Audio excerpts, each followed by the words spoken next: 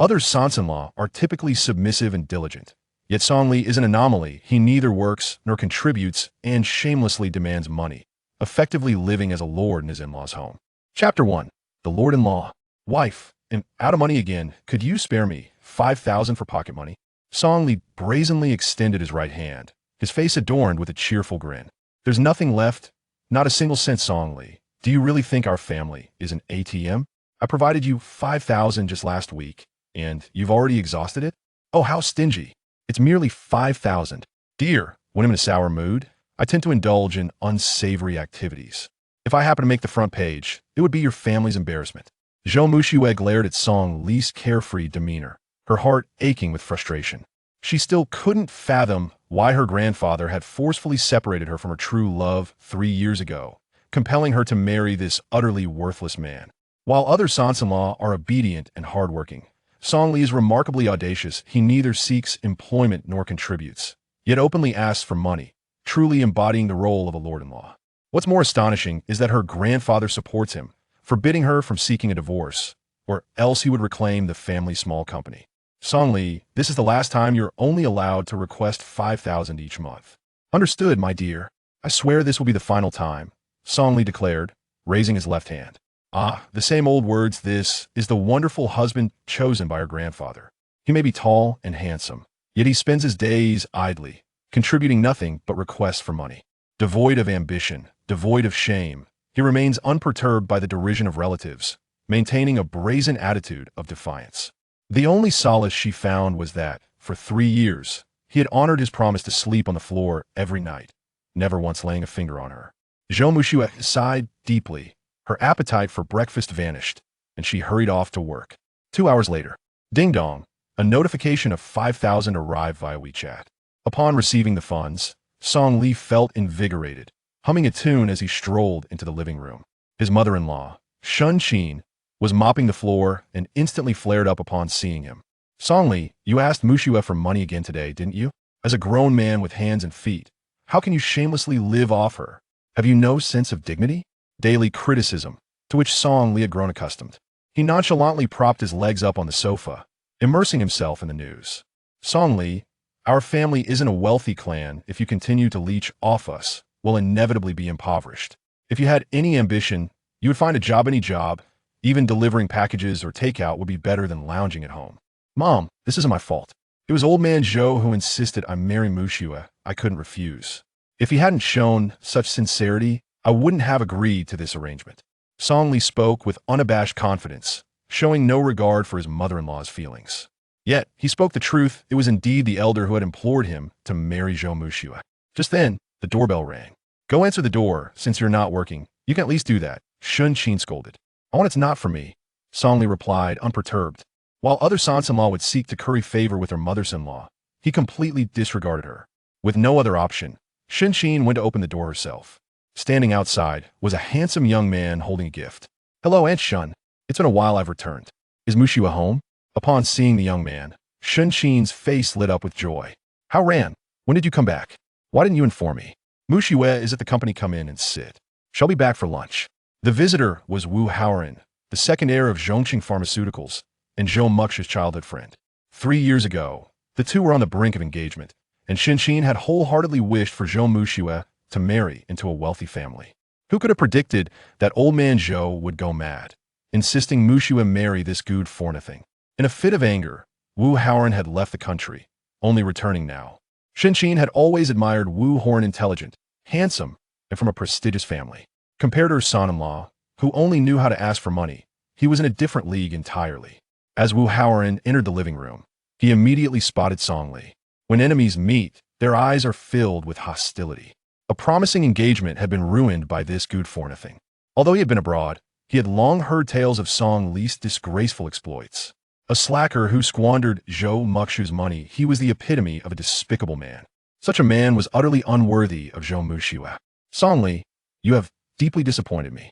If you still consider yourself a man, leave Muxue. I will give you a sum of money that will ensure your future comfort. Wu Haoren's eyes blazed with fury. Losing to such a loser was unacceptable to him. Young Master Wu, this is unjust. It's not my fault. I never wanted to marry Muxue.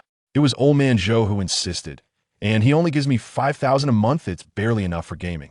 Song Li feigned a pitiful expression, yet the more he acted this way, the more Wu Haoran wished to strike him.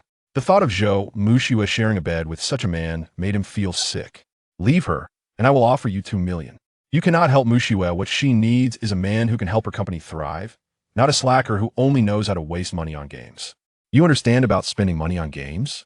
You must play a lot. Song Li, for heaven's sake, be serious. Wu Haoran trembled with rage had it not been for Shun Qin's presence. He would have long since taught this good-for-nothing a lesson. He was a black belt in karate, and dealing with such a loser would require no effort at all. The most excited was Shun Qin. She sensed Wu Haoran's lingering feelings for Muxue. Otherwise, he wouldn't be so furious. Regarding Zhou Muxue's situation, others might be oblivious, but she was well aware. For 3 years, Muxue had never allowed Song Li to touch her. They slept on separate beds, one on the bed and the other on the floor. Haoran, don't be angry. I agree with you after all. Muxue and he have no true marital bond. Even if they divorce, there will be no loss. Aunt Shun, do you truly mean it? Wu Haoran asked, visibly excited. Haoran, I watched you grow up. Would I deceive you? As long as you treat Muxue sincerely, I will always stand by your side. The two engaged in conversation as if Song Li were merely an outsider. Mom, this isn't fair. How can you take the side of an outsider against your son-in-law? You still dare to call me mom? Have you ever treated me as such? If you had even a modicum of ambition, I wouldn't entertain such thoughts. Look at how ran prestigious university, prominent family. And you? What do you have? All you do is ask for money. You're a failure. Shun Qin's words grew increasingly heated, spitting out her frustrations. Aunt Shun, you have a weak heart. Don't get worked up. Now that I'm back, I won't allow this guy to continue lazing around at home. I will handle him. In his own home? Song Li found this amusing, yet felt helpless. His true identity was known only to old man Zhou, and he had no intention of revealing it to Zhou Muxue. He planned to bide his time until he could exact his revenge on the Song family in Yinjing and would then confess to Muxue. With Wu Haoran's unexpected return, he preferred to keep things low-key. Exposing himself would be counterproductive. Perhaps it was time to leave the Zhou family. Shun Qin was correct. He and Zhou Muxue shared no genuine feelings or marital connection. Even if they divorced now, neither would suffer. In this vast world, there were countless opportunities to live off others. After all, Wu Haoran was rich and foolish enough to offer him 2 million in cash. Just as Song Li was contemplating negotiations, the door swung open, revealing a stunning figure at the threshold as nominal wife. Zhou Muxue stepped through the door. She was taken aback by the sight of Wu Haoran. It had been 3 years since they last met. How had he returned so suddenly? Wu Haoran, when did you come back? Shun Qin, brimming with excitement, pulled her daughter into the room and nudged her towards Wu Haoran. Xiaoxue, why did you return only now? Haoran came back specifically to see you. He has a significant announcement to make. Zhou Muxue, perplexed, glanced at her mother, then at Song Li, before finally settling her gaze on Wu Haoran. What news? Wu Haoran took a deep breath and, in a gentle tone, said, Muxue, marry me. I know you are not happy right now, but I have returned, and I will not allow you to endure any more suffering. His words left Zhou Muxue speechless, while Song Li stood by, astonished that Wu Haoran dared to utter such shameless sentiments. Yet, she found it odd, given Song Li's character, he would surely react to such a momentous declaration. Song Li, are you a statue? Did you not hear what Wu Haoran just said? I did hear, Muxue. I completely respect your wishes. Should you decide, I can arrange for our divorce and sever all ties. I will speak to old Master Zhou. Song Li's expression was earnest, but his mind was calculating how to spend 2 million. In his view, Muxue would not entertain a second option. Muxue, did you hear? This freeloader has agreed. Just say the word, and tomorrow I shall carry you home in grand style. Chapter 2. Transforming for me, Muxue. What are you hesitating for? Haven't you always been thinking about Haoran? That worthless man is willing to divorce. Hurry up and finalize the paperwork. I don't want to see him for even a minute. Muxue, do not hold back. I will provide him with a substantial compensation, ensuring his future is secure. You would have done your utmost. Shun Qin and Wu Haoran urged her from both sides. Yet the focus of Zhou Muxue remained fixed on Song Li. For 3 years, she had devised countless ways to humiliate Song Li. Yet he persisted in his impertinent demeanor, refusing to divorce and often invoking his grandfather. She found it utterly perplexing how this man had suddenly changed his disposition today. Muxue, make your decision swiftly. As long as you say the word divorce, I guarantee he won't utter a single complaint and will leave immediately. However, If you choose not to divorce, I must insist on an additional 1,000 in monthly living expenses. Shut your mouth, you good-for-nothing. You expect Mu Shui to increase your allowance? I've never encountered such a despicable man. The more Wu Haoran observed Song Li, the more his disdain grew, his fists clenched in frustration. If given a chance, he would love nothing more than to knock this freeloading scoundrel down.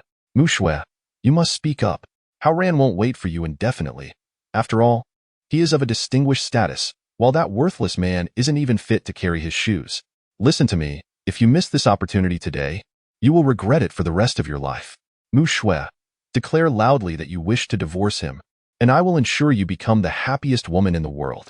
With an air of authority, Wu Haoran grasped Zhou Mu Shui's hand, and she did not resist, further bolstering his confidence. He was a privileged scion, gentle and considerate, while Song Li was nothing but a flawed wastrel. Any girl would know whom to choose, and he was confident he could defeat this worthless man. Mu Shui belonged to him. Moments later, Zhou Mu Shui suddenly withdrew her hand and walked to Song Li's side. I'm sorry, Haoran, but I will not divorce him. Please return home. Wu Haoran was struck as if by a thunderclap, hardly believing his ears. Mu Shui, what did you just say? Haoran, I will not divorce him. Please leave. Why? What does he have to offer? He is nothing but a useless bum. A poor loser, a man who can never rise above mediocrity. Wu Haoran, 3 years ago, you did not fight for me and abandoned me. From that day forth, you no longer existed in my heart, Zhou Mu Shui explained. Mu Shui, I did try. I had my father propose, but your grandfather refused and chased my father away. I was heartbroken and went abroad. Wu Haoran was drenched in sweat, realizing that if he missed this opportunity, he would truly lose Zhou Mu Shui. Mu Shui, you must be out of your mind. What good is this worthless man? He only knows how to ask you for money. You don't even let him touch you. What is there to reminisce about? Shen Qin was evidently more anxious than Wu Haoran. Having missed one opportunity in the past, she could not afford to miss another. The Wu family was a genuine aristocracy, ranking among the top 3 in Luo City. Mom, I have been married to Song Li for 3 years. Even if it were a dog, I would have feelings. I have made up my mind. I will not divorce. No more discussion. Zhou Mu Shui turned and headed towards her room. At the moment she opened the door, she turned back and said, Song Li, I will increase your allowance by 1,000 each month. The room fell silent. Even Song Li was taken aback. He had intentionally asked for an increase in living expenses to provoke Zhou Mu Shui into mentioning divorce, enabling him to take the 2 million from Wu Haoran and escape. Yet the outcome was unexpectedly contrary. Zhou Mu Shui refused to divorce and even treated herself like a dog. Women are truly perplexing. When they do not wish to divorce, they bring it up every day. Now that they want a divorce, they become unwilling. Wu Haoran wore a vacant expression, unable to comprehend how he lost to Song Li 3 years ago, perhaps due to Zhou's grandfather's influence. Yet today, without Zhou's grandfather, Zhou Mu Shui still refused to divorce. Song Li, you worthless man, what gives you the right to be with Mu Shui? What kind of sorcery have you cast upon her? Return my Mu Shui to me. Wu Haoran, furious and humiliated, seized Song Li by the collar. Master Wu, please remain calm. I am just as perplexed. Mu Shui must have taken the wrong medication. Shall I go in and speak with her? But I must insist, if this works out, you owe me an additional 200,000. To hell with you. Wu Haoran could bear it no longer. His composure shattered, he threw a punch. Perhaps due to his agitation, he missed and struck the sofa beside Song Li instead. Haoran, please do not be angry. Mu Shui is simply being foolish. Auntie will talk to her later. Why don't you return home for now? Auntie will handle it. No need. I take my leave. Wu Haoran stormed out of the Zhou residence without a backward glance. Once back in his car, he became increasingly indignant. How could the esteemed second young master of the Wu family be defeated by a worthless man? This humiliation would be repaid doubly. As Wu Haoran departed the Zhou household, the most disappointed was Shen Qin. The dream of marrying into a wealthy family shattered once more. All thanks to that good-for-nothing Song Li. Song Li, what do you think you are? How dare you mock Haoran? A dog can guard a house. You are even inferior to a dog. Shen Qin grumbled irritably as she entered the kitchen. Song Li sighed helplessly. He had given opportunities, but it was Zhou Mu Shui who refused to divorce. He returned to his room, where Zhou Mu Shui sat at her writing desk, staring blankly at a photograph on the table. The photo depicted 2 people, Zhou Mu Shui and Wu Haoran. If you cannot forget, why not divorce? Song Li inquired. Zhou Mu Shui paused momentarily before tearing the photograph into shreds. It is all in the past. But you, why do you suddenly wish to divorce? It couldn't he possibly be for Wu Haoran's money, could it? Think what you will. Regardless, you promised to increase my allowance by 1,000, not a cent less. I will not be grateful. You are my wife, and it is only right for you to provide me with funds. Song Li proclaimed brazenly, with no sense of shame. As he reclined on the bed, Song Li, may I ask you for a favor? Zhou Mushui suddenly asked. What is it? No debts allowed. You still owe me 1,000. Transfer it via WeChat later. Money is not the issue. Could you perhaps make a slight change, even a minuscule one? I would not regret this decision today. Song Li remained silent for a moment before finally uttering a single word. Fine.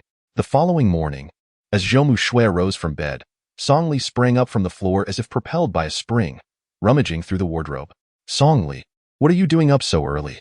Nothing much, just looking for a suitable outfit to go to work. Zhou Mushui was momentarily taken aback, doubting her hearing. What did you say? Going to work. I need to dress appropriately for an interview. For reasons unknown, Zhou Mushui felt a surge of emotion. After 3 years of living off her, this so-called worthless man was genuinely willing to change for her. He was actually going to work. A faint smile crept onto Zhou Mushui's lips. Regardless of the outcome, Song Li had finally taken the first step. Even if he could not become successful, at least he would not be the subject of her relatives' ridicule. After a simple breakfast, Zhou Mushui rushed to the company, feeling a hint of anticipation about what job Song Li might find. By the time she had settled her tasks, it was already 10 in the morning. Today, there would be recruitment interviews, as the company needed to bring in a financial talent. Entering the conference room, Supervisor Luo from the HR department was already present. Ms. Zhou, you are here. Yes, let us get started. How many candidates are we interviewing today? Just 2. I have reviewed their resumes. Both are highly educated, and one even has an overseas background. Would you like to take a look first? No need, have them both come in together. I'm pressed for time. Soon, a knock sounded at the door, and a tall, attractive girl entered first, her demeanor exceedingly respectful. Hello, my name is Yao Na. I graduated with a master's degree in finance from Los Angeles University and previously worked as a financial assistant at a small logistics company. Zhou Mushui had an excellent first impression of Yao Na. She was knowledgeable, reasonable, and had relevant work experience, precisely the talent the company desperately needed. However, as time passed, the second candidate had yet to arrive. Manager Luo, you mentioned there was another returnee. Where is he? Zhou Zong inquired. He was just waiting outside. Shall I call him now? Zhou Mushui frowned, as she had always detested tardiness. Although her family's Jichang Building Materials was not a large corporation, certain protocols must be upheld. No need. Sorry, I had to take a long break. I'm late. At that moment, a very familiar voice echoed from outside. Chapter 3. Invincible Resume. Zhou Mushui recognized the voice immediately. It belonged to Song Li, who claimed he was seeking employment but had unexpectedly come to her company. Even more absurdly, he was applying for a financial position. The door swung open, and in walked Song Li, dressed in formal attire, handsome and smiling. Zhou Mushui was momentarily taken aback. It was the first time she noticed that the individual she had derisively called a good-for-nothing for 3 years was rather charming. Zhou Zong, it's him. Shall we begin? Manager Luo stated. You may pose the questions. I will first review his resume. Zhou Mushui replied, deliberately avoiding eye contact with Song Li. She opened his resume and barely stifled a laugh. A graduate of the University of Texas at Arlington, he had interned on Wall Street for a year and possessed considerable financial management experience. The most astonishing part was that the resume concluded with a group photo from a banquet, where a younger Song Li was seen toasting with an American stock market mogul, while prominent domestic e-commerce tycoons sat nearby. Goodness, had Manager Luo become so myopic that he couldn't recognize such an obvious counterfeit? How could a talent from Arlington come to apply at their modest firm? Zhou Mushui remained composed, eager to observe Song Li's performance in the interview. How familiar are you with our company? Manager Luo inquired, a common interview question posed by nearly all interviewers. Ladies first, please answer. Song Li gestured gallantly. At that moment, Yao Na felt quite tense, not because she struggled to answer, but because Zhou Mushui had not even glanced at her resume. Beside her, the dashing man exuded charm and poise. Even boasting a returnee background, her chances of success seemed dim. Regaining her composure, Yao Na methodically recounted the details of Jichang Building Materials and offered a brief analysis of the company's future prospects. And you, Song Li? Manager Luo continued. Oh, from what I understand, your company is vying for the Huaxi Plaza project, but given your current scale and financial capacity, there is likely a shortfall of about 4 million. In this economic climate, obtaining a bank loan will be quite challenging. As he spoke, the expressions of those present varied. Manager Luo was dumbfounded. This young man was impressive, accurately assessing the company's situation. A returnee indeed, his insights were astute. However, Yao Na's face turned ashen, sensing her inevitable defeat. Only Zhou Muxue was seething with anger. This was company confidential information, and Song Li must have overheard her phone call, otherwise, he could not possess such detailed knowledge. Very well. The next question is Manager Luo began, but Zhou Muxue interrupted. No need. I have already made my decision. Upon hearing Zhou Muxue's words, Yao Na sighed deeply and stood up. I won't disturb you any longer. I will take my leave. Take care. You did quite well. Keep it up. Song Li waved cheerfully. One was dejected while the other was grinning. However, just as Yao Na opened the door, Zhou Muxue's voice rang out. Miss Yao, congratulations. You have been hired. Please follow Manager Luo to complete the onboarding procedures. I hope to see you at work tomorrow. Overwhelmed with joy, Yao Na had anticipated her defeat. But unexpectedly, Zhou Muxue had chosen her. She turned with an ecstatic expression, trembling all over. Zhou Zong, you truly picked me? Indeed. Manager Luo, please escort Miss Yao to complete the paperwork. I have a few words to discuss privately with Mr. Song. Manager Luo was surprised. He had favored Song Li, yet Zhou Muxue had made her decision. As an employee, he could not voice his objections and could only lead Yao Na away to finalize her employment. Song Li, are you feeling dissatisfied? Zhou Muxue asked. Wife, I have but one question. The one who transforms me is you. If you don't need me, then why should I stay? You chose Yao Na. What do you want me to do? Song Li, you cannot even recognize all 26 letters of the alphabet, yet you dare to impersonate a talent from Arlington? The photo may be well edited, but I am hiring for finance, not for a parasite that would drain the company dry. We still need a security guard downstairs. The salary is $2,500. Will you take it? Wife, you look down on others. If you don't believe me, so be it. A security guard it is, however, I must insist on an additional $500, or I shall feel quite unbalanced. Seeing the cheerful demeanor of Song Li, Zhou Muxue began to regret her decision. Although he had indeed found a job, upon closer reflection, she realized that she was merely supporting him financially. Half an hour later, Song Li donned a brand new security uniform, humming a tune, reclining leisurely in the guardhouse at the entrance. Shortly after, an Audi R8 pulled up and stopped nearby. A tall man exited the vehicle, someone Song Li recognized well. It was Wu Haoran, whom he had just met yesterday. What is he doing here again? Surely, he isn't seeking Zhou Muxue?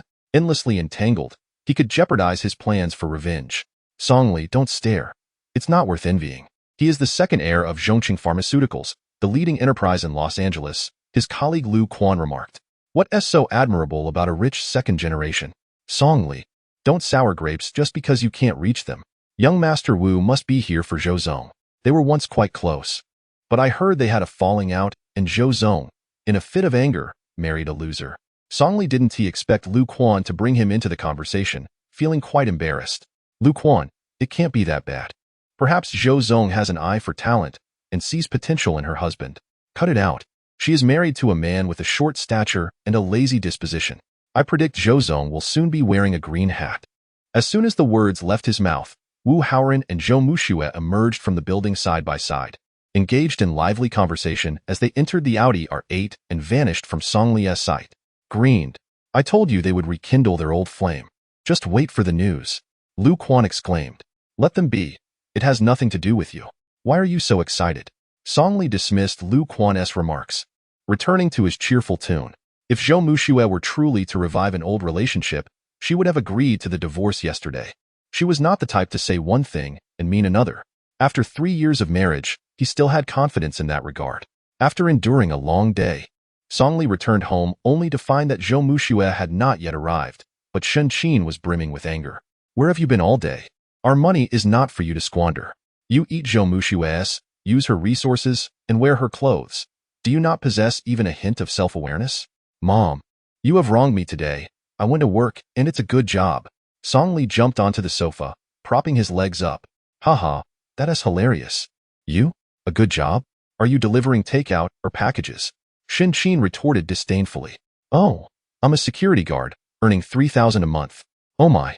I thought you had found something impressive. Turns out you're just a security guard. It's not that I look down on you. You're just fit for that role. A useless good-for-nothing. Shin Qin let loose her frustration verbally. Song Li merely cleaned out his ears, treating her complaints as mere noise. If she knew he was working at her own company, she would likely scold him for an entire day and night.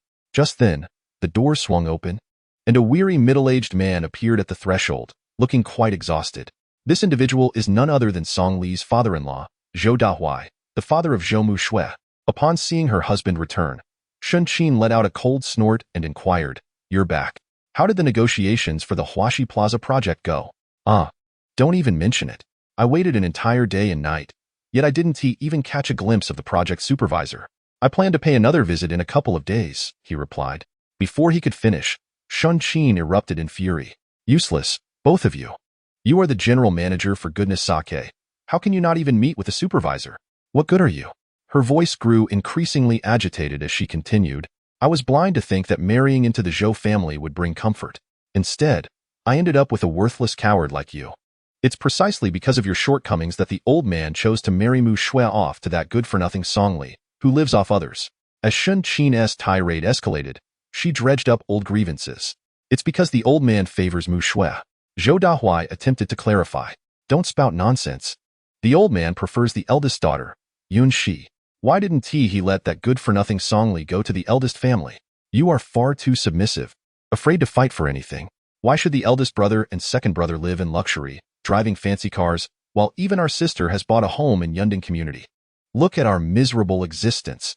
Zhou Dahuai hung his head, unwilling to retort, known for his fear of his wife, and aware of his own lack of ambition. He dared not express anger. Ding dong. Just as Shin Qin was cursing, the doorbell rang, announcing the arrival of Wu Haoran. Aunt Shin, please open the door. Mu Shui is drunk. Shin Qin hurried to the door, revealing Zhou Mu Shui, flushed and swaying, barely able to stand without Wu Haoran as support. Haoran, what happened? Why did Xiao Shui drink so much? Mu Shui kept toasting several bank presidents regarding a loan. No matter how much I tried to dissuade her, she wouldn't listen. So I brought her back first. Wu Haoran explained while assisting Zhou Mu Shui inside. Song Li attempted to help, but Shin Qin barred him. Song Li, what are you trying to do? Haoran is here. There's no need for you to meddle. If you had any ambition, Xiao Shui wouldn't be in this state. Shin Qin glared at Song Li, her frustration palpable. Honey, this doesn't seem right. Perhaps we should let Song Li lend a hand, Zhou Dahuai suggested softly. Shut up. Shin Qin completely disregarded Zhou Dahuai's input, as she and Wu Haoran helped Zhou Mu Shui into the bedroom. Song Li, don't take it to heart. I understand your mother. She has a sharp tongue but a soft heart. She means no harm, Zhou Dahuai said, attempting to comfort his son-in-law, perhaps sharing a mutual plight. He found himself somewhat fond of Song Li. Dad, it's fine. I'm used to it. Anyway, Mu Shui and I live our own lives. Whoever helps her inside makes no difference. Song Li, don't blame Dad for being meddlesome. If you could be more like me, perhaps Mu Shui would change her opinion of you. Song Li couldn't help but chuckle inwardly. He couldn't possibly emulate his father-in-law. He enjoyed living off others. But he certainly wasn't going to become a slave to his wife. After some time, Shin Qin and Wu Haoran emerged, chatting and laughing. They say the more a mother-in-law observes her son-in-law, the more she appreciates him. Shin Qin greeted Wu Haoran with warmth, calling him by name repeatedly, but turned icy towards Song Li, as if he were her enemy. Wu Haoran approached Song Li with an air of superiority. Song Li, I heard from Auntie that you've become a security guard earning merely 3,000 a month. I'll reiterate, if you're willing to leave Mu Shui, I can offer you 2 million at any time. Young Master Wu, I'm afraid I've already given Mu Shui a chance, but she declined. I can try again tomorrow, but I must warn you, should she change her mind, you'll need to add an extra 200,000. His tone was slick and insincere, and Wu Haoran wished he could tear Song Li's mouth apart. Ignoring Song Li, he turned to Zhou Dahuai. Uncle Zhou, please persuade Mu Shui. The company is in need of funds. I can't invest, no need to bow to the bank. You know the strength of the Wu family. If my father agrees to intervene, securing Huaxi Plaza will be a breeze. However what? Zhou Dahuai inquired. Wu Haoran shook his head. Forget it. Mu Shui is already married, and my father definitely won't step in. Uncle Auntie, my task is complete, and I won't disturb Mu Shui's rest any longer. I'll take my leave. Leaving so soon? Let me see you off, dear. Shin Qin, enthusiastic, accompanied Wu Haoran downstairs. Upon her return, she pointed an accusatory finger at Zhou Dahuai.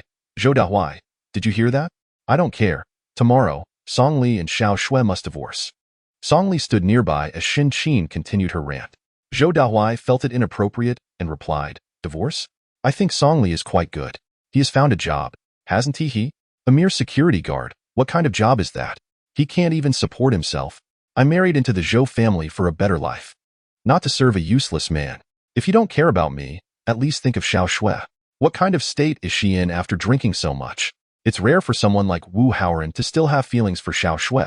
Once they divorce, he would be willing to marry her in grandeur. No way. Dad won't agree. He warned us not to let them divorce, or he would take back the company," Zhou Dahuai insisted urgently. "Useless. What does a mere company matter?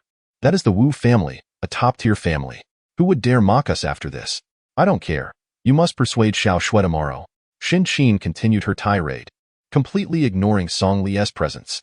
He had no desire to listen to her complaints and retreated to his room. Just as before, he lay on the floor, not even touching Zhou Shui. In the middle of the night, he was suddenly awakened by murmurs from the head of the bed. Song Li opened his eyes to find Zhou Shui talking in her sleep. "President Zhu, come, let us have a drink." "President Li, I'll drink first to show my respect. I hope you'll take care of me moving forward." Song Li sighed softly, pondering the unnecessary hardship. Wu Haoran had brought her to the banquet with ill intentions. The objective was clear: to make Mu Shui realize the harsh reality that no matter how hard she tried, it would be futile. Only he, Wu Haoran, could help her. In truth, Mu Shui need not work so hard. Within a year or two, he would ensure she became the happiest woman in the world. Regrettably, he could say nothing at present. "Wu Haoran, stop this. I'm married. I came out with you for business, not to listen to your nostalgic tales. Enough. He is not useless. He is my husband. Please show some respect." "Song Li, you look quite handsome when you're serious. I think I might like you a little." The more he listened, the more moved Song Li felt. Zhou Shui had selflessly devoted herself, without complaint. Perhaps it was time for him to do something for her.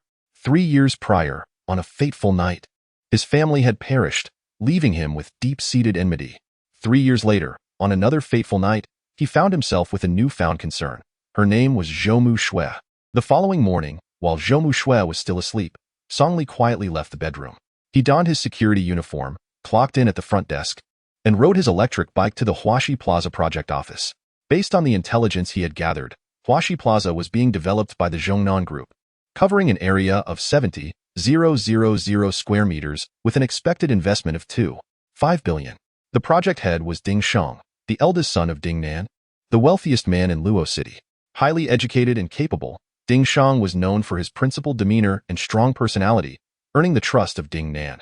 Such a person would undoubtedly refuse to meet with him, so his target was Ding Liang, the younger son. Ding Liang was the complete opposite of his older brother. He hadn't even completed high school, was lazy, and lacked ambition, constantly asking his family for money. Ding Shang, unable to tolerate his behavior, had frozen his bank account as leverage and assigned him to the investment department to manage shop leasing. This type of person was precisely what Song Li was looking for. After parking his vehicle, Song Li entered the manager's office without knocking.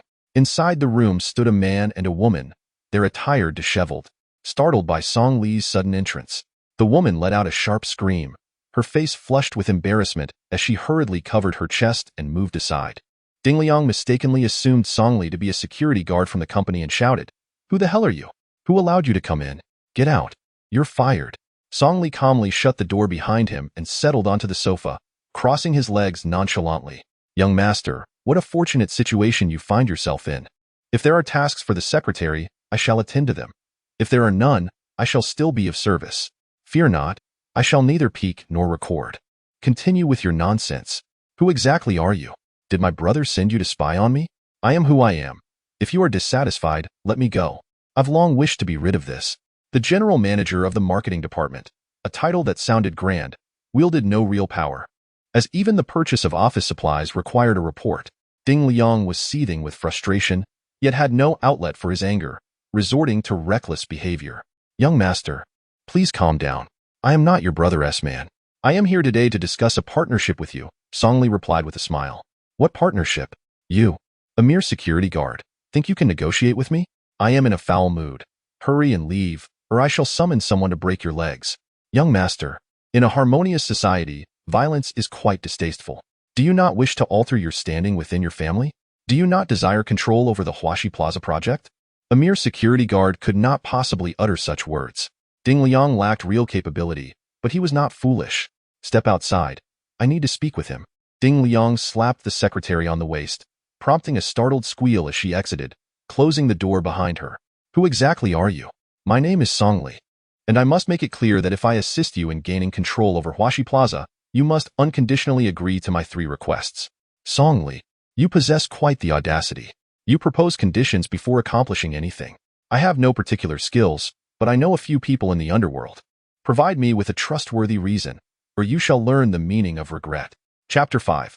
The master of traditional Chinese medicine Ding Liang yearned for power in his dreams, yet overshadowed by his elder brother, he saw no hope in his lifetime. Song Li's unexpected visit, claiming to help him seize power, felt akin to a pie falling from the sky. He hoped Song Li was not lying, yet he feared more that he was a fraud. On the 1st of last month, you and your brother took your father to the Yinjing Song family for treatment, only to be turned away. Given his current condition, he can likely endure for no more than 3 months. Ding Liang was rendered speechless, confusion evident in his gaze. The matter of his father's illness was not yet public knowledge, especially the visit to the Yinjing Song family, of which only he and his brother were aware. How do you know this? Who are you really? Who I am is of little importance. Do you wish to know why? With the connection between the Ding family and the Song family, you were still denied entry? Song Li smiled. You know the reason? It's quite simple.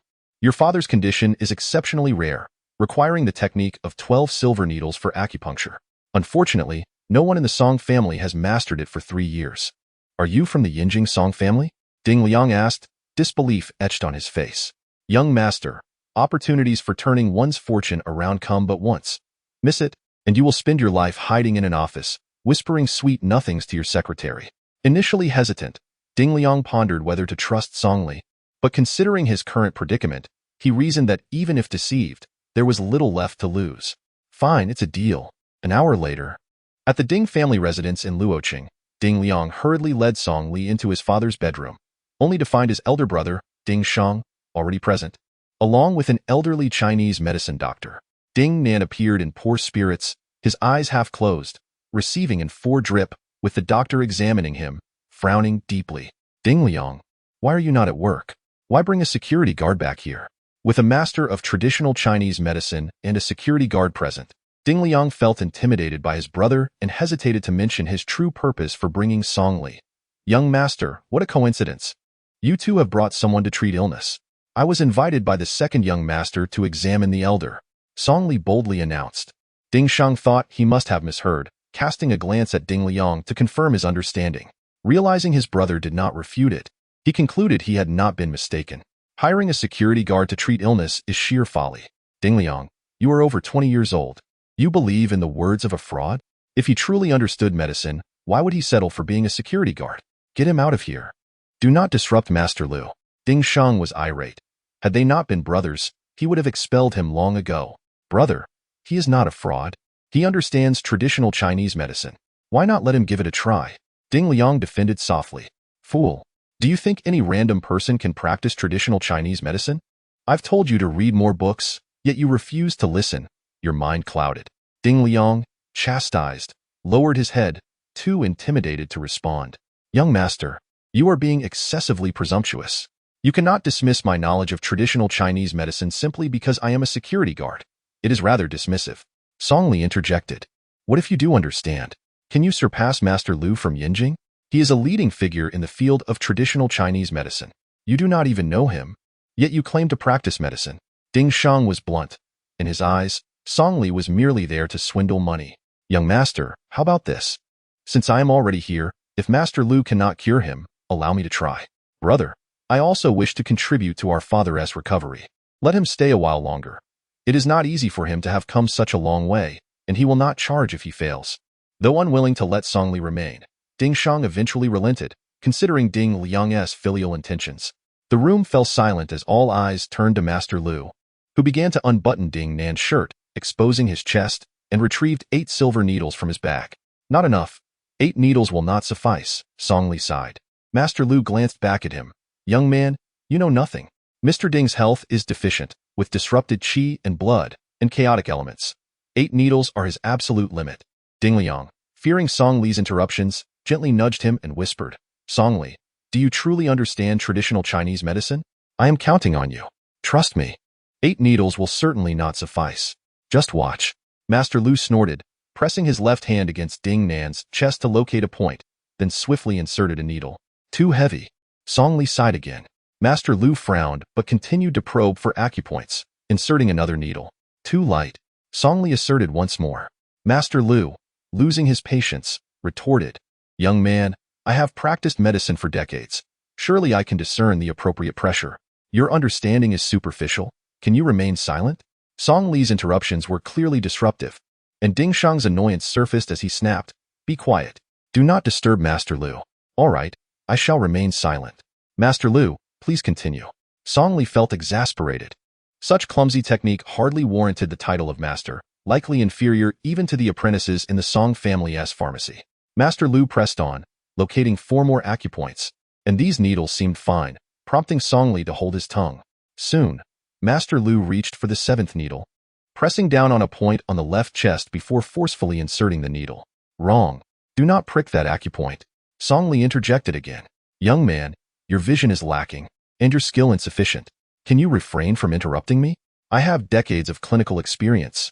How could I possibly make a mistake? As his words fell, Ding Nan suddenly coughed violently a few times. His complexion noticeably improved. Father is responding. Master Lu, you are truly remarkable. Western medicine is at a loss, and you have only used 7 needles. You deserve the title of a master of traditional Chinese medicine, Ding Shang exclaimed with excitement. This is nothing. With the next needle, Mr. Ding will be able to rise. Young man, you claimed I made a mistake. Where did I err? Master Lu said with pride. Indeed, my knowledge is limited. Master Lu, please continue. Yet at that moment, Ding Liang was filled with anxiety. Song Li spoke in a flurry, his words lacking precision. If Master Lu were to heal his father, not only would his hopes of redemption be dashed, but he would also inevitably face a barrage of reproach from his elder brother. He cast a somewhat resentful glance at Song Li, feeling deceived.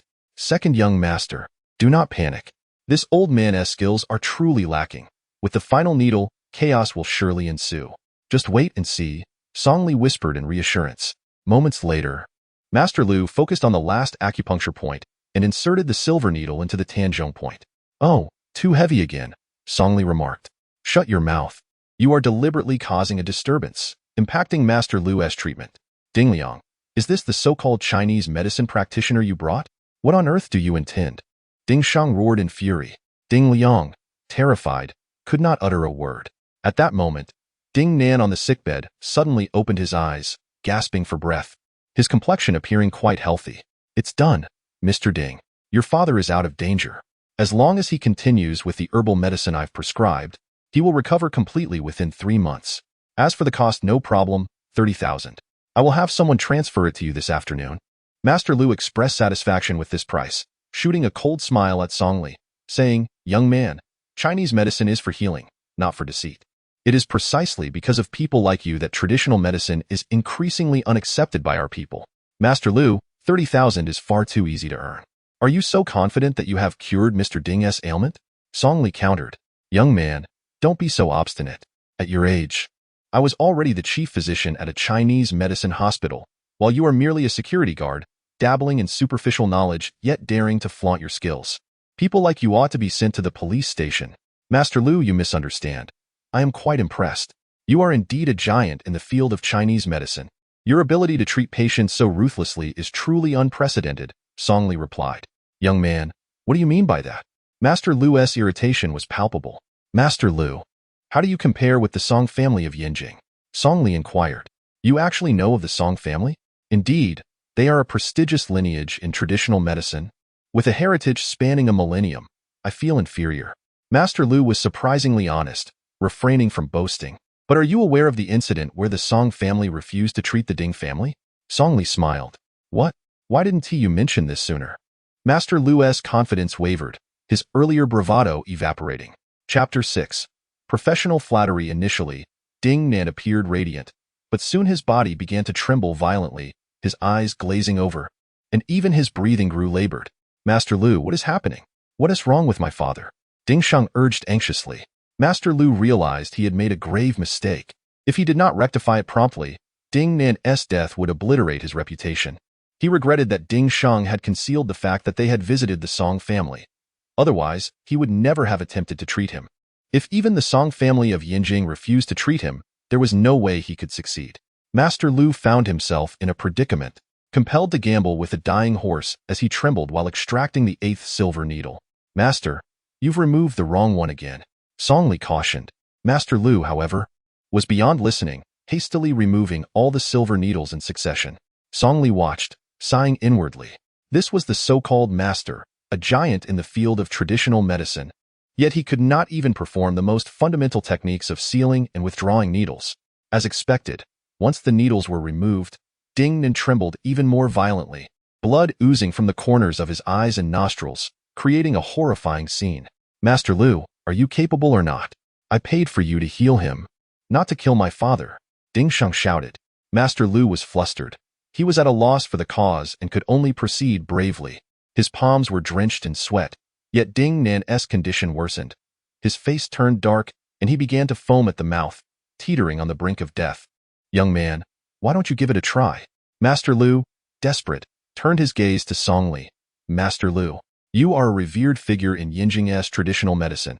If you are at a loss, I, as a mere fraud, certainly cannot help." "It seems we should prepare for the worst," Song Li replied with a smile. Ding Sheng observed everything unfold. He realized Master Lu was unreliable, and his only hope lay with Song Li. This person, knowing full well that the Song family would not treat him, still dared to offer assistance. He was either a professional con artist or a genuine expert. With nothing left to lose, he decided to take a chance. "Mr. Song, I apologize for my earlier offense. Since you are my brother's guest, I implore you to overlook past grievances and save my father's life." Ding Sheng lowered his pride. His tone noticeably softened. "Yes." "Song Li, stop playing around and act quickly," Ding Liang urged. Song Li responded with an "oh" and swiftly took a silver needle, not even glancing as he expertly inserted it into Ding Nan's Tianqi point. Once the needle was in, Ding Nan immediately ceased bleeding, and his condition gradually stabilized. An expert's touch reveals all. Master Lu stood dumbfounded, his expression one of disbelief. He had considered inserting into the Tianqi point, but feared the force might be too much, risking Ding Nan's life prematurely. Song Li brought over a stool, propping his leg in a relaxed manner. "Eldest young master, the bleeding has stopped. Let us now discuss terms." "Impressive indeed. I misjudged you. As long as you can cure my father, name your price," Ding Sheng replied. "I do not seek money. I have but one request. Assign the Huaxi Plaza project to Ding Liang. You have 3 minutes to consider." Ding Sheng was taken aback. This useless younger brother desired control over the Huaxi Plaza project. He hesitated, but in comparison to his father's life, the project was trivial. Moreover, they were all family. It mattered little who was in charge. "All right, no need to think further. I agree." "Splendid." Song Li wasted no time. Borrowing 9 silver needles from Master Lu and simultaneously inserting them into 9 key points on Ding Nan's chest, Master Lu could hardly believe his eyes. After decades of practice, he witnessed the technique of 9 needles being applied at once for the first time. Even within the Song family of Yinjing, few could achieve such a feat. To think such talent was merely a security guard was truly a pity. In truth, Song Li had held back. To completely cure Ding Nan, 12 needles were necessary. He deliberately limited himself to 10, both to maintain control over the Ding family in the future and to avoid revealing his true identity. "Master Lu, I wasn't mistaken. 8 needles are insufficient. However, you are quite skilled. I leave the prescription to you." Master Lu, taken aback, was surprised by Song Li's generosity, allowing him the opportunity to profit from the prescription.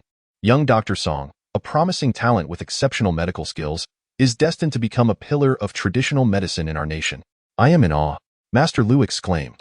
Flattery is a double-edged sword, Song Li thought, appreciating the compliment he had bestowed upon Master Lu. "Very well, I must return to work now. I shall not disturb you any longer," Song Li declared as he prepared to leave, with Ding Liang hastily following to see him off. "Song Li, you were incredible. What a charlatan of a master." He looked utterly dazed.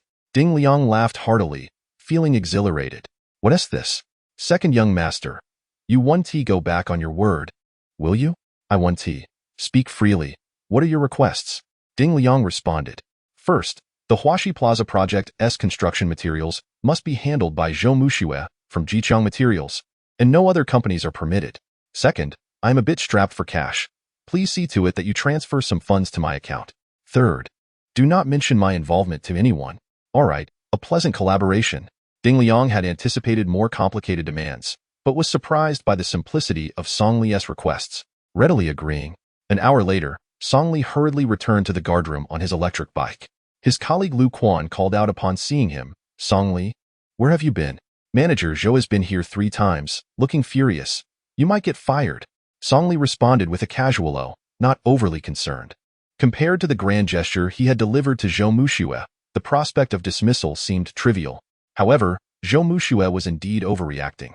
Even if he had taken time off, there was no need for such repeated checks. "Are you Song Li? You are really here." At that moment, a girl with delicate features entered the security room. Song Li recognized her as Yao Na, the one he had interviewed with the previous day. "You must be Yao Na. What brings you here? To witness my folly?" He retorted. "Not at all. You've misunderstood. I heard from Supervisor Luo that you became a security guard, so I came to take a look. With your talents, being a security guard is quite beneath you. You took my job, and since I'm here, I might as well do it," Song Li replied, lounging nonchalantly with one leg crossed over the other. "Forgive me, I didn't intend to take your position. I genuinely had no idea that President Zhou would choose me. How about this? I'll treat you to dinner. You can choose the time and place." The two engaged in light banter when suddenly, a serious figure approached.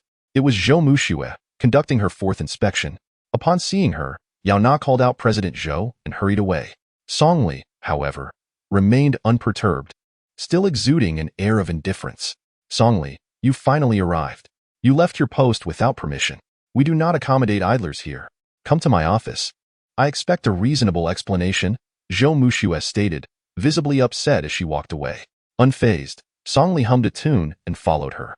Zhou Muxue returned to her seat, casting a dissatisfied glance at Song Li, who closed the door behind him and explained, "Wife, let me explain. My electric bike had some issues, and I took it for repairs." "Who asked you about your bike? What were you discussing with Yao Na? You seemed quite cheerful for having just met." Song Li was taken aback. Her tone suggested a hint of jealousy. "Wife, am I to interpret this as you feeling jealous seeing me chat with another woman? Just so you know, for an additional 500, I can cease all contact with Yao Na. Stop flattering yourself. Who will be jealous of you?" Zhou Muxue paused before continuing. "Grandpa has been discharged from the hospital. Uncle mentioned there will be a banquet at the Haitan Hotel tonight to lift our spirits, and we must not be late." "Great. I haven't seen Grandpa in a while. How about this? You can skip work this afternoon. I'll transfer you 2,000 to buy a decent gift, and we can meet at the Haitan Hotel." "You're dismissed." Song Li cheerfully responded, "Okay," and left the office, while Zhou Muxue sighed, anticipating the inevitable ridicule from relatives that evening, feeling a tinge of frustration. At 6 o'clock that evening, at the Haitan Hotel, Zhou Muxue waited anxiously for Song Li, who eventually arrived, still on his electric bike, carrying what appeared to be a thermos. "Is this your idea of a gift?" Zhou Muxue inquired. "Indeed. It took me the whole afternoon to prepare this," Song Li replied. Seeing the cheap thermos, Zhou Muxue didn't even need to guess its contents. She had expected nothing less from him. It was clear he had pocketed the 2,000. With no time to exchange the gift, they entered the private room where many relatives had gathered, chatting animatedly. They pointed and snickered at Zhou Muxue and Song Li, soon joined by a portly man named Zhou Tong, Zhou Muxue's cousin and the eldest grandson of the family. "Muxue, you didn't even bother to pick up Grandpa, and now you're late for the banquet. Do you even care about him?" Zhou Muxue felt a pang of frustration. It wasn't her place to go. Though she shared the Zhou surname, her father's lack of ambition placed her at the bottom of the family hierarchy, never entitled to any privileges. "And you, Song Li, what is that in your hands? Surely, it's not a gift for Grandpa? Or perhaps it's for taking home leftovers. Tonight, there will be a feast. Don't forget to take some." Song Li remained unfazed. "You're right. This is indeed my gift for Grandpa." Zhou Tong burst into laughter. "What are you thinking? Bringing a thermos as a gift for Grandpa's discharge? Are you brewing him soup?" "Precisely. I made a nourishing soup myself," Song Li chuckled. As laughter erupted around him, Zhou Muxue felt her face flush with embarrassment, wishing to disappear. "Song Li, you're quite the comedian. After such a serious illness, you present him with a simple soup? I'll teach you what it means to give a proper gift," Zhou Tong sneered, brandishing a beautifully wrapped box containing a vivid red reishi mushroom. "Look at this, a century-old blood reishi, worth 550,000 for a single piece, rarely available even for money," Zhou Tong boasted. Song Li glanced at it before returning his gaze. Oh, that's indeed impressive. Zhou Tong was relentless. See that red powder in the box? That S from the blood ratio. A mere sprinkle could buy you several bowls of nourishing soup. If you're short on cash, I'll give you some for free. Song Li ignored him, turning away in silence, provoking laughter from the relatives who regarded him as a joke. Zhou Muxue initially resolved to let Zhou Tong mock Song Li, but remembering how difficult it was for him to make any effort, she felt a pang of compassion. Zhou Tong, enough. You're the eldest grandson, and your family is wealthy. It's your prerogative to gift whatever you wish. What's important is the sentiment behind it. Song Li's heart is in the right place. Song Li was surprised to hear Zhou Muxue defend him. Am I showing off? Muxue, what are you saying? Do I need to flaunt wealth before a useless person? I merely believe he doesn't care enough about Grandpa. If he can't afford a gift, isn't it safe to assume you can't either? You could manage a few hundred, couldn't you? Or perhaps you don't care about Grandpa at all. Zhou Muxue struggled to find her words. While she couldn't produce tens of thousands, she certainly had a few thousand, and she had already given her money to Song Li. Who knew he would prepare such a meager gift? Why is everyone laughing? Share the good news with me. That moment, an elderly man with graying hair entered the room, supported by a middle-aged man. This was the head of the Zhou family, Grandpa Zhou. All the relatives hushed, gathering around him with utmost respect, inquiring about his health. At 78, despite having handed over family affairs to his descendants, he still held ultimate decision-making authority and was a figure no one dared to cross. Grandpa, Song Li has prepared a grand gift for you, meant to surprise you. Once seated, Zhou Tong quickly pushed Song Li forward. Song Li, it's been a while. What gift do you have? Let us see it. Song Li responded casually, pouring the soup into a bowl. Grandpa, this is a nourishing soup I made myself, just for you. With an air of disregard for the surrounding judgment. Laughter erupted once more, with relatives criticizing Zhou Dezai for not properly managing his son-in-law, who displayed no sense of decorum. Zhou Muxue and her family lowered their heads, their faces flushed with embarrassment, especially Shinqin, who felt a surge of anger. In such a significant gathering, Song Li's gift of soup was an utter disgrace. If it were replaced by Wu Haoran, he would surely present various precious tonics. She secretly resolved to find an opportunity later for the old gentleman to agree to their divorce.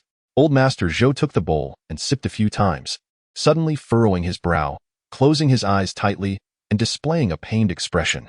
Zhou Tong seized the moment and shouted, Song Li, look at the mess you've caused. You're utterly useless, unable even to wash clothes, yet you dare to make soup for grandfather. I suspect you've brewed poison instead. What are your true intentions? Surrounding voices of blame echoed, all directing their ire toward the Zhou family. Muxue, how could you allow this useless Song Li to act recklessly when grandfather has just recovered from a serious illness? This is clearly harming him. Zhou Dehai, what on earth are you trying to achieve? This is nothing short of a fright. Shinqin, if your son-in-law can't brew soup, can't you teach him? Look at how uncomfortable father is. The crowd's cacophony left Zhou Dehai's family unable to hold their heads high. Shinqin, unable to tolerate any longer, pointed at Song Li and scolded, You worthless good-for-nothing. Who gave you the audacity to take matters into your own hands? Get out, you are not welcome here. At the peak of the scolding, Old Master Zhou suddenly opened his eyes and, without a word, finished the tonic in the bowl. Song Li, is there any more? Pour it all for me, he commanded. There's nothing left, that was all. You think this is a market for vegetables? If you want more, brew it yourself. Or have your precious grandson do it. Song Li retorted with a cold snort. Zhou Tong, witnessing his grandfather's reaction, stood astonished with his mouth agape, his eyes wide. Grandfather, didn't you say the medicinal soup was unpleasant? Zhou Tong, what do you know? This is a complete nourishing soup. Grandfather is savoring it. What a pity there is so little. Song Li, you have put in effort. The old man's attitude left everyone dumbfounded, and those who had just cursed began to change their tune, one after another praising Song Li's culinary skills. Muxue was so shocked she could not utter a word. She had thought Song Li was lackadaisical, but she never expected that a mere bowl of soup could earn grandfather's praise. Only Shinqin remained unconvinced, resolutely intent on seeing them divorced. Grandfather, Tonggu has also prepared a grand gift for you. Song Li countered. Oh, let us see it. Zhou Tong respectfully presented the gift box, revealing a blood Ganoderma. Although Song Li's soup had embarrassed him, the blood Ganoderma he prepared was priceless and would undoubtedly earn grandfather's admiration. Grandfather, this is the blood Ganoderma I acquired for 550,000. You've just recovered. It's perfect for replenishing your health. The price of 550,000 for a single flower drew a chorus of admiration from all relatives, praising Zhou Tong for his thoughtfulness. Zhou Tong glanced at Songli with pride, his eyes filled with disdain.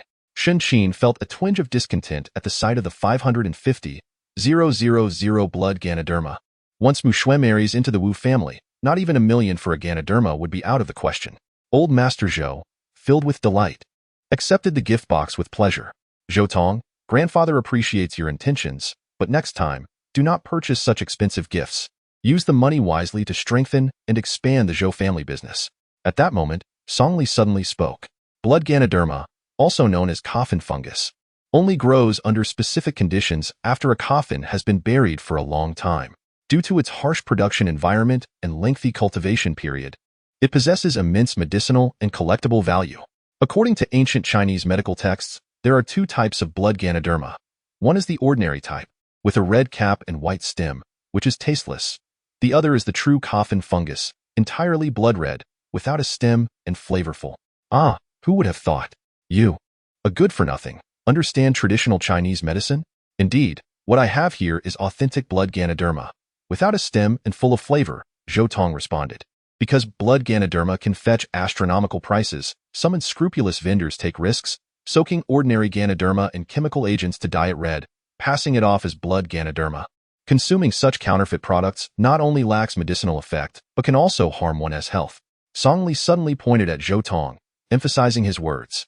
Zhou Tong, you rushed your purchase. The chemical agent's Haven tea fully penetrated, which is why there is residue left in the box.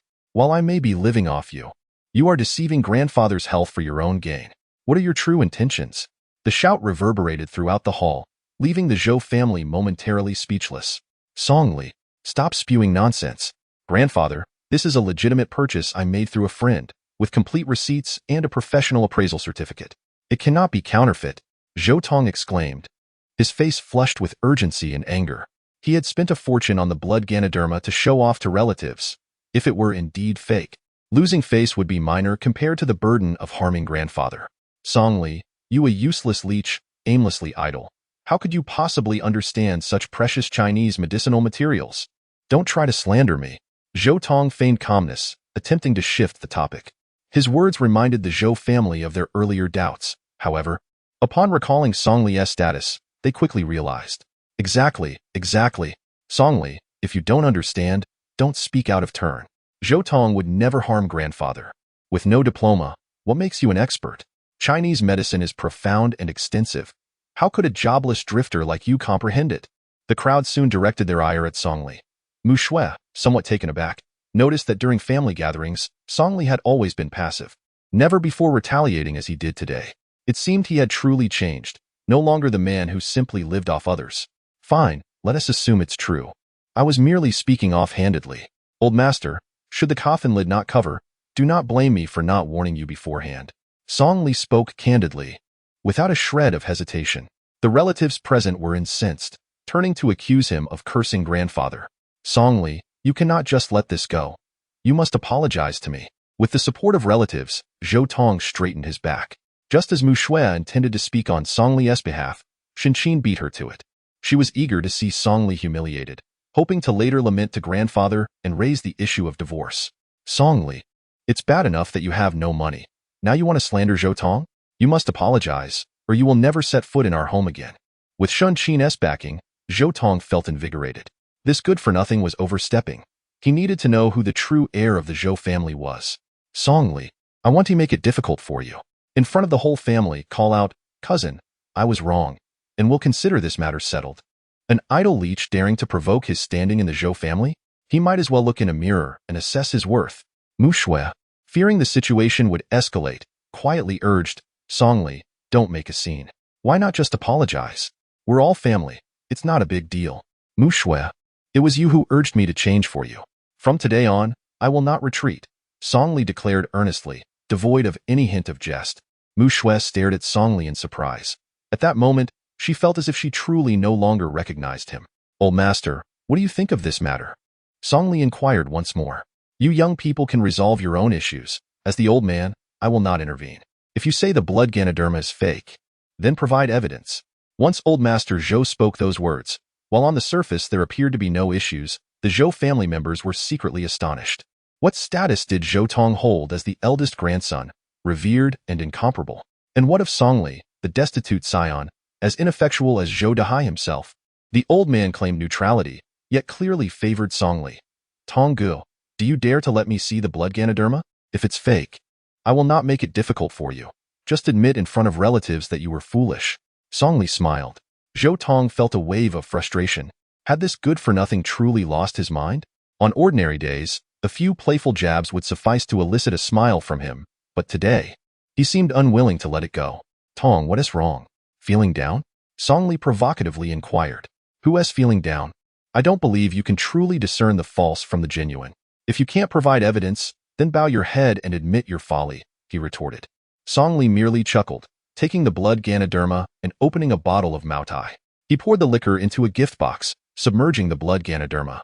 Moments later, the outer layer of the Ganoderma began to peel away, emitting a foul odor, and even the liquor turned crimson.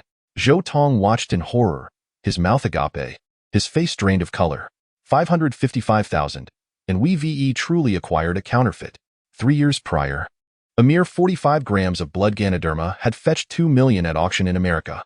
Tong, a wager is a wager. You know what you must do. Songli reclined in his seat, crossing his legs. Zhou Tong was indignant, yet the truth was undeniable. A counterfeit was indeed a counterfeit. Reluctantly lowering his gaze, he muttered, I was wrong. Is that sufficient? What? I can't hear you. Mu Shui, did you catch that? Has Tong lost his voice, unable to articulate? Songli shook his head. Cousin, your voice is too soft. I couldn't hear it either, Zhou Mu Shui chimed in. Zhou Tong's face flushed crimson. His fists clenched. Songli, I was mistaken. I misjudged you. I was a fool for trusting others, nearly causing harm to grandfather. Zhou Tong's public admission of error rendered the room instantly silent. Zhou Laozu, wishing to spare his grandson further embarrassment, swiftly changed the subject. All right, let us move on. Bring out the dishes. It has been ages since our family gathered in such a lively manner. With this interlude behind them, the atmosphere in the private room returned to its previous vibrancy. The Zhou family, rarely united, brought joy to the old man's heart, save for Zhou Tong, whose displeasure was palpable as he schemed to regain his dignity. At that moment, the hotel manager burst in. Old Master Zhou, a gift has arrived for you, he announced. The matter of Zhou Laozu's hospital discharge was known only within the Zhou family, and they were not particularly affluent. Who sent the gift? The old man inquired. I'm not certain. The sender mentioned it was from the Ding family of Luoqing. He also instructed me to convey that you should send someone tomorrow to discuss matters regarding Huaxi Plaza. The gifts included 666,000 in cash, a century-old ginseng root, and a cake of aged pure tea, accompanied by wishes for Zhou Laozu's health and longevity, as well as for Miss Zhou's happiness and prosperity. The room erupted in astonishment. What a magnificent gesture! The combined worth of these items exceeded 1 million. The Zhou family buzzed with speculation over the Ding family's motives for such generosity. Zhou Tong's eyes brightened as he read the message, exclaiming, Grandfather, I understand now. The Ding family's intentions are not merely to present gifts, but to propose a betrothal for my sister Yunqi. Upon hearing Zhou Tong's explanation, the others were enlightened. Zhou Laozu had only 2 granddaughters. Zhou Mu Shui was already married, leaving Zhou Yunqi as the sole unmarried sister, making her the object of the Ding family's interest. Yunqi, you are truly fortunate. I wonder which young master from the Ding family has taken a liking to you. Who cares about that young master? It's the Ding family, Luoqing's wealthiest clan. Marrying into them would be advantageous, another chimed in. Yunqi, cherish this opportunity. Do not follow the path of certain individuals who wed unambitious men, squandering their days in idleness. Hearing such remarks, Shun Qin seethed with fury. Had it not been for the old man's favoritism, Mu Shui would never have married that good-for-nothing Songli. Agitated, she longed to devour Songli whole. The conversation buzzed with excitement, but Songli received a text message. Songli, I have uncovered your identity. How about that? Is this grand gift bringing you honor? No need to thank me. We shall collaborate profitably in the future. It turned out that Ding Liang was behind the scenes. Zhou Tong, in his self-satisfied cleverness, had created a significant misunderstanding. Songli could not contain his laughter. In that case, Yunqi, you should personally thank the Ding family tomorrow at Huaxi Plaza and discuss the project as well, Zhou Laozu declared. Upon hearing this, Zhou Mu Shui's face turned ashen. The Huaxi Plaza project had always been her responsibility. If Yunqi were to take charge, Zhou Tong would undoubtedly withhold the construction material contract from them. Without that project, Jiqiang Construction would face bankruptcy. Grandfather, I have been in charge of Huaxi Plaza all along. It would be inappropriate for Yunqi to visit alone, Zhou Mushui insisted urgently. Mushui, you are married now. Have some dignity. Why compete with Yunqi? Someone retorted. Indeed. Even if you go, what if they refuse to negotiate with you? If the project falls through, who will bear the responsibility? Zhou Dahai interjected, pointing out that it was clear the Ding family had no interest in negotiating with them. Seeing the opportunity arise, Zhou Tong exclaimed, Grandfather, let both Mu Shui and Yunqi go. If Mu Shui secures the contract, we will cover her funding shortfall. If Yunqi signs it, Mu Shui will surrender Jiqiang Construction. Zhou Mu Shui hesitated, lacking confidence. It was evident that the Ding family favored Yunqi. If they went together, she feared there would be no chance of securing a contract for herself. Just then, Zhou Mu Shui received a text message. She glanced at Song Li, biting her lip. Very well, I agree. Chapter 9. A single hand. The message was sent by Song Li, succinct with only 6 words. Agree to him, trust me. Zhou Mu Shui did not linger in doubt. She chose to place her trust in Song Li. All the relatives snickered quietly, mocking Mu Shui for being foolish, clinging to her pride and inviting humiliation upon herself. In a situation destined for failure, why subject herself to such disgrace? Shin Qin was in a state of panic. Although the company was small, it represented their family's sole asset. If Mu Shui lost, they would revert to living under someone else's roof. The only remaining hope was for Mu Shui to marry into the Wu family. 2 hours later, the dinner concluded. The Zhou family members departed one by one, but Shin Qin stubbornly refused to leave, dragging Zhou Dahai to seek out the old man, insisting he confront the matter of Mu Shui's divorce. Though reluctant, Zhou Dahai felt compelled to comply with his wife's demands. Dad, it's not about me. It's about Mu Shui, Zhou Dahai stammered, unable to articulate his thoughts clearly. What's wrong with Mu Shui? Did she change her mind after agreeing? Our family must take responsibility for our actions. We must stand firm, for Mu Shui may not necessarily lose. I have faith in her, the old man remarked with a smile. Zhou Dahai hesitated, and Shin Qin could no longer contain herself, stepping forward. Dad, I refuse to accept this. Why must all the good fortune fall to the eldest branch?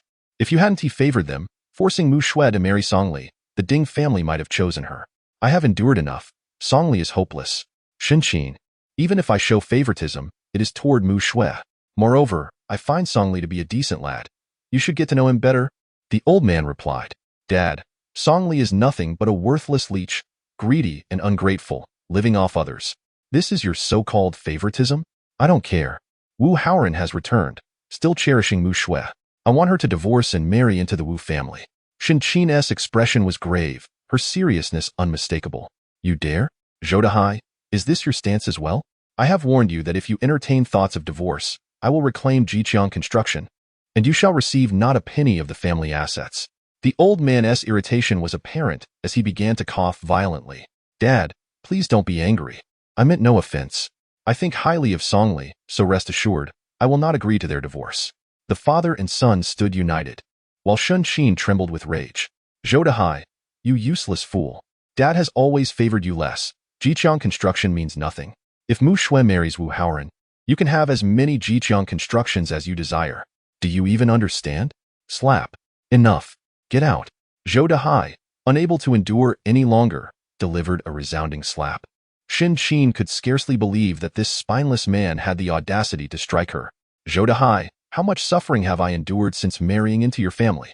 I have never enjoyed a single day of happiness, serving your entire family day in and day out, and yet you dare to hit me? I want a divorce. This is over. Shin Qin cried out, covering her mouth and fleeing in tears. In a moment of impulsiveness, Zhou Dahai had stood his ground, but now he was filled with regret and hurriedly chased after her. Old Master Zhou felt quite helpless. He was biased, having given his best to Mu Shui, but he knew the timing was not right. Unable to restrain himself, he called Song Li. Song Li, have you returned home? Old Master, what's the matter? I'm riding my electric bike, Song Li replied. What's wrong with you today? He is still alive. Once he dies, no one from the Song family will be your rival. But as long as he lives, the Song family possesses its spirit. If your whereabouts are discovered, you will bring trouble to Mu Shui. Rest assured, Old Master, I'm well aware of what I am doing. Can you tell me why? The old man inquired. For Mu Shui, I am merely doing what I should have done long ago. She is a good girl and does not deserve to suffer so much. After hanging up, Song Li was filled with emotion. The old man was not wrong. As long as he was alive, being too high profile would indeed endanger Mu Shui. But ever since witnessing Mu Shui inebriated, he swore he would never allow his woman to endure such torment. If he couldn't even protect his own woman, what kind of man was he?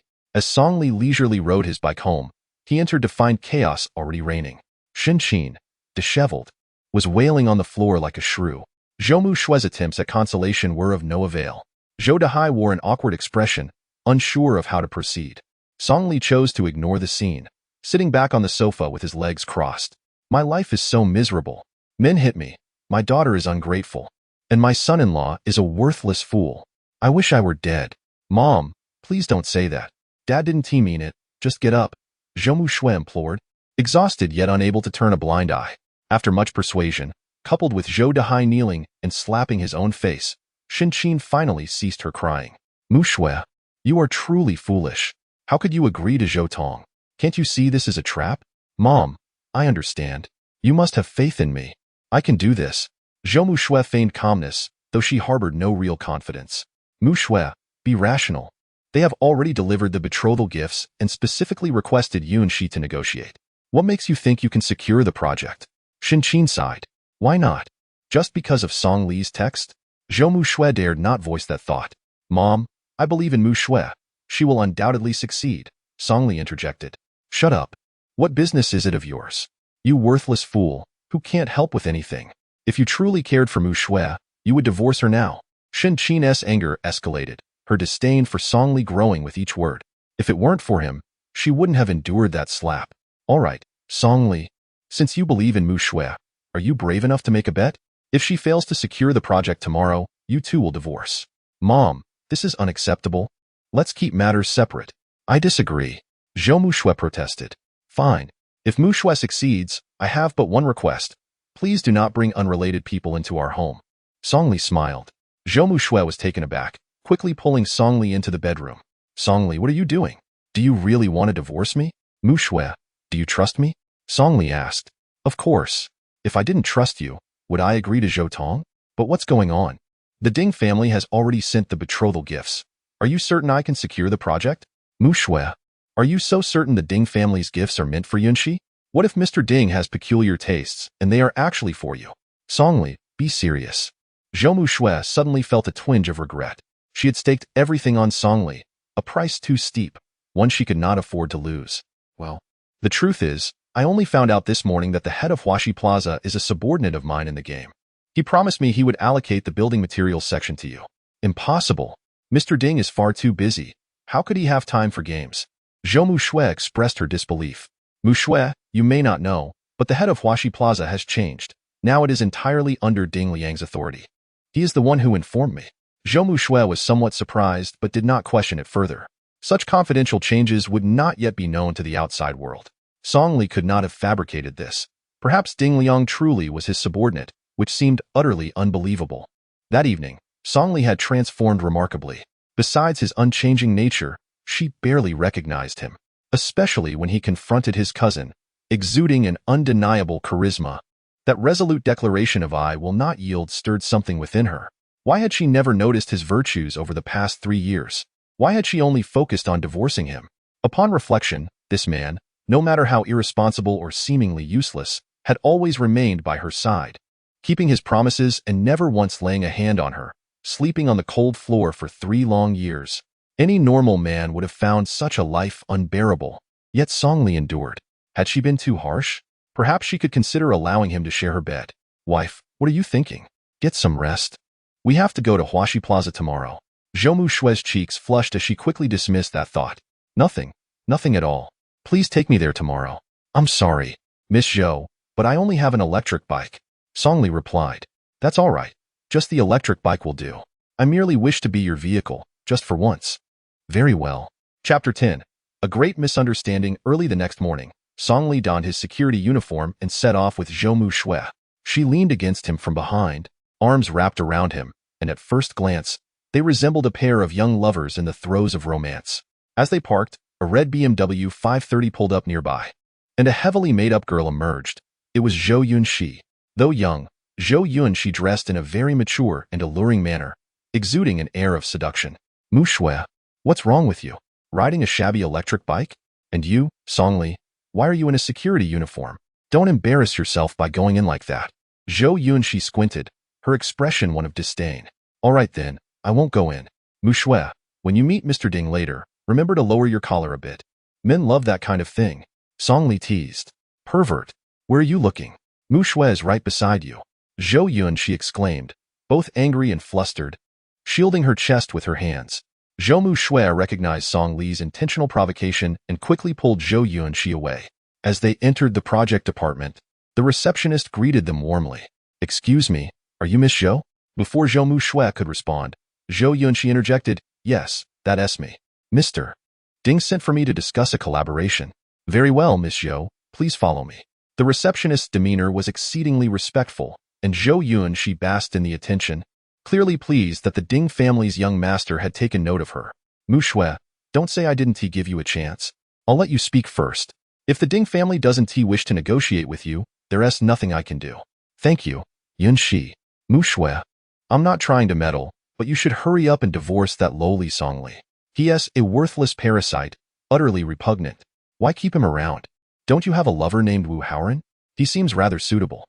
Zhou Yunxi, still resentful about the previous night, sought to sow discord. Yunxi, don't speak ill of Songli. He has just started working, and I believe he has potential. As for Wu Haoran, there is no possibility between us. Zhou Mu Shui replied, give it a rest. It's not that I look down on him, but he is just a worthless piece of mud that cannot be propped up. He is merely a security guard. What future can he have? Zhou Yunxi scoffed. Zhou Mu Shui smiled faintly, choosing to ignore Zhou Yunxi's comments. Two individuals followed the receptionist into the office, where a middle-aged man in his 40s had been waiting for some time. The receptionist smiled at Zhou Yunxi and said, Manager Miss Zhou has arrived. I have no further business, so I shall take my leave. Manager waved his hand, signaling the receptionist to exit. Miss Zhou, welcome. I am He Guang, the project manager for Huaxi Plaza. I will be overseeing the collaboration between our companies. This is... He pointed toward Zhou Mu Shui. Oh, I do not know her. She mentioned wanting to discuss collaboration, so I brought her along. You two can talk. I am not in a hurry, Zhou Yunxi stated. I apologize, miss, but you must leave.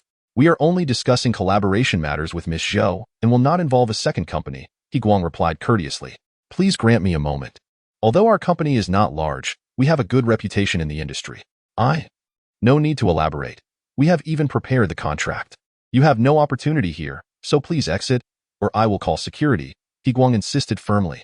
I'm sorry, but you need to leave. You are not welcome here, Zhou Yunxi said with a smile, her eyes gleaming with pride. She had long advised Mu Shui not to come, but Mu Shui insisted on facing humiliation. She thought to herself that once the company was taken away, they would be left with nothing. Zhou Mu Shui wished to say more, but He Guang coldly ushered her out. She was in a state of panic, realizing that things were not as Songli had described. Losing the Huaxi Plaza project was minor, but if their company were gone, she would truly have no explanation upon returning. She had misplaced her trust. Songli was nothing but a deceiver. Tears of regret welled up in her eyes. She should never have believed him. Songli, you liar. We are getting a divorce, and I never want to see you again. With a heavy heart, Zhou Mu Shui sent this message. Just then, the sound of light footsteps approached. A young man, impeccably dressed and humming a tune, appeared. Ding Liang, the newly appointed head of Huaxi Plaza. Upon seeing Zhou Mu Shui, he paused momentarily. Miss Zhou, what are you doing standing at the door? Why don't you come inside? Zhou Mu Shui had never met Ding Liang but could tell from his tone that he held an important position. May I ask who you are? I am Ding Liang. Miss Zhou, let's go in and discuss matters. He Guang is truly careless. I need to have a word with him. Without waiting for Zhou Mu Shui to explain, Ding Liang kicked the door open. He Guang, what on earth is going on? I asked you to sign the contract, and you have the person outside? Is this how you conduct business? Do you wish to resign? Seeing Ding Liang's anger, He Guang turned pale. Mr. Ding, I am in the process of signing. The person is right here. Ding Liang scrutinized Zhou Yunxi, noting her heavy makeup and flamboyance, and felt disdain. Who is this? Dressed like a chicken. Get her out immediately. Zhou Yunxi felt humiliated, her face burning. Earlier that morning, Zhou Tong had specifically instructed her to dress provocatively to attract men's attention, but it had backfired. Inciting Ding Liang's disdain, she lowered her head and meekly said, "Mr. Ding, it's me, Zhou Yunqi. You sent someone to convey that I should come to discuss collaboration." "Zhou Yunqi? Can someone tell me who she is?" Ding Liang shouted, showing no respect. He Guang was drenched in sweat, quickly picking up the contract, noticing Xinhua Construction as the supplier, with Zhou Yunqi's name signed. "Mr. Ding, I apologize. I made a mistake. I thought she was Zhou Muxue. How could you mess up such a simple task? Get her out and prepare a new contract. I will personally sign with Miss Zhou." He Guang was enraged by Zhou Yunqi's deception and dragged her out without a shred of compassion. Zhou Yunqi felt utterly defeated and humiliated. Just before exiting, she desperately asked, "Mr. Ding, if I'm not the right person, then why was such an extravagant gift sent? Ridiculous. That was meant for Zhou Muxue, not you. Ugly people always create trouble and are overly sentimental. Perhaps you should look in the mirror. Mr. Ding, please forgive her. She is my cousin. Let her stay. Perhaps there's a chance for collaboration," Zhou Muxue interjected. Though Zhou Yunqi had been cruel, Zhou Muxue felt no animosity toward her, for she was still young and family. "No need, Zhou Muxue. I can leave on my own," Zhou Yunqi exclaimed, shaking off He Guang's grip and storming out. "Now that she has left, Miss Zhou, let us commence our discussion," Ding Liang said with a smile. Half an hour later, Zhou Muxue exited, clutching the contract, feeling as though she had stepped out of a dream. Ding Liang's demeanor toward her was unexpectedly pleasant, addressing her as Miss Zhou repeatedly, as if he were the one seeking collaboration rather than she. The cooperation unfolded smoothly. Ding Liang was incredibly generous, not only allowing her to oversee the construction materials, but also entrusting the plaza's renovations and advertising to her company. It was as if Ding's family was giving away money. This project could earn Jiqiang Construction at least 10 million. Zhou Muxue was elated, contemplating treating Songli to a celebratory meal. However, upon reaching the entrance, she discovered Songli was nowhere to be found. With only his electric scooter left by the roadside, the rearview mirror shattered. Panic surged within her. She recalled, in a moment of impulsiveness, sending that divorce message. She quickly dialed his number, but all she received was the notification that the phone was switched off. What to do? What to do? Songli wouldn't he really leave? Would he? Zhou Muxue's eyes brimmed with tears. She had wronged Songli yet had no chance to apologize. If he left, he would never return. "Hey, my dear wife, why are you crying? Did securing the contract make you this emotional?" That moment, Songli came running from afar, adjusting his pants. Zhou Muxue burst into tears of joy, exclaiming, "Where have you been? Your phone was off. I'm so sorry for doubting you, and for the harsh text. I had to use the restroom. What message? My phone died while I was gaming." Songli pulled out his phone, shaking it to reveal the black screen. Zhou Muxue snatched the phone and smashed it to the ground. "Why did you break my phone? The contract is signed. We are going to be rich. We don't need this broken phone. Let us buy a new one. Apple, Huawei, whatever you prefer." Zhou Muxue sighed in relief, grateful for the turn of events. "Great. I've been wanting a new phone, but are we still taking the scooter?" "Of course. First, let us celebrate. I want to tell Grandpa the good news and show everyone that Songli is not useless." Zhou Muxue responded excitedly. "Muxue, promise me. Don't tell anyone about this matter except you." "I will explain the reason later," Songli said seriously. "All right, I understand." Zhou Muxue nodded. Meanwhile, at the Zhongnan building, Xinhua Construction, Zhou Yunqi was sobbing uncontrollably, her makeup smeared, her feet sore, appearing utterly disheveled. Zhou Shuhai and Zhou Tong watched with concern. "Yunqi, stop crying. What happened? Did the Ding family bully you?" "Who? I will confront them," Zhou Tong inquired. "Brother, it wasn't me.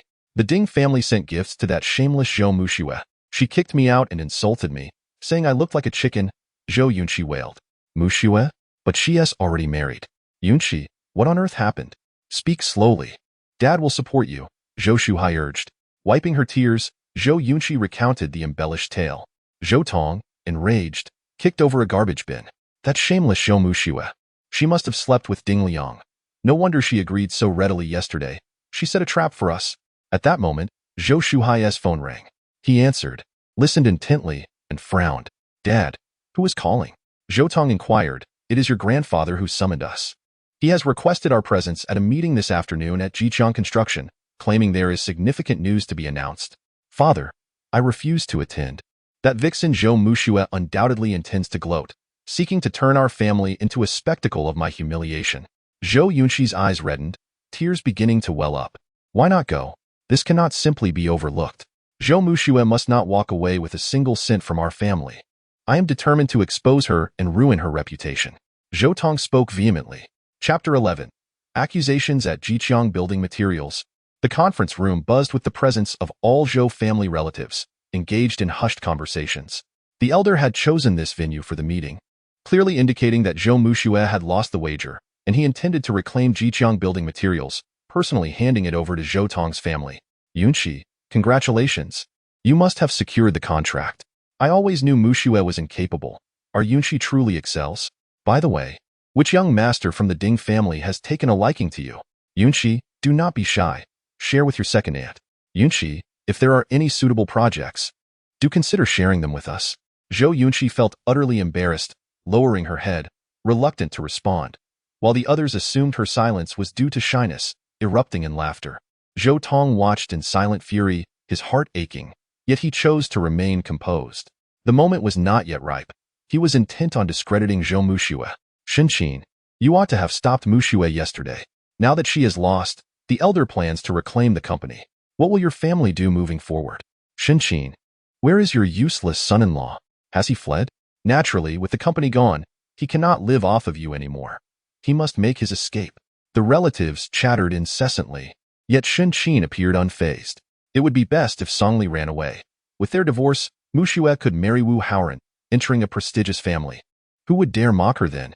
10 minutes elapsed, and the conference room door swung open, revealing Zhou Muxue, supporting the elder as they entered. All chatter ceased, and silence enveloped the room. I have gathered everyone here today to announce a significant matter. Muxue, why don't you share it yourself? The elder stated. Some relatives looked upon Zhou Muxue with sympathy.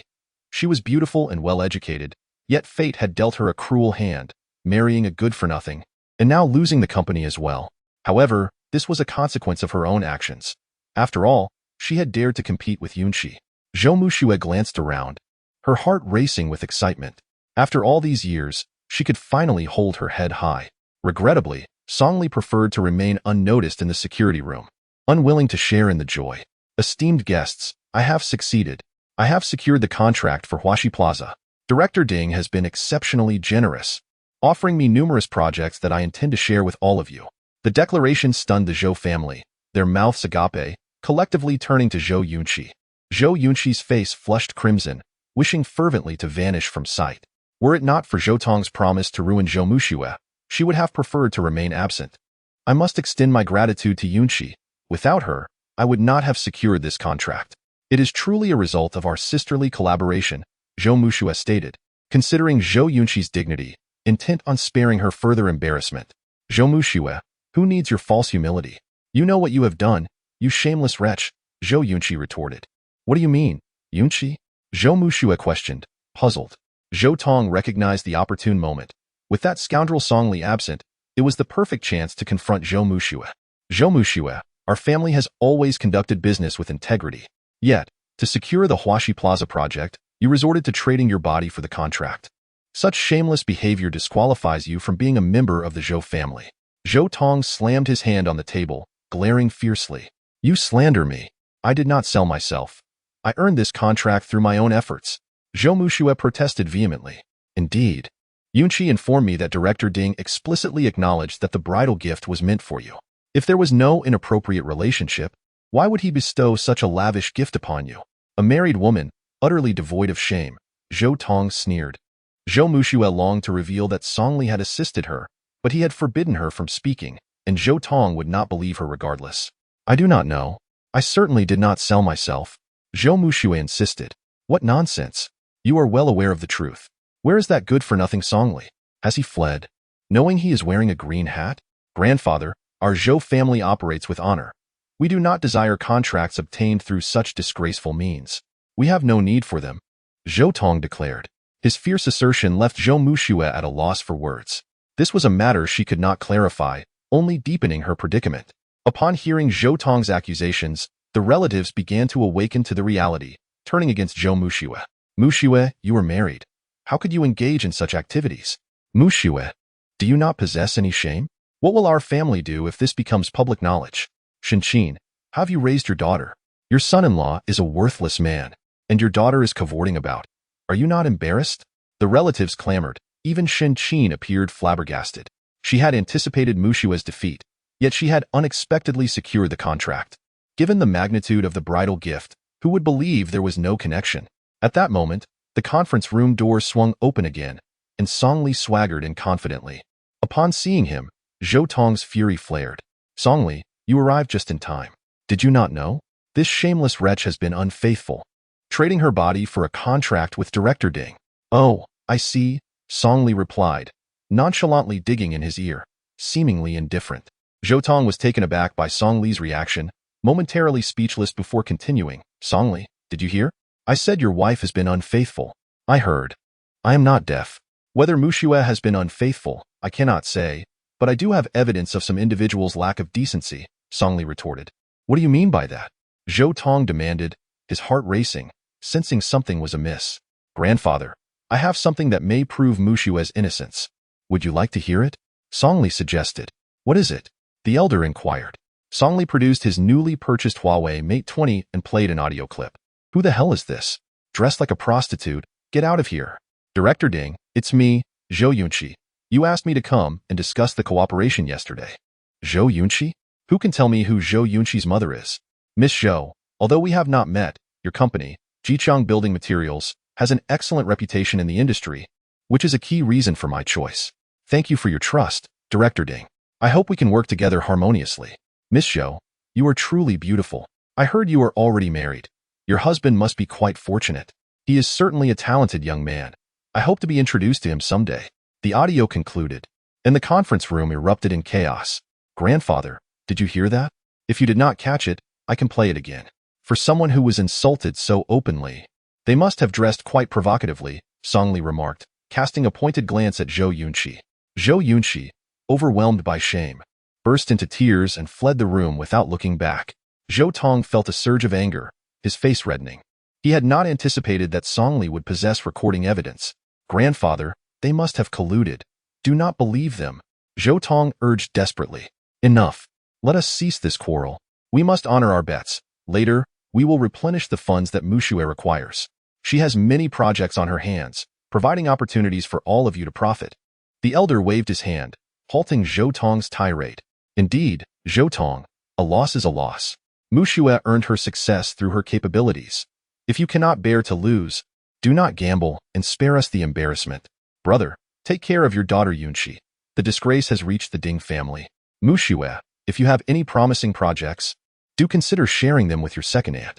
Relatives of the Zhou family, sensing the tide had turned, began to surround Zhou Mushue. Zhou Shuhai, embarrassed, cited business matters as an excuse and left with his son. The two individuals, brimming with anger, returned to the car. Zhou Tong slammed his fist against the windshield. Dad, I'm infuriated. I won't give them a single cent.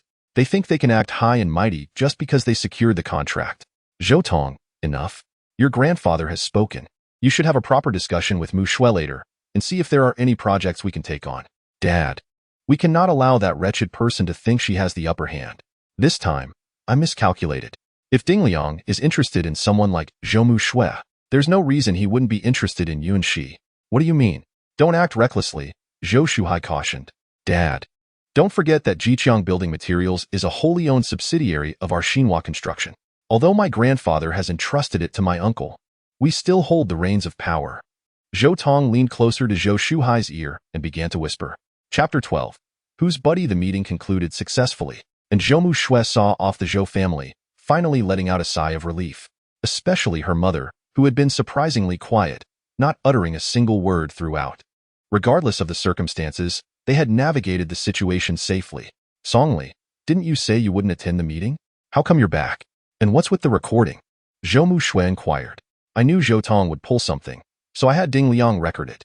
My dear wife, with my keen intellect, you must add 500 to my account, Songli replied with a grin. Understood. For such a significant project, I won't just add 500. I can add 1,000 without a problem. You've accomplished something great. How about a promotion to department head? No thanks, being a security guard is just fine. I must leave now to change back into my uniform. Songli turned to leave, But Zhou Mushui suddenly called out, Songli, wait for me in the alley outside the north gate after work. Is there something? Nothing much. I just want to ride your electric scooter home. Songli acknowledged with a nod and stealthily slipped out of the conference room. Upon changing back into his uniform and returning to the guard room, Lu Quan greeted him with a mischievous grin. Songli, I saw you.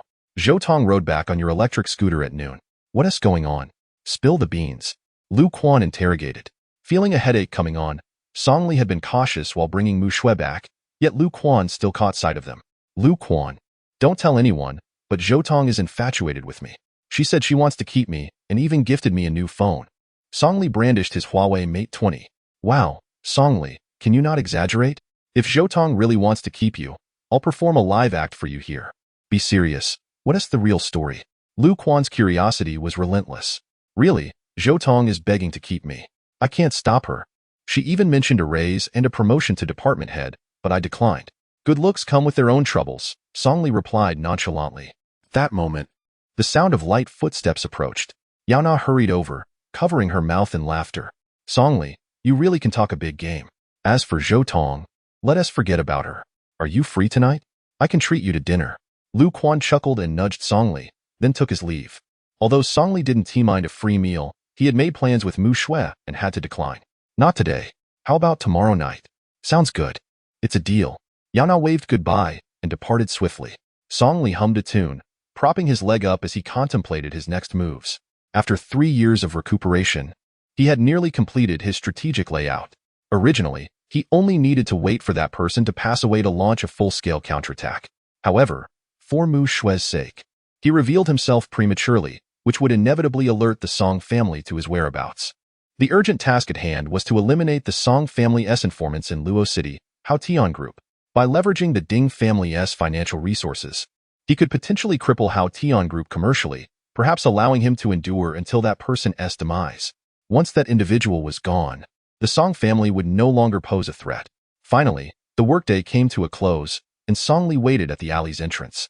Zhou Mushui, glancing around like a thief, hopped onto the electric scooter, urging Songli to hurry. The two entered the house, exchanging light-hearted banter, their bond evidently deepening. Shun Qin was preparing dinner, and upon seeing Songli, her expression soured. Songli, why are you grinning? Today's success is all thanks to Mu Shui. You think recording a conversation makes you a hero? Though Mu Shui had succeeded, she remained unsatisfied, prioritizing the Wu family over a mere contract worth millions. Mom, even if Songli hasn't made a significant contribution, he has worked hard. He is the one who taught me how to record secretly, or else I wouldn't have been able to prove my innocence, Zhou Mushui defended. Indeed, my dear wife, today is a momentous occasion. Let us eat. Zhou Dehai chimed in. Shinqin snorted and retreated to the kitchen to serve dishes. Just as the family hadn't eaten much, the doorbell rang. Shinqin rushed to open the door, revealing Wu Haoran, who exclaimed with delight, Haoran, what brings you here? Have you eaten? Come in and join us. Sure. I haven't tasted Annie's cooking in a while. As Wu Haoran was about to enter, Songli suddenly cleared his throat mockingly. Shinqin, well aware of his intentions, decided to uphold the wager she had made and blocked Wu Haoran from entering. Haoran, it seems there isn't enough food. Why not come back another time? You're here to see Mu Shui, right? If you have something to discuss, do it at the door. Wu Haoran paused, perplexed by Shinqin's sudden change of heart. However, upon noticing Songli's smug smile, he deduced that he was likely the one pulling strings. Mu Shui, I have good news. I heard the project manager for the Huaxi Plaza has changed. Now it's my buddy Ding Liang in charge. With just a word from me, he'll give the project to you. Zhou Mushui, already in possession of the contract, was unaware that Wu Haoran was not yet informed. She opened her mouth to speak, but Songli interrupted her. Holding his bowl of rice, Songli cheerfully approached the door. Young Master Wu, doesn't it smell delightful? This is made by your Aunt Shin. If you can't have a taste, at least enjoy the aroma. Get lost. I didn't come looking for you. You good for nothing. If you can't help Mu Shui, don't hinder her. Mu Shui, are you free? Let us go see Ding Liang now and secure the contract tonight. Young Master Wu, stop shouting. I have something to discuss with you privately. Do you dare come downstairs with me? Songli provocatively challenged Wu Haoran. Fine, let us go.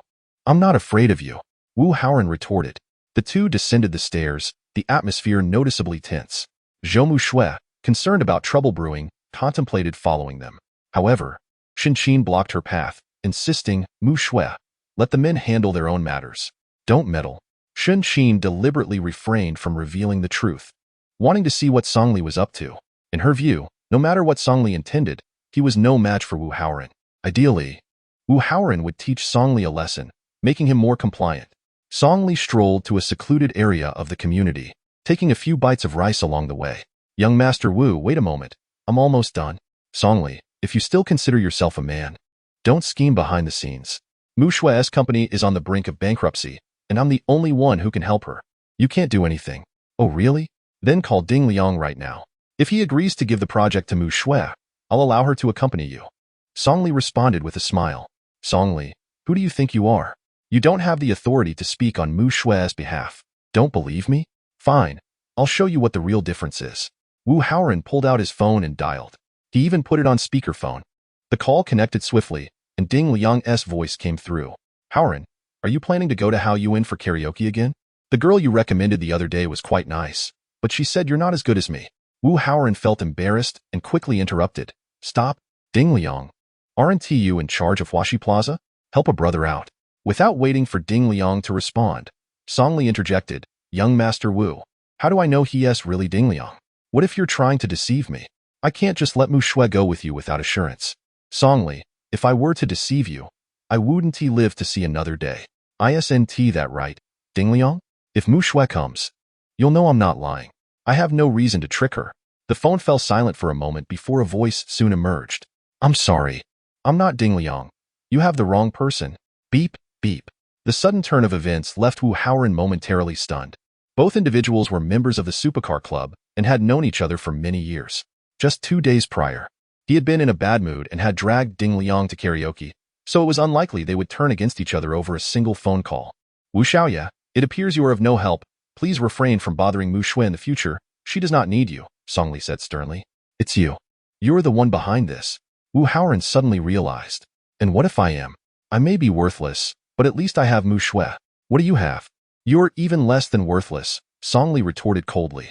Fury boiled within Wu Haoran as he clenched his fists. This good-for-nothing had the audacity to provoke him. Previously, Aunt Shan was present, making it inconvenient for him to act. Now, with no one around, he would ensure Songli understood who the true worthless one was. Songli, I've been displeased with you for a long time. If you're a man, let us have a fair fight. If you win, I promise to never seek out Mu Shui again.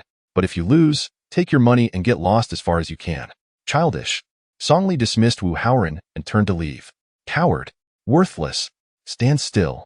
Wu Haoran fumed, taking a swift step to pursue. With his left hand on Songli's shoulder, he exerted considerable force. Chapter 13. Despicable Tactics. Wu Haoran was enraged that Songli had stolen Zhou Mu Shui from him, making him a laughingstock in his family. He struck with ferocity, believing that one blow would suffice against someone he considered beneath him. Songli, if you're a man, don't run. Hiding behind a woman is the mark of a coward, unworthy of being Mu Shui's man. Wu Xiaoya, I advise you to let go. With your strength, you might as well be swatting flies. It's best not to embarrass yourself, Songli replied nonchalantly. Stubborn as a dead duck, worthless.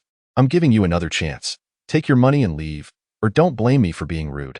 Wu Haoran spat venomously. Songli paid no heed and suddenly struck back, locking Wu Haoran's wrist with his left hand. Worthless, you think you can match my strength? You're still too green. Wu Haoran snorted coldly, forcing his left hand against Songli's grip, the joints audibly cracking. He had never lost in a contest of strength. However, it was not long before he realized he could not exert any force with his left hand. He couldn't even lift it. A wave of dread washed over him as cold sweat dripped from his forehead.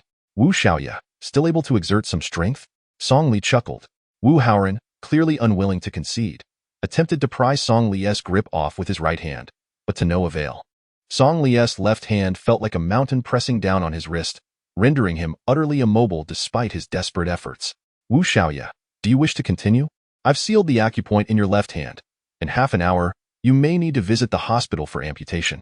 Wu Haoran was not foolish. He understood he had fallen for Songli's trap. This seemingly aimless individual was surprisingly skilled. Let go, worthless. Let go of me. Wu Haoran shouted. Wu Xiaoya, what if I don't? After all, it's not me who's missing limbs. Wouldn't you agree? Song replied with an indifferent smile. Let us stop. I concede. Please let go. My left hand is truly going to be ruined. Compared to Zhou Shui, Wu Haoran clearly valued his own well-being more. He had no desire to become disabled at a young age. His interest in Zhou Shui was merely a matter of pride. Song, I was wrong. I promise I will never bother Mu Shui again. Now you're speaking sense. Remember your words. Song released his grip and gave him a firm push.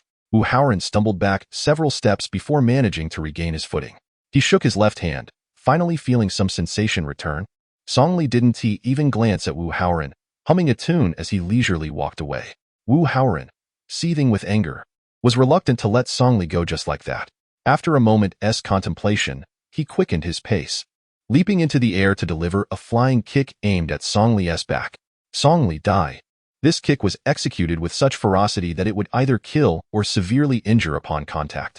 Just as Song appeared to be in danger, he spun around as if he had eyes in the back of his head, delivering a counterattack with a sweeping kick that struck Wu Haoran squarely in the chest, sending him flying 3 meters away.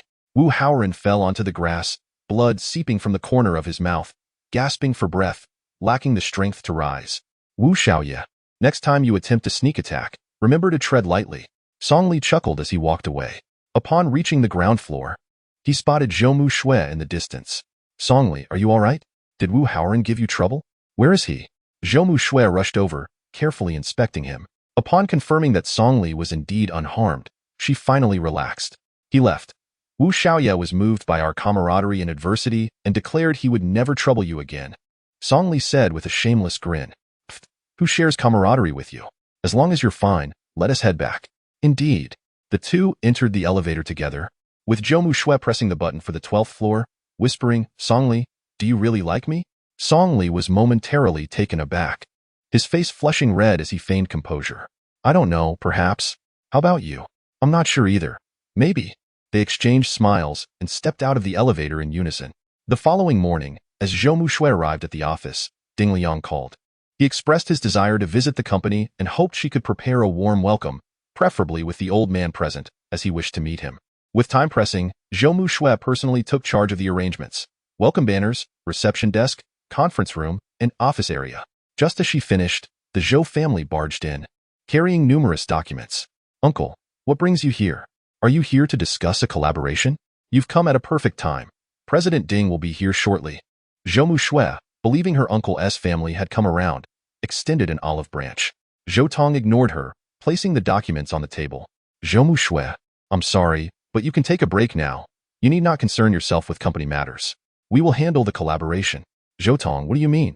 You lost, and I haven't even asked you for money, yet you want me to take a leave? Dream on. Zhou Shui retorted angrily. Zhou Shui, it seems you've forgotten that Jiqiang Building Materials is a subsidiary of Xinhua Construction. According to regulations, in the event of a conflict of interest, the parent company has the right to take over the subsidiary's projects and appoint a new project leader, Zhou Tong asserted, pointing at the documents with a smug expression. Zhou Shui felt dizzy. The project she had fought hard for was now being forcibly taken from her. Zhou Tong, you're despicable. Grandfather will never agree to this. Zhou Shui, don't expect grandfather to help you. When the subsidiary was established, your father personally signed the agreement. It's all in black and white. Ah, how could I have forgotten? While Zhou Tong was technically within his rights according to the agreement, his methods were utterly contemptible. Zhou Shui, please leave. We still have to receive President Ding and his party. Don't worry. Once the project formally commences, the company will still belong to you. Stripped of her authority, Zhou Shui stumbled out of the office in a daze. She had thought victory was assured, only to find herself with nothing. Her spirits were at an all-time low. She didn't even have the heart to complain to her grandfather. Zhou Tong was right. It was all in black and white, and grandfather would not assist her. She didn't seek out Song, nor did she dare to. Instead, she returned home alone. Half an hour later, Ding Liang arrived punctually, and Zhou Tong signaled for Zhou Yunxi to receive him. Zhou Yunxi was dressed appropriately today, exuding an air of elegance as she deliberately leaned close to Ding Liang. President Ding, you've arrived. Welcome. Ding Liang, upon seeing Zhou Yunxi, was momentarily taken aback. Why is it you again? Today, you are dressed respectably, without any assets. Don't get so close. It's off-putting. Zhou Yunxi found herself in a rather awkward situation. Her delicate face flushed crimson. She could only maintain a respectful distance as she invited Ding Liang into the conference room. Mr. Ding, I have long admired your reputation, and seeing you today, it is indeed a pleasure to encounter such a talented young man, Zhou Shuhai said, stepping forward to shake hands with a beaming smile. Ding Liang wore a look of skepticism, yet out of courtesy, he returned the handshake. Where is President Zhou? I have not seen her, Ding Liang inquired. Zhou Tong exchanged glances with Zhou Yunqi, who hesitated but then leaned closer. Mr. Ding, my cousin is unwell, and she asked me to host you. After the company tour, I will accompany you to dinner, and I have arranged other activities for you as well, Zhou Yunqi said, her voice sweet and gentle. Without hesitation, Ding Liang delivered a resounding slap to Yunqi's rear, brazenly groping her in public. Zhou Yunqi felt a wave of humiliation but had no choice but to endure it. Zhou Tong, witnessing this, felt a surge of delight. Mr. Ding, I will handle our future collaboration with your esteemed company. You need only trust that I will manage it beautifully. If you have any requests, please feel free to discuss them with Yunqi, he assured. In Zhou Tong's eyes, Yunqi was younger and more beautiful than Zhou Muxue. Surely Ding Liang, if not foolish, would know how to make the right choice. Using Yunqi to secure Ding Liang's support was undoubtedly a lucrative deal. Ding Liang appeared to be a man of indulgence, yet he was not naive. He recalled that Zhou Muxue had sounded perfectly fine during their morning phone call. It was improbable that she suddenly fell ill. Clearly, this group had conspired against him. If President Zhou is unwell, then I shall take my leave. Let us postpone discussions on our collaboration until she is feeling better, Ding Liang said. Rising to depart without a hint of courtesy, Zhou Tong was momentarily stunned, then hurried after him, exclaiming, Mr. Ding, collaborating with my company, Xinhua Construction, is just as viable. We possess greater strength than Zhou Muxue. Xinhua Construction? I believe I signed with Jiqiang Building Materials. Since you lack sincerity, our collaboration ends here, Ding Liang retorted coldly, striding out of the building. Watching Ding Liang enter the elevator, Zhou Tong was left dumbfounded. He had thought Yunqi could charm Ding Liang, but it seemed he was impervious to her allure. Returning to the conference room, he bore a lost expression. Brother, what should we do now? Mr. Ding seems angry, Yunqi remarked. Useless. You can't even manage a man. What good are you? Zhou Tong vented his frustration on Zhou Yunqi. She lowered her head, not daring to retort. Forget about your sister. What shall we do now? If Mr. Ding refuses to collaborate, the old man will surely berate us, Zhou Shuhai exclaimed anxiously. Just then, the conference room door swung open. Zhou Dihai assisted their grandfather into the room, his face etched with worry. I apologize for the delay. We were caught in traffic. Shuhai, why are you here? Where are Mr. Ding and Muxue? Zhou Dihai inquired. Mr. Ding has left, Zhou Shuhai responded, steeling himself for the inevitable fallout. Left? But Mr. Ding wanted to meet me. Where is Muxue? Dihai, call Muxue and have her come over, their grandfather insisted, puzzled. No need to call. Zhou Tong's face turned awkward. The old man, knowing his grandson all too well, sensed something amiss. His expression darkened. Zhou Tong, what on earth happened? Zhou Tong realized he could no longer hide the truth and confessed. Upon hearing, their grandfather fumed, his anger palpable. Huaxi Plaza was a prime opportunity, coveted by many companies. It had been a hard-won contract for Muxue, and now it was in jeopardy due to Zhou Tong and his father's incompetence. Zhou Shuhai, Zhou Tong, if Mr. Ding truly cancels the collaboration, both of you will leave the Zhou family and hand the company over to Dihai. Chapter 14. Absolutely necessary. The old man was known for his decisive nature. The father and son turned pale, never anticipating such serious repercussions. They realized the gravity of the situation. Zhou Shuhai, without further ado, slapped Zhou Tong. This is all your mess. Call Muxue and apologize. Tell her to come to the company immediately. Zhou Tong, feeling the weight of his father's anger, quickly dialed Muxue's number. The number you have dialed is currently unavailable. Please try again later. After multiple attempts yielded the same result, he tried calling Zhou Muxue's home, but no one answered. Dad, I can't get through, Zhou Tong reported. I will give you 3 days, whether to plead with Muxue or to apologize. You figure it out, their grandfather declared, storming out. Father, please don't be angry. It's bad for your health. My brother has acted quite unfairly. Muxue generously shared the project with us, and he is trying to monopolize it, Zhou Dihai sneered, seizing the moment to undermine them. As the two departed, only Zhou Shuhai's family remained in the conference room. Son, are you all right? What shall we do now? Your grandfather is truly furious. He rarely gets this angry, Zhou Shuhai sighed. That wretched Zhou Muxue. Who knows what spell she cast on Mr. Ding? Father, we must accept our fate this time. We'll apologize to her later. Given her character, she won't make it difficult for us, Zhou Tong replied. Alas, it seems that is our only course of action. The Zhou family, once filled with hope, returned dejectedly, their spirits low as they drove away in their Audi A6. All of this was witnessed by Song Li, who hummed a cheerful tune, feeling utterly triumphant. With Ding Liang as an ally, no one could threaten Zhou Mushue's position. After glancing at the time, he rode his electric bike home. As he stepped through the door, Shun Qin immediately erupted in anger. You good for nothing. What use are you? Mushue has come back in tears, and you haven't helped at all. If it were Wu Haoran, no one would dare bully Mushue. Shin Qin, having learned of the events, was furious. Zhou Dahai, unable to watch any longer, gently advised, enough. It's the eldest family's fault. Don't dwell on Song Li's matters. Go comfort Mushue. I will come up with a solution. You are also useless. If you hadn't signed back then, we wouldn't be in this situation today. I was blind to think we would live well. It has all come to naught. Shun Qin grumbled angrily as she stormed into the kitchen. Zhou Dahai sighed in resignation, signaling for Song Li to return to his room. As Song Li entered, Zhou Mushue hurriedly wiped her tears, attempting to compose herself. I'm sorry, Song Li. I've ruined everything. Song Li closed the door and walked over to Zhou Mushue with a smile. Stop crying. It doesn't suit you. I saw your grandfather earlier, and he was very angry.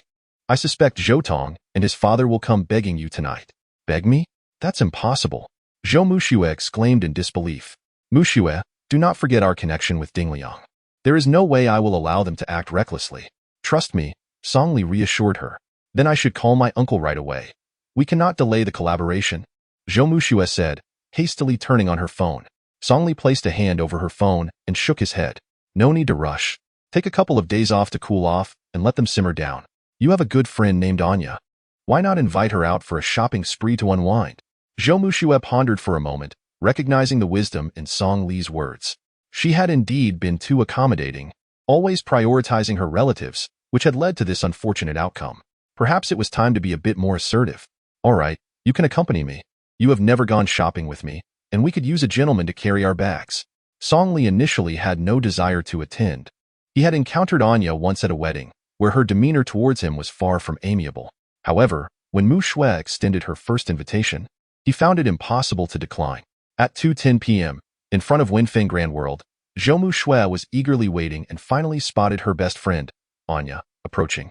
Anya was tall and fair-skinned, her long, elegant legs attracting the attention of many passers-by. She and Zhou Mushue shared a close bond from high school.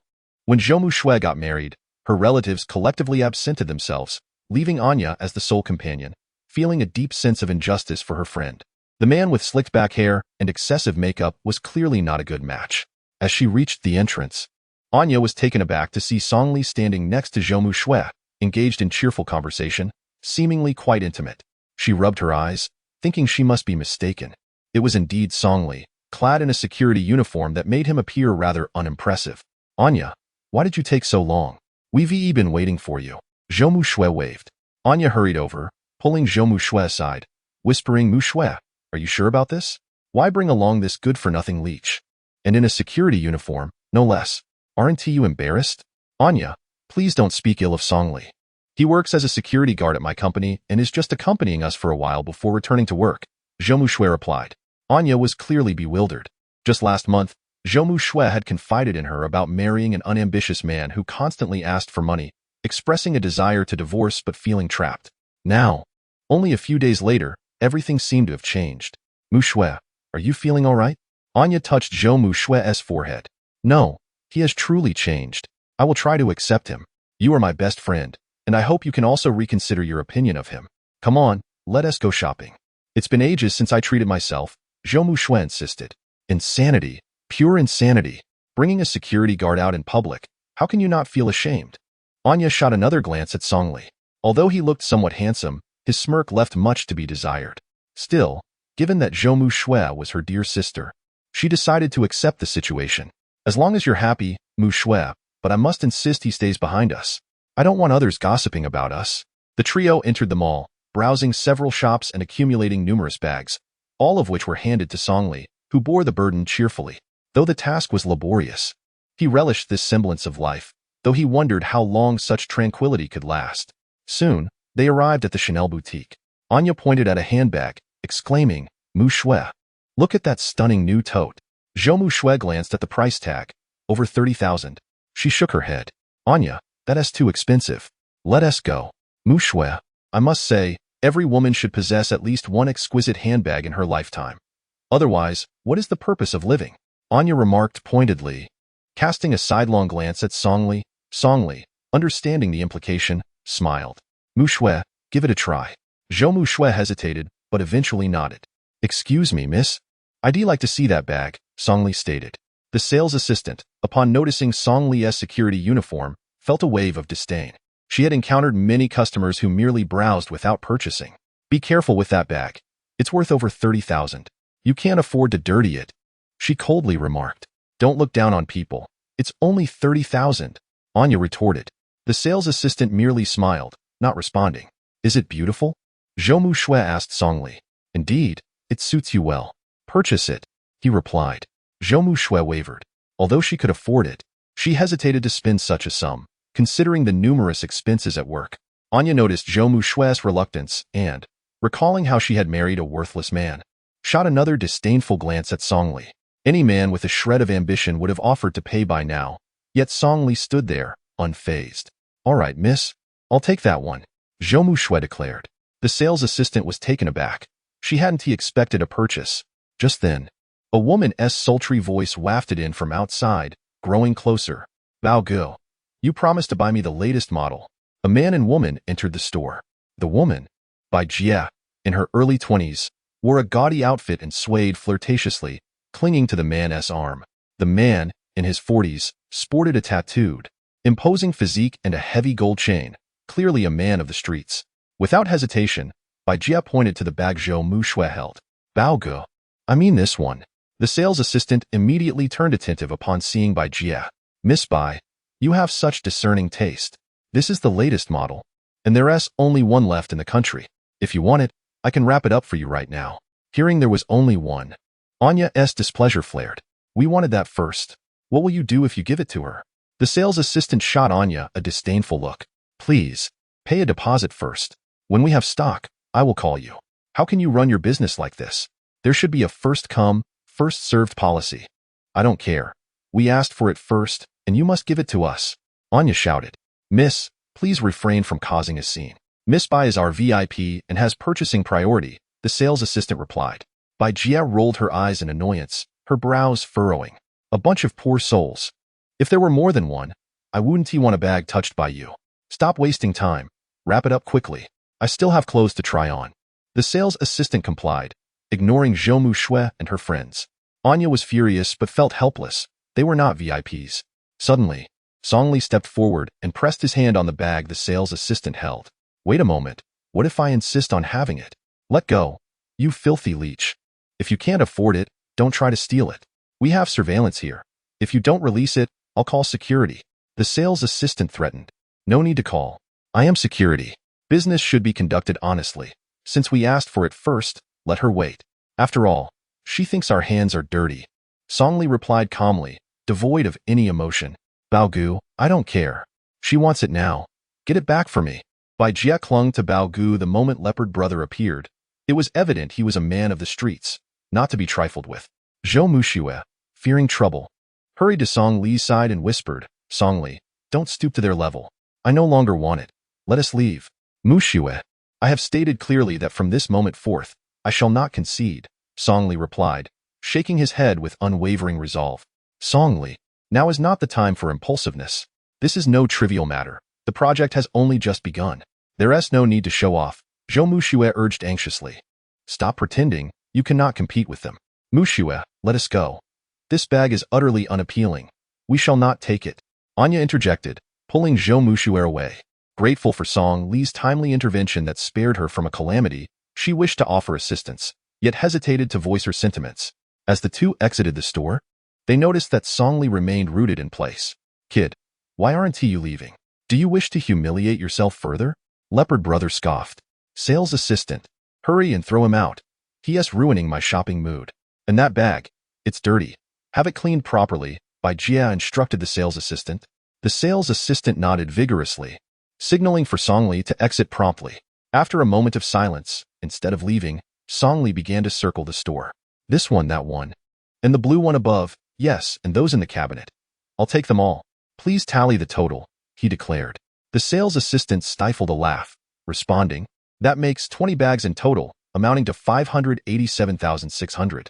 If you're truly purchasing, consider the small change as my treat. Upon hearing the price, Zhou Muxue turned pale. It was clear that this would deplete the company's funds. She wished for Songli to change his mind, but not to become reckless. She rushed over, whispering, have you lost your mind? Where would you find such a sum? Anya shook her head vigorously. She had just begun to form a favorable impression of Songli, only for it to be shattered. A man living off others, ultimately spending Muxue's money. He had the audacity to act grandly, while Muxue might end up bankrupt. Leopard Brother was momentarily taken aback before bursting into laughter. Well then, go ahead and pay. If you settle it on the spot, I shall crawl out of here, I promise. Bai Jie laughed uncontrollably, saying, I've seen boastful men, but never one who blows his own horn to such an extent. Leopard Brother, count me in. If he truly buys, I'll crawl out with you. How will you be paying? The sales assistant inquired, perceiving Songli as merely blusterous. She was eager to witness the outcome. Songli responded with a nonchalant "Oh," pulling out a bank card. Swipe the card. The password is 6/8. Upon witnessing Songli's calm demeanor, Leopard Brother felt a jolt of surprise. Could he truly swipe for 587,000? Anya's expression morphed into one of disbelief as she whispered, Muxue, where did he acquire such a sum? It can't possibly be your card. I don't know. That is indeed his bank card, but even if he had never used it, there's no way he could have that much saved, Zhou Muxue replied. Everyone's gaze shifted to the cash register, including the sales assistant, who felt a twinge of anxiety. She inserted the card into the POS machine and entered the password. Sorry, insufficient balance. Would you like to try another card? She said, smiling awkwardly. As expected, Songli was indeed out of funds. Leopard Brother finally breathed a sigh of relief, deliberately teasing, did you forget to recharge? No worries. I can wait for you. Bai Jie nearly choked with laughter, pointing at Anya. Who among you is his girlfriend? Hurry and break up. This fool is utterly embarrassing. Anya felt overwhelmed, whispering, Muxue, let us go. Ignore him. This is too humiliating. Understanding Songli, Zhou Muxue knew that he would not brandish his card without purpose.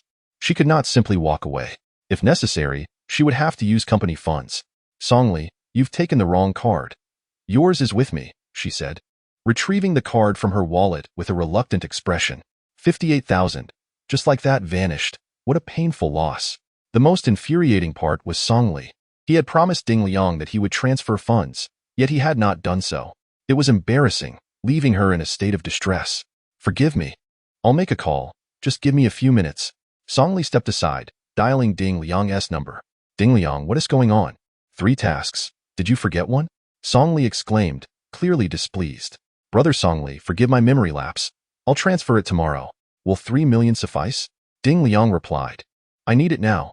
I'm at the Chanel boutique in Winfeng Plaza, waiting for you. Songli concluded the call abruptly. Sir, if you are not purchasing, please leave. Do not linger here, or I will have to call security, the sales assistant declared, losing her patience. Bye, and I'll wait a bit longer. All sales will be credited to your account, Leopard Brother said, initially wishing to avoid further confrontation. However, Bai Jie insisted on witnessing Songli's outcome, forcing him to linger. 20 minutes passed. Just as Leopard Brother was about to lose his patience, a young man rushed in, panting heavily, disheveled and sweating. Leopard Brother intended to make a snide remark, but upon recognizing the young man's face, he was rendered speechless. Ding Liang, the son of Ding Nan, the richest man in the city. Ding Liang readily produced his bank card, instructing the sales assistant to swipe it. Transaction successful. The sales assistant was utterly astounded. This young man swiped without a flicker of hesitation for over 500,000. Songli, buy a bag for my sister-in-law. Should I get a few more? We're friends. No need to be polite. Ding Liang proposed. No need. This transaction is on me, Songli replied. As the two conversed quietly, Leopard Brother began to reconsider. While he could overlook Songli, he could not afford to offend Ding Liang. Let us go, he whispered urgently. I want to leave, Leopard Brother. He merely swiped an extra 20,000. We cannot back down and provide them with amusement, Bai Jie insisted. Leopard Brother wished he could silence this foolish woman. Challenging the son of the wealthiest man in the city was akin to courting death. Shut up and leave at once, he commanded, seizing Bai Jie and dragging her out. This entire scene was witnessed by Anya, who refused to let it end there. Don't leave. Who was it that said they would crawl out of here? Anya shouted. Hearing Anya's voice, Ding Liang inquired about the situation. Without hesitation, Anya embellished the tale of what had transpired. Ding Liang's expression darkened as he beckoned to Leopard Brother with a finger. Who told you to leave? Come here. Leopard Brother dared not offend Ding Liang and approached him respectfully. Young Master Ding, I didn't realize he was your friend. Otherwise, I wouldn't have dared to compete for the bag. It's good that you recognize me. Let the stakes be honored. You know what to do, right? Ding Liang remarked, his tone icy. Understood, young Master Ding. My oversight. I shall crawl out this very moment, Leopard Brother replied, prepared to comply. Just as he was about to get down on the ground, Anya pointed at Bai Jie. What about her? We agreed to crawl out together. I want to crawl. Leopard Brother, why have you given up? It's merely a matter of money. If need be, I'll spend less in the future, Bai Jie whined. Leopard Brother, seething with anger, thought if it weren't for this foolish woman, he wouldn't be in such a humiliating position, nor would he have offended Ding Liang. The more he thought about it, the angrier he became. He slapped her across the face and shouted, What are you? If I say crawl, then crawl. No more nonsense. Bai Jie, terrified by Leopard Brother's fury, felt her heart race. He was her only support, and without him, she would return to a life of hardship. Simultaneously, they both dropped to the ground, crawling out of the Chanel store, inciting a wave of laughter, with passers-by pulling out their phones to capture the moment. Even Leopard Brother and Bai Jie succumbed to their predicament, while the sales assistant, aware of her own shortcomings, hastily packaged everything. Mr. Song, I apologize. My attitude earlier was inappropriate. Song Li waved his hand, clutching his bag, and approached Zhou Mu Shui. Mu Shui, as I have stated before, I will never relent from this moment on. Anything you desire, I shall bestow upon you, Song Li declared earnestly. Zhou Mu Shui felt a surge of emotion within her, suddenly realizing how fortunate she was. Having settled the payment details, Song Li mentioned he would escort Ding Liang for a brief moment before heading back to the company, opting not to accompany the two any further on their shopping excursion. Anya watched Ding Liang depart, her eyes sparkling with admiration. Young, affluent, and charismatic, an ideal partner for marriage. Mu Shui, who is this wealthy fellow? Please introduce him to me. He is the son of Ding Nan, the richest man in Luo City. I suggest you refrain from harboring any designs on him. Be careful, or you may end up with nothing but bones. Chapter 16. A favorable gesture. Song Li and Ding Liang walked side by side, engaging in lively conversation. After observing Ding Liang over the past couple of days, Song Li felt he could be trusted. Beneath his carefree and seemingly frivolous demeanor lay a deep yearning for success. It was time to initiate his plans. Ding Liang, would you be interested in collaborating with me on something grand? Song Li inquired with a smile. Song Li, I have been awaiting your proposition. With your exceptional skills, you are surely destined for greatness. I am eager to work alongside you, Ding Liang responded sincerely. Although his elder brother had relinquished control of Huaxi Plaza, it was solely due to Song Li's healing of their father. Ding Liang wished to step out from his brother's shadow and carve his own path. And Song Li was the perfect ally. Friends like Wu Haoran were merely fair-weather companions. While entertaining, they were of no use in critical times. Ding Liang was acutely aware of who could assist him, which is why he pretended not to know Wu Haoran the previous night. Ding Liang, I fear you may lack the courage, Song Li stated solemnly. You need not worry, for aside from my brother, there is nothing in this world that instills fear in me. Friends in our line of work are not to be taken lightly. Ding Liang took pride in this. He had connections in both the legal and illegal spheres of Luo City. No matter where he roamed, he commanded respect, except in the northern district, which belonged to Haoyan Group. I will reveal my true identity to you in due time. My current plan is to have you absorb Haoyan Group. I may be unable to act directly for now, but I can mobilize all my resources to support you. Ding Liang's eyes widened in disbelief. Haoyan Group was one of the three major collectives in Luo City. Although not as prominent as his own family, it possessed substantial assets. More daunting still was the formidable force behind Haoyan Group. Song Li, are you certain you wish to take on Haoyan Group? Do you realize? If you are afraid, now is the time to withdraw. I can pretend this conversation never occurred, but do not seek me out in the future. Song Li employed a tactic of retreat to compel Ding Liang to commit. Confronting the Song family from Yinjing required immense courage and conviction. He had no interest in indecisive individuals, as they could jeopardize everything when it mattered most. Liga, I will stand by you. If I miss this opportunity, I shall forever remain in my brother's shadow. I refuse to live my life known merely as Ding Sheng's brother. Ding Liang's gaze was resolute. He had made up his mind without regret. Satisfied, Song Li leaned closer to Ding Liang and whispered a few words. Ding Liang was taken aback. Merely hearing a fragment of the plan ignited a fervor within him. He had indeed chosen the right partner. One operated in the light, the other in the shadows. A tempest was about to sweep through Luo City.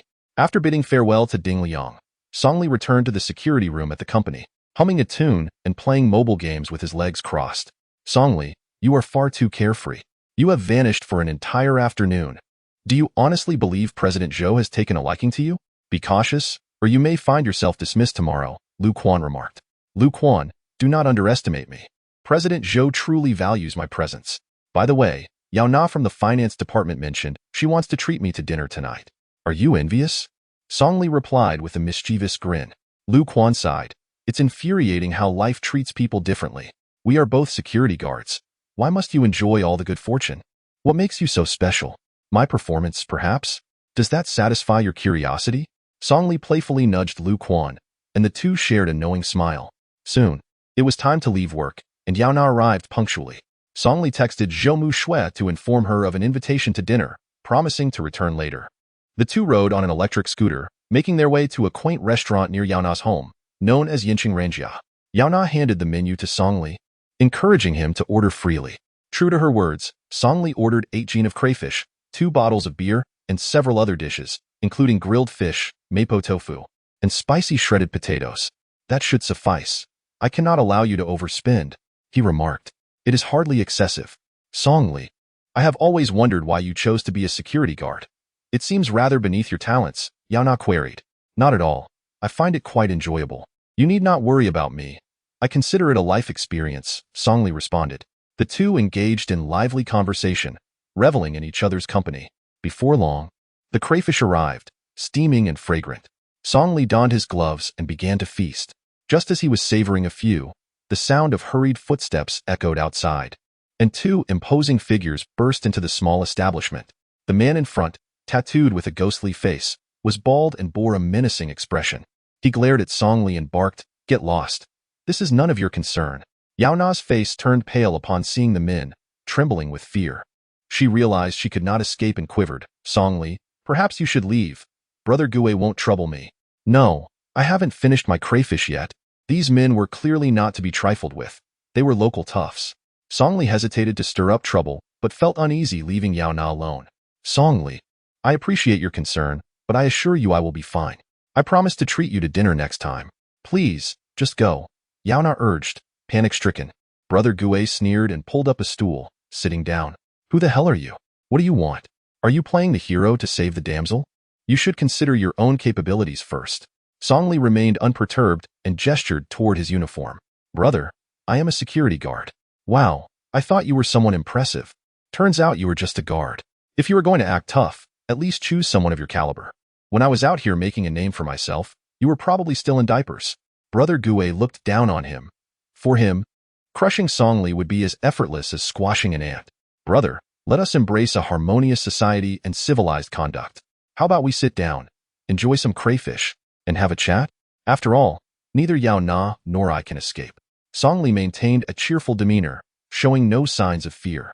Brother Gue, having encountered all sorts of people in his travels, found it odd that a regular person would invite him to dine. He was uncertain about Song Li's true nature, pondering whether he was merely putting on a show. Before long, the server brought out the dishes, and Song Li opened 2 bottles of beer. They began to drink, toasting each other. Yao Na watched in astonishment, unable to utter a word. It was surreal to see such a ruthless figure like Brother Gue being charmed into sitting down for a meal and drinking together with Song Li. Brother Gue, may I ask about Yao Na's situation? Ding Liang inquired. We are civilized individuals. She borrowed money from our company and has failed to repay it. With interest. The total amounts to 300,000. What do you think? Song Li was taken aback. Yao Na seemed so innocent and proper. Yet she was involved in underground lending. No wonder she was so eager to find work. It was not me who borrowed. I was deceived by my boyfriend, Yao Na explained. So, you intend to default? It matters not if you were deceived. You signed the contract, and you are responsible for the debt. Brother Gue, I truly have no money, but I have secured a new job. Please grant me a little time, and I will repay the debt. Enough of this nonsense. Either repay the debt or accompany me. I will arrange a well-paying job for you. Within a month, you will have repaid the amount. Upon overhearing their exchange, Songli grasped the situation. 300,000 is no trifling sum, and with compounded interest, the longer Yao Na delays, the more she will owe. Perhaps it is best to flee. After all, he and Yao Na had only recently met, and there was no obligation to defend her. However, if he were to abandon her, it would spell her doom. Although he could easily deal with Gu, such matters should be resolved by those accustomed to the underworld's ways. After much contemplation, Songli sent a location to a friend on WeChat. Brother, I can see you value loyalty. 300,000. Think carefully. Is this woman worth such a price? Songli scrutinized Yao Na. She possessed an appealing figure and a delicate visage. Yet, to claim she was worth 300,000 would be an exaggeration. Glega, how about this? Grant me a favor, and I assure you that Yao Na will repay this debt, but please allow her a little time. Songli wished to avoid unnecessary trouble, yet when he met Yao Na's helpless gaze, compassion stirred within him. In the past, his kindness had led to his family's ruin. Yet 3 years had passed, and he found himself unable to harden his heart. Gu paused momentarily, quickly realizing that Songli was merely trying to deceive him. He seized a bottle from the table and, without hesitation, smashed it over Songli's head, shouting, "You pitiful security guard! What face do you have?" The sound of shattering glass echoed. Songli remained unfazed, casually brushed his hand over the spot, noting that his head was remarkably sturdy. He had not drawn blood. With a smile, he replied, Gu, now that you've smashed it, can you grant me a favor? Are you insane? Acting tough in front of me? Your face is worth nothing.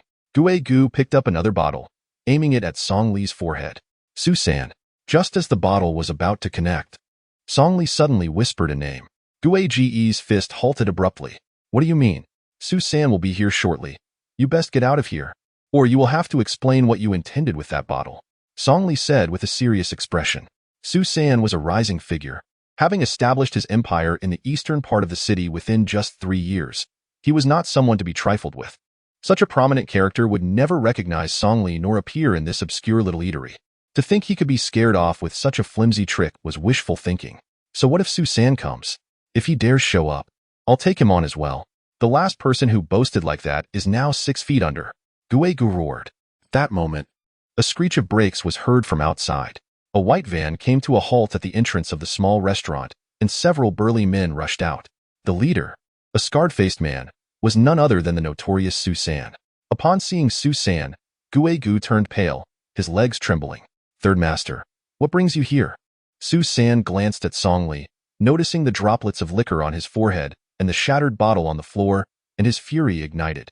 He launched a kick into Gui's abdomen. What the hell do you think you're doing with that bottle? Susan shouted. Gu, merely a collector, was no match for Susan, the tyrant of the Eastern District. He fell to his knees, trembling in terror. Big brother. He said he wanted to practice headbutting. Songli laughed. Susan, understanding Songli's intent to keep their connection discreet, smirked. Headbutting, is it? Let me see you practice. Susan pulled up a stool and ordered his men to clear the customers out. Gu, trembling, dared not resist. With a determined heart, he smashed the bottle against his own head. The sound of shattering glass filled the air, and though his bald head remained intact, he did not bleed. Third Master, I was wrong. Gu begged, bowing low. Not a bad headbutt, boss. Bring me another case of beer. The owner, aware of the danger these men posed, complied quickly, delivering a case of premium beer. Susan seized a bottle, smashing it down with a roar. So you want to practice headbutting? Huh? I'll let you practice. The bottle shattered against Gui's head, which, despite the blow, remained resilient. Well, this is interesting. You really can take a hit? Susan, now intrigued, continued smashing bottle after bottle, until finally, Gui's head was bloodied. Gu, battered and silent, felt fortunate to escape with his life from this calamity. Friend, want to try headbutting? It's quite entertaining. Susan teased, holding up a bottle, inviting Songli to take revenge. Though Gu had been threatening moments before, seeing his current state softened Yao Na's heart, and she quickly grasped Songli's arm. Songli, no. You might kill him. She pleaded, shaking her head. Big brother, I am a civilized person. I wouldn't resort to such barbaric actions. Song Li firmly declined. Susan, comprehending Song Li's position, delivered another harsh kick to Gue Gu. Get him tied up. Several henchmen surged forward, tossing bags over Gue Gu and his minions, treating them like refuse as they heaved them into the van. Throughout the ordeal, Gue Gu complied without struggle. The group arrived swiftly and departed just as quickly. Before Yao Na could comprehend what had transpired, the van had vanished into the distance. Song Li, what just happened? Who were those people? They were terrifying. Yao Na gazed at the bloodstains on the ground, fear gripping her heart. I don't know. Perhaps they were just passing by and chose to intervene. By the way, what is the story with the 300,000? That's not an insignificant amount, Song Li inquired. Yao Na, reluctant to discuss the financial matter, shook her head, diverting the conversation. Song Li, are you all right?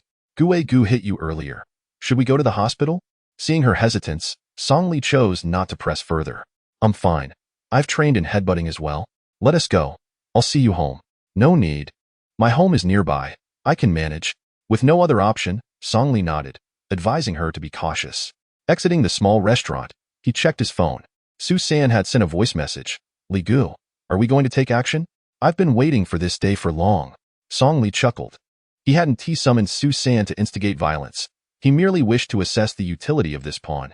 The result pleased him. Saving Susan had not been in vain. Riding his electric bike home, Song Li entered to find Zhou Mu Shui seated in the living room. You're back. I saved your favorite sweet and sour ribs for you. Song Li acknowledged with a nod, taking a seat. Though he was already full, he still helped himself to a few pieces. What is this? Our beautiful Yao didn't tea fill you up, yet you're still hungry? Zhou Mu Shui smiled faintly. Song Li blinked, momentarily taken aback. Women's intuition is indeed keen. He had only mentioned dining out, yet she could deduce he had been with Yao Na. Oh, just some home-cooked dishes. I really wasn't full. Song Li replied. Curious, are we? That perfume is quite strong. Make sure to shower later. Zhou Mu Shui shot him a knowing glance. Perfume? Where did that come from? Was Mu Shui's nose really that sharp? Feeling embarrassed, Song Li swiftly changed the subject. Mu Shui, if Zhou Tong shows up tonight, please don't come out. I'll handle them. Zhou Mu Shui nodded, rising to return to her room. After enjoying a hearty meal, Song Li reclined in the living room, watching television. A half-hour later, the doorbell rang. Ding dong, ding dong. Shin Qin hurried from the kitchen to answer the door, revealing Zhou Tong and his son standing outside, holding a cheap gift box. What do you want? You're not welcome here. Shin Qin fumed. After finally securing the project, these two had brazenly intervened, even usurping Mu Shui's control. Song Li found them distasteful, but they were nowhere near as loathsome as these so-called relatives. Sister-in-law, please do not be upset. There may be a misunderstanding here. We are looking for Mu Shui. She hasn't answered her phone all day. Who is your sister-in-law? Don't get too familiar. Shin Qin snorted coldly. Song Li stood up, a smile gracing his face as he approached. Tong Gu, I heard the old man is quite angry. What have you done to him? This isn't something I would expect from someone as sycophantic as you. Song Li, who are you calling a sycophant? Was it you who hung up on me this afternoon? Zhou Tong's expression was one of displeasure. No, I accidentally pressed the button. What's the matter? Not satisfied? Song Li replied. His arrogant demeanor completely infuriated Zhou Tong, who instantly forgot his original purpose and swung a fist at Song Li. You worthless fool. Who do you think you are to hang up on me? Smack. The punch landed squarely in Song Li's palm. With a swift movement, Song Li twisted Zhou Tong's arm, sending a sharp pain through him, causing Zhou Tong's face to change. Let go, Song Li. You bastard. Let me go. Zhou Tong pleaded desperately. He never expected that Song Li would not only retaliate but also possess such strength. Zhou Shuhai, witnessing his son in distress, shouted, Song Li, let go quickly. You are hurting Zhou Tong. Let's talk things over peacefully. No need for violence. Zhou Shuhai was taken aback. This usually carefree fool was unexpectedly assertive today and even dared to fight back. Just then, Zhou Dahai returned home. Upon seeing the commotion at the door, he was filled with astonishment. Zhou Shuhai, regaining his authoritative demeanor, bellowed, Dahai, your son-in-law has become quite bold, resorting to violence. What kind of upbringing is this? Zhou Dahai, who had always feared his elder brother, replied anxiously, Song Li, let go first. Let's go inside and discuss this calmly. Surely, there is a misunderstanding. Shin Qin, observing Zhou Dahai's cowardice, was infuriated. She despised Songli, but Zhou Tong and his father were even more despicable, shamelessly stealing their project. She relished the thought of Zhou Tong suffering a bit longer. Songli, do not let go.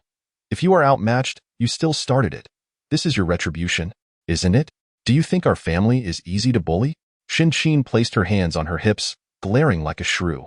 Shin-Chin, do not go too far. Zhou Shuhai urged. Indeed, we are all family. Let us discuss this inside, Zhou Dehai suggested softly. Torn between his wife and elder brother, he found himself in a difficult position. Who considers them family? Get lost. Our family does not welcome you. Shin-Chin persisted, showing no respect for Zhou Shuhai. By the way, brother, what brings you to our home? Zhou Dehai inquired. It had been over a decade since his elder brother last visited, and today seemed like an anomaly, not only coming with his son, but also bringing gifts. This one question left both father and son speechless. Dad, you just returned from your business trip and are unaware of the situation at the company. They are using the agreement you signed to seize control of the project and have driven Mu Shui away. I suspect President Ding is furious, which is why they have come to plead with Mu Shui now. They did not speak, so Songli spoke on their behalf. Brother, is this true? Zhou Dehai asked. Of course it is true. If they have the ability to seize the project, let them negotiate with President Ding themselves. Our Mu Shui is unwell and will not see anyone. Shin-Chin sneered. Zhou Shuhai, seeing Shin-Chin and Songli aligned, realized he would not gain any favor and could only concede, whispering, Dehai, we were wrong this time. I apologize. I brought a gift. Please accept it. Zhou Dehai was utterly bewildered. Throughout his life, he had only been on the receiving end of scolding, never expecting a day would come when his elder brother would apologize to him. A nutritional gift box hardly seemed worthy of being called a gift. Do they think we are beggars? Shin-Chin bluntly tossed the gift outside. Do not go too far. My father and I have already apologized. What more do you want? Don't take our kindness for weakness. Zhou Tong, unable to contain himself, shouted despite his injured arm. Songli scoffed, pushing Zhou Tong hard. Zhou Tong stumbled back, landing squarely on the gift box, crushing it to pieces. An apology should carry the weight of an apology. Mu Shui is unwell. You should leave now. Call her only when you come to your senses. Without further ado, Songli locked Zhou Tong and his father outside. Zhou Dehai, bewildered, murmured, this may not be appropriate. After all, he is my elder brother. Perhaps we should just let it go. Fool. In such a moment, you still think of them? I must have been blind. And you, Songli, what is there to be proud of? If you weren't so useless, would they dare to bully our Mu Shui like this? With the immediate threat gone, Shin-Chin returned to her original demeanor, the united front shattering in an instant. Songli, indifferent, hummed a tune as he returned to his room. Zhou Tong and his father returned to their car, utterly dejected. Zhou Yunqi had been waiting in the car, asking, Dad, brother, how did it go? Did that wretched Mu Shui agree to return? Don't mention it. We'll buy some valuable gifts tomorrow. After living a lifetime, I let the third one ride on top of me, Zhou Shuhai sighed. Dad, don't go. It's clear they are setting us up. So what if it's the contract for Huaxi Plaza? What is so special about it? There are other families in Luoqing besides the Ding family. This revelation jolted Zhou Tong awake. Indeed, Luoqing was not limited to the Ding family. There was also the Wu family of Zhongqing Pharmaceuticals. An hour later, at the New Island CAF, Wu Haoran entered box 321, where a man and a woman awaited him. Haoran, you're here, Zhou Tong exclaimed. Zhou Tong, what is so urgent that it couldn't be discussed over the phone? Wu Haoran replied, displeased. He had taken a kick from Songli, and his injury had yet to heal. Walking caused him pain in his chest. I called you here to discuss a significant matter. What matter? Haoran, you can forget about Mu Shui. She would rather be with that useless Songli than choose you. What do you think of my sister, Yunqi? Zhou Tong leaned in close to Wu Haoran, whispering a few words. Wu Haoran's eyes widened in disbelief. However, despite Zhou Yunqi's slightly lesser figure, she was indeed quite lovely, and he found her appealing. Zhou Yunqi, noticing Wu Haoran's gaze, smiled alluringly and boldly took his arm. That moment, her mind was set on one thing. On the 20th of May, she would make that wretched Mu Shui know what regret truly meant. Chapter 18. An impressive betrothal gift. Early the next morning, Zhou Mu Shui received a call from her grandfather. The old man stated that Zhou Tong was prepared to apologize, and it would be in front of the entire family, signifying his sincerity, hoping to earn Mu Shui's forgiveness. The apology was to take place at the Zhou family's ancestral home, where the grandfather resided. When Zhou Mu Shui and her family arrived, the atmosphere was lively. The Zhou family had gathered once more, but this time it was not to witness the humiliation of Zhou Dahai's family. Rather, they awaited the apology from Zhou Shuhai's family. After decades of arrogance, the eldest family was now poised to apologize, and the recipient was none other than Zhou Mu Shui. Grandfather Zhou sat in the main seat. Speaking with a grave tone, Shuhai, Zhou Tong, everyone is here. You may now apologize to Mu Shui. All the relatives turned their attention to Zhou Tong and his father, quietly discussing among themselves. Had they known it would come to this, they would have acted differently. This is the consequence of trying to steal without success. They deserve it. Yet Zhou Tong remained unfazed, stepping forward to Zhou Mu Shui. Mu Shui, we can return the Jiqiang building materials to you, but as for our family apologizing to you, sorry, that will never happen in this lifetime. Zhou Tong sneered, his voice loud enough for everyone to hear. Instantly, the room erupted in murmurs, with relatives whispering to one another. Xinqin, in particular, was furious beyond measure. She had come to witness her brother's family apologize, not to be insulted. Zhou Tong's attitude was clearly one of refusal to apologize. Mu Shui, let's leave. There is no point in discussing this. Whoever wants to take over can do so. We will not involve ourselves with the Huaxi Plaza project. Xinqin urged Zhou Mu Shui to leave, causing grandfather Zhou to panic.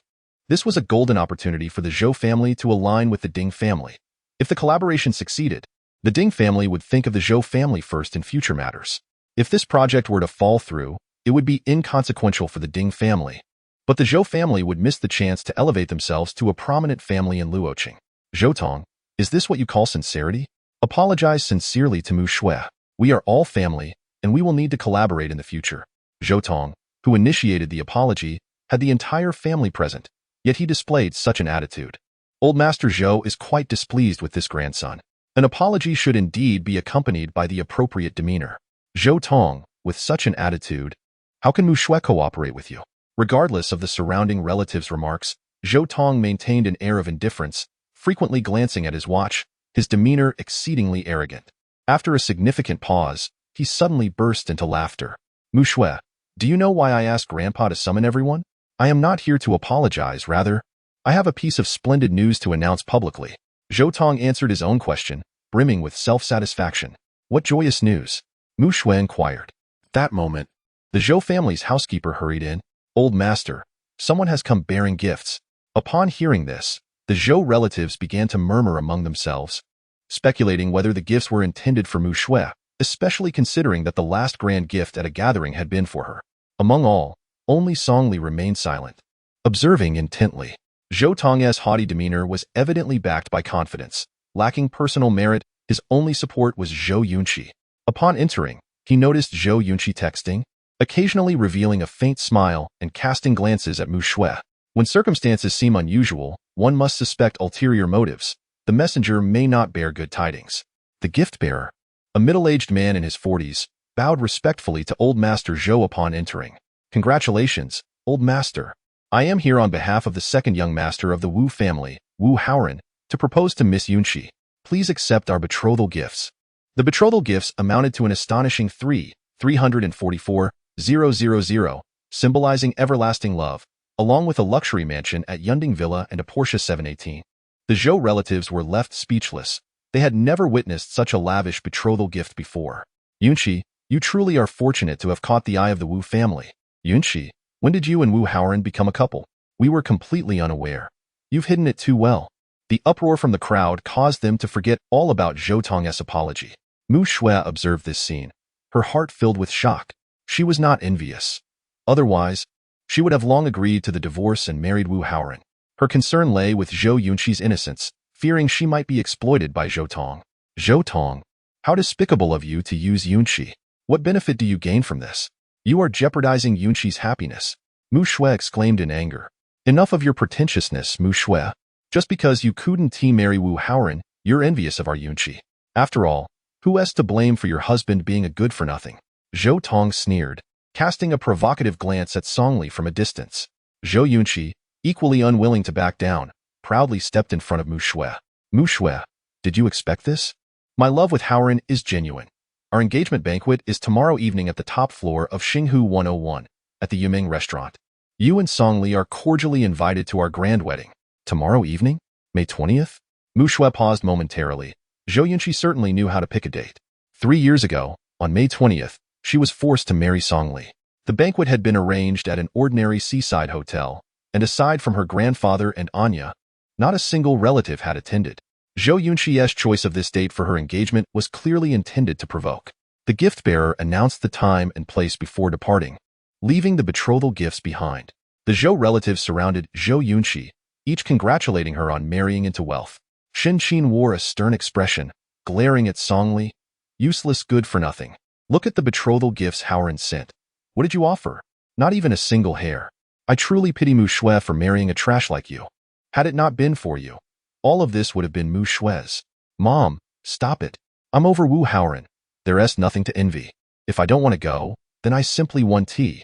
Though she asserted she wouldn't attend, her heart was still troubled. Such is the nature of a woman. Songli observed this, feeling a deep sense of empathy. Zhou Tong's move was indeed ruthless. Which woman does not desire to appear beautiful, and who does not yearn for a perfect wedding? Mu Shui, being a woman, would undoubtedly feel discontent. Thus, the matter of the apology remained unresolved, and with the Wu family backing him, Zhou Tong had no need to bow to Mu Shui. Upon returning home, Zhou Dehai remained silent, while Shen Qin continued her tirade. Mu Shui, feeling dejected, locked herself in her bedroom without speaking. Songli entered the room softly, asking Mu Shui, "Are you envious?" "Ah, not envious. What is there to envy? It's just an engagement. It's the same old routine." Mu Shui replied dismissively. "I understand. I'll step out for a moment," Songli said. Mu Shui merely acknowledged him with a sound, ignoring his presence. Alone, Songli descended the stairs and drove to Xinghu 101. This building is the most renowned landmark in Luoqing, situated in the most bustling area of the city, standing at 190 meters tall, offering a panoramic view of the city's nightscape. Upon exiting the elevator, Songli hurried towards the K Kai restaurant located on the west side of the top floor. Though K Kai may not be as famous as Yunming, it is still a high-end brand, and soon a female manager in her 40s approached to greet him. She appeared well-maintained, with fair skin and dressed in formal black attire, exuding a friendly demeanor. "Sir, how may I assist you?" the manager inquired. "Hello, I would like to reserve the K Kai restaurant for tomorrow evening, as Wu Howren has booked the Yuming restaurant." "I wish to secure your venue," Songli replied. "No problem, sir. However, the cost is quite high. Please provide a deposit of 200,000, and we can discuss the details further," the manager responded promptly. Songli nodded, swiftly going to the front desk to make the payment without a flicker of hesitation. After settling the payment, he clarified the arrangements with the manager before hurrying off. The young receptionist watched him leave, her expression one of infatuation. "Manager, who was that? He is such a tycoon, paying 200,000 without batting an eye. I envy his wife. Oh, how I wish I could meet someone like that. Handsome, wealthy, and then there's Zhou Yunxi, marrying into the Wu family. She is so lucky. You all, stop daydreaming and get back to work," the manager chided, seeing the receptionist lost in admiration. Although the man had departed, she still pondered his intentions. He neither left the names of the bride and groom nor the guest list, merely instructing her to arrange the setting in accordance with Yunming's style. What could he possibly be planning? Chapter 19. The calm before the storm. At 7:10 p.m., Songli had yet to return.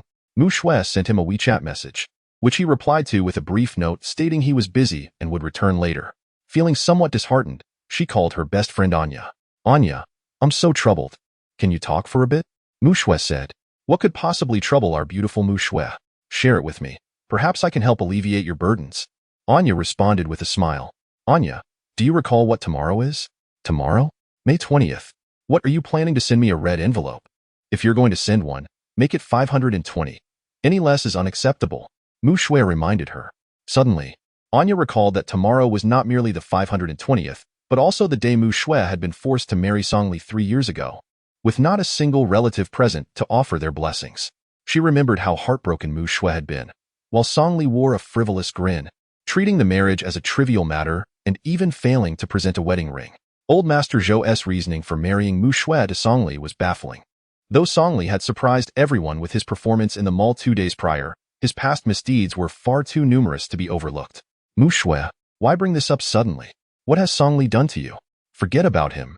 Yunqi is getting engaged to Howren tomorrow evening at the top floor of Xinghu 101 in the Yuming restaurant, and she invited me and Songli to attend their grand engagement ceremony. Yunqi, that contemptible wretch, is truly insidious. Is she not merely pouring salt into your wounds? When did she and Wu Haoran become entwined? What audacity! Anya exclaimed in anger. What should I do? Should I go or not? This dilemma is rather pragmatic.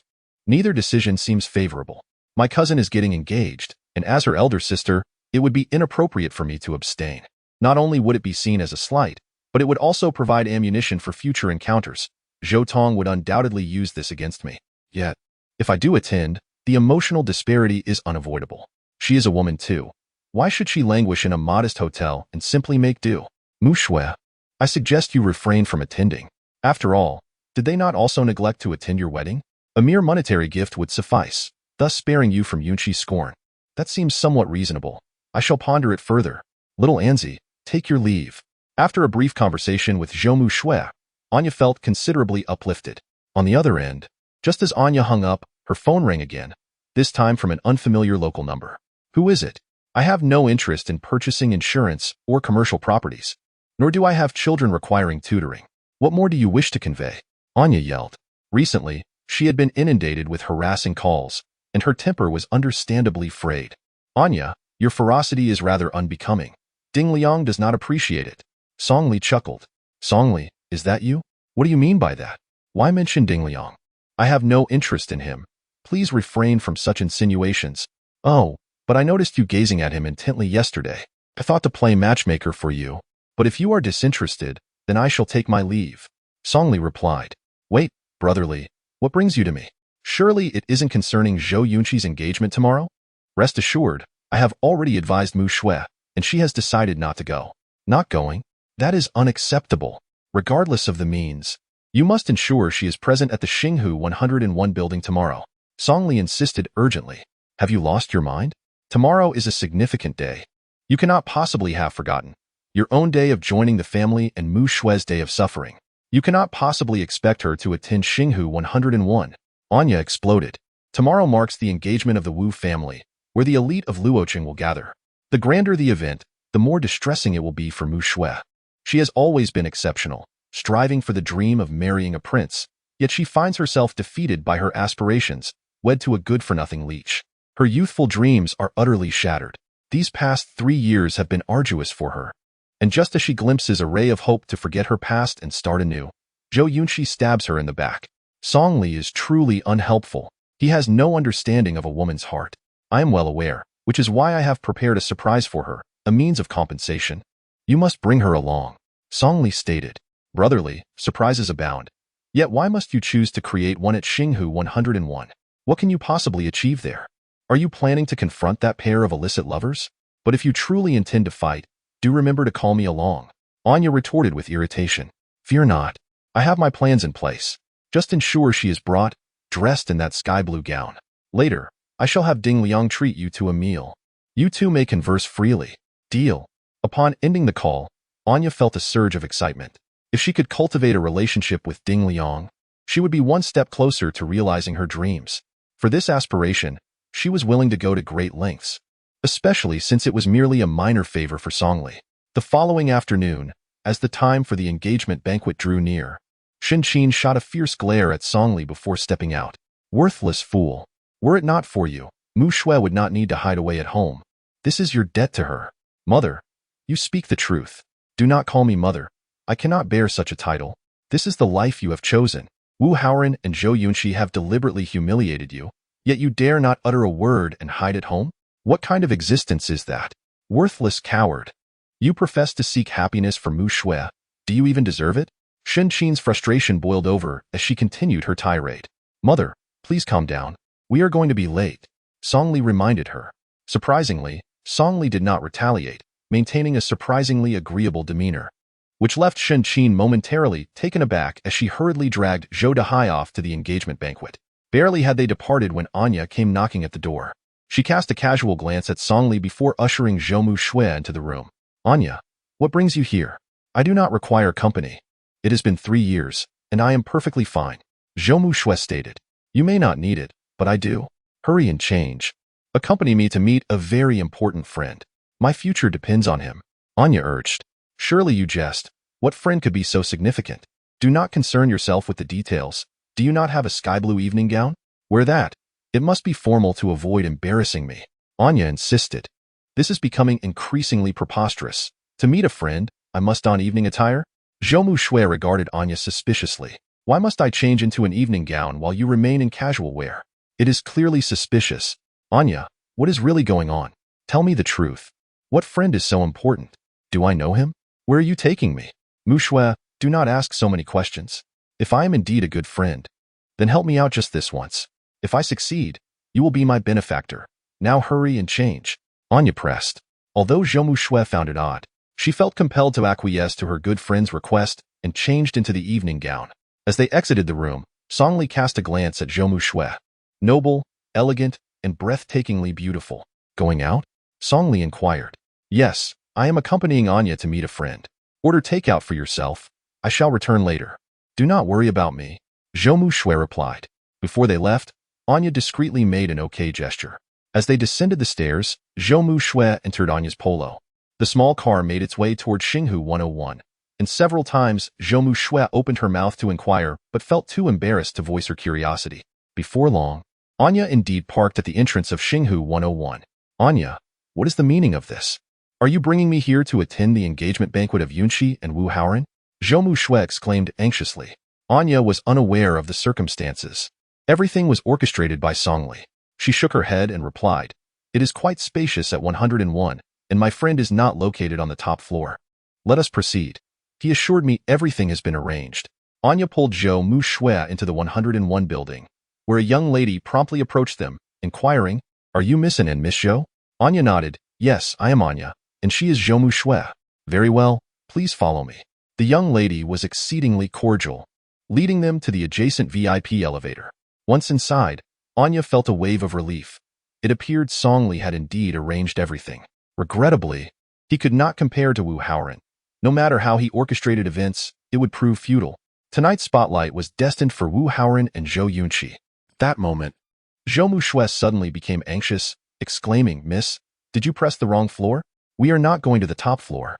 Chapter 20. Under the spotlight I have made no error. My task is to take you to the top floor. Rest assured, I will not misstep.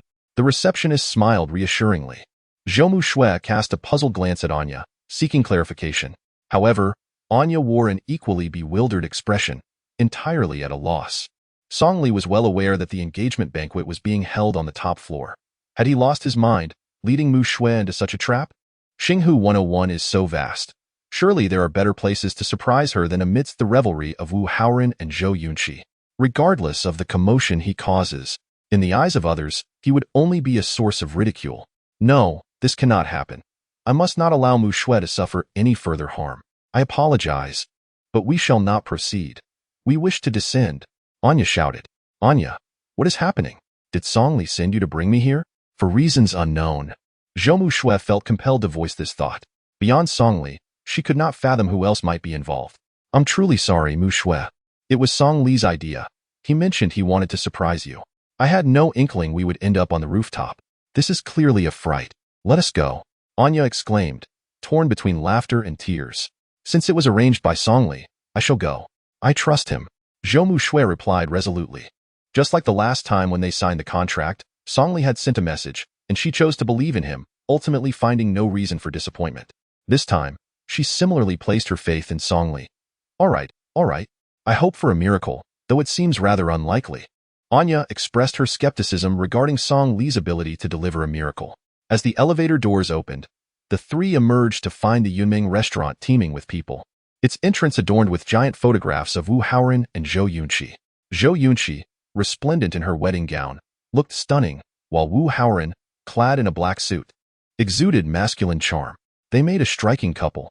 Zhou Mushui sighed softly, filled with mixed emotions. This was what she had longed for. This was the dream of every woman. Once, everything had been within her grasp with just a word, but the moment she chose Songli, such a life slipped away.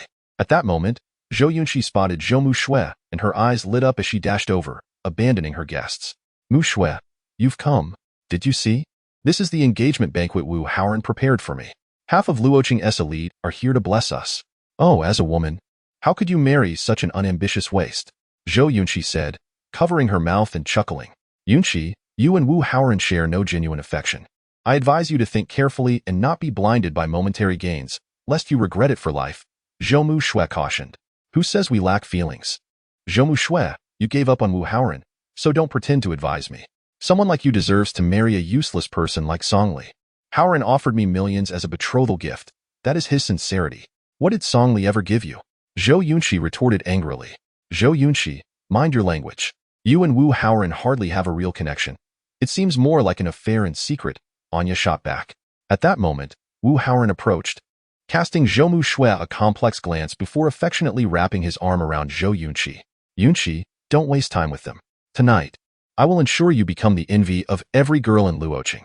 With that, Wu Haoran and Zhou Yunqi departed, their demeanor cold and unrecognizable from before. Thank goodness you didn't end up with that scoundrel, who professes love, only to turn around and be with that wretched Zhou Yunqi, Anya remarked. Let us not speak of it. After all, I am married. Who he chooses to be with is his freedom. I just hope he doesn't deceive Yunqi. Let us head inside, Zhou Mu Shui sighed, preparing herself for the ridicule of relatives. However, before they could take 2 steps, the hostess stopped them. Miss Zhou, this way. Please. Both Zhou Mu Shui and Anya were bewildered. Following the hostess, they entered the Konghai restaurant. The doors were shut, and the interior was shrouded in darkness. Hello. Did we come to the wrong place? Zhou Mu Shui inquired. No, my task is to bring you here. The hostess produced a key, opened the grand door, and gestured for them to enter. Hand in hand, Zhou Mu Shui and Anya stepped into the restaurant, and the lights instantly illuminated the space, revealing an arrangement identical to Yunming. An elegant melody filled the air as several waiters emerged, presenting a gigantic photograph of Zhou Mu Shui clad in a sky-blue evening gown. Zhou Mu Shui vividly remembered that night at the Outstanding Young Entrepreneurs Gala. Indeed, this was a surprise. Zhou Mu Shui smiled, finding Songli adorably foolish. So this is the surprise. Quite well done, albeit a tad lonely compared to the bustling crowd at Wu Haoran's side, Anya sighed. It matters not. Songli's intention is what counts. Where is he, though? Zhou Mu Shui wondered aloud. Just then, the loudspeaker of the 101 building crackled to life. Miss Zhou Mu Shui, today marks the 3rd anniversary of your marriage to Mr. Songli. Over these 3 years, he has disappointed you and made you endure hardships. However, today, 3 years later, Mr. Songli has awakened. Before all your friends and family, he will make the most heartfelt confession and promise to you. As the announcement concluded, the crowd at Yunming restaurant surged. All the distinguished guests invited by the Wu family suddenly rose in unison, bidding farewell and heading towards Konghai restaurant. One by one, nearly all the dignitaries, save for the Zhou and Wu families, poured into Konghai restaurant. Wu Haoran and Zhou Yunqi stood motionless, unable to comprehend the sudden turn of events. They hadn't even had the chance to deliver their ceremonial words, and no one lingered despite their pleas.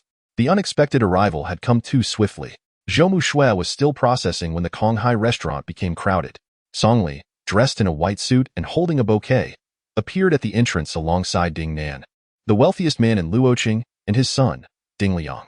Kneeling before Zhou Mu Shui, Songli produced a gift box. Mu Shui, I apologize for the grievances you've endured these past 3 years. From today onward, our wedding anniversary shall no longer be a day of suffering for you. Trust me, I will make you the happiest woman in the world. As he opened the box to reveal a dazzling diamond ring, thunderous applause erupted from the crowd, showering blessings upon the couple. Zhou Mu Shui's eyes glistened with tears as she accepted the ring from Song Li's hand. It appeared light yet felt weighty with significance. I believe in you. Anya, beside her, was moved to tears, finally recognizing that the hardships Zhou Mu Shui had faced over the past 3 years had been worthwhile. Despite Ding Liang's assistance, Mu Shui was finally happy, and tonight, all eyes were on her. Kiss her. Kiss her. Ding Liang urged. And Zhou Mu Shui's cheeks flushed as she slowly closed her eyes. Song Li embraced Zhou Mu Shui and pressed his lips against hers. The restaurant erupted in applause. A cacophony of joy, as all celebrated Song Li and Zhou Mu Shui, neglecting the originally intended stars of the evening, Wu Haoran and Zhou Yunqi. Standing at a distance, the two watched as their guests were drawn to Song Li's side, their expressions filled with fury. Zhou Yunqi bit her lip, resentment boiling within her. She had anticipated being the envy of Luoqing's women, only to have the spotlight stolen by Zhou Mu Shui. Tomorrow's headlines would surely turn her into a laughingstock. As the festivities concluded and they returned home, Shun Qin wore an expression of excitement, endlessly praising Song Li for his excellent handling of the evening. remarking how the faces of Zhou Tong and his son turned green as guests departed. Zhou Mushui found solace in her mother's lack of confrontation with Song Li. Back in her room, Zhou Mushui examined the diamond ring, her eyes filled with skepticism. Song Li, tell me the truth. Where did you acquire such wealth? Renting the restaurant, purchasing the ring, and those designer bags worth hundreds of thousands. What is your relationship with Ding Liang? Did he fund all of this? Chapter 21. Heart racing, my dear. Tonight marks our wedding anniversary. Can we refrain from discussing anything mundane and instead indulge in matters of romance? We can address other issues later, Song Li replied playfully with a grin. Zhou Mushui considered this. Having just been moved, it indeed felt inappropriate to delve into the details now. Song Li, do you get cold sleeping on the floor at night? She suddenly asked. Not at all. I've grown accustomed to it, Song Li instinctively responded, immediately regretting his words. He wished he could slap himself for failing to grasp the underlying meaning in her question. Wife, I strongly insist on a do-over, Song Li declared with gravitas, raising his left hand in mock seriousness. Zhou Mushui was amused by Song Li's antics and replied, All right, go take a shower. You can sleep in my bed tonight, but remember, you must not act recklessly without my permission. Song Li hastily agreed and rushed to the bathroom with 2 pieces of clothing. In just a few short days, Song Li had changed dramatically. Had he not appeared so carefree back then, she would have been much harsher with him. Fortunately, it was not too late to mend the situation. While Zhou Mushui was lost in her thoughts, her close friend Anya called. Mushui, my heart is in turmoil. You must save me, boo-hoo. Anya pretended to cry dramatically. What happened, you little girl? Are you perhaps smitten? Zhou Mushui chuckled. What is the relationship between your Song Li and Ding Liang? Tonight moved me so much. I don't care. Where's Song Li? He promised to matchmake me with Mr. Ding. Anya urged. I'm not entirely sure. Song Li mentioned that Ding Liang is a subordinate in his game, often teaming up with him for quests. Zhou Mushui replied. Subordinate? That's good. What game is it? I want to play too. Anya exclaimed. Anya, you can't seriously be thinking of pursuing Ding Liang. I mean, no offense, but the disparity is too great. And from what I know, Ding Liang enjoys a lavish lifestyle, which isn't suitable for you. Zhou Mushui cautioned. Mushui, you know my lifelong dream is to return to the lakeside villa area one day. As a best friend, you must help me, Anya said earnestly. Zhou Mushui had known Anya for many years and was well aware of her family circumstances.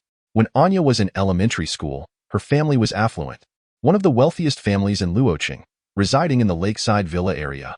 However, after the financial crisis, her father went bankrupt and committed suicide, leaving behind a widow and an orphan, while relatives took advantage of their misfortune, draining their remaining assets. Hence, Anya vowed from a young age to one day return to the lakeside villa area with her head held high. The goal seemed simple, yet achieving it was exceedingly difficult. The lakeside villa area was home to the elite of Luoqing, with properties starting at over 50 million. Given the current financial strength of the Zhou family, acquiring even one house would be an arduous task, not to mention that there were no available listings for sale. Anya was truly determined. Yet the harsh reality was that she would never earn that much money in her lifetime, which is why she was willing to take shortcuts, even considering marrying into a wealthy family at any cost. All right, I'll ask Song Li later to arrange something, Zhou Mushui said. Kisses, Mushui. Love you. By the way, that BTCH Zhangmi just called me and invited us to a gathering tomorrow night at the Garden Hotel, claiming she wants to introduce us to her new boyfriend. Zhangmi? When did she come back? Zhou Mushui inquired. I'm not sure. It must have been a while. I'm single, so it doesn't matter to me. Just make sure Song Li dresses well and puts on a show. If worst comes to worst, we can bring Ding Liang along to avoid being laughed at by that BTCH. After hanging up, Zhou Mushui felt a bit anxious. She, Zhangmi, and Anya had been the best of friends in high school, but Zhangmi was not a trustworthy person. She had secretly pursued Wu Haoran. If Anya hadn't exposed her, Zhou Mushui would have remained oblivious to it. After Zhang Mi's failed attempt to undermine her, there had been an apology, yet a rift formed between the three, and they could never return to how things were before. Years had passed without contact, and she had heard that Zhang Mi went abroad, so she was surprised to learn that she had returned. Just then, Song Li emerged from the bathroom, his hair still damp and wearing a sleeveless shirt, his robust physique exuding masculinity. Zhou Mushui stared for a moment, her heart racing unexpectedly. Wife, why are you looking at me? Song Li laughed. It's nothing, Song Li. I need to tell you something. Zhou Mushui's cheeks flushed slightly as she quickly changed the subject. What is it? There's a gathering tomorrow. And you need to pose as a talented individual from Arlington. You've researched it, right? Use that identity tomorrow. Zhou Mushue whispered. Really important gathering? Songli replied with a chuckle. Not particularly, just do as I say. I'm going to take a shower. Make sure you review your notes and highlight the key points. Zhou Mushue was not the type of girl to seek vanity, yet even she needed to impersonate a prestigious university scholar, indicating the significance of the gathering the following day. Songli found it amusing. Impersonation was unnecessary, merely a reflection of someone else's disbelief. The next morning, Zhou Mushue returned to work at the company. Songli first took a tour of the office before riding his electric scooter to the car dealership. Zhou Mushue must have someone important to meet, which is why she wanted him to impersonate a scholar. She didn't want to embarrass herself. Naturally, a scholar would require a car befitting such status. While the reputation of Mercedes had recently suffered, it remained a symbol of status. As Songli parked his scooter, the sales staff inside burst into laughter. Wow! A security guard riding an electric scooter to look at a Mercedes? How refreshing. This guy must have come to the wrong place. There's a knockoff Mercedes over there. An older sales consultant instructed, Wang Xiaoya, go attend to him. Wang Xiaoya, in her early 20s and fresh out of school, was deemed the perfect candidate for this obviously futile endeavor. She approached with a spirit of learning. Hello, sir. Welcome. My name is Wang Xiaoya, and I'm a sales consultant here. Do you need me to introduce something to you? She asked. Upon entering, Songli immediately sensed the disdainful whispers of the seasoned salespeople, clearly looking down on him and deliberately assigning a newcomer to attend to him. He purposefully strolled around before stopping near the salespeople and asked, Ms. Wang, I do like that model that leaks oil, the one you can sit on the hood and cry about. The expressions of several salespeople changed dramatically. This was clearly not a potential buyer. He was here to stir trouble. The older sales consultant immediately glowered and shouted, if you can't afford it, just leave and don't cause a scene here. We don't sell the model you mentioned. Another consultant sneered, hey, security comrade, you've come to the wrong store. There's a shop with 5 rings over east that has the model you want. Laughter erupted, and no one regarded Songli with any respect. Wang Xiaoya, fearing a confrontation, quickly pulled Songli aside. Sir, I have an entry-level smart model.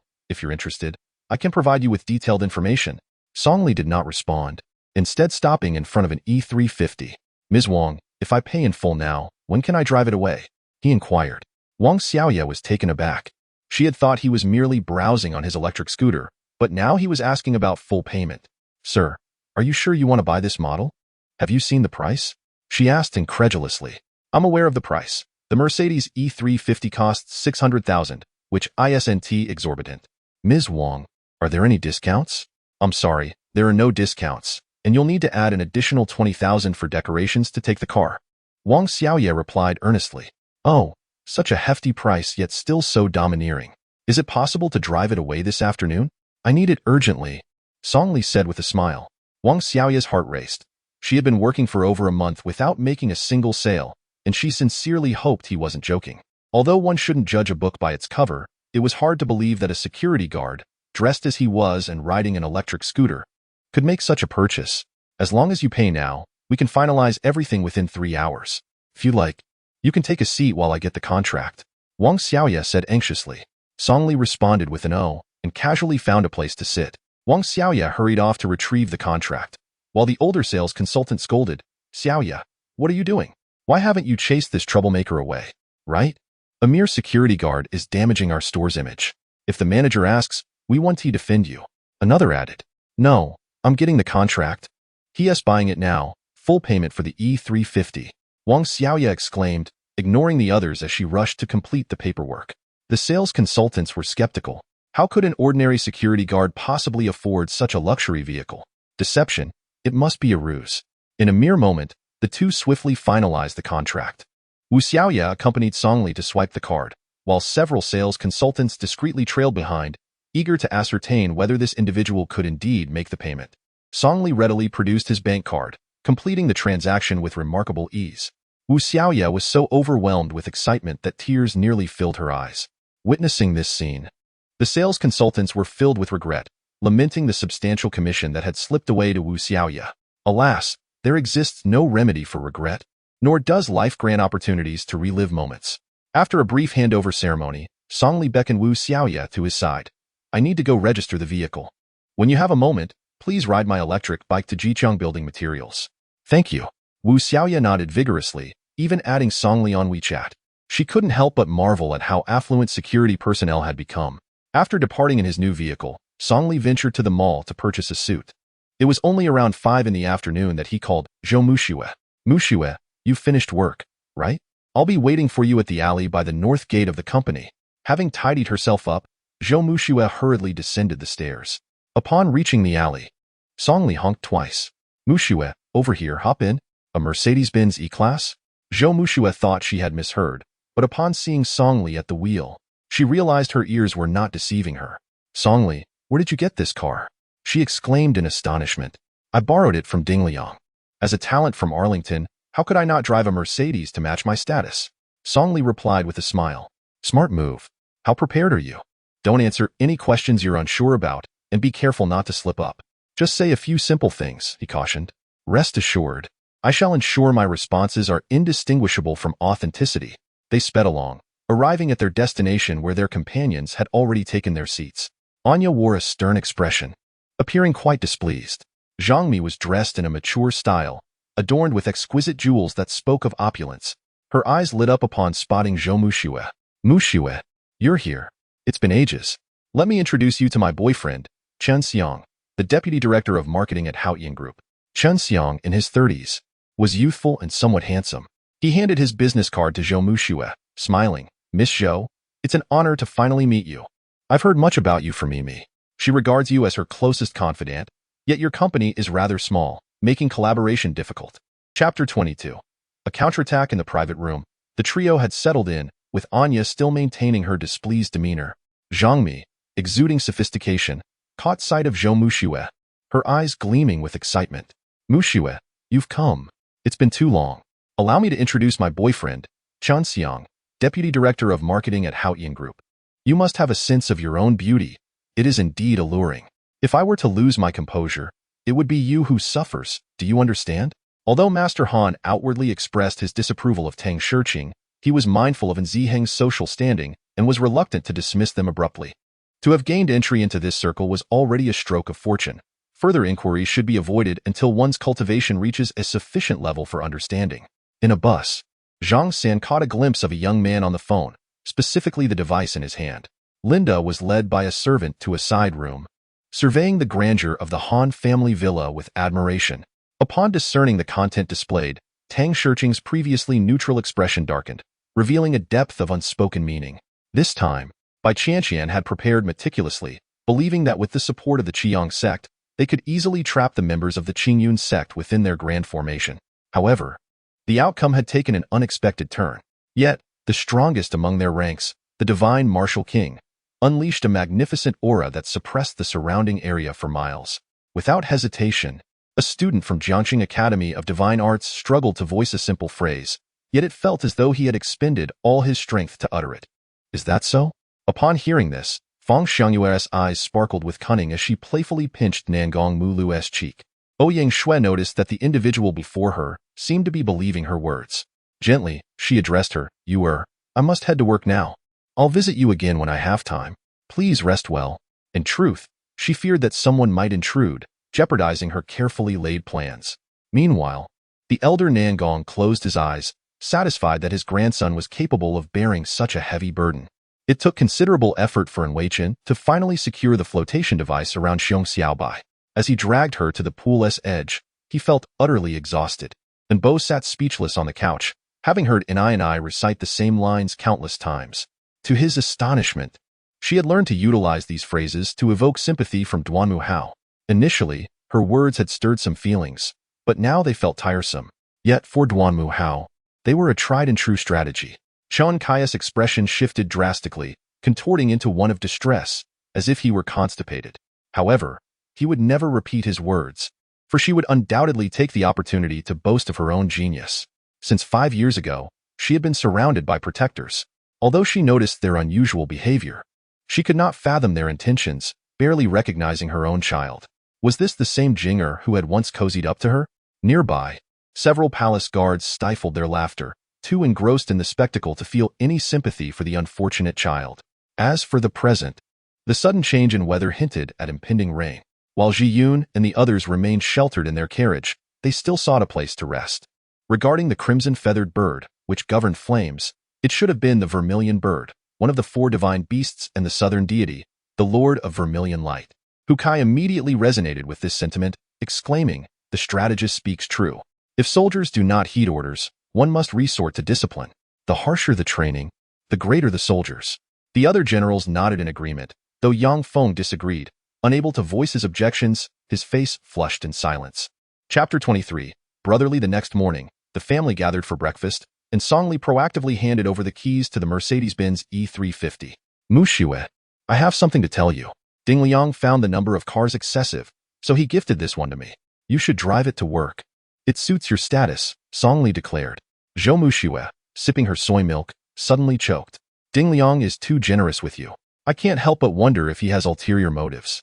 Yet, Song Li grew increasingly attractive, his physique impressive. "Stop it. The more I think about it, the more inappropriate it seems." Zhou Mushiwe shook off her thoughts, her expression turning awkward. "No need for that. It was a gift from Ding Liang to you. You should keep it." Zhou Mushiwe shook her head, having just taken on a project. She didn't want to attract gossip from her relatives about suddenly driving a luxury car. "Mushiwe, what car?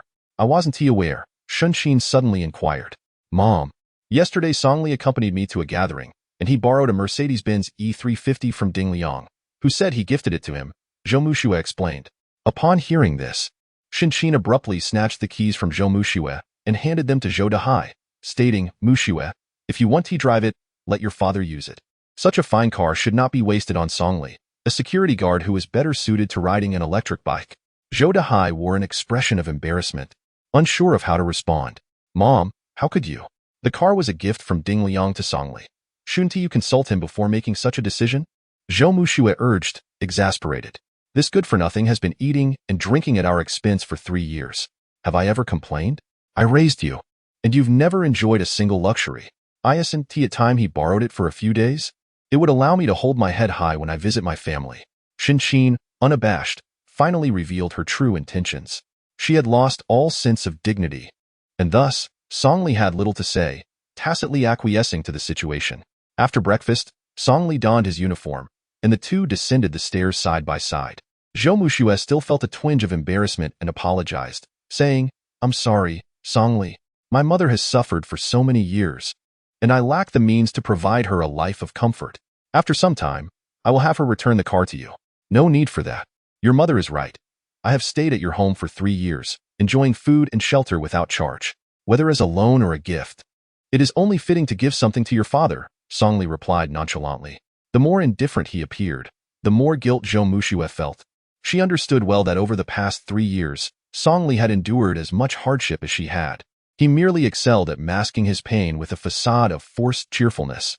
Noticing Zhou Mushiwe lost in thought, Song Li assumed she was still troubled by the matter of the car and said with a laugh, "Mushiwe, if you truly feel sorry, I'll take a half-day off to attend to some matters and return to work in the afternoon." "Sure, see you tonight at the usual place," Zhou Mushiwe replied with a smile. They parted ways, heading in opposite directions. Song Li rode his electric bike toward Dream Paris Bar in the eastern part of the city. Dream Paris was a venture owned by Su San, who had run it for several years and considered it his stronghold.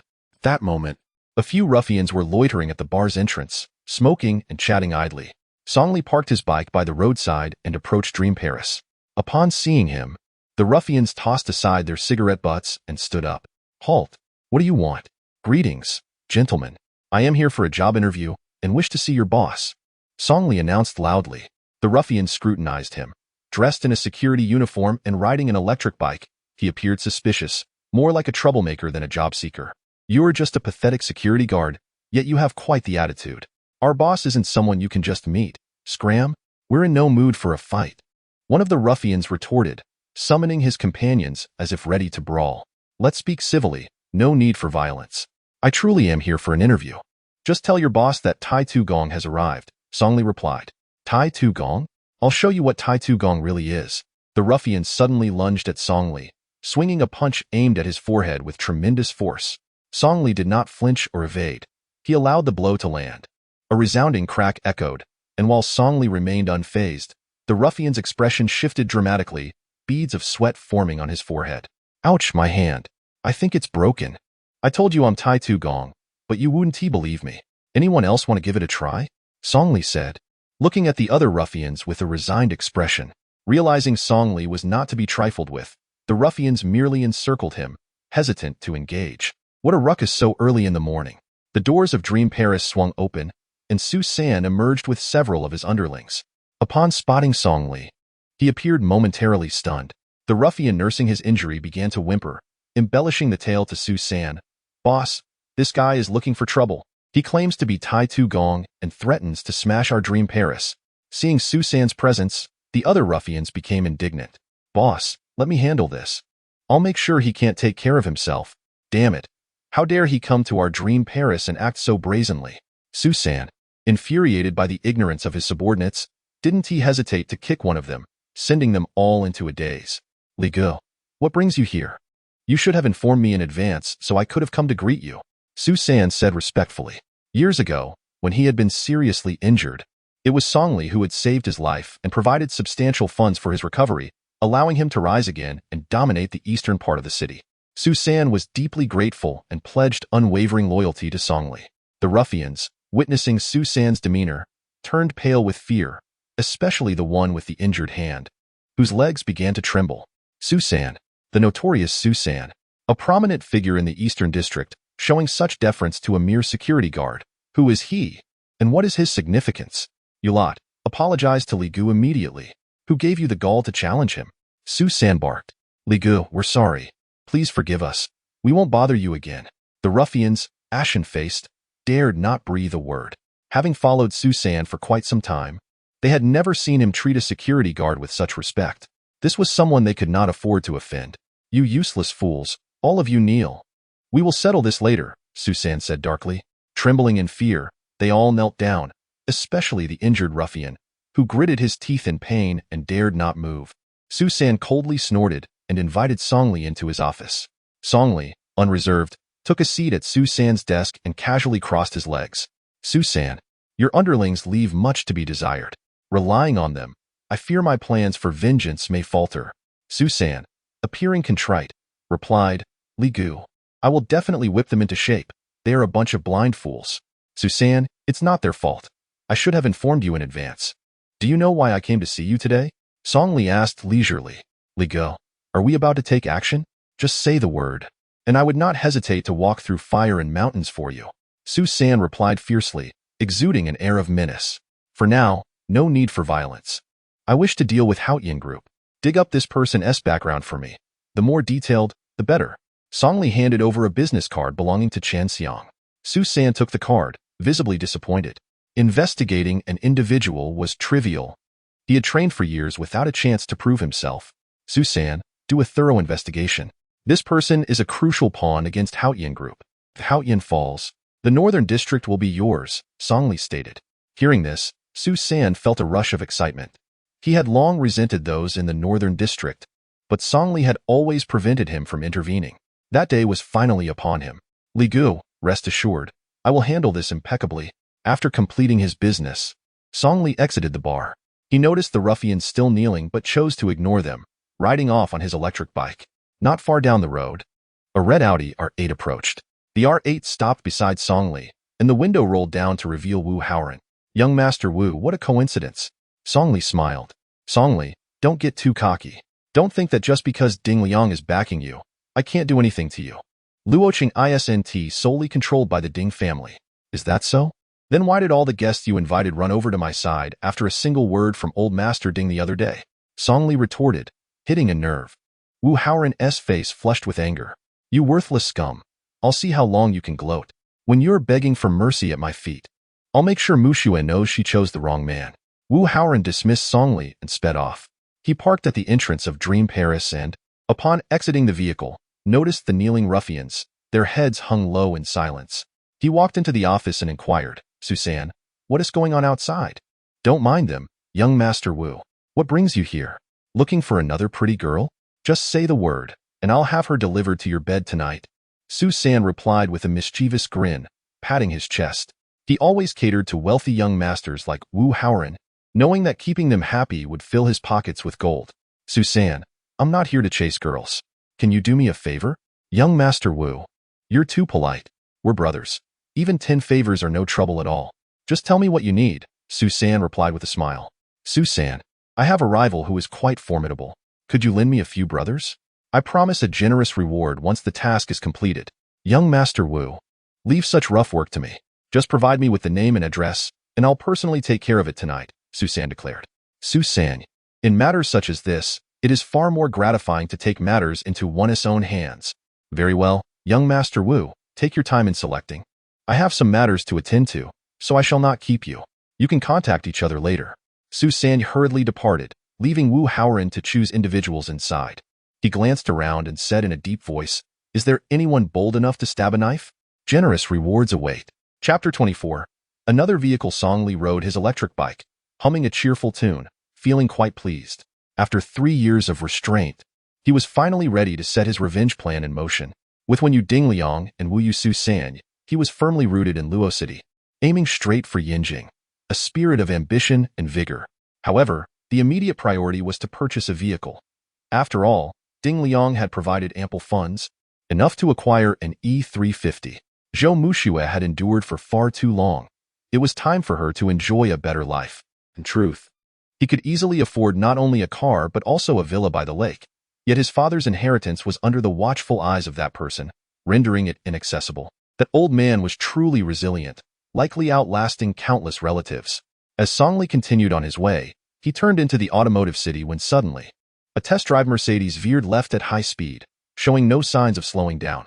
Realizing a collision was imminent, Song Li made a split-second decision, performing a leap of faith and landing securely on the ground, allowing the Mercedes to collide with his electric bike. A screech of brakes was followed by a loud crash. The electric bike was rendered in ruins, while the front of the Mercedes caved in significantly. The driver, a tall man in his 30s, clad in a sharp suit and glasses, emerged from the vehicle, exuding an air of refinement. "What the hell, are you blind? Didn't you see I was turning? You've damaged my car. What are you going to do about it?" he exclaimed. Despite his seemingly cultured demeanor, his words were laced with vulgarity. Song Li glanced at his electric bike, now a wreck, its front shattered and battery exposed, essentially beyond repair. "Look, I won't ask for much. Just compensate me with 3,000. This bike has been with me for many years. It's a pity," he sighed. The man paused for a moment before reacting. "Are you insane? I'm inquiring about my car, not your junk. Hurry up and pay. Don't think you can play the fool with me. I've dealt with plenty of scoundrels like you. Brother, this is a test drive vehicle, hardly a luxury ride. Besides, you were speeding, almost crashing into me. You have no grounds to demand compensation," Song Li replied with a smile. "Damn security. What is so funny? Even if it's a test drive, it's still a Mercedes, worth 10 years of your salary. You're a pauper, yet you still try to argue. Offer me 50,000 for repairs, or you won't leave here today," the man shouted angrily. Song Li found the situation amusing. The audacity of the man was comical. "Brother, did you buy your driver's license? Traffic regulations clearly state that vehicles turning left must yield to those going straight. Don't tell me you were turning right." Song Li pointed towards the front of the vehicles. "Fool, that applies to motor vehicles. Your two-wheeler doesn't count as a car. How dare you debate with me? Which 4S dealership do you work for? Believe me, I could have you kicked out in an instant." The man sneered, surveying Song Li with disdain. "Brother, you're quite confident in your ability to have me thrown out, but I can assure you that I can make you bow and scrape in 10 minutes. Treating me like a god. Do you believe it?" Song Li retorted. The man chuckled internally. Making someone bow to him would require the intervention of the company's president, not a mere security guard.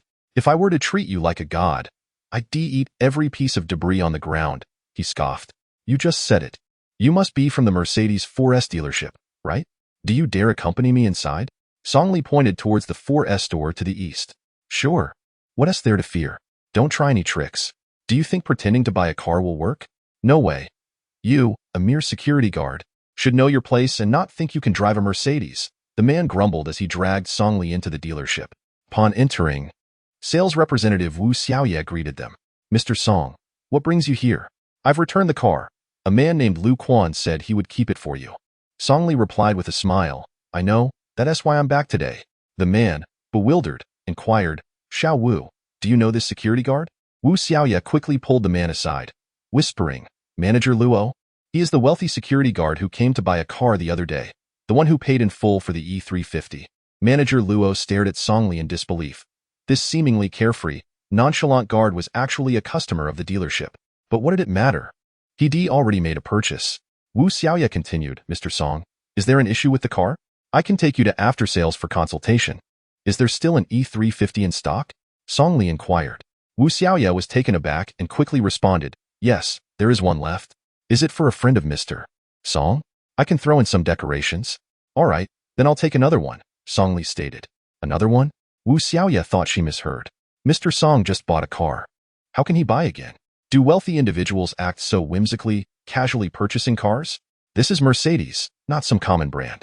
Are you certain you want another one? Wu Xiaoya asked in disbelief. Indeed, I gifted the last one to my father-in-law. I need to buy another, Songli replied with an air of resignation. Wu Xiaoya looked at Songli in shock. This was exceedingly generous, gifting a vehicle worth hundreds of thousands to a father-in-law. Such a wealthy individual. Yet he chose to pretend to be a security guard. Perhaps the rich prefer to remain low-key nowadays. Very well, Mr. Song. I will prepare the contract for you immediately. As Wu Xiaoya turned to leave, Songli suddenly grasped her hand. Wu Xiaoya's cheeks flushed, and despite a slight struggle, she could not free herself, so she inquired, Mr. Song, what is it? Releasing her small hand, Songli replied, no rush. I suddenly feel your store service is lacking. I don't feel like a god. Although I wish to buy, my desire to pay isn't strong. Perhaps I should explore other options. With that, Songli turned to leave, disregarding those around him. Wu Xiaoya was taken aback. During her onboarding, Manager Luo had mentioned that some male clients like to take advantage of situations, and patience was key. Sales performance mattered. Wu Xiaoya feared her small gestures had annoyed Songli, causing her complexion to pale. She seized his hand, saying, I'm sorry, Mr. Song. It wasn't my intention. If there is anything you're dissatisfied with, I will rectify it now. The most awkward position belonged to Manager Luo. He had already boasted, and it was clear that Songli wanted him to serve him, not to bother Wu Xiaoya. Though it was frustrating. If the boss learned that a major client had left due to his actions, this minor personnel manager would likely lose his position. Xiao Wu, you go prepare the contract. I will attend to Mr. Song. Manager Luo guided Songli to the lounge area, offering tea, water, and even a neck massage. After a considerable effort, he was drenched in sweat. Mr. Song, may I inquire if you are satisfied now? Have you found the feeling of being treated like a god? Manager Luo asked anxiously. Moderately. What will happen to my electric bike? We will compensate you fully, providing you with a brand new electric bike. I'll have Xiao Wu deliver it to you. Manager Luo assured him. Oh, didn't I hear you asking me for compensation earlier? After buying the car, I should still have some funds left, Songli chuckled. No need. You won't owe us anything. I'll even provide you with a complimentary maintenance voucher. No expiration, Manager Luo hastily replied, drenched in sweat. Fearing Songli would bring up the eating shards incident, which would be an endless mess to clean up. Fortunately, Songli did not press further. And after signing the contract, he smoothly drove the car back to the company. He had barely settled back into his seat at the guardhouse when Lu Quan approached him again. Wow, Songli, is this the Mercedes E350 yours? No. It belongs to Mr. Zhou. She asked me to be her driver. I can't resist, can I? You see how irresistible I am, Songli boasted unabashedly. I truly envy you. If Mr. Zhou is interested in you, you must put in the effort to ensure she leaves that worthless husband of hers. If she makes it official, I hope to bask in some of that glory, Lu Quan replied. Songli was at a loss for words. Just then, his phone rang. Songli, where are you? Come save me. Zhou Muxue cried out. Her voice trembled, emotions fraught, and in the background, a man's voice could be heard, and not just one. Chapter 25. Who did this? In the West City, at the Huaxi Plaza construction site, when Songli and Lu Quan arrived, the scene was one of despair, with injured workers scattered about. Delivery trucks had been overturned, and gravel lay strewn across the ground.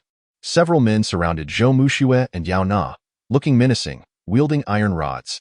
The leading man was gaunt, with a sharp face, exuding a sinister air. There are too many of them. Songli, we should call the police.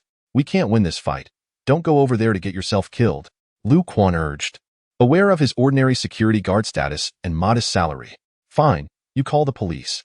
I will go rescue Mr. Zhou. Otherwise, something terrible will happen, Songli insisted urgently. These men were clearly after something from Zhou Muxue. Regardless of whether they had harmed her, even the mere act of intimidation warranted a price to be paid in blood. Since the tragic loss of his parents and sister, Zhou Muxue had become his only family. This was a forbidden line.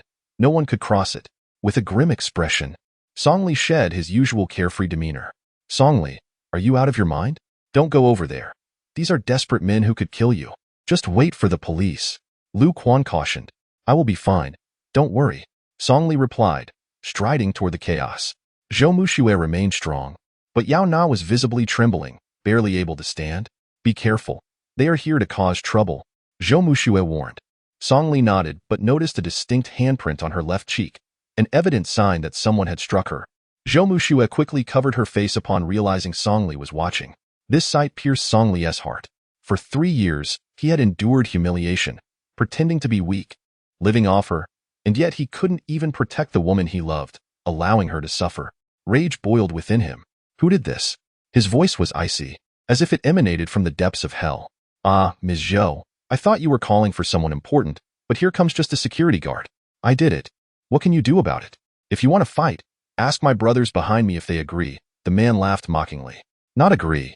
Not agree, shouted his lackeys, brandishing their iron rods. Before the man could react, Songli stepped closer, placing his left hand on the man's shoulder and yanking hard.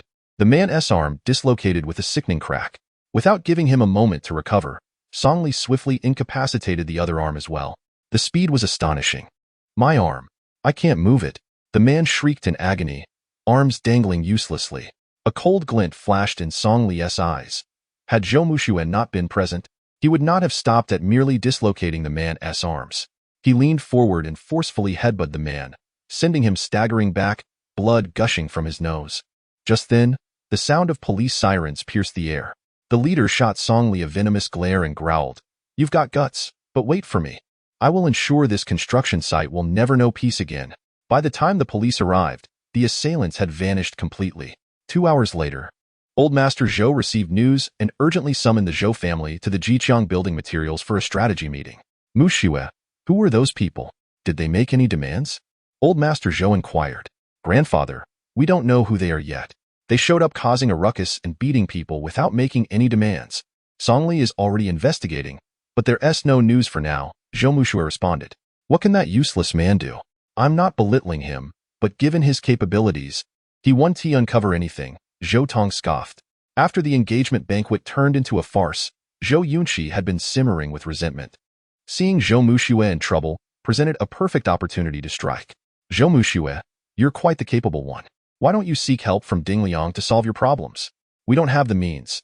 If this leads to losses or even bankruptcy, can you take responsibility? Zhou Yunqi taunted. Zhou Muxue had already allocated projects to the Zhou family, and the others were prepared to invest and eager to commence work. If they got stuck at the construction entry stage, it would cause immeasurable losses that the Zhou family could not afford. Yunqi, give me some time. I'm responsible for this project. I can't trouble Mr. Ding for everything. I will find out what's going on and won't delay anyone's progress. Zhou Muxue insisted. Give you time? Huh. I've heard that Uncle drove a brand new E350 to take Aunt back to her family this morning. It seems he is quick to buy a car but slow in doing business. Care to explain where the money came from? Zhou Yunqi remarked. Upon hearing Zhou Muxue had bought a luxury car, the relatives erupted in chatter. A Mercedes E350? That costs 70,000. What a lavish spender. Just signed the contract and already bought a car? I bet she'll buy Yunding Mountain Villa next. Only thinking of herself, leaving us with the scraps. They jeered, with not a single kind word to be heard. Zhou Muxue felt her face flush with anger. She had genuinely tried to involve the Zhou family in the project, but in return, they doubted her fairness in allocating shares. This was difficult to explain. If she said it was Songli's purchase, not only would her relatives not believe her, but she herself would struggle to accept it. However, if she revealed that it was a gift from Mr. Ding, it would certainly ignite further suspicion. Why so silent? Are you not using Mr. Ding's prepaid project funds to buy this car? You seem to enjoy the good life while we must fend for ourselves. Zhou Yunqi continued, successfully inciting resentment among the relatives. Indeed, Muxue, you certainly don't do things like this. The others chimed in. If the project fails, you should return the funds and not indulge yourself. Zhou Muxue, sensing the distrust from her relatives, exclaimed, I didn't use project funds, nor did I pocket anything. Seeing the situation spiraling out of control, Old Master Zhou cleared his throat loudly. Enough. What car Muxue buys is her business. She hasn't used a penny of your money. Just focus on your own tasks. I called you here to discuss strategies, not to pry into her affairs. At last, old Master Zhou spoke a fair word. Grandfather, no need to trouble them. I will handle it. Please trust me, Zhou Muxue replied. Just then, Zhou Tong stood up abruptly. Zhou Muxue, give it up. Your only talent is charming men. There's no need to investigate. I've already heard whispers that someone is envious of the Huaxi Plaza project and wants to ruin you. His words stunned the Zhou family into silence. Zhou Muxue, if you can't even catch wind of such things, how can you lead us? Yunxi marrying into the Wu family is of no concern. If we suffer losses, we suffer. Ask your second uncle and aunt if they will agree, Zhou Tong continued. The relatives began to panic at Zhou Tong's revelation. Their family wealth was not substantial.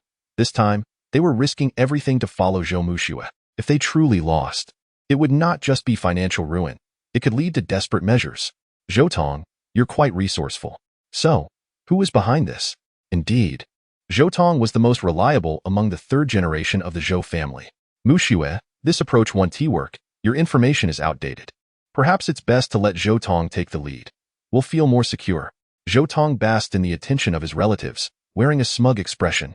Grandfather, since everyone holds me in such high regard, allow me to handle this matter. Once I locate the person, I will have Muxue personally negotiate, demonstrating our sincerity. Very well, I shall entrust this task to Zhou Tong. Later, Muxue, you should personally make a trip to settle matters. Whether by paying off troubles or sharing a portion of the project, you may decide how to proceed. Understood, grandfather. I will see this through, Zhou Muxue replied. After the meeting concluded, the Zhou family relatives dispersed. Zhou Yunxi, perplexed, followed Zhou Tong, inquiring, Brother, have you lost your mind? Why are you helping that wretched person? Isn't it a bad omen to invite trouble? Helping her? When did I ever say I would assist her? By the way, where is Wu Haoran? You two just got engaged. Why are you not together? Zhou Tong questioned. I don't know. Early this morning, he mentioned he had some matters to attend to, and didn't he come to find me? Brother, what is really going on? Yunxi, come. I will take you to meet someone, and you will understand. This time, I will make sure to peel her skin off. Zhou Tong chuckled. Chapter 26. The malicious siblings. Half an hour later, at a certain entertainment venue in the west of the city, Zhou Tong led Zhou Yunxi into an office where a burly man lounged on a sofa, flanked by women, his legs crossed. The man was named Du Yong, the kingpin of the West Side, known for his ruthless nature and lack of compassion. Zhou Tong approached and personally lit a cigarette for Du Yong. Brother Yong, splendid work. Zhou Muxue's face turned pale, but she sent her useless husband to investigate. He shouldn't be able to find you, right? I don't need you to worry about my affairs. Who is she? I've told you before, do not bring strangers to me. Do you think my words are mere wind? Du Yong bellowed, causing Zhou Tong to tremble. Brother Yong, she is my biological sister. Equally harboring deep resentment towards Zhou Muxue, I brought her to meet you to discuss our strategies moving forward. Zhou Yunxi felt a shock. It turned out her brother was scheming. Yet this was fortuitous. Being involved in the planning would ensure they could ruin Zhou Muxue, tarnishing her reputation beyond repair. Brother Yong, I am Zhou Yunxi. My fiancé is Wu Haoran of Zhongqing Pharmaceutical. If you assist me in destroying Zhou Muxue, I assure you, you will not be disappointed. Zhou Yunxi stated. Du Yong scrutinized Zhou Yunxi, his eyes glimmering with greed. Excellent. I was just lamenting the lack of an opportunity to meet young Master Wu. Miss Zhou, please introduce me later. I would like to pay him a visit. Brother Yong, I have a suggestion. Zhou Yunxi interjected. Let us hear it. Brother Yong, Zhou Muxue's project was obtained through her liaison with General Ding. Since she could share a bed with Ding Liang, she can surely do the same with you. I wonder if you would mind recording it. Once the video is exposed, her reputation will be ruined, and Ding Liang will inevitably oust her. The project at Huaxi Plaza will then be ours to command. Zhou Yunxi's face was dark, her eyes ablaze with fervor. Du Yong's eyes lit up, clearly intrigued yet hesitant. Brother Yong, this proposal from Yunxi is remarkable. It's not necessary to record your participation. After you've had your fun, you can find a few lackeys to capture it. Zhou Tong added. Oh, and that useless husband of hers, a good-for-nothing mooch. Have a few lackeys keep an eye on him. Let him witness you and Zhou Muxue in bed, and humiliate him right in front of his eyes. What do you think? Zhou Yunxi chimed in. The siblings, shamelessly exchanging ideas, displayed an utter lack of decency. Though Du Yong was no saint, he was taken aback by their audacity, especially since Zhou Muxue was one of their own. Zhou Tong, did I hear you correctly? Zhou Mu Shui is your cousin? Du Yong questioned. Cousin? Zhou Tong's expression darkened, his fists clenching. What nonsense! She lacks virtue, and I shall show no loyalty in return, particularly towards her worthless husband, who merely smiles while his wife is with General Ding. Is there truly such a spineless man in this world? How delightful it will be to see Zhou Mu Shui crying out beneath me. I wonder what expression he will wear. Du Yong laughed heartily. Brother Yong, so you agree? I will inform her of the address tomorrow, letting them walk into the trap willingly. Du Yong licked his lips, his eagerness palpable. That evening, Song Li returned home, his face marred with confusion. He had sought out Su San, yet with Su San's skills, he could not uncover who was orchestrating trouble from behind the scenes. The adversary's intentions were aggressive, yet they remained cloaked in mystery. Entering the bedroom, Song Li observed Zhou Mu Shui wearing a sullen expression. Mu Shui, what troubles you? Why are you sulking alone? Who else could it be? Zhou Tong and you. Zhou Mu Shui replied tersely. Me? This is an injustice. My dear, how have I upset you? Song Li feigned innocence, settling beside Zhou Mu Shui with a grin. I haven't even asked you yet. What is the story behind the E350 you came in with, courtesy of Lu Quan?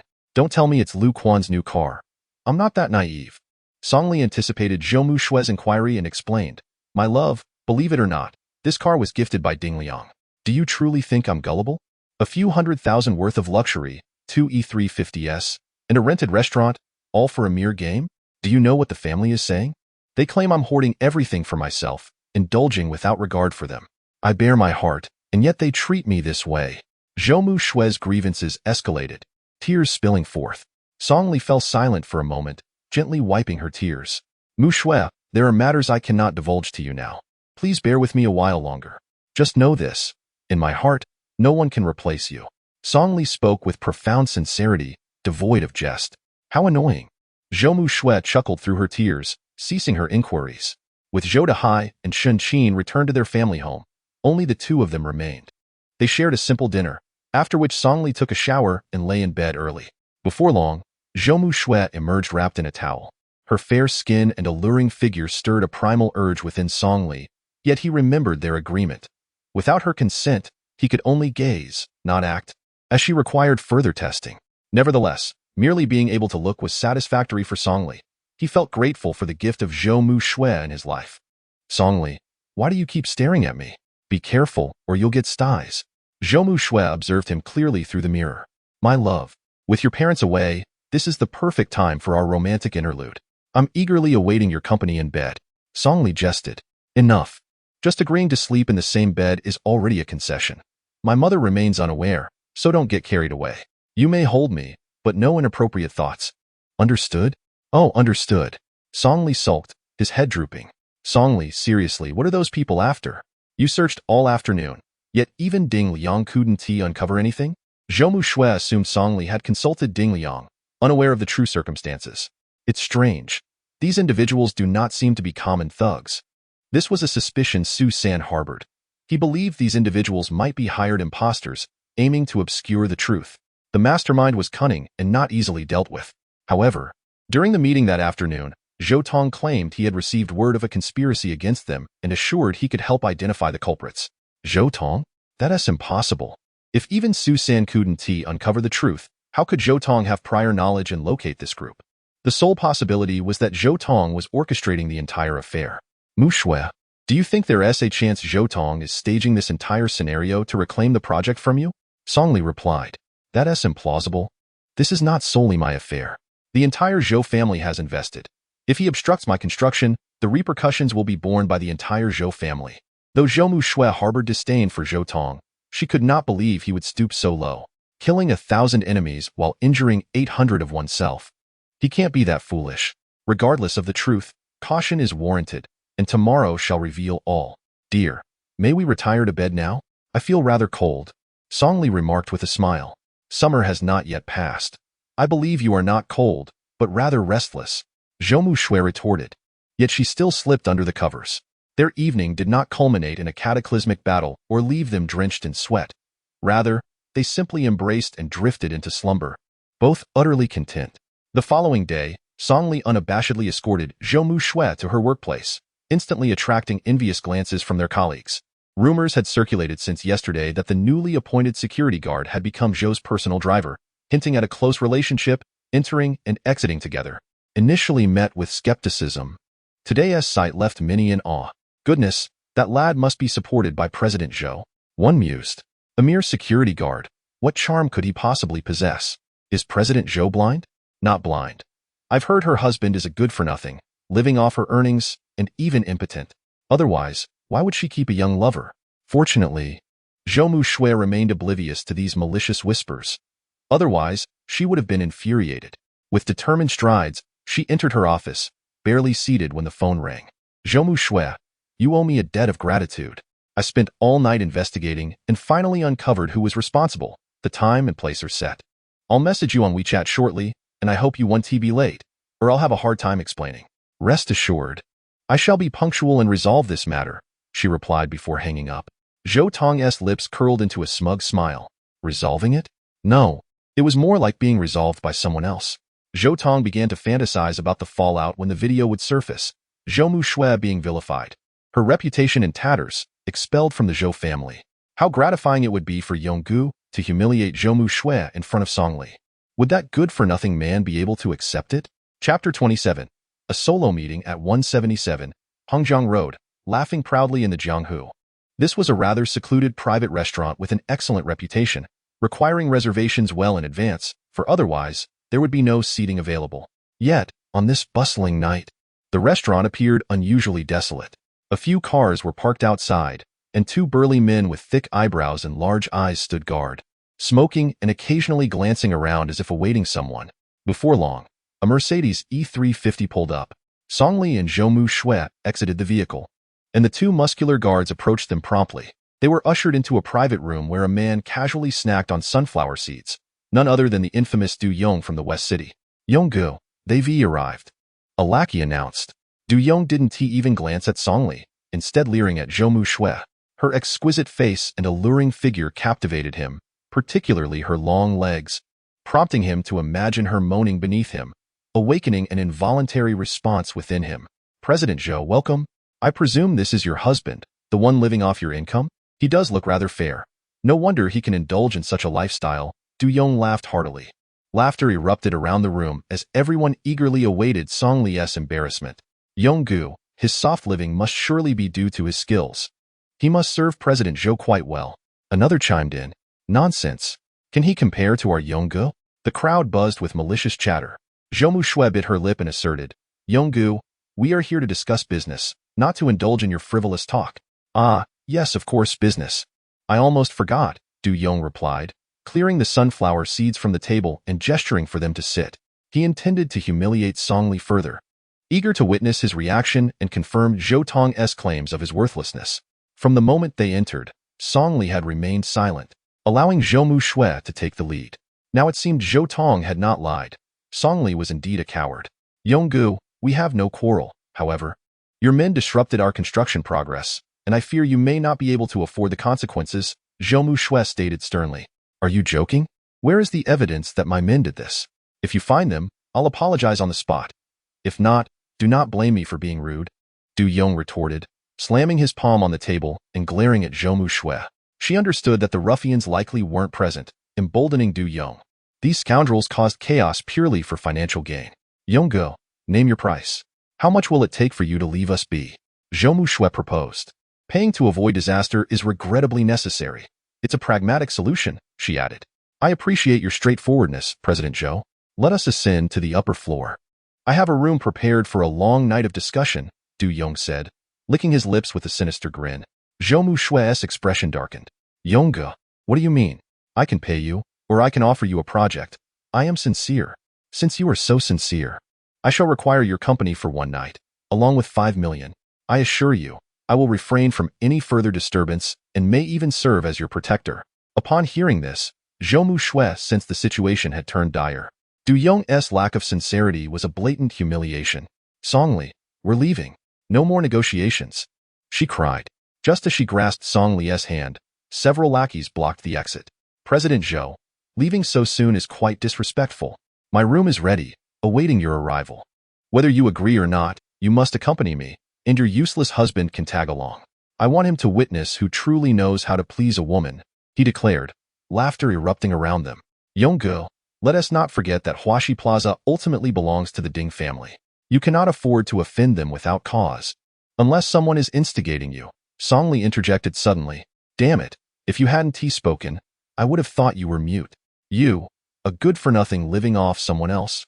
What right do you have to interrogate me? Du Yong dismissed him with a glance. If you wish to know the answer, let your wife sleep with me. She has already shared a bed with Ding Liang. What does it matter who she sleeps with? We can even record it for fun. Du Yong's outrageous words struck Zhou Mushui with terror, prompting her to instinctively retreat behind Songli. Hiding behind him won't help. Your slender limbs are no match for my men. Be wise and come with me. It will spare you some suffering. Du Yong waved his hand, and several lackeys surged forward. They pinned Song Li's shoulders while another yanked Zhou Mushui aside. Song Li did not resist. A fire simmered within him. Regardless of who was behind this, he would not allow anyone to threaten Mushui. Yonggu, do you know who severed your man's arm? Have they informed you that it would be wise not to provoke me? Song Li's voice was low and menacing. You're barking up the wrong tree. No one in Luoqing can intimidate me, especially not a useless wretch like you. Du Yong sneered. Provoking me comes with consequences. With that, Song Li struck. He suddenly threw back his head, slamming the back of it into the face of Du Yong bellowed fiercely. Song Li let out a cold laugh, pulled over a chair, and sat down, crossing his legs. Brother Yong, I cannot read. Why not teach me how to write? Useless fool. Do you expect me to teach you? Du Yong was a man of spirit. Although Song Li surprised him, he believed he was no less than Song Li. He threw a punch toward Song Li's face. Song Li effortlessly raised his right fist to block Du Yong's attack. Brother Yong, too slow. I'll give you one chance to tell me who is behind you, or else, don't blame me for being ruthless. Song Li, are you joking? How dare you threaten me? Ask my dozen brothers if they agree. Oh, really? Song Li chuckled. Fool, what are you laughing at? Du Yong shouted. I laugh at your arrogance. Do you really think a dozen people can intimidate me? Believe it or not, with a single call, I can teach you some manners. As soon as he finished speaking, Song Li decisively pressed a number.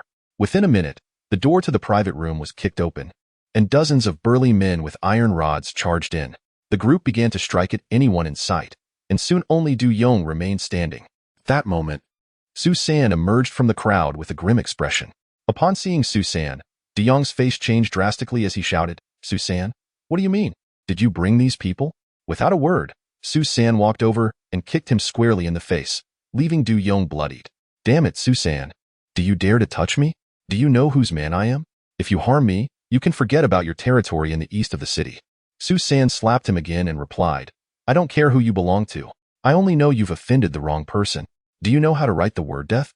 If you don't, I can teach you. Du Yong was stunned by the two slaps. He realized Su San was serious.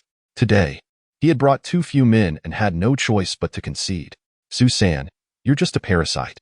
How much did he pay you for you to do his bidding? Aren't you afraid of being laughed at by friends in the underworld?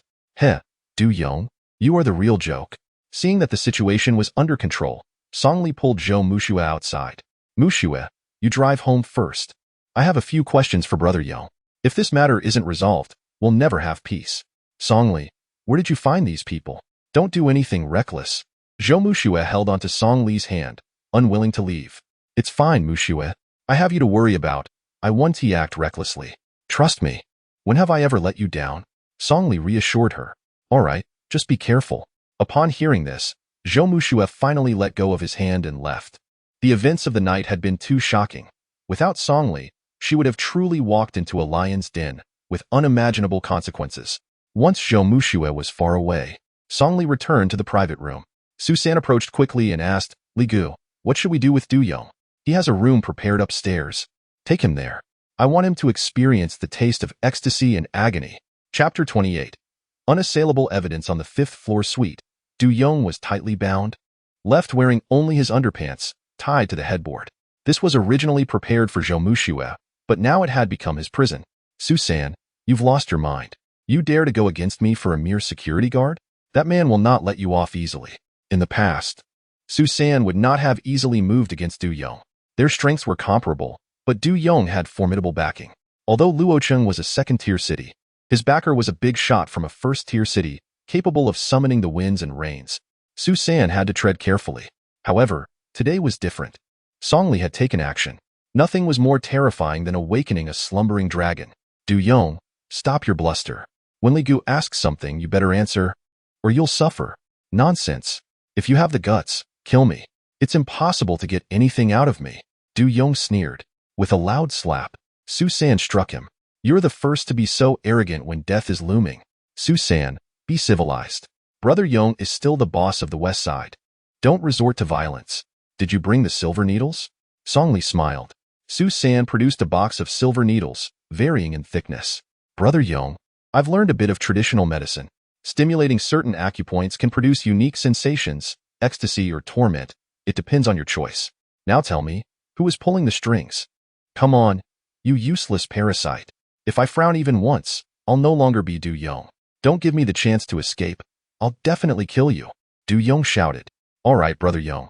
I respect you as a man. I'll let you first taste the ecstasy and agony. No thanks needed.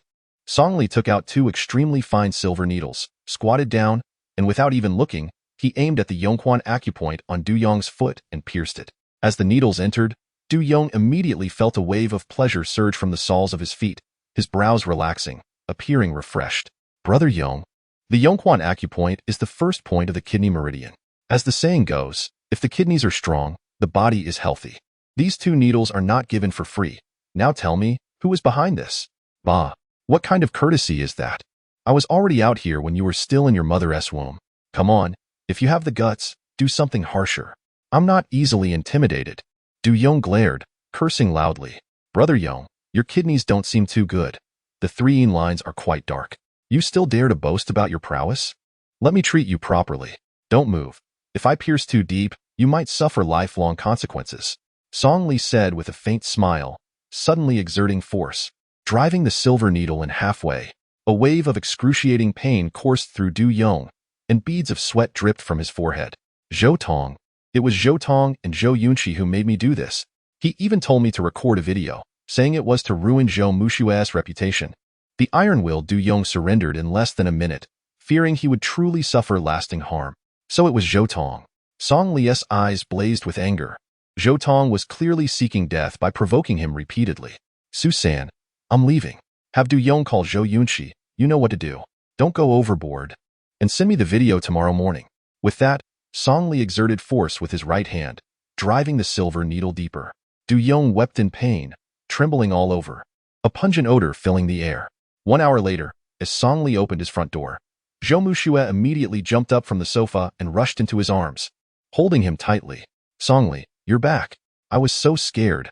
Scared you wouldn't return. Zhou Mushue's voice was choked with emotion. Looking at the fragile Zhou Muxue before him, Song Li felt a surge of impulse. He embraced her tightly and kissed her deeply. Song Li, what are you doing? Zhou Muxue felt a bit weak, her ears turning red. Muxue, promise me you will never leave me. I have lost everything. I cannot bear to lose you as well. Song Li implored. Song Li, what is wrong with you? I want to leave you. If I were to go, I would have promised Wu Haoran long ago. Zhou Muxue replied. Muxue, after 3 years of marriage, aren't you curious about my family background? Don't you want to ask about my parents and relatives? I wasn't interested before, and now I'm too afraid to ask. Zhou Muxue answered candidly. Song Li released Zhou Muxue and pulled her to sit on the sofa. They're all gone. I watched my parents and sister die before my eyes, but I could do nothing. My hands have saved countless villains. Yet I couldn't save my closest ones. They were right. I am worthless. As Song Li recalled the past, his voice choked, and tears began to well up in his eyes. Song Li, it's all in the past. You still have me. Don't worry. I will never leave you. This is my promise to you. Zhou Muxue responded. Phew, it feels much better to say it. Muxue, tomorrow morning, call Grandpa and have him notify the relatives for a meeting. I will make Zhou Tong and his sister pay the price. All right. At the same time, Zhou Tong lay at the head of his bed, unable to sleep due to excitement. Just moments ago, Du Yong had called, asking Yunqi to come over as a witness. The mere thought of soon being able to view the video of that wretched Zhou Muxue filled him with exhilaration. After waiting for 2 hours without any sign of Yunqi's return, Zhou Tong grew restless and decided to call Du Yong. When the call connected, Du Yong remained silent, but Zhou Tong could faintly hear a woman's labored breathing. Understanding dawned on him. He grasped the situation entirely. Brother Yong, please continue, and have Yunqi bring the video to me later. After hanging up, Zhou Tong was utterly elated. The following morning, he planned to summon the entire family at grandfather's behest to publicly screen the video of Zhou Muxue. If she had any shred of dignity left, she would withdraw voluntarily. At that point, he would engage the Wu family, facilitating communication between Wu Haoran and Ding Liang. And once the family's foolish relatives were cast aside, he could comfortably revel in the profits. The next morning, before Zhou Tong could even make a call, grandfather informed him about a meeting at Jiqiang Building Materials, stating that Muxue had already taken care of matters. Taken care of? He thought incredulously. She clearly had no idea that she held evidence, which emboldened her to make such claims. Speaking of video evidence, Zhou Yunqi had not returned home all night, and despite numerous attempts to reach her, no one answered. It was highly probable that she had been summoned away by Wu Haoran. This girl, once she found a man, seemed to forget her own brother. Zhou Tong tried calling Zhou Yunqi again, but still, no response. Hesitant to disturb Wu Haoran, he sent a text message urging Yunqi to send him the video as soon as she woke up. Upon his arrival at Jiqiang Building Materials, he found that relatives from the family had already gathered. Zhou Muxue appeared grave, and notably absent was Song Ha. What a coward, he mused, knowing that Song Li was likely too embarrassed to show his face. Just then, the elder spoke up. Muxue, you claim to have resolved everything, but what exactly transpired? Did you make any demands? Zhou Muxue shook her head and responded, Grandfather, everything is settled. I threatened to involve a lawyer, and he surrendered. Zhou Tong couldn't help but chuckle, tauntingly declaring, Muxue, he is a man of society. Do you really think he fears a lawyer? It seems rather that you have engaged in some unsavory transaction. His words sent a shockwave through the Zhou family, who cast suspicious glances at Zhou Muxue. Zhou Tong, do not slander me. I assure you, everything is settled, and they will no longer cause us trouble. Zhou Muxue insisted, desperation creeping into her voice. Despite her fervent explanations, the relatives remained skeptical. Could it be that Muxue truly engaged in such disgraceful behavior? Otherwise, why would they concede so easily? That worthless Song Li hasn't even shown up. He must be too ashamed. Dad, if Muxue has indeed committed such an indecent act, it tarnishes the Zhou family name. I suggest she relinquish the project immediately. The atmosphere grew palpably tense as relatives exchanged hushed whispers, clearly uncomfortable. Zhou Tong, speculating without evidence is unwise. We are siblings, and this could cause irreparable harm, the elder admonished. Grandfather, my claims are not unfounded. The man in question is Du Yong, a prominent figure from the Western District. Such characters do not yield easily, and Zhou Tong paused deliberately, glancing at his phone, which had just received a message from Zhou Yunqi. Just a moment. The evidence is forthcoming. With proof in hand, Zhou Tong felt bolstered. Grandfather, second uncle, aunt, I am not fabricating tales. I possess evidence of Zhou Muxue's illicit dealings with a man, perhaps even more than one. He raised his phone high, the evidence securely stored within. Zhou Muxue's heart sank as she realized what was at stake. She vaguely understood Song Li's intentions, fearing that the content of the video would not be favorable. However, she believed firmly in her innocence. Fixing her gaze on Zhou Tong, she retorted, Zhou Tong, do not spread falsehoods. I have done nothing wrong and have a clear conscience. It is you who repeatedly slanders me. I even suspect you are colluding with Du Yong. Zhou Tong, aware of his precarious position, refrained from responding. Muxue, I would advise you to excuse yourself from the projection. You may not want to witness what unfolds. He noticed that the video had been sent, and he hastily connected to the computer. The relatives of the Zhou family began to murmur amongst themselves. Muxue, it cannot be true that you engaged in such acts. This would bring disgrace to the Zhou family. How could you be so careless, engaging in such behavior while allowing it to be recorded? Zhou Shuhai reveled in the unfolding drama, having been informed by Zhou Tong about the situation. When Zhou Dehai returned, he planned to ensure that the video would be shown to them. This is the daughter they raised? Utterly shameless. All right, it's all set now, Zhou Muxue. Prepare yourself to witness this spectacle. Zhou Tong pressed play, his expression one of triumph. The screen initially displayed a black frame, shaking violently, accompanied by the raucous voices of men. After about a minute, the image brightened, revealing a disheveled young woman huddled in a corner, surrounded by several men, leering and uttering crude remarks. The camera zoomed in, and to everyone's shock, it was Zhou Yunqi, her face a mask of terror. The room erupted in chaos, with Zhou Tong's eyes widening in disbelief. How could this be? It was supposed to be Zhou Muxue. Just then, Song Li barged in. Cousin Tong, why pause? I was eager to see the evidence you claimed to possess regarding Mushua's indiscretions. He swiftly approached the computer and nudged Zhou Tong aside, resuming the playback. The video continued, depicting men leering at Zhou Yunqi, although thankfully, nothing overtly inappropriate occurred. Did you mistakenly play the wrong video? This is Yunqi, who just got engaged to Wu Haoran. Imagine his reaction upon seeing this. Song Li laughed, sensing his impending victory. Zhou Tong, if you dare inform Wu Haoran, I swear I will make you regret it. Zhou Tong's voice faltered, losing its bravado. Save your threats. Just enjoy the show. There are more surprises in store. The video transitioned to a scene where Du Yong was bound, helpless and in a state of disarray, admitting to all his wrongdoings. I confess. Zhou Tong and Zhou Yunqi coerced me into causing a scene at the plaza, and they even urged me to target Zhou Mushue and record it. The truth revealed itself, and the room erupted in a mix of shock and outrage. Zhou Tong, what do you have to say now? Your own machinations have backfired. The relatives whispered amongst themselves, criticizing Yunqi's involvement. How could a woman conceive such an idea? Truly shameless. Seeing his son's scheme unravel, Zhou Shuhai was filled with fury. He did not want to reveal that he had known all along. So in a fit of rage, he struck Zhou Tong across the face, shouting, "Beast, get out of my sight." Afterward, he clutched his chest, gasping for air as the strain took its toll. The meeting was abruptly halted, and Zhou Shuhai was rushed to the hospital, leaving only Zhou Tong and Song Li in the conference room. Song Li, you are cunning. Where's my sister? She is fine. She likely returned home. Zhou Tong, I warn you, should you ever think of harming Mushue again, it will not merely be about video recordings. You and your sister will learn the true meaning of regret. Song Li's demeanor radiated a lethal calm. Zhou Tong trembled, realizing that the man before him was no longer the pathetic figure he once belittled. That same evening at 7 p.m. in UNA Bar, Song Li occupied the third booth on the east side. He had declined Zhou Mushue's invitation to dinner, solely to meet someone here. Based on the intelligence gathered by Su San, Chun Xiang is a quintessential wealthy heir, with his father, Chen Guechun, holding a senior position at Haoyan Group. Residing in Yunding Villa, his family possesses substantial assets. Although he holds the nominal title of Deputy Director of Planning, he effectively oversees daily operations.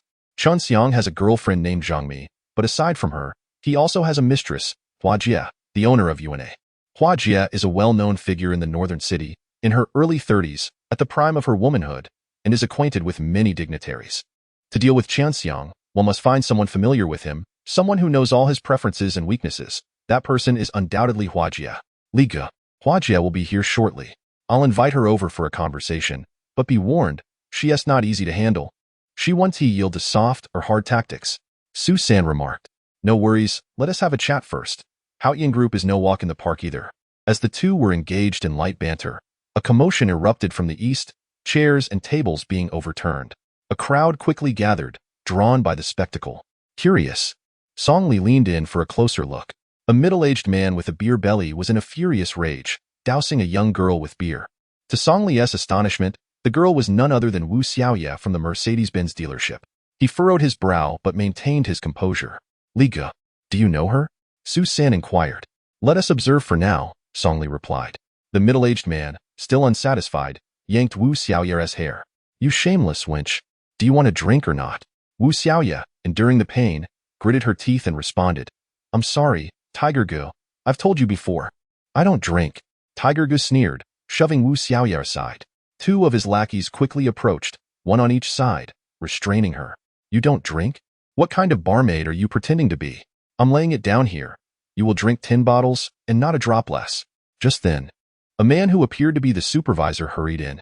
Without hesitation, he slapped Wu Xiaoye and forced a smile, saying, Tiger Gu, calm down. She is new, and doesn't he understand the rules? Hurry and apologize to Tiger Gu. Wu Xiaoye covered her mouth, too frightened to resist, and lowered her head. I'm sorry, Tiger Gu. Apologies, however, did little to placate him. My mood has been ruined. You must drink. A barmaid who won tea drink? Preposterous. If you don't drink, force it down her throat, Tiger Gu commanded, and his lackeys swiftly opened a bottle and handed it to Wu Xiaoye. Terror filled her eyes. Yet she dared not refuse. Just drink a little. Perhaps if Tiger Gu is pleased, he'll let you go, whispered the supervisor. With no other choice, Wu Xiaoye grimaced and forced herself to take a few sips. She coughed violently, and before long, the content of her stomach erupted from her mouth. splattering onto Tiger Goo's new shoes. With a resounding slap, Tiger Goo struck her again. "You wretched wench, are you doing this on purpose? Force it down her throat. If I don't make her scream today, I'm not Tiger Goo." "No, Tiger Goo, please don't. I truly can't drink," Wu Xiaoya pleaded, her face pale with fear. Tiger Goo observed her coldly, his expression dark. Though many were watching, none dared to intervene. Not even the supervisor who had retreated to avoid incurring Tiger Goo's wrath. One of the lackeys opened another beer, pried Wu Xiaoya's mouth open, and without further ado, poured the beer down her throat. She choked repeatedly, only to vomit again. She deserves it for crossing Tiger Goo. How can she call herself a barmaid if she can't even drink? She might as well sell milk tea at Coco. The crowd murmured, casting blame on Wu Xiaoya rather than Tiger Goo. As the lackeys continued to pour bottles down her throat, tears and beer mingled on her face. Song Li watched in discomfort, feeling a twinge of sympathy. Regardless of Wu Xiaoya's reasons for working as a barmaid, she had always exhibited commendable service at the dealership. "Li Gu, if you're not familiar with her, it's best not to intervene. Tiger Goo is under Wang Yi in the Northern District. While he may not be significant, we should be cautious. If Wang Yi gets involved, we want to farewell," Su San advised. He understood Song Li's compassionate nature. Yet such incidents were far too common to warrant sympathy. After today, these barmaids would act as if nothing had happened and return to work as usual. "Su San, let me think it over. Don't interfere for now," Song Li replied.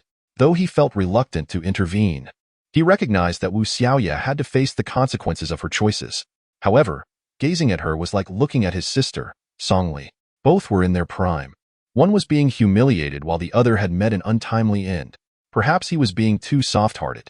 At that moment, the lackeys had already forced 5 bottles down Wu Xiaoya, who lay on the ground like a pile of mud, continuously vomiting.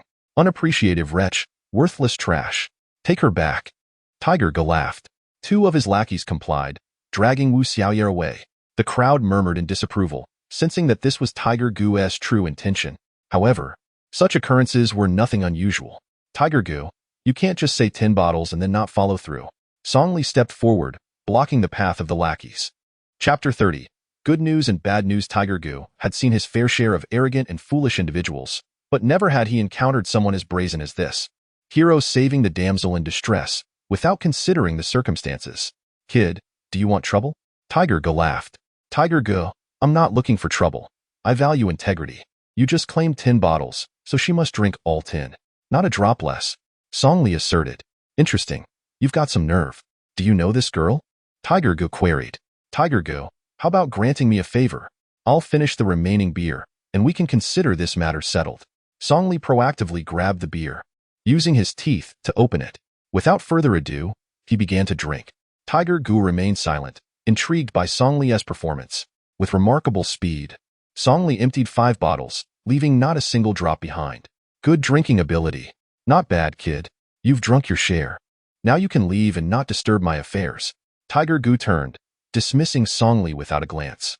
The 2 lackeys shared a smirk, bemused by the presence of this foolish youth, who thought he could win favor with Tiger Goo by drinking. Had Tiger Goo been in a foul mood, he would have already dealt with him. The crowd erupted in laughter, mocking Song Li's audacity, some even stoking the flames, eager for chaos. "Fool! If you're a man, step up. Drinking is nothing. Do you dare to fight? Otherwise, that girl is doomed. I've heard Tiger Goo has many tricks. Most girls can't handle it." The crowd jeered, and Su San, unable to watch any longer, considered intervening. Song Li discreetly gestured for him to hold back and stepped forward. "Tiger Goo, you're not keeping your word." Song Li smirked. Tiger Goo halted, staring at Song Li as if he were a rare specimen. He had never encountered such a dauntless young man before. "Kid, are you doing this on purpose? Who the hell are you? Do you want to die? When I, Tiger Goo, was running this town, you were still in diapers. Get him." Tiger Goo waved his hand, and 2 lackeys rolled up their sleeves, ready to attack. The onlookers retreated, fearing trouble. With an indifferent expression, Song Li seized an empty beer bottle from the table and swung it at one lackey's head, stunning him momentarily. He then delivered a swift kick to the other. There were no flashy moves, just practicality. Both lackeys fell to the ground, clutching their stomachs in pain, leaving Tiger Goo wide-eyed in shock. "Damn it, you dare to strike my men? Just wait. If I don't make you call me daddy today, then I'm not the Tiger Goo of the Northern District." Just then, A strikingly elegant woman sauntered in, exuding a seductive aura, especially with her fiery red attire that ignited the imagination. It was none other than Hua Jia, the owner of UNA. Sister Hua, your arrival is timely. This ruffian has been causing a commotion here. Could you provide me with an explanation?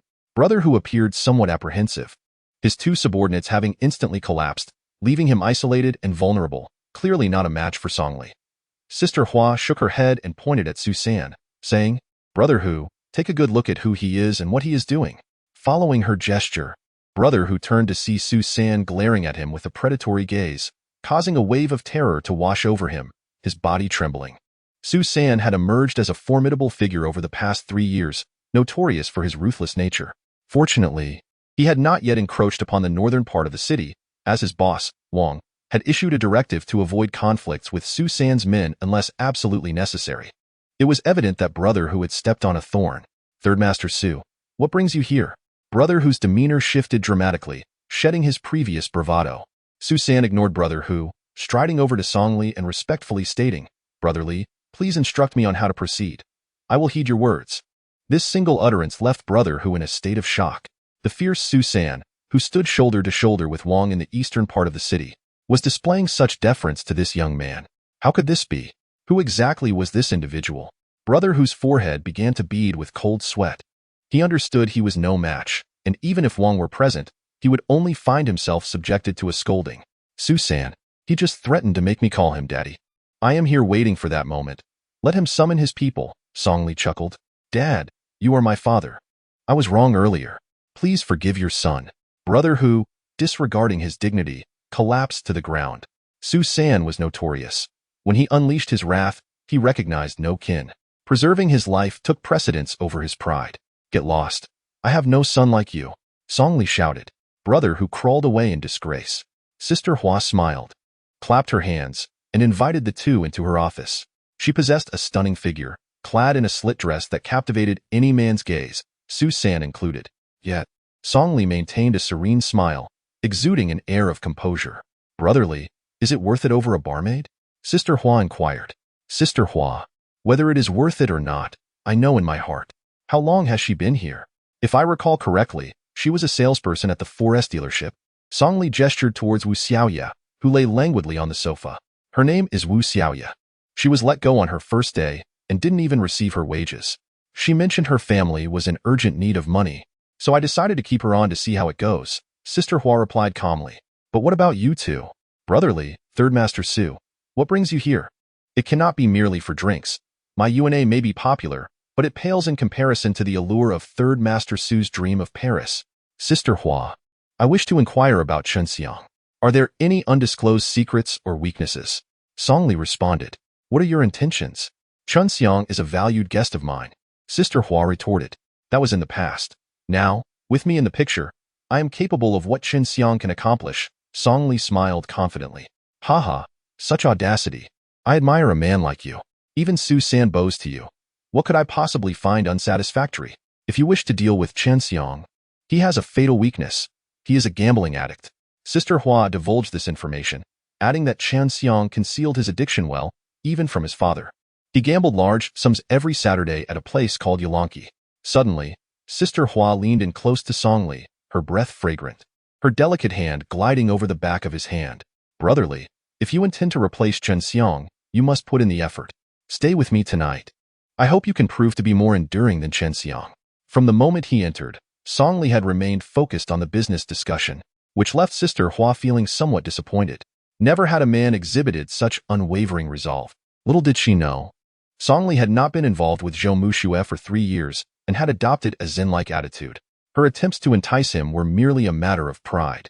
Sister Hua smiled sweetly, confident that Songli would ultimately capitulate to her charms. Sister Hua, that won't be necessary. I respect you, but I have a personal issue that makes it inconvenient for me to stay. Su San, please look after Wu Xiaoya.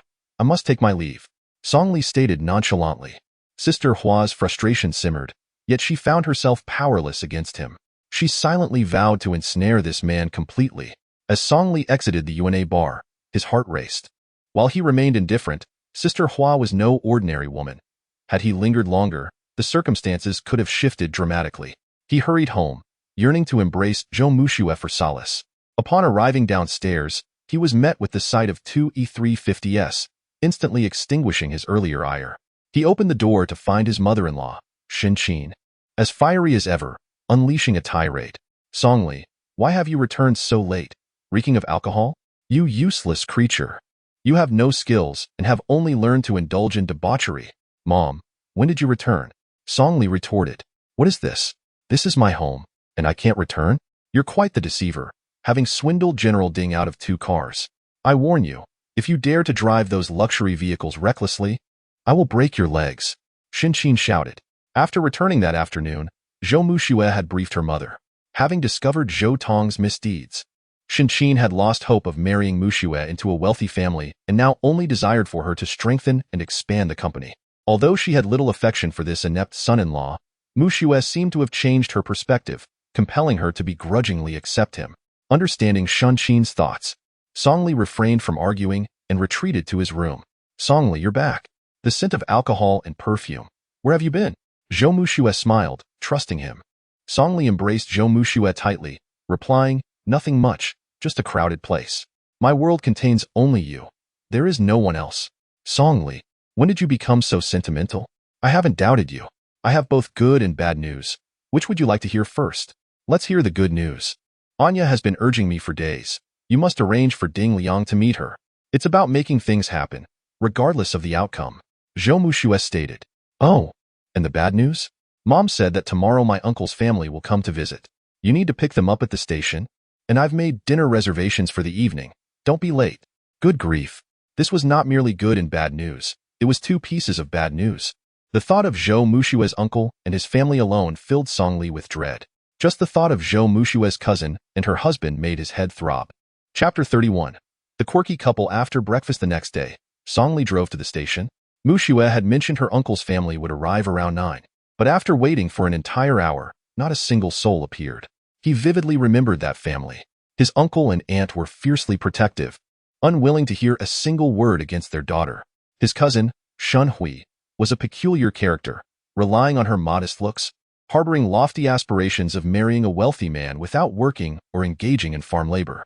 Naturally, no wealthy suitor was interested, and she eventually married the village chief's son, Qin. This Qin was no gem either. Taking advantage of his father's position, he lived a life of idleness, boasting about his superiority. When he married Muxue, they had chosen not to attend the wedding, nor had they offered a single gift. Both were avid gamblers, with one playing mahjong and the other engaging in a game of jiajinhua, draining their family's meager savings. Such personalities should have been universally despised. Yet their sweet tongues charmed everyone, including Qin, who was easily swayed by their flattery, especially during holidays when they received substantial red envelopes. Another 10 minutes passed, and Songli finally spotted some familiar faces, though it was only Qin and Hui who appeared. He quickly approached them, asking, "Why are there only the 2 of you? Where are my uncle and aunt?" Qin cast a glance at Songli and remarked, "Mom and Dad have matters to attend to and won't be coming. My dear wife, your cousin shows a remarkable lack of respect, sending a useless parasite to fetch us instead of coming herself. Darling, don't forget that aunt mentioned just the other day that cousin signed a significant contract. Her status has changed. She feels entitled. Sending a useless person is already a courtesy. At least we didn't have to take a taxi," replied his wife. The couple exchanged banter, completely disregarding Songli's feelings. Unfazed, Songli responded, "Muxue is truly busy. Otherwise, she would have come to greet you herself. Let's get in the car." Qin scoffed and dropped all their luggage at Songli's feet. "Useless, what are you staring at? Hurry and pick it up. Am I expected to carry it myself? What do you think I am? Indeed, my husband Qin is the future village chief. You, a mere parasite, should be more proactive," added Hui, joining in. Songli, disinterested in engaging with them, picked up the luggage herself. The trio made their way to the parking lot and entered an E350. Qin's eyes darted around, and he questioned, "Useless, did Muxue truly purchase this car? What kind of business does she run to afford a Mercedes?" "I can't say for certain. I'm just the driver. You might want to ask Muxue for the details," Songli replied, contemplating revealing that he had actually bought this car, along with another one. The revelation would surely leave them speechless.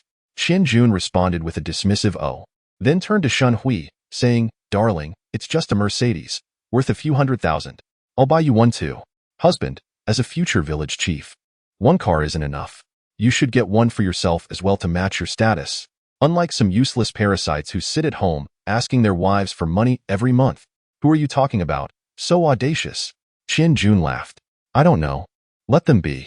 Shen Hui retorted. They laughed heartlessly at Song Li, who found their pretentiousness amusing. Cousin, the hotel you booked? I'll take you there first to drop off your luggage, then I'll come back to fetch you to our home. Song Li offered. We were in a rush and couldn't book a hotel, so we'll stay at your place for a couple of days to avoid the hassle. Qian Jun replied. Cousin, that might not be appropriate. How about the Central Courtyard Hotel? It's a nice environment, close to our home, and 2 standard rooms would only cost about 400 a night, suggested Song Li. Upon hearing the price, Qian Jun's eyes widened. Shen Hui, with a mocking tone, said, What? Your business has grown so large that you no longer welcome us? Come on, let us go back. Someone clearly doesn't want us here. Exactly, Song Li. Who do you think you are to make decisions for Aunt? Hurry up and take us back to the station. We're not going. Qian Jun shouted. Song Li, fearing the wrath of these two, knew that displeasing them would lead to a scolding from Shan Qin, leaving him with nothing to gain. Fine. Then we shall go to our home. Oh, Song Li complied, continuing to drive. About an hour later, they arrived at the entrance of the community. As Shen Hui stepped out, she was stunned to see another brand new E350 parked nearby, identical to the one Aunt had driven home 2 days prior. Song Li, did Mu Shui buy 2 cars? Shen Hui inquired, astonished. Yes, she mentioned wanting to honor her parents. So she gifted one to Dad and kept the other for her daily commute, Song Li said, intentionally emphasizing the parental aspect while subtly glancing at Shen Hui, feigning ignorance. Shen Hui changed the subject. Why are you still living in such an old community? With Mu Shui as a manager and 2 luxury cars. Why not move to the Yunding Villa? No wonder she didn't want us to stay, fearing it's not even half as spacious as your home. This time, Shen Hui wasn't boasting. Her family had built a 3-story villa, considered a prominent household locally. Cousin, I want to escort you upstairs. Mu Shui has some matters at her company, and I need to help her, Song Li stated, genuinely wanting to avoid further interaction. He pressed the accelerator, leaving them behind. Watching Song Li drive away, Qian Jun seethed. What a piece of work. He thinks he has someone important, not even helping me carry things upstairs. Darling, don't be upset. I'll report to Anne about this. She despises that useless son-in-law of hers. Just wait and see what I do to him. Shen Hui replied, her tone conspiratorial. Hui, be cautious in your words. Don't forget our purpose here. When you see your aunt, subtly extract information from her, Qian Jun advised. The couple entered the elevator and knocked on the door. Upon seeing Shen Hui, Shen Qin beamed. Hui, you're here. I bought your favorite Peking duck. We'll go to the hotel tonight. Instantly, Shen Hui feigned a gloomy expression. Noticing this, Shen Qin asked, Hui, what's wrong? Aunt, your son-in-law is insufferable. He bullies others, flaunting the luxury cars Mu Shui bought, looking down on us, telling us not to dirty his car. What? That useless fellow really said that? The audacity. I worry he might misuse those luxury cars. They belong to Mu Shui, not him. He reeked of alcohol yesterday. This won't end well. Shen Qin's anger flared. Aunt, don't be upset. It's not good for your health. We just came to say hello and will leave without imposing, Shen Hui reassured her. Leaving so soon? I thought you wanted to stay for a couple of days. Aunt, Qian Jun and I would prefer to stay at your home. We're all relatives, and it would be livelier. But your son-in-law insists we stay outside, claiming there's no room for outsiders. Am I an outsider? If you don't welcome us, Qian Jun and I will take our leave. As Shen Hui spoke passionately, tears nearly welled up in her eyes. That's nonsense. When did it become his decision? If anyone should leave, it's him. Hui, don't worry. You can stay. I'll take charge. When he returns, I'll have him apologize to you. Shen Qin declared angrily. Qian Jun exchanged glances with Shen Hui, who understood the cue. Aunt, your daughter is remarkable, buying 2 Mercedes. What kind of business is she running? Your family must be thriving. She signed a contract with Huaxi Square. They should earn quite a bit. Enough talk. You two sit for a moment while I grab some snacks. I'll have Mu Shui come back for lunch. With that, Shen Qin left, leaving the couple behind. Qian Jun gave Shen Hui a thumbs up, saying, Wife, brilliant. Let that useless fellow underestimate us. He thinks he has risen just because he is a driver. If I don't manage to turn him against Aunt and kick him out, then I'm not Qian Jun. Shen Hui chuckled softly before asking, Darling, how much should we borrow? It seems like a significant business venture. We could say you had a failed investment and stretch it out for 10 or 8 years. Darling, didn't you always want to visit the Maldives? I think we should aim for that amount. Qianjun smirked, holding up 3 fingers. Chapter 32. Trouble awaits at noon. Zhou Mushui called for Songli to return home for lunch. When they arrived, a feast awaited them, yet the atmosphere felt off. Shinqin wore a stern expression while Shan Hui was overly enthusiastic, addressing Zhou Mushui sweetly as sister, a stark contrast to her demeanor with the Zhou family. When it was time to eat, Shinqin glanced at Songli and asked, Songli, was it your suggestion that Hui and the others stay at a hotel? Songli hesitated before responding, yes, I thought our home was a bit cramped for them, and they would be more comfortable at the central courtyard. Nonsense. The home is small, yet you didn't suggest buying a bigger house. You only follow Mushui around like a shadow. Useless. When did it become your place to decide? If anyone should leave, it's you. Hui should stay. Having not berated Songli for a few days, Shinqin felt invigorated. Mother, Songli is acting out of goodwill, and staying in a hotel is indeed more convenient than at home. I concur with his perspective. He did not intend to drive my cousin away, Zhou Mushui explained. Mushui, do not defend this good-for-nothing. He has no money and already looks down on his own relatives. If he were to become wealthy, would he not cast us out? Shinqin's anger flared, her eyes glaring as if she could devour him whole. Zhou Dehai sat nearby, wishing to offer a few words in defense of his son-in-law, yet a mere glance from Shinqin made him retract his thoughts. Aunt, please do not be angry. Qianjun and I have discussed it and decided to stay at the hotel. Harmony in the family is paramount, and I do not wish for you two to quarrel over this matter, Shen Hui interjected. Hui, your kind-heartedness and amiable nature please your aunt. Enjoy your time. Tonight, I shall treat you all to a grand dinner, Qianjun remarked, sensing the opportune moment and gently nudging Shen Hui. Shen Hui, instantly understanding, inquired, Mushui, regarding the project at Huaxi Square, you must be able to earn a considerable sum, truly impressive. The construction period is over half a year. I have allocated a portion elsewhere, and if all goes smoothly, I could earn over 8 million, not including other shares. Zhou Mushui responded candidly, lacking any ulterior motives, which enlightened Shen Hui's mind. As the family gathered for dinner, having barely taken a few bites, Shen Hui spoke again. Aunt, Mushui, I feel particularly hesitant to bring this up. What is it? We are all relatives. Speak freely. Shinqin smiled. Aunt, Qianjun is about to become the village chief, and he wishes to initiate a project to help the whole village prosper. We just need a little more startup capital. What do you think? Just tell me how much you need. I will lend it to you. I have always believed in Qianjun. He has potential. Unlike some people who are ungrateful and only know how to take advantage of their own family, Shinqin remarked, casting a pointed look at Songli. Seeing his indifferent expression reignited her fury. Shen Hui raised 3 fingers and whispered, Aunt, this amount is sufficient. Shinqin glanced over, realizing it was merely 30,000. All right. That is not excessive. I will have Mushui transfer it to you shortly. Let us continue our meal. Thank you, Aunt, and thank you, Mushui. Just transfer 300,000 to Qianjun's account, and once the village profits, we will pay you back. Shen Hui exclaimed with excitement. Shinqin blinked in disbelief, thinking she must have misheard. Hui, did you not say you needed 30,000? Aunt, I never mentioned 30,000. Your family can afford 2 luxury cars, and Mushui has an 8 million project. I am merely borrowing 300,000. You surely can manage that. We will definitely repay you. Shinqin, having boasted about the car being bought by Mushui on her return to her family, found herself in a dilemma, fearing she would lose face if she had to say otherwise. Reluctantly, she gritted her teeth and said, Fine, I will lend it to you. Mushui will transfer it to you later. Thank you, Aunt. Since you are lending us money, there is no need to treat us to dinner tonight. Qianjun and I will just wander around, Shen Hui responded. After a hearty meal, Shen Hui and Qianjun claimed they were off to find a hotel and left. Shinqin sat on the sofa, her face clouded with frustration. It's easy to boast, but hard to part with money. Mother, how could you agree to lend such a large sum? All the funds in the company are invested in projects, and we might not even be able to pay salaries this month. Where are we supposed to find 300,000 to lend to my cousin? Zhou Mushui complained, albeit unable to blame her mother too harshly. Zhou Dehai wore a bitter expression, wanting to speak but hesitating.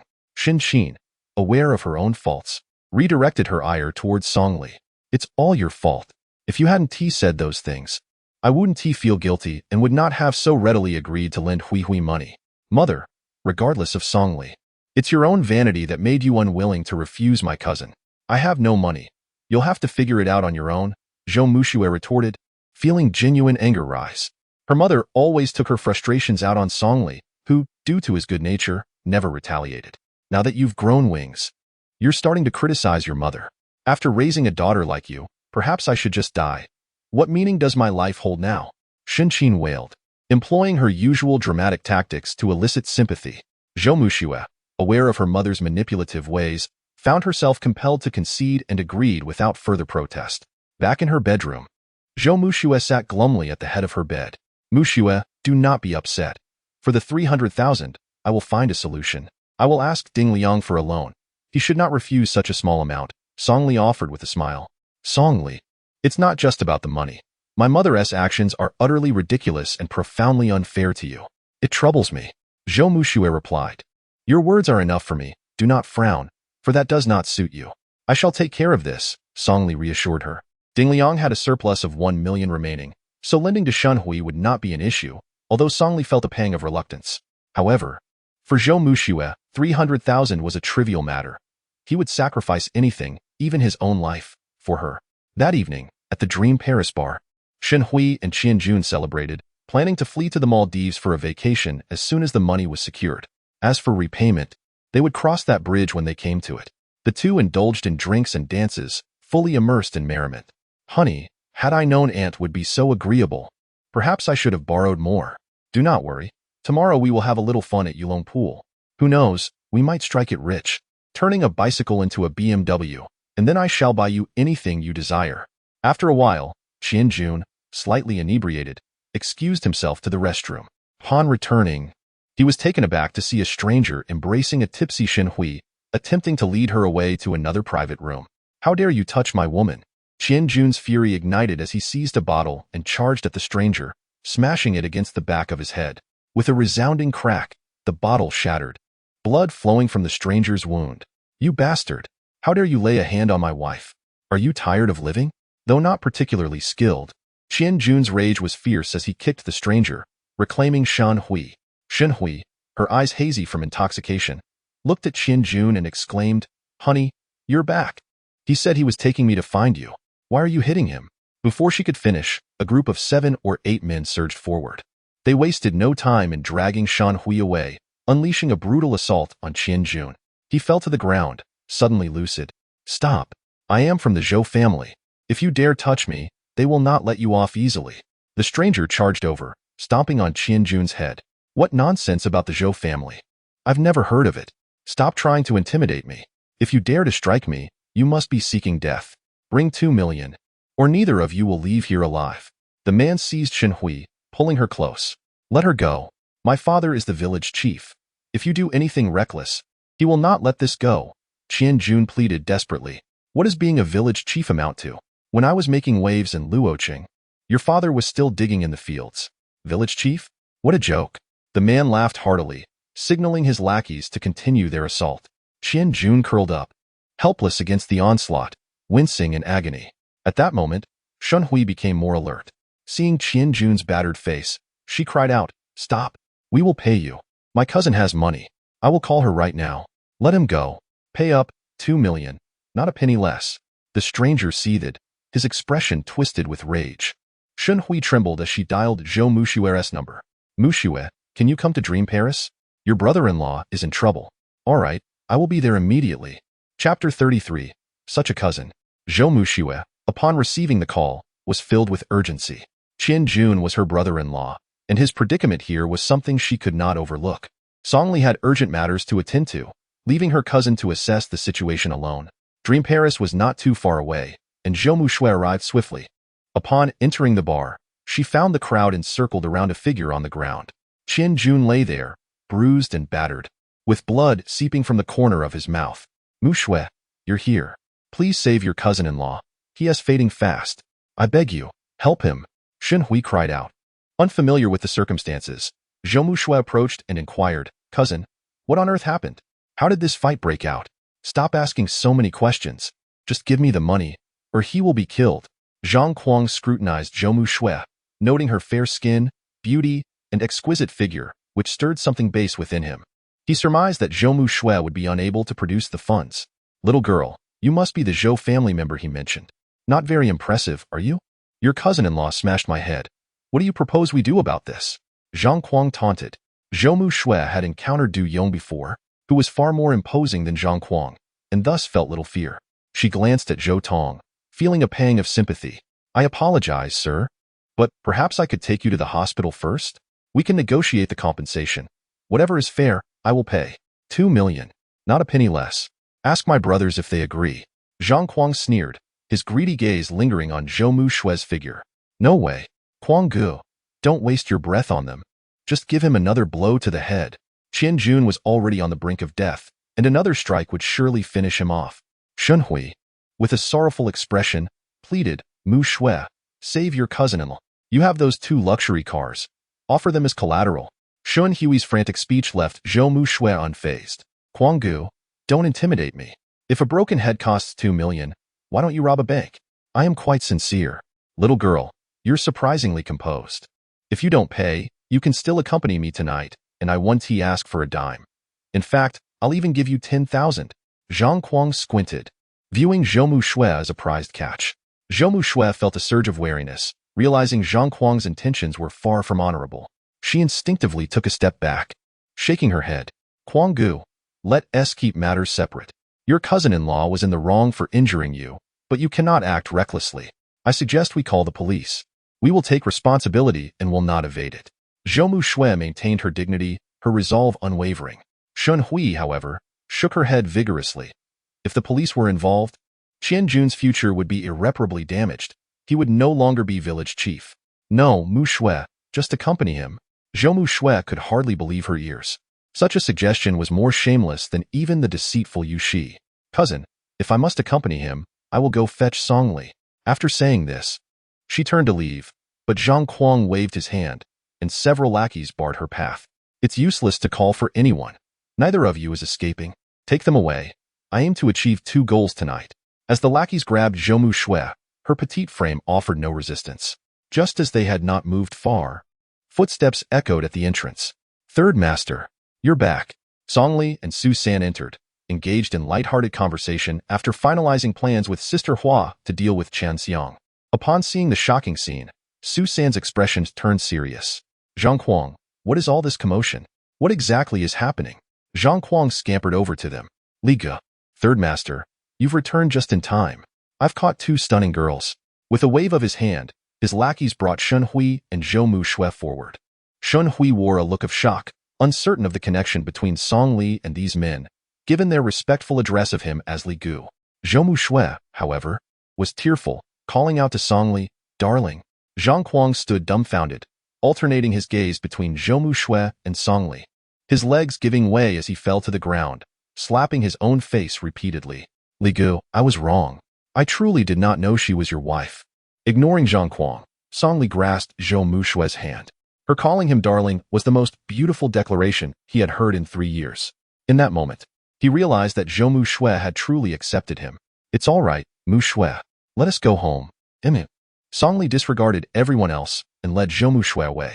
Shin Hui, witnessing this, felt anxious and cried out, Cousin, I'm sorry. It was my fault. You can't leave. What will become of me and your cousin-in-law if you go? As Zhou Mushui reached the door, she hesitated, feeling a twinge of compassion. Though Shun Hui had shown no sisterly love, she was acting out of desperation. It would be wrong to turn a blind eye. Just as she considered pleading, Song Li stopped her. Reflecting on it, she realized that the people accompanying Song Li were the same ones who had saved her at the restaurant. He would know what to do without her intervention. That evening, as they returned home, Zhou Mushui took the initiative to cling to Song Li. They lay together at the head of the bed, her cheeks flushed. She had come to terms with her feelings for Song Li. Otherwise, she would not have publicly called him darling. Perhaps it was time for certain things to unfold. Zhou Mushui leaned in for a kiss, softly saying, Song Li, it has been 3 years. Do you understand my meaning? We are husband and wife. Song Li gaped in astonishment, gently pushing Zhou Mushui away. Mushui, I didn't expect you to be this kind of woman. Tonight isn't right. I'm not feeling well. Zhou Mushui, having mustered her courage, felt rejected, questioning whether Song Li had some sort of physical defect. Song Li embraced her lightly, smiling. Wife, you're being foolish. I want you to be fully committed, not merely reacting to today's impulse. Zhou Mushui acknowledged her impulsiveness, but after Song Li's refusal, her fervor began to wane. Song Li, I have given you this opportunity. It is you who failed to cherish it. Who knows when the next chance will arise? Sleep now. We have a lifetime ahead of us, with plenty of opportunities. They exchanged a smile and embraced as they drifted off to sleep. The next morning, as Song Li awoke, Shun Hui and Qian Jun arrived. Qian Jun's face was still swollen, having applied medicinal alcohol, and he carried an unpleasant odor. They were quite considerate, bringing gifts in hand. Xin, surprised, asked, Hui, what happened to Qian Jun? Little aunt, he fell. He accidentally tripped last night. Qian Jun dared not speak the truth, fabricating an excuse instead. Upon seeing Zhou Mushui, Shun Hui warmly embraced her, saying, Mushui, I want to say more. Please accept this small gift. Seeing the gifts, Xin assumed they had received money and, though displeased, smiled. Hui, you received the money, right? No need to rush to repay. After last night's events, Shun Hui was too intimidated to ask for money. Song Li appeared to be a good-for-nothing, yet he mingled with such people. It was likely he was a rogue. The family's finances were too precarious to risk. Little aunt, there's no need. We have enough. We came to bid farewell. Xin was taken aback by Shun Hui's refusal but felt a wave of relief. Very well, Song Li. See Hui and Qian Jun off. Xin commanded. And Song Li replied with an okay. Xin Hui, alarmed, shook her head. Little aunt, there's no need to trouble Song Li. Qian Jun and I can take a taxi. That's out of the question. That good-for-nothing has nothing else to do. He just wanders about. It's settled. He will take you to the station. Little aunt, Song Li is not a good-for-nothing. He is quite handsome, and he and my cousin truly make a perfect couple. Please don't speak of him that way again. Xin was utterly flabbergasted. Just yesterday, she had harbored grievances against Song Li, and today, she seemed to have transformed, even praising him. Had she taken crazy pills? No worries. I will escort you and have a few words with you. Shun Hui ceased to decline, and the three descended the stairs. Song Li pulled out his phone, requesting Qian Jun's card number, and transferred 300,000 in one go. Cousin and cousin-in-law, this is the meaning of Mushui. Having taken the money, hurry back, and do not come again. As for my affairs, you are not to mention them to anyone. I shall not see you off. Take a taxi yourself. Shen Hui was overjoyed upon seeing the substantial sum of 300,000. Thank you, Li Gu. Thank you, Li Gu. We promise to say nothing and to keep our distance, never to return to the city again. Song Li sighed helplessly. Such relatives truly give one a headache. Having dealt with the first trouble, he now had to confront a second. He had promised Anya to introduce her to Ding Liang and arrange a dinner, but he was currently preoccupied with dealing with Chun Xiang, so that matter would have to wait a while. Instead of going upstairs, Song Li headed directly to the company. He changed into his security uniform as usual, sat in the security room, and bantered with Lu Quan, enjoying a relatively pleasant life. At that moment, a figure entered, the accountant, Yao Na, donned in heavy sunglasses, rushing in without uttering a word. Song Li, half-jokingly, crept up from behind, snatched Yao Na's sunglasses away, and was about to call her name when he was taken aback by the sight before him. Tell me, who did this? Song Li's expression darkened. His right hand clenched into a fist. Chapter 34. Professional duties. Yao Na, startled by Song Li's action, resembled a frightened deer, covering her eyes with both hands to prevent him from seeing further. It's nothing, just an accident, Yao Na replied. An accident? What kind of accident could cause one of her eyes to swell like a bun, filled with bruises, rendering her unable to open it? Who did this, Bao Gu? Song Li inquired. The answer was quickly dismissed by Song Li. Bao Gu had been dealt with by Su San, and there was no way he could resort to such brutality to demand money from Yao Na. Song Li, it truly was an accident. I'm fine. I still need to work. Yao Na insisted, reclaiming her sunglasses and attempting to leave, but Song Li grasped her arm. Yao Na, are we friends? If you simply say no, then I can disregard your affairs, Song Li stated earnestly. After a moment of silence, Yao Na could no longer hold back and threw herself into Song Li's embrace. Why did he treat me like this? I was so good to him, helping him bear hundreds of thousands in debt, and yet he still pursued other women and even hit me. Yao Na cried, becoming a tearful mess just as Zhou Mushui walked in. She squinted and chuckled softly, teasing as she passed. Song Li, treat Yao Na well. How could you make her cry? Yao Na quickly released Song Li and entered the elevator without looking back. She had heard of Song Li's connection with President Zhou, and if this matter led to a misunderstanding, her hard-earned job would be ruined. Following Zhou Shui, Song entered the office. He moved a chair to sit down and smiled. Wife, are you jealous? This isn't your style, but I must say, I find it quite pleasing. How vain. Who would be jealous? What on earth is going on? I'm not quite sure. Perhaps she encountered a scoundrel who even gave her a beating, leaving her left eye swollen shut. She should take a day off to rest. As the company president, Zhou Shui was genuinely concerned for her employees. Although Jichang Building Materials was not a renowned enterprise, it had always maintained a good reputation, particularly in terms of employee benefits, which were certainly comparable to those in larger companies. However, its small size had hindered significant growth. With Ding Liang's support, there was finally an opportunity to strengthen and expand. Song, your English is excellent, and with your overseas background and broad experience, 2 advertising companies will come this afternoon to bid. Accompany me in discussing the collaboration. The more Zhou Shui learned about Song, the more she regarded him as a talent. He merely feigned modesty for certain reasons. Wife, can we choose someone else?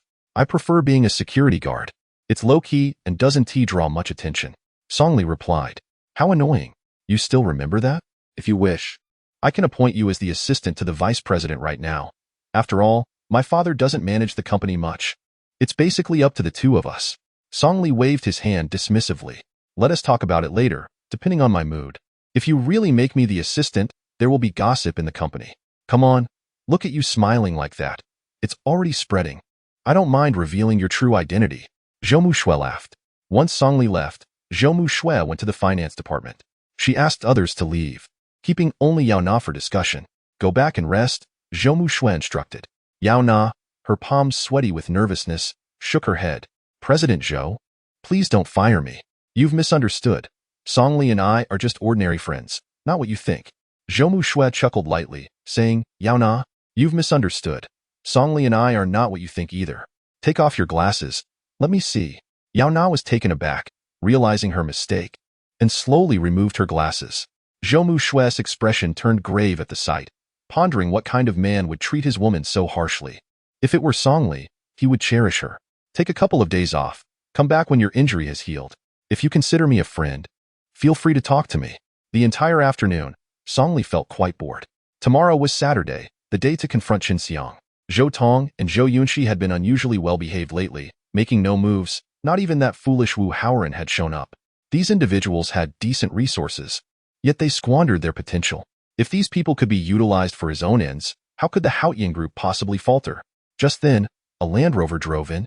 Due to the narrow parking spaces, it struggled to park. Finally, finding something to do, Song eagerly approached and resumed his security duties. Back up. Turn the steering wheel left. Keep going. Back, back, back. Adjust the direction. After a considerable effort, the Land Rover was finally parked steadily. As the window rolled down, a man in his 30s poked his head out. What the hell are you doing, idiot? I have a rear-view camera. Stop buzzing around like a fly. If you scratch my car, can you afford to pay for it? I've been driving for 10 years, and I don't need you to direct me. Just keep an eye on my car. The man cursed, visibly displeased. Mr. Liu, don't bother with him. Don't stoop to his level. We need to hurry. President Zhou is waiting for us in a meeting, and this contract is crucial. A glamorous woman descended from the vehicle, presumably Mr. Liu's secretary. Upon hearing this, Song became intrigued. Hey, are you here to discuss cooperation? What? Am I supposed to inform you before I meet President Zhou? Security should just do their job and not meddle. Mr. Liu shouted. Come on. Which advertising company are you from? I heard 2 companies are coming this afternoon to discuss collaboration. Song pressed. Mr. Liu scoffed disdainfully. Tianyi Advertising, the top 4A advertising company in Luoqing. If you utter one more word, I'll have President Zhou fire you in an instant. The female secretary giggled, linking her arm with Mr. Liu. As they took a few steps, Song, feeling restless, followed again. Don't go. I have insider information that you definitely won't get the contract. Better head home early to avoid embarrassment. Song chuckled. Mr. Liu, already irritated, could no longer contain himself. Being cursed to go home before even discussing cooperation was unbearable.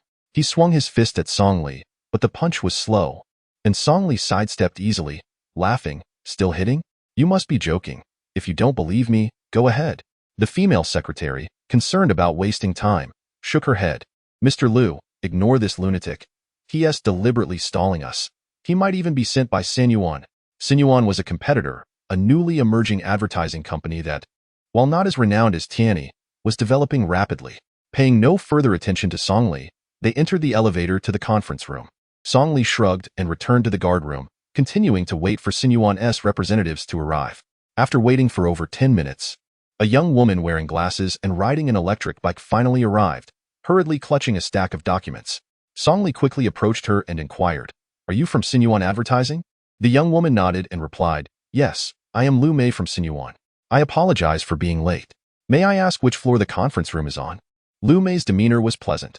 She did not underestimate Songli due to his position as a security guard. Songli pointed to the 12th floor, urging her to hurry. Lu Mei thanked him and rushed towards the lobby. However, after taking only a few steps, she stumbled and fell, scattering her documents across the floor. In a flurry, she began to gather them up, and as a gentle breeze blew, a design draft fluttered to the ground in front of Songli, oblivious to the missing page. Lu Mei continued on her way. This clumsy young woman was a first for Songli. Allowing her to proceed like this would surely result in defeat against Lu, the head of Tianyi Advertising. "Miss Lu, you dropped the page. Don't worry, let me help you find General Zhou," Songli called out as he chased after her, returning the design draft. Lu Mei, visibly apologetic, responded, "I'm so sorry. This is my first time handling such an important project, and I'm just so nervous. I truly appreciate your help. If everything goes well, I'll treat you to a meal." Songli smiled and escorted Lu Mei to the conference room. Upon entering, they found General Lu and Zhou Muxue engaged in lighthearted conversation, but Lu's demeanor darkened the moment he spotted Songli. "Zhou, isn't this the security guard? I'm not mistaken, am I? How shameless for him to come here with someone from Sinyuan. What a despicable tactic. You should fire him immediately. We can negotiate the price further." Chapter 35. Trouble Reborn. Zhou Muxue secretly chuckled, recognizing that Songli had once again crossed paths with someone from Tianyi. Given his serious demeanor, it was likely he was looking for trouble. "Big brother, we meet again. You continue your discussion, and we will simply observe. I assure you we won't interrupt." Songli genuinely pulled up a chair and sat down to listen. Lu was left dumbfounded. He had never encountered such audacity in a security guard.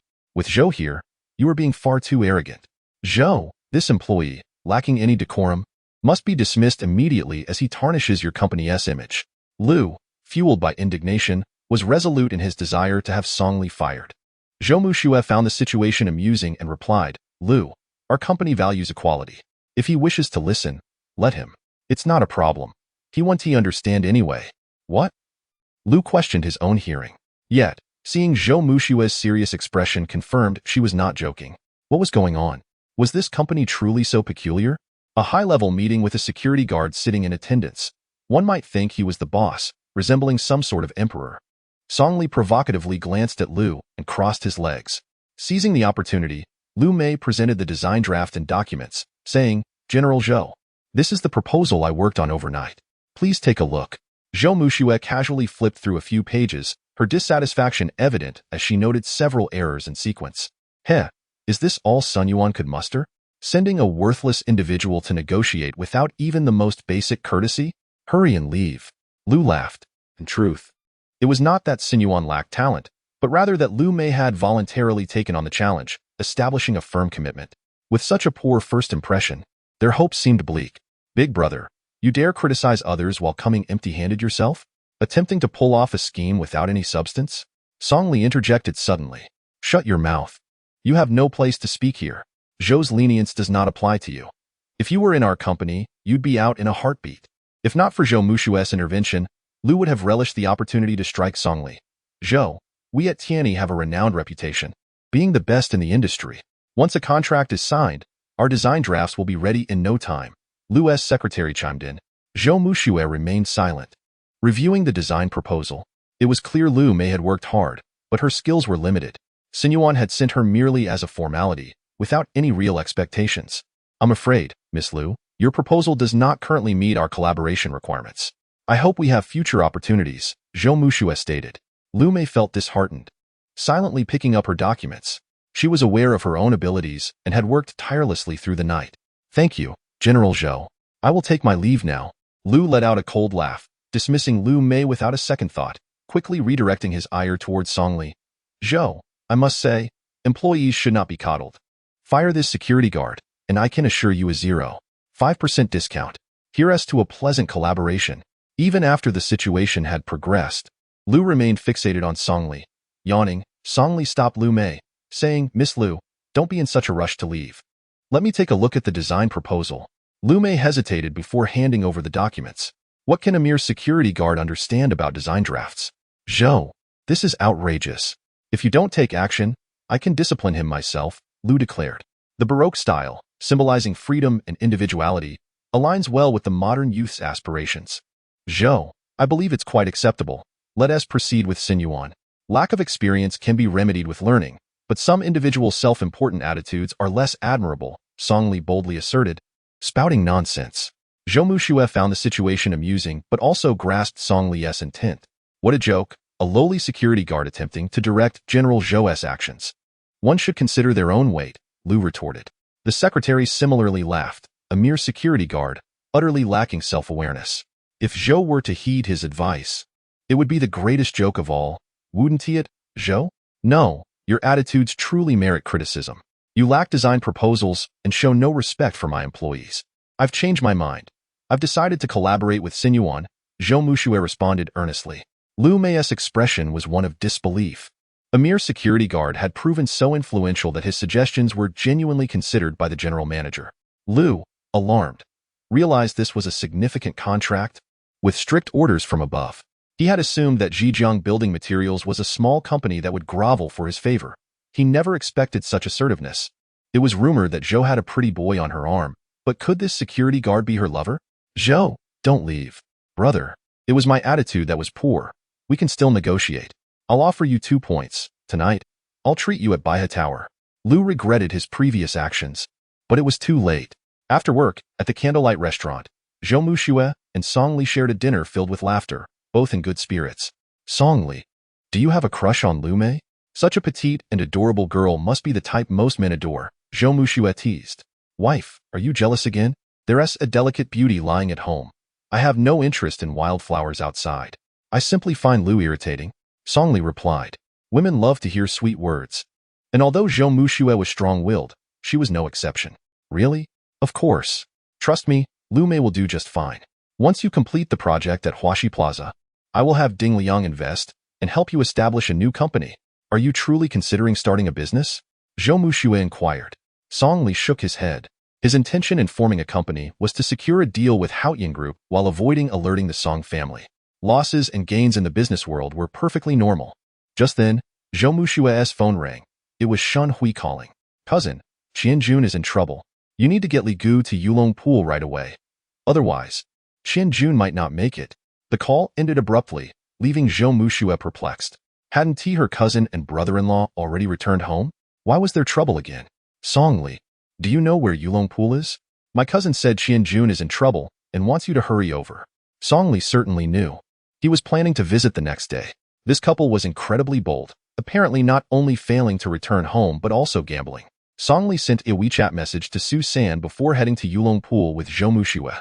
Yulong Pool, on the surface, presents itself as a leisurely mountain resort where one can indulge in hot springs and relaxation. However, unbeknownst to many, it conceals a vast underground casino. At this moment, the casino is alive with the cacophony of eager gamblers, their eyes ablaze with fervor as they shout excitedly, hoping to soar to great heights. The notion of turning a bicycle into a BMW is far from mere jest here. Yet, the grim reality often echoes the sentiment of risking everything for a tragic end. Zhou Muxue, visiting such a place for the first time, whispered, "Songli, what is going on with my cousin? Why is she here gambling instead of returning home? Perhaps it is because I bestowed upon her 300,000. With money in her pocket, she ventured out to indulge. It seems she has lost it all. Or else she would not be calling you," Songli sighed. A well-intentioned gift wasted, indeed. The two followed the directions to the manager's office, where they found a room filled with people. Shun Hui sat on the couch, her face a mask of despair, while Qianjun appeared even worse, his eyes swollen and his hand pinned to the table, a sharp knife poised ominously before him. "Muxue, Li Gu, you're here. Please save Qianjun. They say they will chop off his fingers," Shun Hui cried out. Muxue hurried over to comfort her, while Songli surveyed the scene. The squat, bespectacled man before them exuded a deceptive charm. Li Sangue, the casino's public face and a cunning player behind the scenes. Su San had warned that in Luoqing, one could offend anyone, but never Li Sangue. No one knew the true power behind him, but it was undoubtedly formidable. Brother, what happened to my cousin's husband? Even if he lost all his money, it shouldn't have come to this, Song Li remarked with a smile. Li Sangue, recognizing Song Li's unassuming demeanor, perceived him as a kindred spirit, someone who was unfazed by the circumstances. Li Gu, it appears Luoqing has gained another notable figure. Your cousin's husband lost money and borrowed $1 million. He was caught cheating and, according to the rules, he must lose all his fingers and pay back tenfold. Li Sangue spoke as if discussing mere meat at a market, his tone devoid of empathy. $1 million means 10 million. Shun Hui collapsed in terror, and Zhou Muxue was equally stunned. 10 million was an unattainable sum for her, even if Ding Liang were to settle early. Song Li, seemingly unfazed, replied, Brother, what if I refuse to pay? Chapter 36. Inheritance. Li Sangue was taken aback by such boldness displayed in his presence. The last person who acted so brazenly now lay at the bottom of the river in Luoqing. Li Gu, while I am no significant figure, I am not one to be trifled with in Luoqing. If you refuse to pay, you may find it difficult to leave Yulong Pool. Li Sangue smiled, maintaining his composure. Brother, I truly have no money. May I take my wife home? You may deal with them as you see fit. Song Li said, laughing. Li Sangue was astonished. He had expected a negotiation, yet Song Li had acquiesced so easily. As Song Li and Zhou Muxue turned to leave, Shun Hui suddenly knelt before them. Muxue, Li Gu, please don't go. Save Qianjun. If you leave, I'll be left alone. We are all family. Help us just this once. Shun Hui pleaded, her cries filled with desperation. Zhou Muxue's heart softened, but she quickly reasoned that 10 million was an impossible amount to gather. Song Li was right. It was best to walk away from the danger posed by these individuals. Resolutely, she followed Song Li. Shun Hui clung to Zhou Muxue's feet, crying out, Muxue, Muxue, you were never unkind to me as children. You cannot just leave. I swear, I will never gamble again. Seeing Shun Hui in such distress, Zhou Muxue felt a pang of compassion and turned to Song Li, who shrugged helplessly. Brother, grant me a favor. Give a discount. Although he may not be of much value, he is my cousin's husband. I can pay you. Just spare his fingers. Li Sangue raised an eyebrow, surprised. He had anticipated haggling, yet Song Li had readily agreed. That was 10 million, not a mere 1,000. Brother, words alone hold no weight. Why should I trust you? It was not that Li Sangue doubted him, but rather that Song Li was too unassuming, a man he had never heard of before. That moment, Su San burst in, asserting, Li Sangue, I will vouch for him. I wonder if that suffices? Li Sangue instantly broke into a cold sweat. Su San's backing was not something he could dismiss lightly. He was not intimidated by Su San, but rather by the seemingly carefree Song Li. Su San had risen swiftly in power, known for his ruthless efficiency, leaving no room for negotiation with anyone. Su San's past as a small-time thug with a mountain of debts, nearly left for dead, had become a tale of transformation into one of Luoqing's formidable figures. To suggest that Su San acted without support was ludicrous. For someone like him to vouch for Song Li, especially for $1 million, indicated that Song Li's influence was not to be underestimated. Enough. Su San's word is law. Release that fool. Li Gu, I grant you 1 month. No need. I shall provide it by tomorrow, Song Li replied, leaving everyone astonished, especially Li Sangue, whose eyes widened in disbelief. To promise $1 million so casually was more extravagant than any of his own backers. With the matter settled, Su San took his leave. Song Li and Zhou Muxue escorted the couple to a hotel, where Shun Hui expressed her heartfelt gratitude, declaring them to be like parents to her and Qianjun, vowing to defend them against any slander. However, in a sudden swing, Song Li slapped Shun Hui, stating, that was for my 300,000. Realizing her fault, Shun Hui remained silent. Another swift slap landed on Qianjun. This is for my 10 million. How dare you gamble and cheat after losing everything? What gave you the audacity to do so? Qianjun, taken aback, could only shake his head, admitting, I was wrong. I will never do it again. Good. For the next few days, stay at the hotel and do not leave until I resolve this matter. Then you may return home. Song Li found the situation overwhelming. Had he known it would lead to such complications, he would have avoided personally escorting them. As the duo departed, Qianjun suddenly grasped Shun Hui's arm, urging, my love, let us not wait until tomorrow. We must leave now. What? But Li Gu said, 10 million. Song Li will never come up with that. Let Li Sangue deal with it slowly. Once we return to Shaoyuan village, that is my domain. Enough talk. Let us go. Under the cloak of night. They left without checking out, taking a taxi back. Unbeknownst to Songli and Zhou Muxue, they had departed. Upon returning home, they dared not mention the incident to Shinqin, fearing that the news of 10 million would leave her in shock. As Zhou Muxue lay in bed, she asked, Songli, 10 million? You said you would provide it by tomorrow. Where will you get such money? Did you borrow from Dingliang? Do not worry, Muxue. 10 million is a fanciful notion for Li Sangue. I will not truly pay that much. Tomorrow, I shall return and negotiate a better price. Promise me you won't do anything reckless. Zhou Muxue implored softly. Muxue, rest assured. I am a civilized man who only engages in harmonious endeavors. However, I must venture out of the city tomorrow and will return later. As they embraced and drifted to sleep, Zhou Muxue felt a surge of warmth. Songli, you have aided my cousin so greatly, I am at a loss for how to repay you. Perhaps I could offer myself in return. Her voice trailed off, but Songli interjected. Sleep now. We must rise early tomorrow.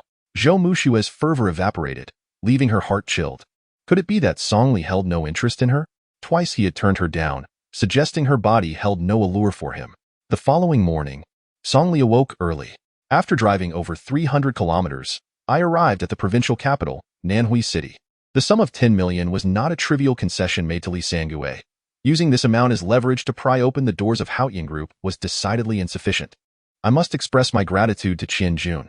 Without his earlier commotion, it would have been improbable to meet Li Sangue so readily. With Li Sangue's backing, I could ensure that Chun would suffer significant losses. Therefore, this money must be dispersed. I chose not to seek assistance from Ding Liang. With his elder brother Ding Sheng around, it would be impossible for someone of my current status to mobilize 10 million without revealing its specific purpose. The only feasible solution was to tap into my father's inheritance. After parking the car, I entered Huaxiao International Bank. Although the crowd was not overwhelming, I still had to queue. In a hurry, I headed straight for the bank's VIP room.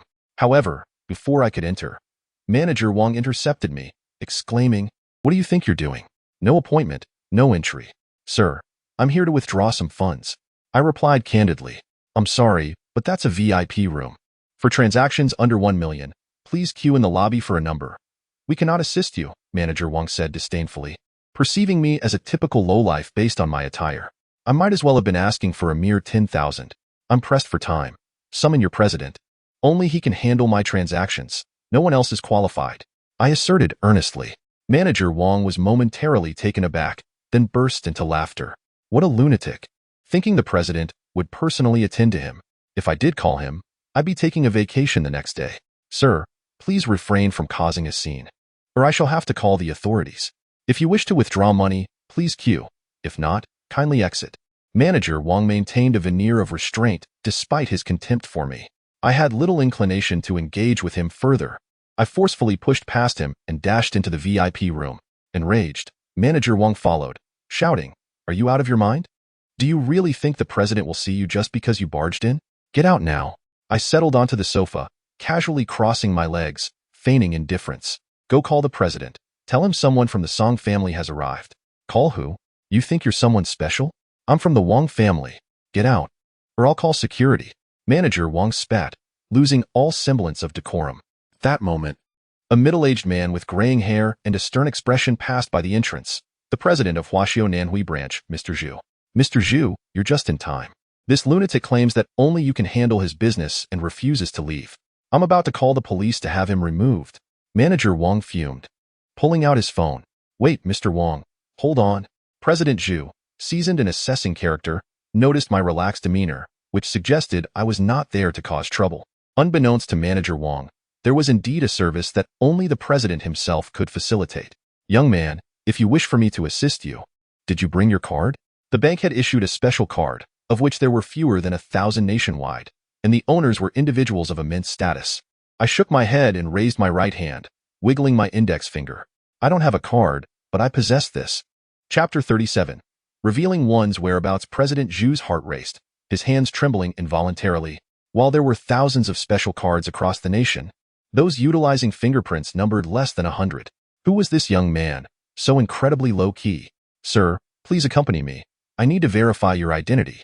President Zhu's attitude shifted to one of utmost respect, leaving Manager Wang dumbfounded. He could not fathom the power of a mere finger. "Mr. Zhu, Be cautious. Could he be a fraud? Manager Wang persisted in his skepticism. President Zhu shot him a glare. Enough nonsense. To my office now, and connect the fingerprint scanner. The three of us arrived at the office, where President Zhu opened the software and gestured for me to verify my identity. As I pressed my right index finger onto the scanner, a beep sounded, confirming my identity. President Zhu glanced at the screen, his complexion paling. The account belonged to Song Chun of the prestigious Song family of Yinjing, and I was utilizing a sub-account, possessing the authority to access 20% of the main account's funds. President Zhu immediately bowed, stating, Mr. Song, had you approached the VIP room directly, this unpleasantness could have been avoided. On behalf of Huaxiao Bank, I sincerely apologize and hope you can forgive our oversight. Manager Wang stood aghast, unable to comprehend the rapid shift in President Zhu's demeanor. The usually haughty president was now exhibiting profound respect towards someone he had initially dismissed as a lowlife, even apologizing to him. I wanted to enter, but he wouldn't let me. I pointed at Manager Wang. Understanding the gravity of the situation, Manager Wang hastily explained, Mr. Zhu, I truly did not mean any offense. I had no idea Mr. Song was one of our esteemed clients. Not knowing does not excuse your actions. Our service principle is to treat every customer as a deity. You may leave. Do not return tomorrow. Mr. Zhu, I was wrong. Grant me another chance. Manager Wang pleaded. Do not appeal to me. President Zhu retorted coldly. Manager Wang, recognizing the futility of his situation, dropped to his knees before me and struck himself across the face. Mr. Song, I was wrong. I truly apologize. I should not have underestimated you. Please forgive me. I remained silent, and Manager Wang dared not cease. He struck himself repeatedly, his face swelling from the blows. That's enough. Learn from this lesson, and you may leave. I commanded. Grateful and submissive, Manager Wang scurried away, and I couldn't help but admire his humility. Mr. Song, are you satisfied now? President Zhu inquired. That will suffice, Mr. Zhu. Please prepare a regular card for me and transfer 200 million to it. I shall give you 1 hour to complete this. 2 hours later, at the Song family estate in Yinjing, the ancient mansion buzzed with activity as a man rushed into the study. Inside, an elderly gentleman with graying hair and a vigorous spirit sat. Old Master, Song Ao has surfaced in Nanhui City, Jianghai Province, withdrawing 100 million from the eldest master's account. It seems he is about to take action. After 3 years, he has finally lost patience. The old man's face darkened, a smile involuntarily creeping onto his lips. Should I notify the second and third young masters to send someone to Nanhui City to bring Song Ao back? No need to inform anyone else. Lao Kai, bring me a map of Jianghai's capital.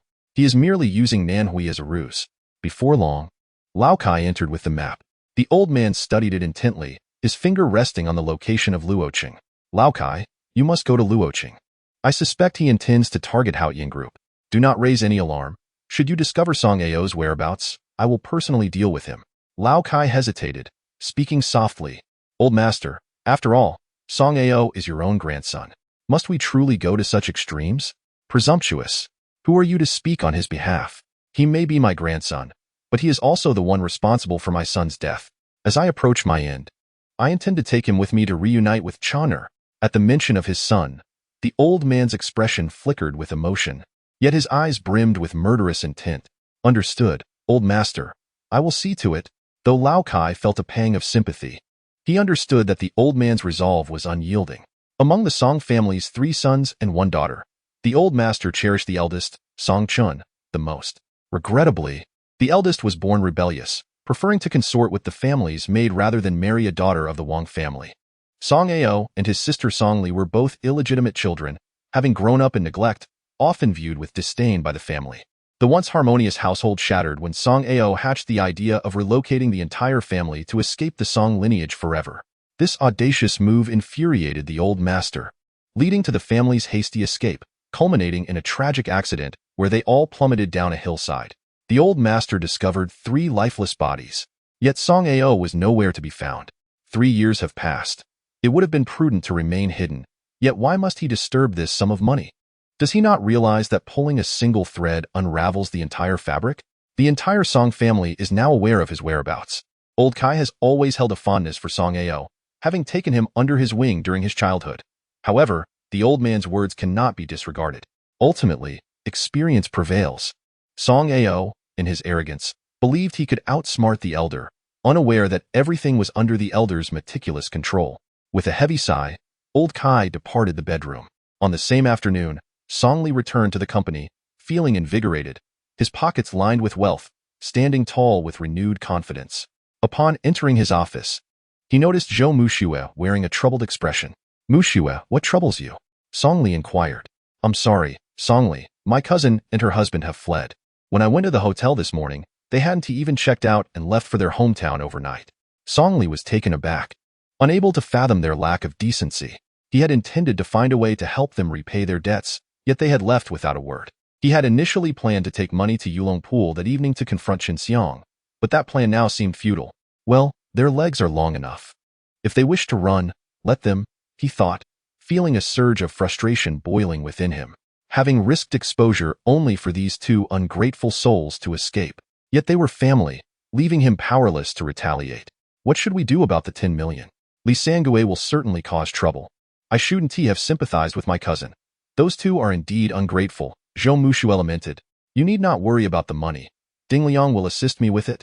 Song Li refrained from disclosing the truth, fearing it would alarm Zhou Muxue. He possessed a staggering 200 million. 10 million was but a trifling matter. I'm infuriated. I had even made a reservation at the restaurant. It cannot go to waste. I'll call Anya, and you should reach out to Ding Liang, so they can meet and avoid Anya constantly pressing me, he declared. The matter needed resolution, and Song Li nodded in agreement. They each informed their respective parties, with Anya conveniently located near the restaurant, arriving early. When they reached the entrance, they found Anya with her hands on her hips, visibly fuming. Zhou Muxue approached her and asked, "Anya, what is the matter?" "Muxue, didn't you make a reservation?" "They are now saying there are no tables available and that we must wait an hour," Anya replied, exasperated. Zhou Muxue nodded and produced the reservation details. "Hello. Here is my reservation information for room 5. It's still not the designated time. Why is it unavailable?" she inquired. "I'm sorry, but I've already explained.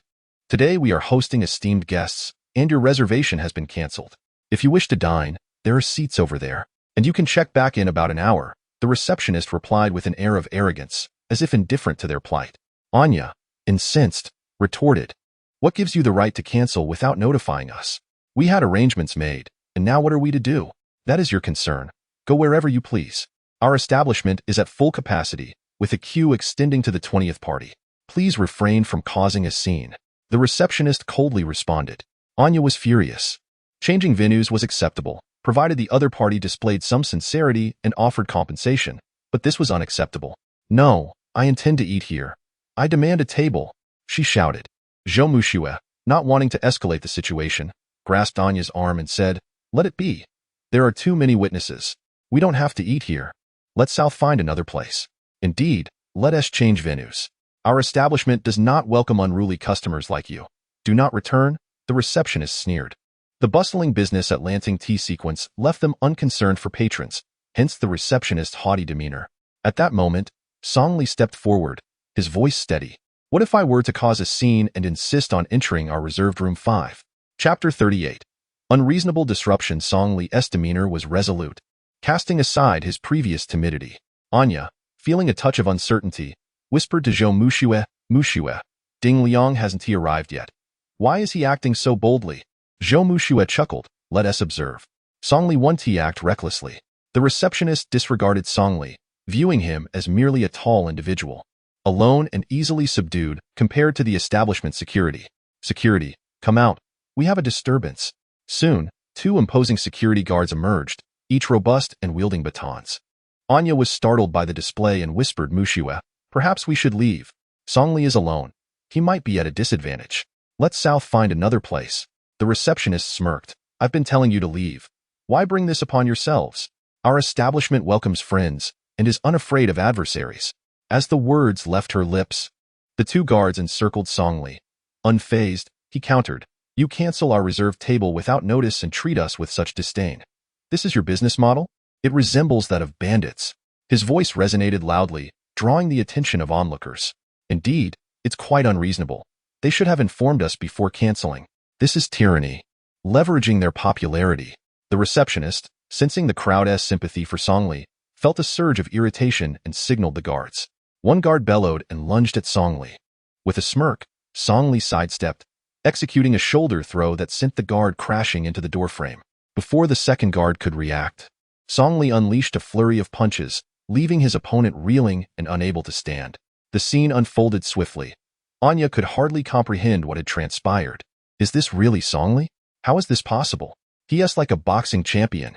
Anya's mouth agape, disbelief etched on her face. Mushue, is this truly Song Li? I can't be mistaken. I only just realized. He is quite the performer. I've been deceived for 3 years. Zhou Mushue chuckled. The receptionist stood speechless, astonished that 2 guards, hired at great expense, could be so easily bested. At that moment, a gruff voice rang out, Xiao Wu, what is happening? Boss Jean, these individuals are causing a ruckus and have injured our guards. Oh, is that so? Boss Jean responded, eyeing the 2 guards who were groaning in pain. He couldn't help but scold them inwardly for being useless despite their high wages. He scrutinized Song Li and inquired, was it you who did this? You have quite the audacity to create trouble in my establishment. Song Li shrugged, grinning, Boss Jean, your staff claims I'm the one being unreasonable. I wish to clarify who is truly being unreasonable. The crowd erupted in murmurs, voicing their discontent towards the establishment. Boss Jin's expression soured upon hearing the criticism.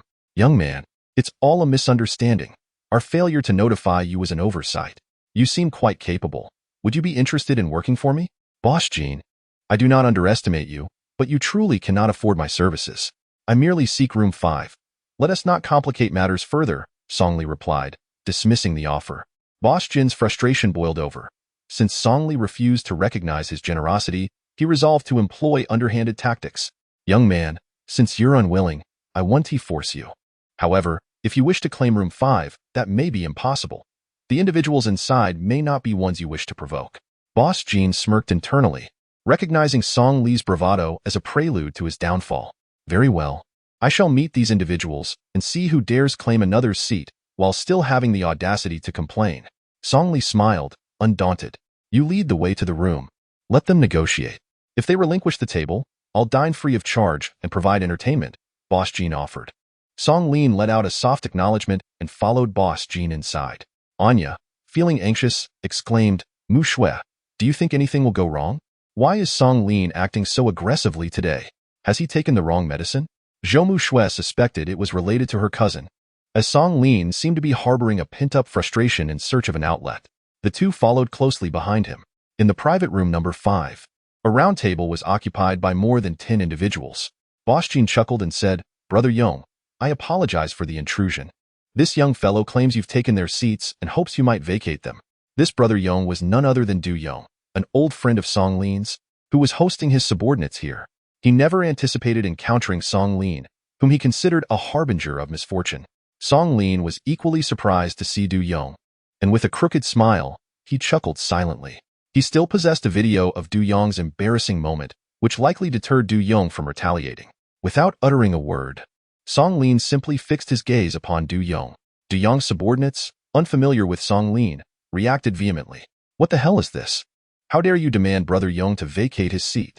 Are you seeking death? Get the hell out. 2 attractive girls at the back were deemed suitable to stay and drink with Brother Yong. The ruckus stirred by the subordinates drew a smirk from Boss Jean, who whispered, Young brother, you came looking for trouble yourself. I can't help you now. Perhaps if you kneel and beg for mercy, Brother Yong might let you off. Fearful of Song Lin fleeing, Boss Jean had even shut the door to the private room. Anya, terrified, tightly grasped Zhou Mu Shui's hand. Mu Shui, what should we do? There are so many of them. Quickly call Ding Liang. He knows many people. Otherwise, Song Lin is doomed. Zhou Mu Shui found it amusing. Had it been anyone else, she might have been concerned, but facing Du Yong, she felt no fear. Pushing Anya aside, Zhou Mu Shui stepped forward confidently and said, Brother Yong, this was my reserved seat. I kindly ask you to return it to us. One of the subordinates raised a beer bottle and smashed it down, shouting, Have you lost your mind? A woman dares to speak to Brother Yong like that. However, before the subordinate could finish, Brother Yong suddenly grabbed a beer bottle and shattered it over the subordinate's head, roaring, Who the hell told you to speak out? Apologize to her. The room fell silent in shock. No one could comprehend Brother Yong's actions. Boss Jin's jaw dropped in disbelief. The subordinate, bewildered, stammered, I'm sorry. Louder. I'm sorry. Du Yong abruptly stood up, approached Song Lin, and said, Brotherly, your seat is returned to you. We shall leave now. Du Yong, a prominent figure in the western part of the city, was unexpectedly respectful towards Song Lin. All the subordinates were left in a state of disbelief, unable to fathom the scene before them. Boss Jean felt his knees weaken, realizing that someone even Du Yong feared was beyond his capacity to offend. With Du Yong gone, Boss Jean wore a distressed expression. Just then, Ding Liang walked in. Song Lin, what is going on? I just saw Du Yong leave the private room, looking quite furious. He didn't harm you, did he? Upon seeing Ding Liang, Boss Jean felt dizzy. Who was this person that made a powerful figure leave? The guest was the son of the wealthiest man in the city. Song Lin smiled and replied, Ding Liang, you're just in time. Boss Jean is in a great mood and even mentioned he wants to provide us with some entertainment. Is that so, Boss Jean? What a delightful spirit. Boss Jean, feeling cornered, could only comply.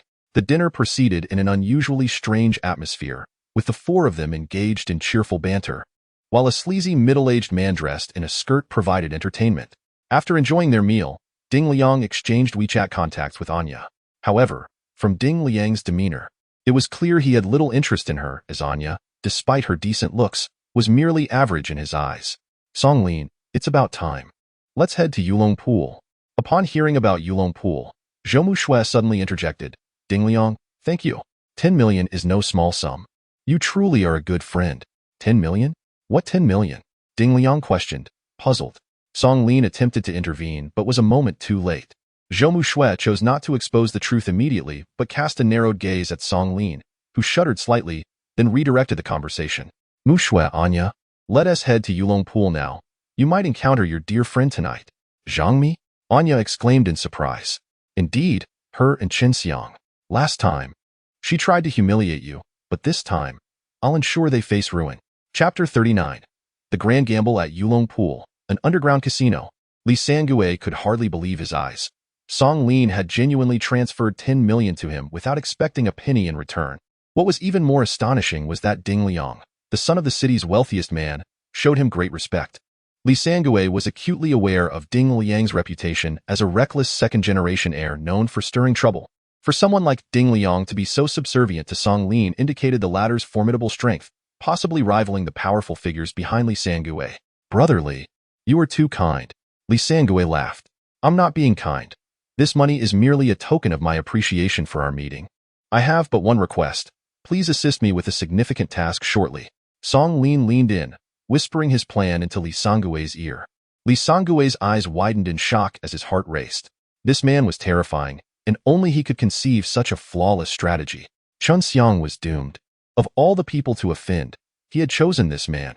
After finalizing the arrangements, Song Lin and Ding Liang stepped out to enjoy the ambience. Upon entering the hall, they spotted Zhangmi, arm in arm with Chen Xiang, seemingly engaged in a conversation with Zhou Mushui, exuding an air of self-satisfaction. Anya, on the other hand, wore a displeased expression. As they approached, Chen Xiang greeted them with feigned nonchalance. Well, if it isn't young Master Ding. Long time no see. When did you lower yourself to associate with these people? It was common knowledge that Haotian Group and the Ding family were at odds, and Chen Xiang certainly looked down upon this powerless second-generation heir. To him, both Ding Liang and Song Lin were worthless. He was intent on finding a way to reclaim his previous humiliation. Noticing the exchange, Anya retorted, Chen Xiang, friendships shouldn't be based on status. Besides, Zhangmi's background is hardly impressive. Aren't you just as low? Anya, how can you speak so? Even if my family isn't remarkable, it's still better than yours. You're bankrupt yet still foolishly attempting to buy back a villa. It's simply delusional. Zhangmi chuckled triumphantly, completely disregarding Anya's feelings. Fuming, Anya boldly latched onto Ding Liang, shouting, What makes you so special? Once I marry Ding Liang, he'll naturally buy me a lakeside villa. Ding Liang appeared bewildered. Although he felt sympathy for Anya, he understood the implications of her claim and the potential complications it could bring. He gently extracted himself from her grasp, saying, Miss Anya, don't say that. I can't afford a lakeside villa. You should find someone else. This was the truth. Despite being a wealthy second generation, Ding Liang had limited financial control, largely dependent on his elder brother Ding Shang's decisions. Anya was taken aback by Ding Liang's lack of cooperation, her face flushing with embarrassment. Zhangmi, witnessing this, found it utterly amusing. At that moment, someone approached with news that Li Sangue wanted to see Chen Xiang. He acknowledged it, and followed the messenger. After he left, Zhang Mi turned her attention to Zhou Mushui and remarked, Mushui, who would ve guessed you enjoyed the thrill of the casino? You misunderstand. We're merely here to observe, not to gamble. Zhou Mushui shook her head. Not gambling? Then what are you doing here?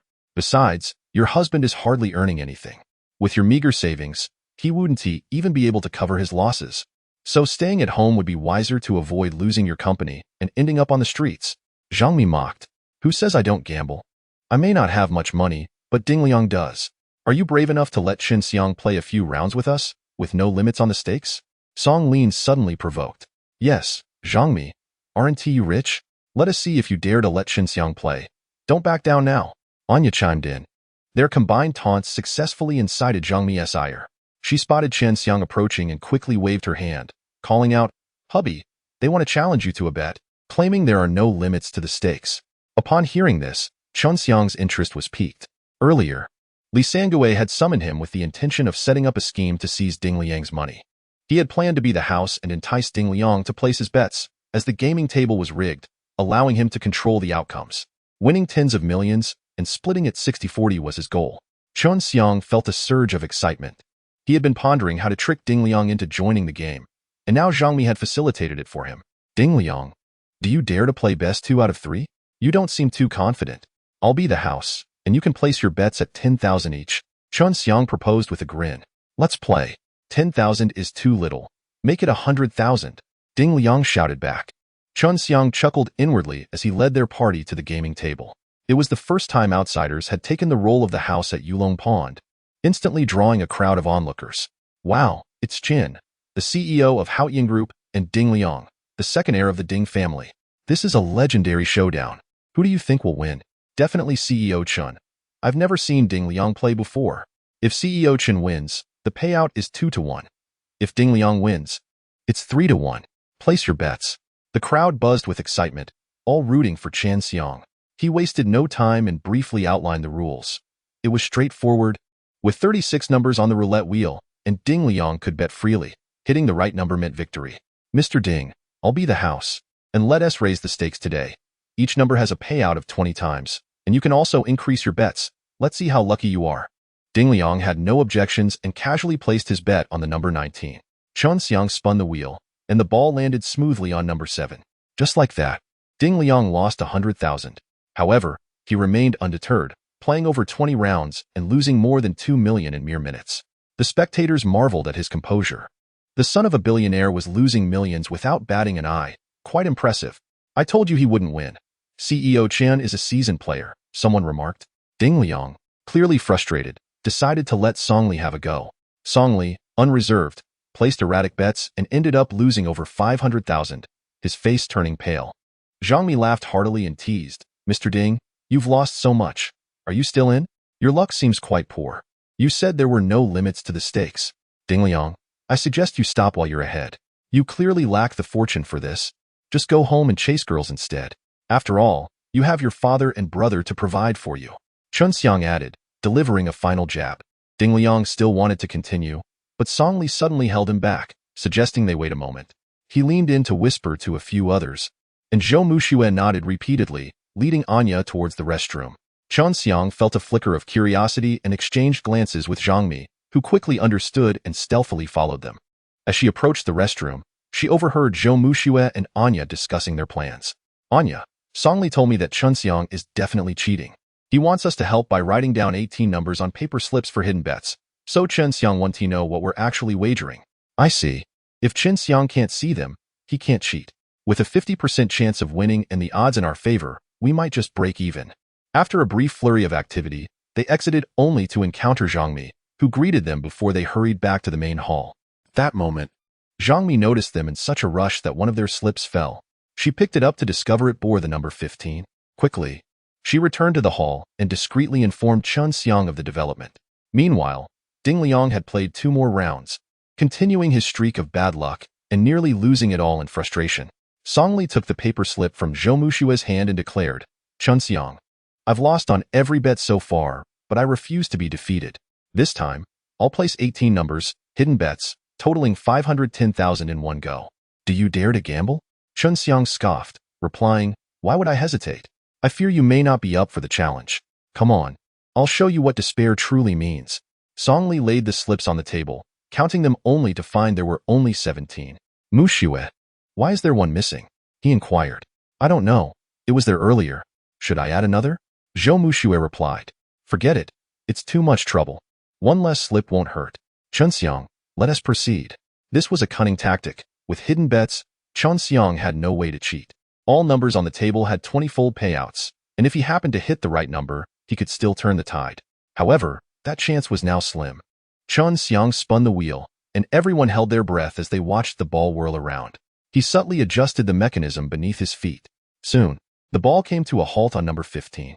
A triumphant smile spread across Chunxiang's face as he said, Song Li, go ahead and reveal them. Inwardly, Chunxiang reveled in the moment. Having lost significantly before, he never expected to turn the tables so quickly, having outsmarted both fools for over 10 million in just an hour.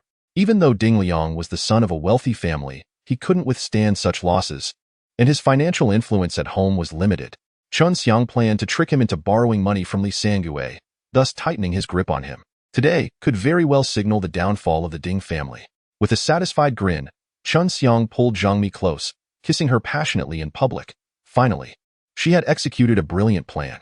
Go ahead and reveal them. Can't handle the loss? No worries, if you're short on cash, you can always borrow. Remember, you said there were no limits to winning or losing. Chunxiang laughed. Song Li, unfazed, gathered all the slips and pushed them toward Chunxiang. Let me tell you a story. What story? Just reveal the slips. If you can't take the loss, you might as well beg for mercy. Who knows? I might be in a generous mood and leave you with some travel money. Song Li ignored Chunxiang's taunts and continued. In America, there was a small casino frequented by many. Among them was a businessman named Miller, who often played roulette. In the span of a month, he lost 200,000, nearly wiping out his entire fortune. One day, he returned to the casino, determined to play one last time with 36 small pouches. He declared he was bankrupt and intended to bet on every number, needing at least one win before leaving. The dealer, feeling pity, agreed. Just before the game began, Miller, feeling anxious, went to the restroom and accidentally dropped one of his pouches. The dealer secretly picked it up, which contained the number 12, and pocketed it. When Miller returned and noticed one pouch was missing, he remained undeterred. With a 97% chance, he believed he could not lose. As the wheel spun, it landed on 12, and the dealer grinned.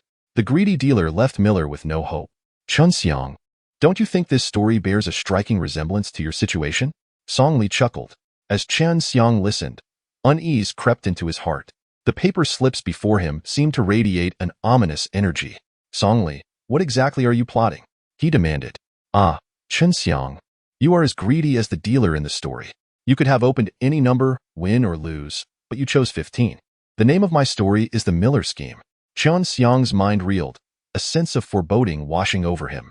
Trembling, he opened the first slip, number 15. The second slip revealed yet another 15. He proceeded to the 10th slip, and they were all 15. Based on the odds he had set, he owed 6 million per bet, totaling 90 million. The entire room erupted in astonishment. 90 million. Goodness, CEO Chun was left with nothing. This is the consequence of greed. You deserve it. Someone exclaimed. Cheating. CEO Chun must be cheating. What are the odds he would land on 15 just like that? Chunxiang's mind was a blank. His body limp, while Zhang Mi's face turned ashen as she bellowed. Zhou Mushue, Anya, you two vixens, how dare you conspire against me? At that moment, Li Sangue emerged with his subordinates. Spotting a glimmer of hope, Chunxiang clung to him, exclaiming, Mr. Li, just in time. These individuals are cheating. This round shouldn't count. Li Sangue let out a cold snort, pushing Chunxiang away. Cheating? I saw no such thing. I merely witnessed your ill fortune. The casino has its rules. So hand over the money, Chun. He chuckled. Chunxiang's heart sank. He had hoped for support, only to be mercilessly struck down. 90 million. Where could he possibly procure such a sum to compensate Song Li? Liquidating stocks and selling Yunding Mountain Villa still fell far short. Desperation overcame Chunxiang, and he crawled before Song Li, pleading, Song Li, let us have another round. The previous one doesn't count. I admit to cheating. His declaration shocked the entire room.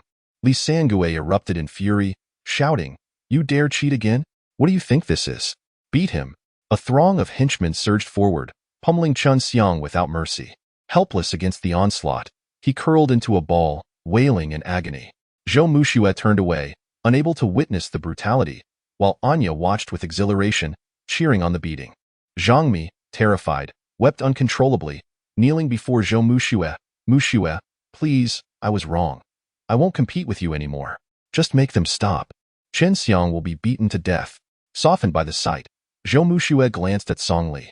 He chuckled quietly, stepping forward to Li Sangue. Stop this, or you'll have blood on your hands. Who will compensate us for the 90 million if he dies? Consider this a witness fee of 10 million. Li Sangue, realizing Song Li intended to offer him money, gleefully called for a debt note, demanding Chen Xiang's signature. Under Li Sangue's scrutiny, Chen Xiang, filled with despair, signed the staggering document, agreeing to repay the sum within 3 months, with interest accruing daily thereafter. The group exited Yulong Pond, spirits lifted, particularly Anya, who remarked, Muxue, did you see Zhang Mi's face? It was hilarious. She was begging you. Finally, some retribution, 90 million. I can't wait to see how she manages to repay that. Song Li, this was your scheme, wasn't it? Why target Chen Xiang? Zhou Muxue, unlike Anya, sensed the underlying motives. Muxue, I can't divulge everything just yet, but soon, within 3 months, all of Luo City will be ours. Song Li replied, grinning. Sister-in-law, with brother Li and I working in tandem, we shall face no obstacles. Just wait and watch as brother Li showcases his prowess. Rest assured, all our dealings are above board. Ding Liang, brimming with excitement, felt he had finally witnessed Song Li's cunning. He was certain he had not allied with the wrong person. His name would soon resonate throughout Luo City. The 4 of them, in high spirits, decided to go out for a late-night snack.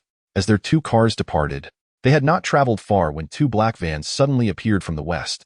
The vans sped forward, forcing Song Li's E350 to a sudden halt. As a dozen masked thugs leaped from the vehicles, brandishing machetes with ferocity. Get out! Hurry! They shouted, surrounding the cars and pounding on the sides. Zhou Muxue turned pale with fright, clutching Song Li's hand tightly. Muxue, don't be afraid, stay inside.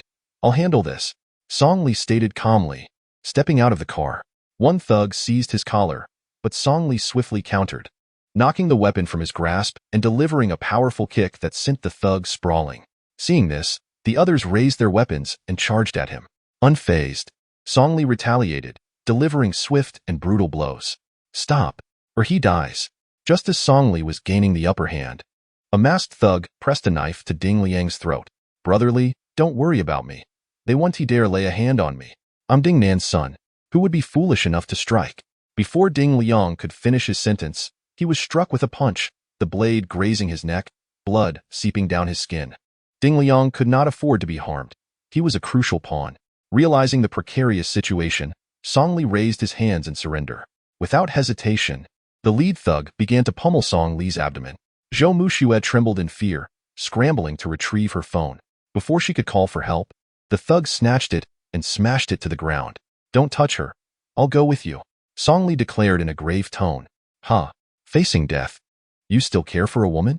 Take them, the lead thug ordered, placing hoods over Song Li and Ding Liang's heads and shoving them into the van. The rest quickly retreated, disappearing without a trace.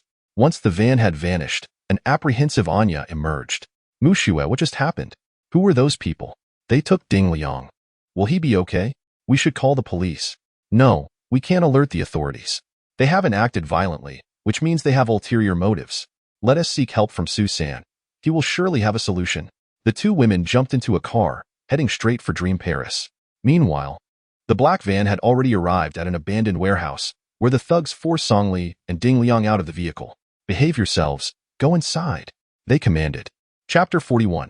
A path to destruction. Bound and hooded, the 2 men were led inside, stopping after walking over 100 meters. Someone approached to remove their hoods, blinding them with harsh light. Ding Liang appeared visibly anxious, glancing around furtively. Stop hiding. Let your leader come out. I want to see who dares to target me, Song Li demanded sternly. At that moment, he feared only the Song family. However, he maintained a low profile, hoping to remain undetected in Luo City, which the Song family deemed insignificant. If it weren't someone from the Song family, then who could wish him harm? Reflecting on recent adversaries, Zhou Tong and Zhou Yunqi had lost all face, while Du Yong, exposed in a video, would not dare act recklessly. Perhaps it was Wang Yi from the eastern city?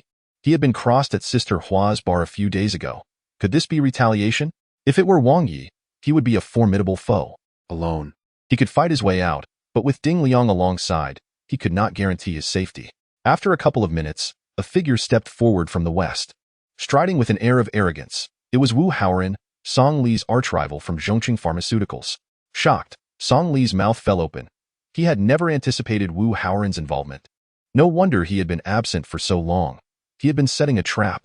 Clearly, his men had been tailing them for quite some time, leading to their capture today. Wu Haoran pulled up a chair, grinning. Song Li, I bet you didn't see this coming. You were so tough before.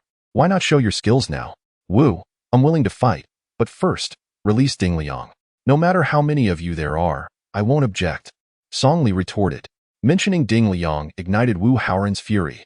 He stepped forward and slapped Ding Liang across the face. Ding Liang, I considered you a friend. How could you betray me? When you were with my women, you didn't claim to not know me. Wu Haoran's anger escalated, and he delivered another kick, sending Ding Liang to the ground. What good is a friendship with this worthless fool? At a crucial moment, can he save you? Choose the wrong side, and you must bear the consequences. Wu Haoran's wrath boiled over as he stomped on Ding Liang's head. Yet Ding Liang, undeterred, retorted, Wu Haoran, you shameless scoundrel. If you have the guts, face me one-on-one. Sneaking up on me is cowardly. Song Li is my brother, while you are merely a fair-weather friend. That is the distinction. If you have the guts, kill me.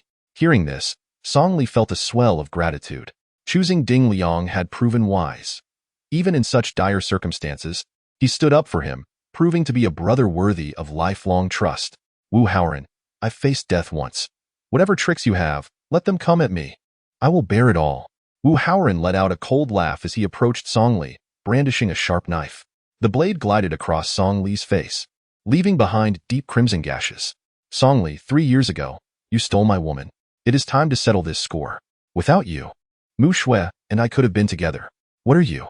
A worthless leech, unworthy of Mu Shui. Wu Haoran kicked fiercely at Song Li's abdomen. Seizing the moment, Song Li retaliated with a powerful strike, landing a blow squarely on Wu Haoran's face. Caught off guard, Wu Haoran stumbled back, blood gushing from his nose. How dare you hit me? He bellowed in furious anger, grabbing a stool and smashing it down upon Song Li again and again until it shattered completely. Song Li spat out a mouthful of blood, sneering, Is that all you've got? Show me everything you have. Laugh all you want, Song Li. I may lack means, but there are those who can make you wish for death. I will relish watching how long you can endure. This time next year will be your memorial. Wu Haoran retorted, then casually leaned back on another stool, awaiting the unfolding drama. After waiting for about 10 minutes, the warehouse door creaked open, and several more figures entered. The leader, a man with a scarred face wielding a machete, stormed in. Damn it, young Master Wu, the person you wanted me to deal with is right there. For daring to take your woman, I swear I will chop him to pieces today. Su San quickly approached Wu Haoran, but when he realized that the bound figure was Song Li, he trembled with rage, wishing he could kill Wu Haoran for putting him in this position. You worthless fool. You made me attack Song Li. Before Su San could speak, Song Li laughed. Is this your hired muscle? If you have the guts, let me go and let me take them on. Su San, fully aware of Song Li's intent, recognized the seriousness of the situation. You loser. Do you really think you can fight Su San? When he was ruling in Luo City, you were still sucking your mother's milk. I invited him here to bleed you dry. Let him go, and each of you take him on. Su San suddenly commanded. Wu Haoran was utterly bewildered by this turn of events. However, knowing Su San's brutal reputation, he feared what new tortures he might unleash. As Su San's underlings swarmed in, Song Li stretched his limbs, beckoning them forward. A shout rang out, and one of Su San's men lunged forward with a machete. But Song Li deftly countered with a kick and a punch, sending the thug crashing to the ground. One after another, Su San's men attacked, but Song Li fought back with the ferocity of a storm, knocking each of them down with ease. Wu Haoran stood in stunned silence, realizing that none of his men could even touch Song Li, let alone wear him out. Panic set in as he shouted, Su San, stop playing around, kill him. This kid is tougher than he looks. Song Li, still eager for the fight, challenged Su San, aren't you supposed to be strong? Come on, hit me. And if you can land a blow, I'll consider you the victor. Su San, however, dared not make a move. Li Gu, I was wrong. In front of everyone, Su San fell to his knees, slapping himself hard. Wu Haoran's mind went blank at the sight. The tyrant of the East City, Su San, was kneeling to Song Li and calling him Li Gu. What in the world was happening? Realizing there was no point in further play, Song Li rushed over to free Ding Liang, then grabbed a stool and sat before Su San. Su San, are you bored? You helped him against me, so I'll give you 5 minutes. Handle it as you see fit. Su San immediately stood up, gripping his machete fiercely as he advanced toward Wu Haoran. If it weren't for your foolishness, I wouldn't be in such a predicament. Wu, what do you want? I'll pay you, whatever amount you need. Just don't come any closer. I hired you to deal with him. Wu Haoran stammered, utterly terrified. Su San's blade sliced through the air, and Wu Haoran instinctively raised his hands to block, resulting in a deep cut that spilled blood as he collapsed to the ground. Ding Liang, standing nearby, could no longer bear to watch. Song Li, just teach him a lesson. After all, we were friends. Fine, just because you called me brother, I'll listen to you. Su San, stop. Let him come over. Song Li ordered. Su San dragged the bloodied Wu Haoran to Song Li's feet. Wu Haoran lay on the ground, clinging to Song Li's leg. Li Gu, please spare me. I will never dare again. Mu Shui is yours. I am nothing but trash unworthy of her. If I had known this would happen, I would have acted differently. This time, Ding Liang pleaded for you. I don't want there to be a next time. You cannot defeat me. At that moment, Su San's phone rang again, the same unknown number from before. After many attempts, he finally pressed the answer button. After a brief silence, he wordlessly handed the phone to Song Li. Hello, Su San. Why aren't you speaking? Please, hurry and save Song Li. He has been captured. If you don't act quickly, it will be too late. Mu Shui, I'm fine. Wait for me at home. I will bring him back shortly. Half an hour later, Song Li returned home unscathed. As soon as Zhou Mu Shui spotted him downstairs, she rushed into his embrace, crying, Song Li, you scared me. I thought I would never see you again. Mu Shui, I told you I am fine. No one in Luo City can touch me. Who are they? How did Su San find you? Don't ask so many questions. Let's go upstairs. I'm exhausted. Song Li replied. All right, Song Li, let's go upstairs. You can't escape tonight. I want to truly become your woman. I don't want to have any regrets. Very well. Chapter 42. A fiery fury. Zhou Mu Shui blushed as she linked her arm with Song Li's, leading him upstairs. She had made up her mind to give herself to Song Li. The events of the day had been too terrifying, and she was uncertain if such a situation would arise again. As they stepped inside, Shinqin wore a stern expression. Mu Shui, what is going on? You're coming home later and later. Why are you so close to him? Hasn't he been sleeping on the floor for long enough? Mom, you can't pry into our lives like this. That's my private matter. How can you invade my room? Zhou Mu Shui protested anxiously. I was right all along. Mu Shui, come with me. Shinqin commanded, her face filled with anger as she pulled Zhou Mu Shui into the bedroom. Song Li stood there, bewildered, glancing at Zhou Dahai. Dad, what did Mom take today? I don't think I've offended her. Could it be menopause? Hush, keep your voice down. Your mother was quite upset today. She just chewed me out, and now she is likely taking it out on you. Just endure it, and it will pass. Zhou Dahai explained. What happened? It can't be that Shun Hui and Qian Jun are spreading rumors? Zhou Dahai shook his head. No. Your mother attended a reunion with her old classmates this afternoon. She has a rival named Lu Jiao. Her son-in-law has struck it rich, and their family has moved to Yunding Villa. Tomorrow, they've invited our family over. So it was a matter of pride. No wonder she was so furious. Yunding Villa, a mansion worth over 10 million. Huayuan, an old house from 2005, would barely fetch 200,000 at current prices. Nowadays, even an ordinary family buying a new house would pay around the same price. Shinqin dragged Zhou Mu Shui into the room, her tone sharp. Mu Shui, what is going on? How could you agree to sleep with him? Did he do anything to you? And no, not yet, Mom. Why are you asking this? Zhou Mu Shui replied softly. Shinqin had always wanted to send Song Li away, hoping Zhou Mu Shui would marry into wealth. Her daughter's purity was the best weapon. With Wu Haoran out of the picture, there were still others. There was more than one rich family in Luo City. Zhou Mu Shui's changing attitude toward Song Li, allowing him to sleep in the same bed, was an extremely dangerous signal. Mu Shui, I caution you, do not allow your heart to sway towards Song Li.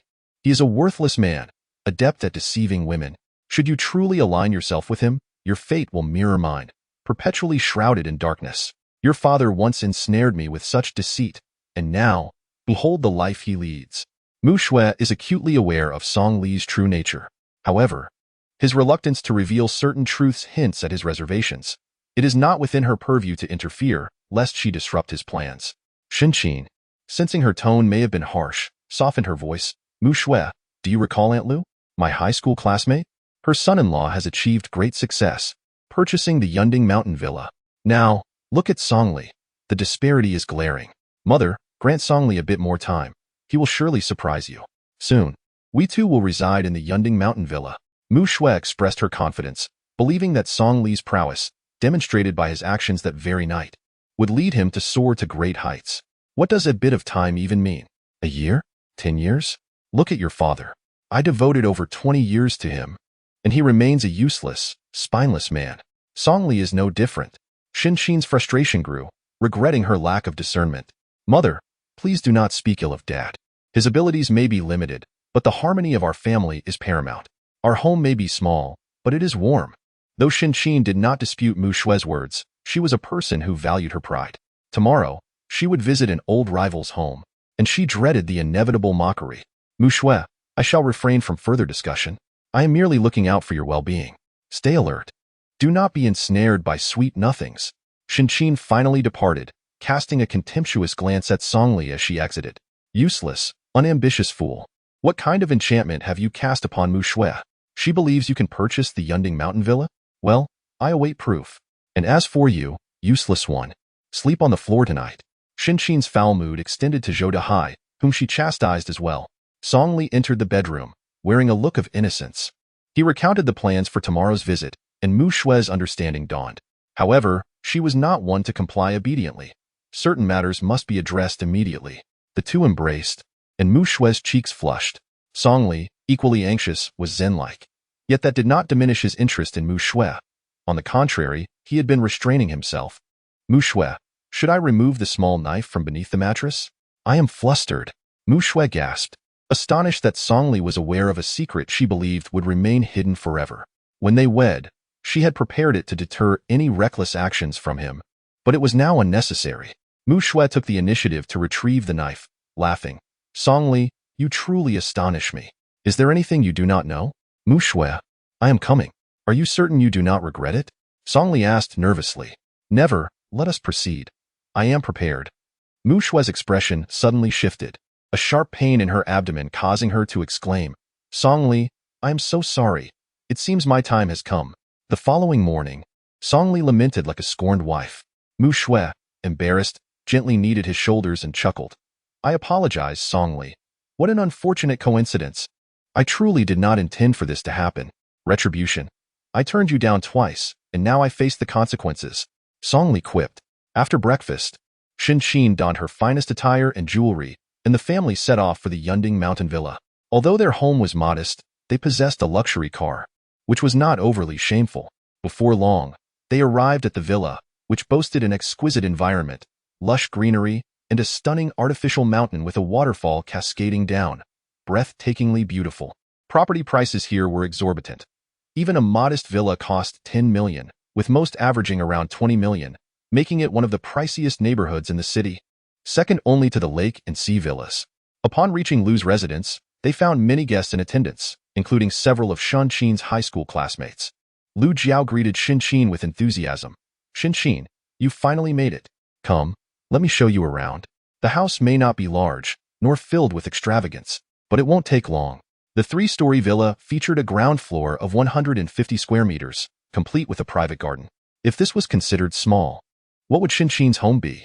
Jealousy boiled within Shinqin, yet she refused to concede verbally. Lu Jiao, you are living quite well now. I recall you struggled to pay tuition back in the day, and your classmates had to chip in. Lu Jiao scoffed, retorting, Shinqin, I may lack talent, but my son-in-law is exceptional. He bought this house for a mere 18 million.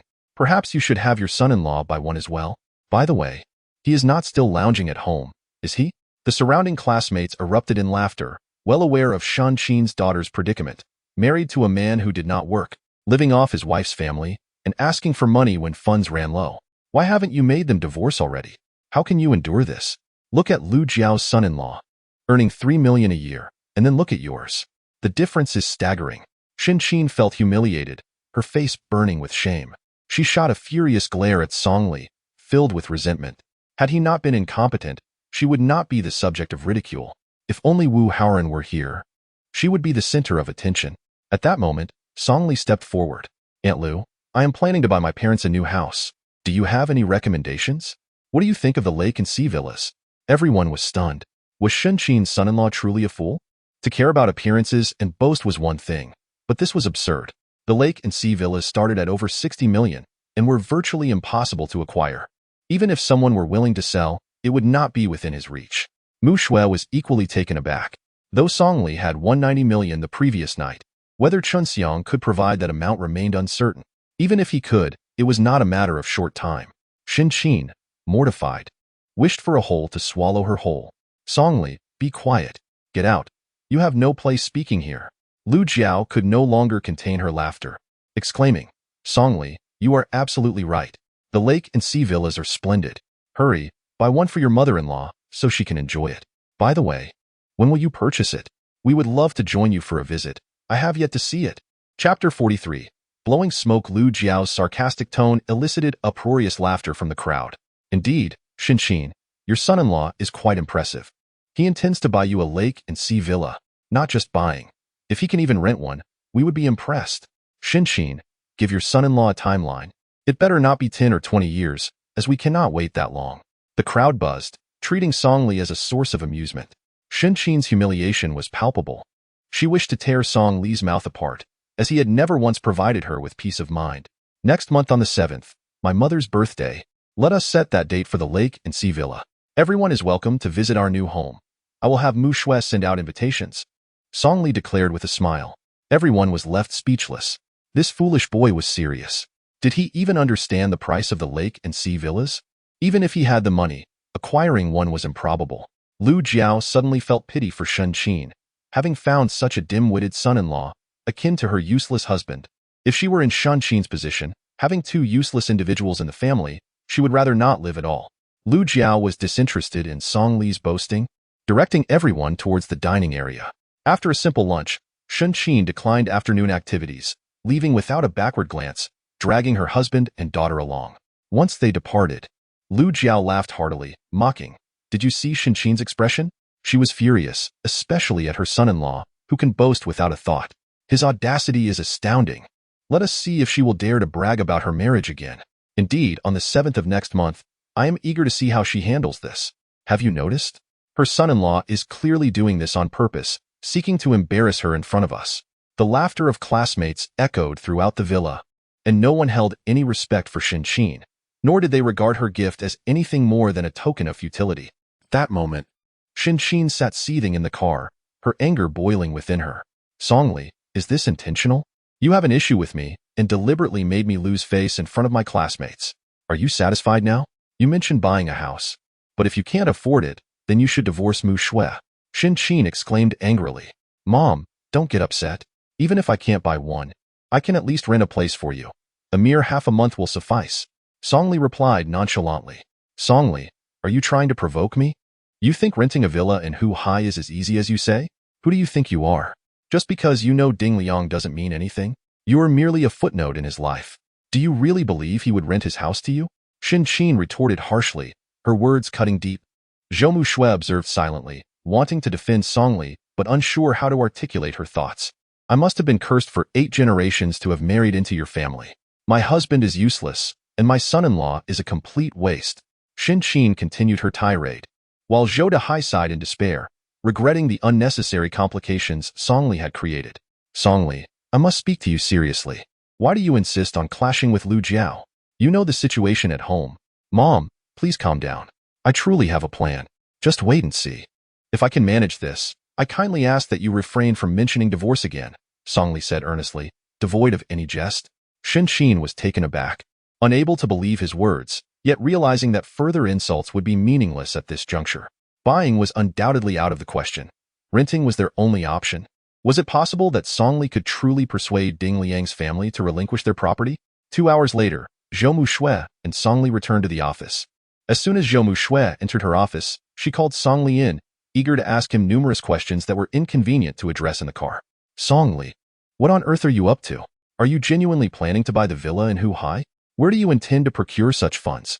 Whether Chunxiang can lend you 9 million is still debatable, she questioned anxiously. Do you recall which building in Yu's childhood home was in? Song Li suddenly inquired. Zhou Mu Shue's heart skipped a beat. Could he truly be considering buying that house? And Ya often visited the foot of the mountain to view it, her former home. However, it had seemingly been vacant for years, and even if one had the money, finding the owner would be a challenge. It's no. 12 in the first phase of Huhai Villa. What are your plans? Trust me, Song Li replied with a smile. Although Zhou Mu Shue was skeptical, she realized that since Song Li's transformation, he had never disappointed her. She felt an inexplicable faith that there was nothing Song Li could not accomplish. By the way, Song Li, I still have matters to attend to. If it's convenient for you, could you represent me in visiting Yao Na? She hasn't returned for 2 days, and hasn't he responded to my messages? I have her address, Zhou Mu Shue continued. In truth, Song Li had already intended to visit.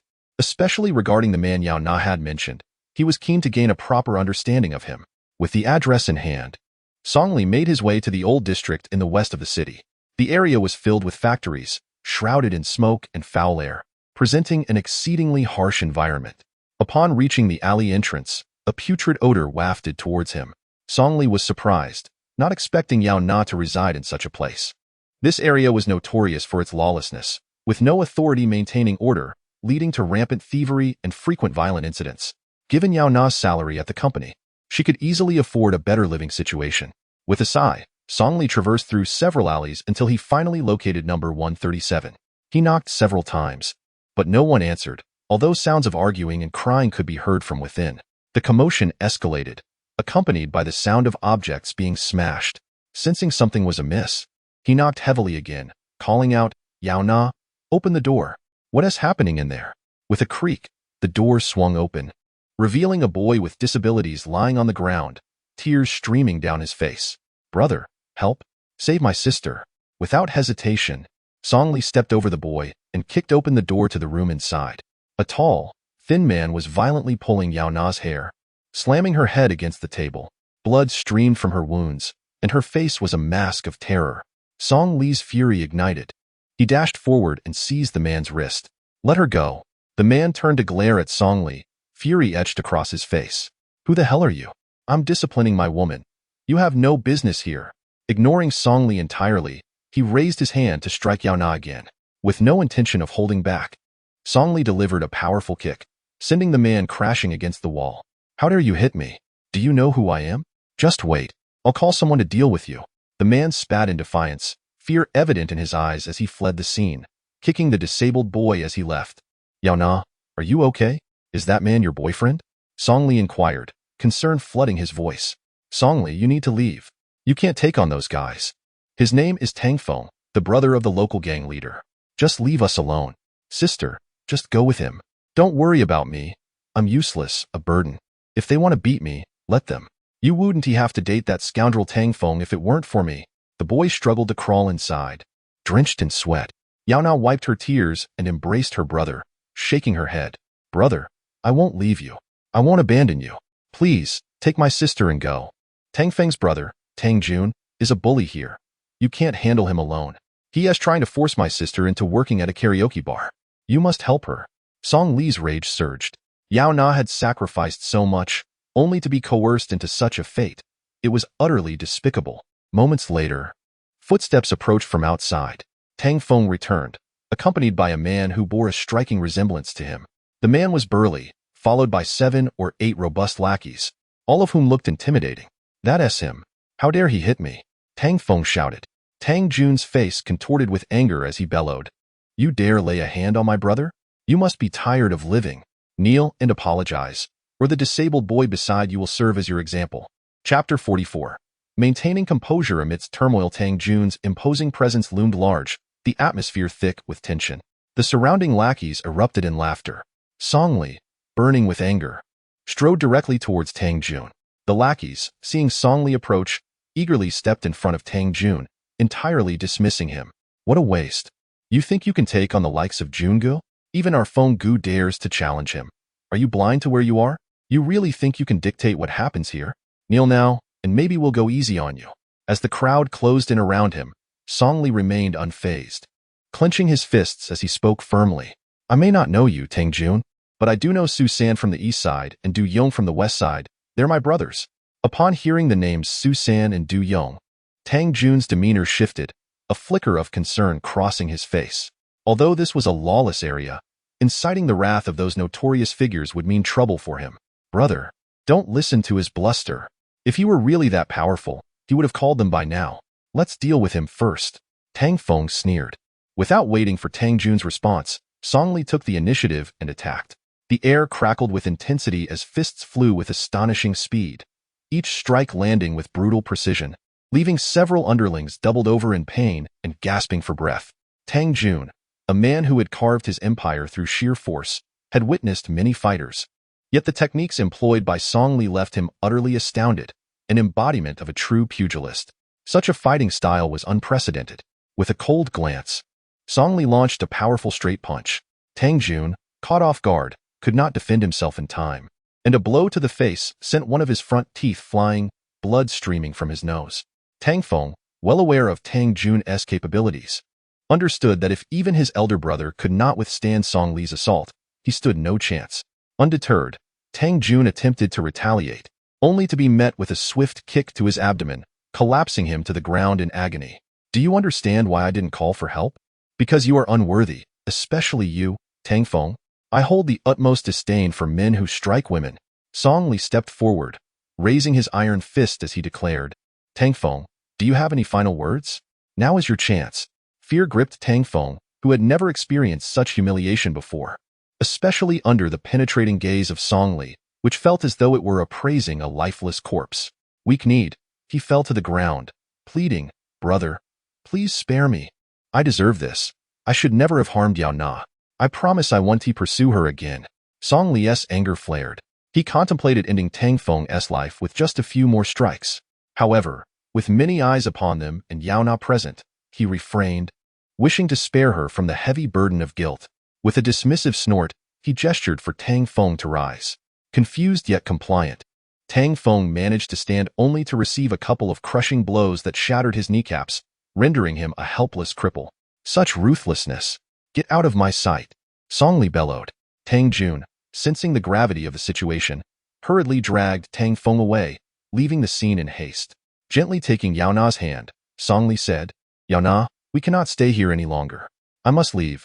They will undoubtedly seek revenge. Let us head to the company. I'll have manager Zhou arrange new accommodations for you. Don't worry about the finances. Yao Na's eyes glistened with tears as she fell into his embrace. In that moment, she cared little for the nature of Song Li's relationship with manager Zhou. She simply needed a man's support, and he was the ideal choice. Stop crying. Swollen eyes are unappealing. Let us go. An hour later, the trio returned to the company.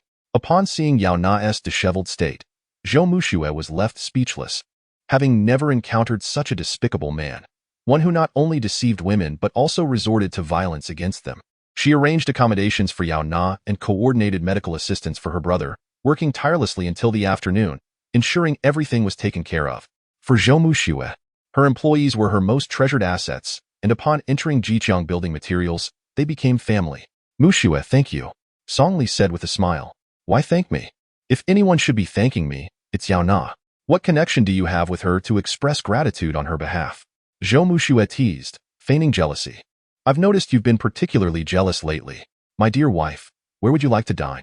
It's on me. I can't. Anya has invited me for shopping. She is feeling down and needs company. Would you like to join us, my Mr. Song? Zhou Muxue replied with a smile. Don't drag me into it. I have no desire to listen to Anya's incessant ramblings. My ears can't take it. Instead, I'll arrange to meet Chen Xiang. It's time to discuss some matters at UNA bar. Song Li lounged in the manager's office, legs crossed. Sister Hua stood beside him, observing as Chen Xiang lay prostrate at Song Li's feet like a dog. She had expected it would take considerable time for Song Li to deal with Chen Xiang, yet he had reduced him to such a pitiful state in mere days. This was the mark of a true figure, one who concealed their strength. Liga, give me a bit more time. I'll find a way. 90 million is something I can't gather immediately. I'm begging you. Sister Hua was shocked. Song Li had managed to win 90 million from Chen Xiang, and she was curious how he had accomplished such a feat. Chen Xiang clung to Song Li's leg, his face twisted in despair, completely disregarding Sister Hua's presence. Chen Xiang, don't accuse me of lacking compassion. I'm offering you a chance. You don't have to repay me a single cent, but you must do me one favor. Anything. I'll do whatever you ask. even if it means acting like a dog. Woof woof. Are you satisfied, Li Gu? Chun Xiang exclaimed. Sister Hua felt a wave of nausea. The thought of having once associated with such a man made her skin crawl. The son of the third most influential figure in the Haotian group was utterly pathetic. Chun Xiang, I need you to help me bring down the Haotian group. If you can accomplish this, I will consider the 90 million wiped clean. Otherwise, I won't hesitate to inform President Lin and see if he continues to trust you after knowing about your gambling losses. Song Li smiled. President Lin was the head of the Haotian group, a man of considerable influence. If he learned of Chun Xiang's gambling and substantial losses, he would never entrust a gambler with the management of a pivotal department. Li Gu, you must be insane. You think you can bring down the Haotian group? You have no idea who controls them behind the scenes. You cannot compete with them. Chun Xiang vehemently shook his head, deeming the idea utterly ludicrous. Even if Song Li succeeded, the repercussions would be unbearable. The forces behind the Haotian group would not sit idly by. Sister Hua was equally astonished. She had underestimated Song Li, who appeared unassuming yet intended to challenge such a colossal entity. Li Gu, perhaps I should step back. You two can take your time discussing this. A woman should not know too much about a man's secrets. Having navigated this world for years, Sister Hua understood she was merely a pawn in their game. She turned to leave, but Song Li stopped her. There's no need. I trust you. His brief words moved Sister Hua deeply. Song Li truly regarded her as one of his own, not just a disposable piece. Such a man was worth serving loyally. Chun Xiang, after we bring down the Haotian group, I will establish a new organization. If you are willing, your position and benefits will remain unchanged. Of course, you don't need to rush your answer. I'll give you 2 days to consider. Chun Xiang's expression turned grave, his silence indicating his internal struggle. After he departed, Sister Hua turned, wrapping her arms around Song Li's neck. Li Gu, today I finally witnessed what a real man is like. That waste, Chun Xiang, is in the past. I hope you can continue to captivate me in other ways. Sister Hua deliberately leaned closer, her alluring figure exuding a mature charm. This was her ace in the hole, a strategy that had never failed her. For adult men, a woman like Sister Hua was intoxicating, yet for Song Li, she elicited no more than a passing glance. No matter how she undulated, he remained unmoved, his gaze unwavering. Sister Hua, I am married. Can we refrain from such advances? I need your assistance. Your connections are extensive. Please find out who owns number 12 in Phase 1 of Huhai Villa. I need to meet him. Sister Hua, having failed in her second attempt at seduction, felt a twinge of disappointment. She had encountered countless men, none of whom had remained indifferent to her charms. That Song Li not only resisted her allure, but also used his wife as a shield suggested something was amiss. Not a problem. By the way, I know an old Chinese doctor who specializes in treating male issues. If you have any concerns, don't hesitate to share. Song Li felt a wave of embarrassment. He was the old doctor himself. Even if there were issues, he didn't require anyone else's help. Preferring to avoid further entanglement, he quickly excused himself. As Sister Hua watched him depart, she couldn't help but sigh. What a remarkable man, albeit with some peculiarities. The following morning, at the Huang Family Welfare Institute, Song Li received a call from Sister Hua, informing him that the owners of the villa were the Smiths. Currently, the Smiths were abroad, and their property in Luo City was managed by the Huang Family Welfare Institute. Although Song Li had only visited the institute once, he was quite familiar with it. In the past, to atone for his misdeeds, he had donated all his living expenses for 3 consecutive years, totaling over 300,000. Unexpectedly, a chance encounter led to an unforeseen outcome. As Song Li entered the welfare institution, he witnessed a man reprimanding a young boy around the corner.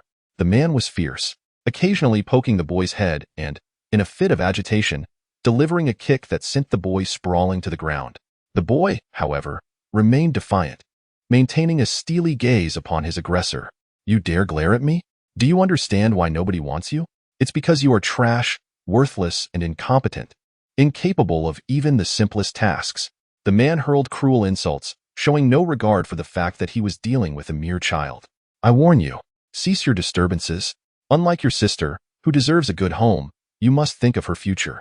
If you persist, I will cast you out, leaving you to fend for yourself. The boy, emboldened by an unknown courage, stood up and swung his frail fists. You liar. I heard you. You can't sell my sister. The man scoffed and seized the boy's hand. Wan-ins, how old are you to challenge me? Tonight, I shall punish you by denying you dinner and sleep. Let us see if you dare to misbehave again. He shoved Wan In's to the ground once more. Songli, observing the boy, was reminded of his own childhood, also stubborn and willing to do anything for his sister. You, an adult, do you not find this excessive? He is just a child. Songli approached the man with a stern expression. The man turned with disdain. Who are you? I am the disciplinary director. I do not need your interference. Leave at once. This is education? I see nothing but your brutality towards a child. Songli seized the man's hand and, mimicking his earlier actions, forcefully threw him to the ground without a hint of mercy. How dare you strike me? You will regret this. The man scrambled to his feet, disheveled, and hurried into the main hall of the institution. Wan In's rushed to Songli's side, saying, Thank you, uncle. You should leave quickly. Teacher Liu will definitely call security, and they are very fierce. Teacher Liu?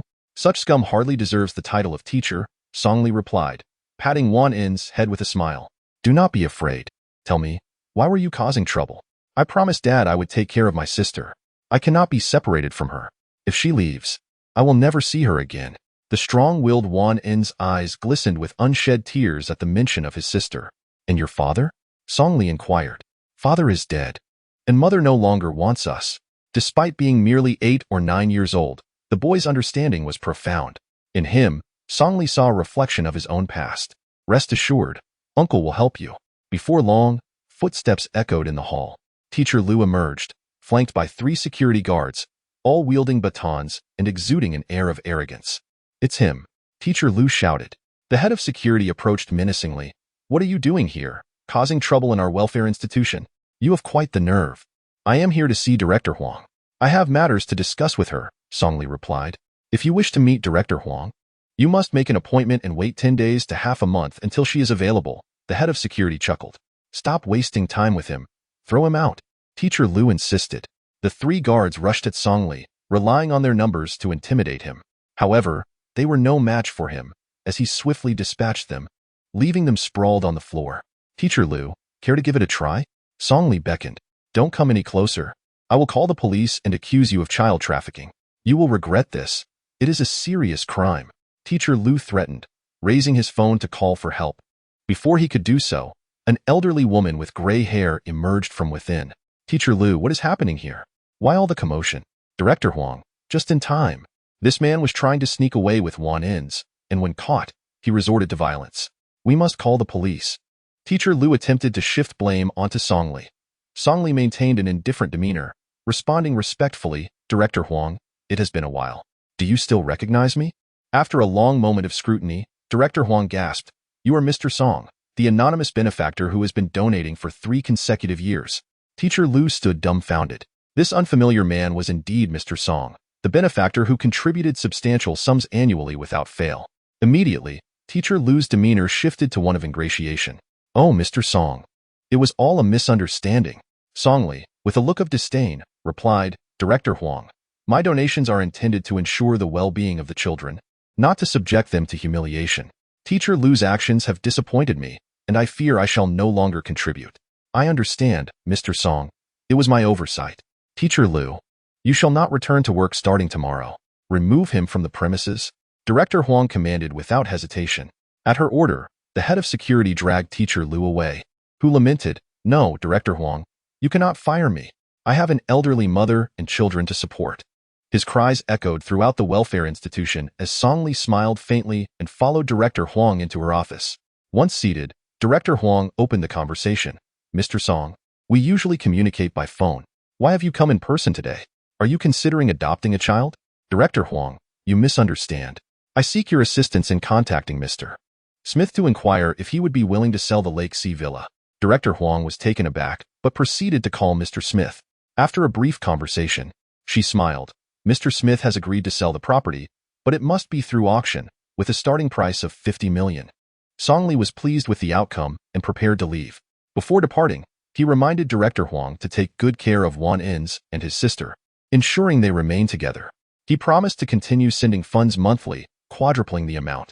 Upon leaving the welfare institution, Songli sent a WeChat message to Wu Xiaoya, and they arranged to meet at New Island Cafe. Wu Xiaoya, grateful for his previous assistance, repeatedly expressed her thanks. There's no need for gratitude, Wu Xiaoya. I plan to establish a new company, and I would like you to be the legal representative. I cannot, Mr. Song. I have no experience. I only know sales. Please find someone else, she declined. Xiaoya, trust me. I do not require anything else from you.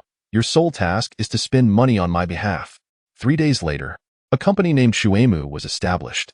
Simultaneously, the long vacant Lake Sea Villa No. 12 was suddenly auctioned, capturing the attention of the city's wealthy elite. After several rounds of bidding, a bold young woman successfully purchased it for 95 million. When the news reached the Zhou family, Shen Qin's displeasure was palpable as she berated Songli. Useless. Didn't you say you could handle this? Now look, the house has been auctioned off, and you are cowering at home like a coward. Do you think you can buy a house by hiding? If you lack ability, stop boasting. How am I supposed to face people on the 7th of next month? Enough. Complaining won't solve anything. If necessary, we can just make a few calls and let this matter pass, Zhou Dahai suggested. Make calls? Where would I put my face? Marrying you is already a misfortune, and now I have a useless son-in-law. Why is my life so miserable? With only 10 days until Shen Qin's birthday, finding a suitable rental was nearly impossible. As Shen Qin stormed off, Zhou Muxue wore a troubled expression. She had assumed Songli was behind the recent developments, but he had been uncharacteristically silent. Songli, what shall we do now? My mother is very concerned about her reputation. If it comes to it, should we ask Ding Liang if we can stay at their villa for a few days? Zhou Muxue sighed. Songli smiled and said, Muxue, trust me, miracles will happen. When have I ever let you down? Chapter 46. Dignity. That evening, at the Blue Moon Entertainment Palace, Wu Haoren and the Zhou siblings were drowning their sorrows in drinks, their expressions despondent. They had exhausted every possible strategy to deal with Songli and Zhou Muxue, only to find themselves in a predicament. Haoren, did you hear? This afternoon, a young lady bid 95 million for the Lake Sea Villa. Who is she? Zhou Tong remarked. Why concern ourselves with others? Focus on how to tackle Songli. I refuse to believe that I, the young master of Zhongqing Pharmaceutical, cannot handle a mere freeloader. Wu Haoren retorted, his eyes red from the alcohol. That's right, Haoren. What is Songli? He has humiliated me time and again. I can't bear this anger any longer. Zhou Tong shouted. The two drank heavily, venting their frustrations. Zhou Tong, do you still have connections in the underworld? Find a way to eliminate him. But don't involve Su San. He is allied with Songli. Wu Haoren recalled that night, a shiver running through him. No way. It's no wonder Yonggu fell for it. It seems our only option is to seek out Wang Yi from the North City to deal with Songli. How's your relationship with the Haotian group? Zhou Tong inquired. We have some connections. I'm friends with Manager Chan from the planning department. Perhaps he can introduce us to Wang Yi.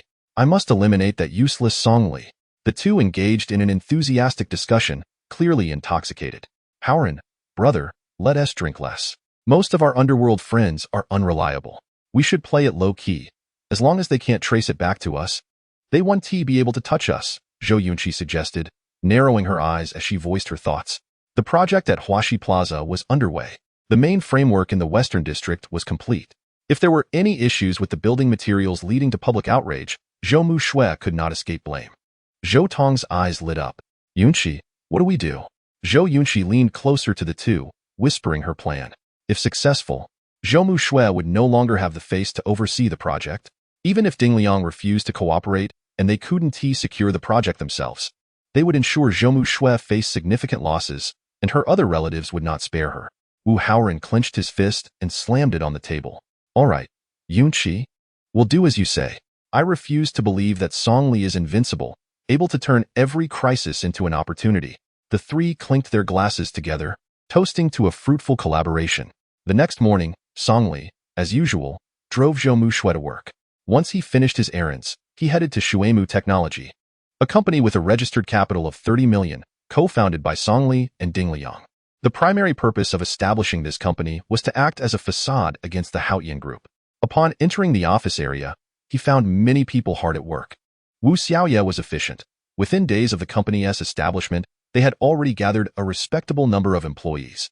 As soon as Songli stepped in, he overheard someone yelling from the east. A man in his 30s, with stubble and a small braid at the back of his head, was berating an employee. What kind of garbage is this? It looks like a scribble. Take it back and rewrite it. Useless trash. The man shouted. Manager Wu, this is the design plan for the Shuemu official website. If you don't understand, I can present it as an image. The employee responded quietly. Who the hell do you think you are? I'll have you rewrite it if I say so. If you don't want to work, get lost. There are plenty of people who will. The man retorted, visibly displeased, throwing the design plan in the employee's face. The young employee, stunned, could only endure for the sake of his job, picking up the papers and apologizing. Manager Wu's booming voice was heard clearly outside, and all the employees were incensed, whispering among themselves. Manager Wu is too much. He is ignorant and takes it out on us, the lower-level employees. He can't even understand the code. How did Wu Zong make him a project manager? Keep it down. I heard he has relatives in high places. I heard Xiao Hong resigned because Manager Wu harassed her in the office. She was terrified, her eyes swollen from crying. The more Song Li listened, the angrier he became. Just when he praised Wu Xiaoya for her competence, she brought in such an unreasonable relative as a manager. What a display of authority, completely disregarding the employees. Though Song Li did not expect the company to turn a profit, basic respect was essential. Without hesitation, he marched straight to the manager's office. Who the hell are you? Do you even know the rules? You didn't knock before entering. Who allowed you in? Get out. You're fired. Manager Wu shouted. Song Li glanced at the name tag, Wu Dazhuang. The name suited him perfectly. Wu Dazhuang, you have quite the audacity. Care to explain who gave you the courage? Liang Jingru or the village chief? Song Li retorted furiously. Who the hell are you? My authority has nothing to do with you. Get the hell out, or I'll call security. Wu Dazhuang threatened, grabbing the phone on his desk. Before he could speak, Song Li pressed down on the phone, shouting, Go apologize to the employee you just yelled at. Are you out of your mind? I'm the manager. You want me to apologize to him? Who do you think you are? Song Li, uninterested in further dialogue, seized Wu Dazhuang by the collar and yanked him out of the chair. Without hesitation, he dragged Wu Dazhuang out of the office. Wu Dazhuang was flustered, shouting in panic. As they emerged, all the employees were dumbfounded, mouths agape in disbelief. Apologize to him? Do it now. How dare you? Someone, get this idiot away from me. Otherwise, I'll fire all of you. Hurry. Hearing they might be fired, the surrounding employees turned pale. This job was hard to come by, and the pay was decent. They couldn't afford to lose it easily. A few bolder men stepped forward, flanking Song Li and forcibly separating him from Wu Dazhuang. Wu Dazhuang quickly scrambled to his feet, calling security in a panic. Damn it. Who dares disturb my peace? Don't you know who my brother-in-law is? Su San from the East City? I can have you killed in a minute. Su San from the East City? Song Li thought. He had only asked Su San to look out for Wu Xiaoya. How had it escalated to brother-in-law? Though it seemed unlikely, it wasn't impossible. Wu Xiaoya was pure and lovely, and Su San was in his prime. They could indeed make a good match. Has Su San really gotten involved with your sister? Song Li inquired. Scared. Huh? Let me tell you, this matter is over. You like to play the hero? I'll show you what it feels like to get beaten. Just then, 3 or 4 security guards burst in. Wu Dazhuang pointed at Song Li, shouting, That's him. Beat him up. Without hesitation, the guards surrounded Song Li and began to strike. Just as his hands itched for a fight, he retaliated without restraint, knocking them out one by one. Wu Dazhuang, seeing Song Li's prowess, panicked, stammering, Who are you? Who sent you to cause trouble? Song Li pointed at the employee who had just been insulted, saying sternly, Wu Dazhuang, I want to say it a second time. Apologize to him, and perhaps I'll let you keep your position as manager. Otherwise, you can pack your bags and leave. Apologize? Who do you think you are? It's not that I look down on him. Ask him if he dares to demand an apology from me. Wu Dazhuang shouted bravely. Thank you, but really, it's not necessary. I'm fine. The employee interjected. The company employs you to create value, not to be insulted like dogs. Making money is important, but dignity and integrity matter too. Right is right, and wrong is wrong. If worst comes to worst, I'll just quit. Song Li's words resonated deeply. Inspired by him, the employees found their courage and, seizing a document from the table, slammed it against Wu Dazhuang's face. I shall no longer tolerate this nonsense. What are you? A mere piece of rubbish, utterly devoid of knowledge and skill. How dare you expect me to serve you? When one person leads, others inevitably follow. Several employees seized their documents and hurled them at Wu Dazhuang in a fit of indignation. We quit. Yes, we demand respect. We quit. Wu Dazhuang, overwhelmed and cowering, was taken aback when he noticed a figure appear outside the door, instantly revitalizing his confidence. Su San, you have arrived just in time. This troublemaker is causing a ruckus. Chapter 47. By any means necessary to Wu Dazhuang, Su San seemed a beacon of hope. He rushed forward, exclaiming, Su San? This insolent creature is here to disrupt our business. You must teach him a lesson. Su-san, however, could see the fury etched across Song Li's face and dared not utter a word. Not only Su-san, but Wu Xiaoya also dared not breathe a word. The atmosphere grew palpably awkward as the company's leaders remained silent while Wu Dazhuang flailed about like a jester. Su-san, why is everyone silent? He has come to our doorstep, and we cannot let this slide, especially as he incites employees to resign. With a dark expression, Song Li reprimanded Wu Xiaoya. Nepotism is what you have wrought. Su-san, are you also considering rebellion? Slamming his hand on the table, he strode into the general manager's office. Su-san was taken aback, calling after him, Li Gu, it's not what it seems. You have misunderstood. I have no connection with this fool. Wu Dazhuang, witnessing Su-san's cowardice, turned pale with fright. Who is this person that just a few words could leave Su-san trembling? Wu Xiaoya, furious, shot a glare at Wu Dazhuang. Brother, I warned you to be more restrained, but you would not listen. He is the true boss, and you have gotten yourself into trouble. Following closely behind, Wu Xiaoya hurried to explain. Wu Dazhuang, feeling utterly defeated, collapsed onto the ground, realizing he had offended the big boss. His days of comfort were surely numbered. The surrounding employees chuckled, eagerly awaiting the spectacle. Those who engage in wrongdoing will inevitably meet their demise, yet fortunately, the big boss is open-minded. So it turns out he is the big boss. So young and full of ambition. I would gladly serve such a leader. Me too. I shall not leave either. In the office, Song Li sat with his legs crossed. A look of dissatisfaction etched across his face. The company was just getting off the ground, yet they had brought in such a person for management. One could only wonder what Wu Xiaoya was thinking. Wu Xiaoya, explain to me what is happening here. Mr. Song, I apologize. He is my elder brother, who has cared for me since childhood. When you made me the legal representative, my mother felt proud and insisted that I bring him along, Wu Xiaoya answered earnestly. Caring is one thing, but appointing him to a managerial position without any qualifications is another. He carries himself with such authority despite lacking any competence.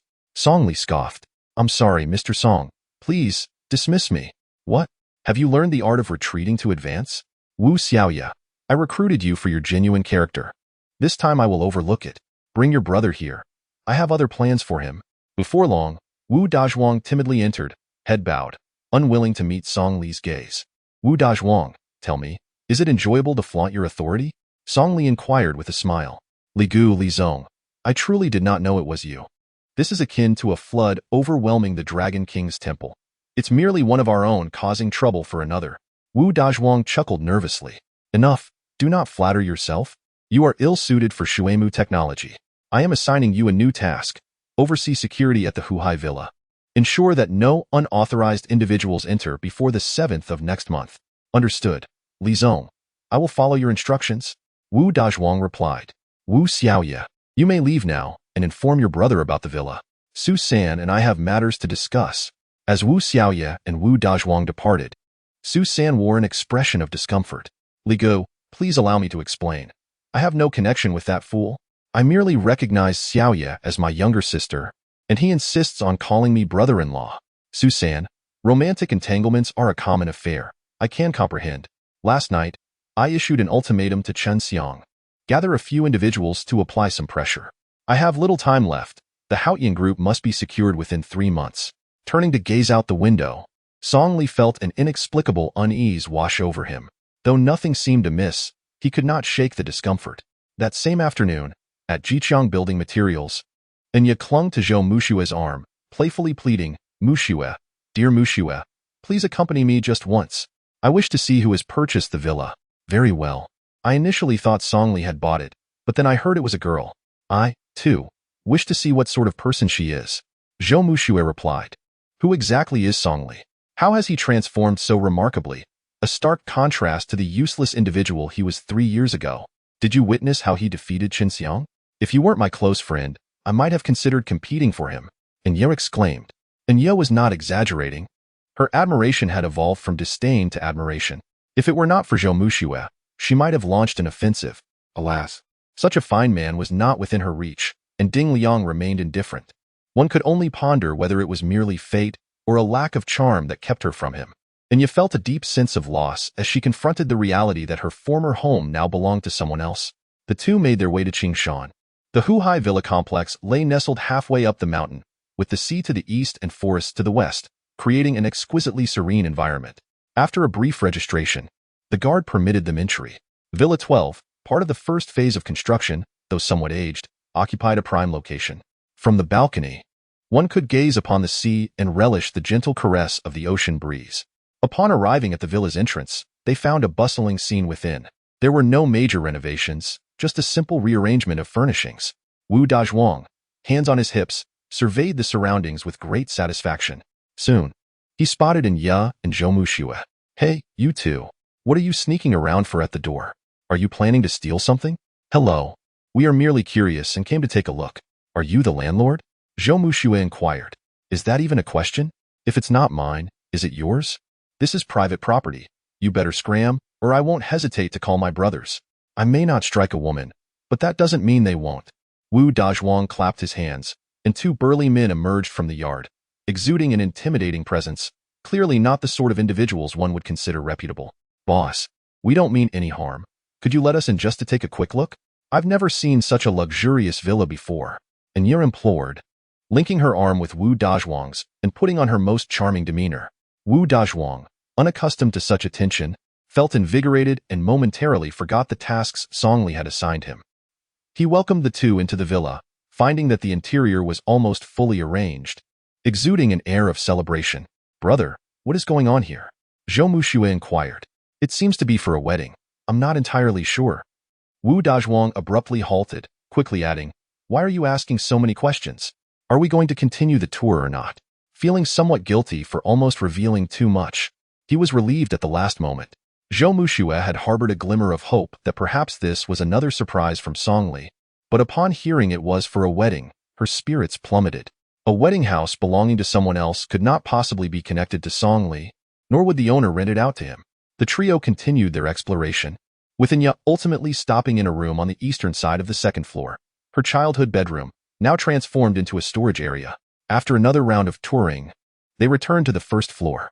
Just as Zhou Muxue was about to take her leave, Anya, gritting her teeth, asked, "Boss, if you truly own this place, how come I heard it was purchased by a girl?" Wu Dazhuang paused for a moment, quickly regaining his composure. "Oh, that would be my sister. This new home of hers is indeed my property." Wu Dazhuang boasted shamelessly, bursting into laughter. "Boss, may I inquire your surname? Could we exchange WeChat? I quite enjoy this place and might visit again in a couple of days." Anya sweetly smiled. Wu Dazhuang's eyes lit up. He certainly did not want to miss this opportunity. He swiftly exchanged WeChat information and even took the liberty of squeezing Anya's small hand. Anya blushed and hurriedly pulled Zhou Muxue out. Once they were back in the car, Zhou Muxue furrowed her brows and asked, "Anya, why did you add that nouveau riche Wu's WeChat? You can't possibly be thinking." "Muxue, I've told you, I am willing to do whatever it takes to return to the villa. Since Ding Liang has no interest in me, I must rely on Boss Wu," Anya replied, her voice laced with reluctance. Yet, reluctance aside, this was the reality. She would never be able to afford a lakeside villa in her lifetime. The only shortcut to returning there was to become a family with Boss Wu. "Anya, have you lost your mind? Boss Wu is old and unattractive, devoid of any cultural refinement. He is utterly unworthy of you," Zhou Muxue exclaimed. "Enough. He is wealthy, and that is sufficient. You have Songli, and you are filled with happiness, but I have nothing. Am I not entitled to pursue what I desire?" Anya shouted in desperation. That evening, at the Zhou residence, Zhou Muxue contemplated discussing Anya's situation with Songli but refrained. What good would it do? Songli could not assist. The image of Anya's anguished scream resonated deeply within her. She had always believed she understood her best friend. Yet today she realized how little she truly knew about Anya's heart. But understanding did not change the fact that a villa worth 95 million was beyond their reach. Neither she nor Songli could provide help for Anya. Thinking about it infuriated her. That repugnant man, his sister must not be much to look at either. Who was that short-sighted wealthy man to choose her and buy a mansion as a wedding gift? 7 days remain. Songli, where is your house? All you do is loaf around, and if you lack capability, do not boast. You infuriate me. As soon as Shin Qin saw Songli return, her anger flared. She had intended to back down that afternoon and had even called Lu Jiao, but before she could speak, Lu Jiao had already congratulated her and asked when she would be moving into her new home. The words had nearly escaped her lips, but she swallowed them back. This was all Song Li's fault, making her lose face twice without reason. She could never hold her head high in front of her old classmates. Song Li, why are you silent? You were quite boastful earlier, claiming you could afford a lakeside villa. I doubt you can even afford a unit in the lakeside community. Without Ding Liang, you are nothing. Shin Qin still felt aggrieved and pointed at Zhou Dazhuang, saying, and you? I told you to find a decent neighborhood. But after 3 days, you couldn't even manage that. Can't you even rent a place? Are you trying to infuriate me? Shin Qin grew more agitated, her blood pressure evidently rising. Zhou Muxue comforted her, Mom, don't worry. If Song Li cannot manage this, I will ensure he personally explains the situation to Aunt Lu. Guaranteeing you will not lose face, right, Song Li? Oh, sure, no problem. Song Li replied nonchalantly. Muxue, look at his attitude. He caused this trouble, so why should I bear the burden? Remember, if he doesn't go, you two must divorce. Shin Qin left with a parting shot, storming back to her room. Zhou Dazhuang sighed helplessly, Song Li, it's not that I don't want to help you, but you have truly gone too far this time. I understand your grievances towards your mother, but you cannot make a mockery of her birthday. Dinner ended on a sour note, and Zhou Muxue returned to her room, feeling dejected. Song Li assumed her mood was due to the house situation and chuckled, Muxue, what is wrong? Song Li, I visited the villa this afternoon. It was used by Boss Wu's sister for her wedding. You surely do not intend to rent someone else's wedding home. Song Li's brow furrowed slightly. Wu Dazhuang was indeed unreliable, having explicitly instructed that no one should enter. Oh, Boss Wu, should I go and check? Song Li jested. Be serious. What plan do you have? I am nearly frantic, and you remain so relaxed. Forget it. I'm off to bed. Song Li felt a surge of satisfaction. Misunderstandings were preferable, sparing him the need for explanations. All he had to do was accept the surprise when the time came. The following morning, Song Li sent Zhou Muxue to work as usual. As he entered the security office, Lu Quan approached him again, saying, Song Li, I envy you. You get to take Zhou to work every day, coming and going as you please. Zhou doesn't even keep tabs on you. Lu Quan, what is there to envy?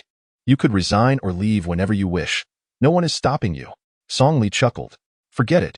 I rely on this meager salary. Song Li, could you possibly help me negotiate a raise?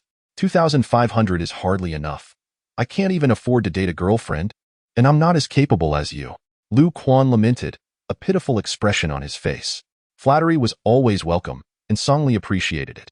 He was in need of people like Lu Quan, who, despite being timid, were honest and could be observed further. All right, Lu Quan, accompany me to the talent market. Zhou asked me to help find a maid for her new home. This is my chance to shine. Without hesitation, they drove to the Luo Bay Human Resources Market, the largest in Luo City, bustling with countless migrant workers, all hoping to make a living.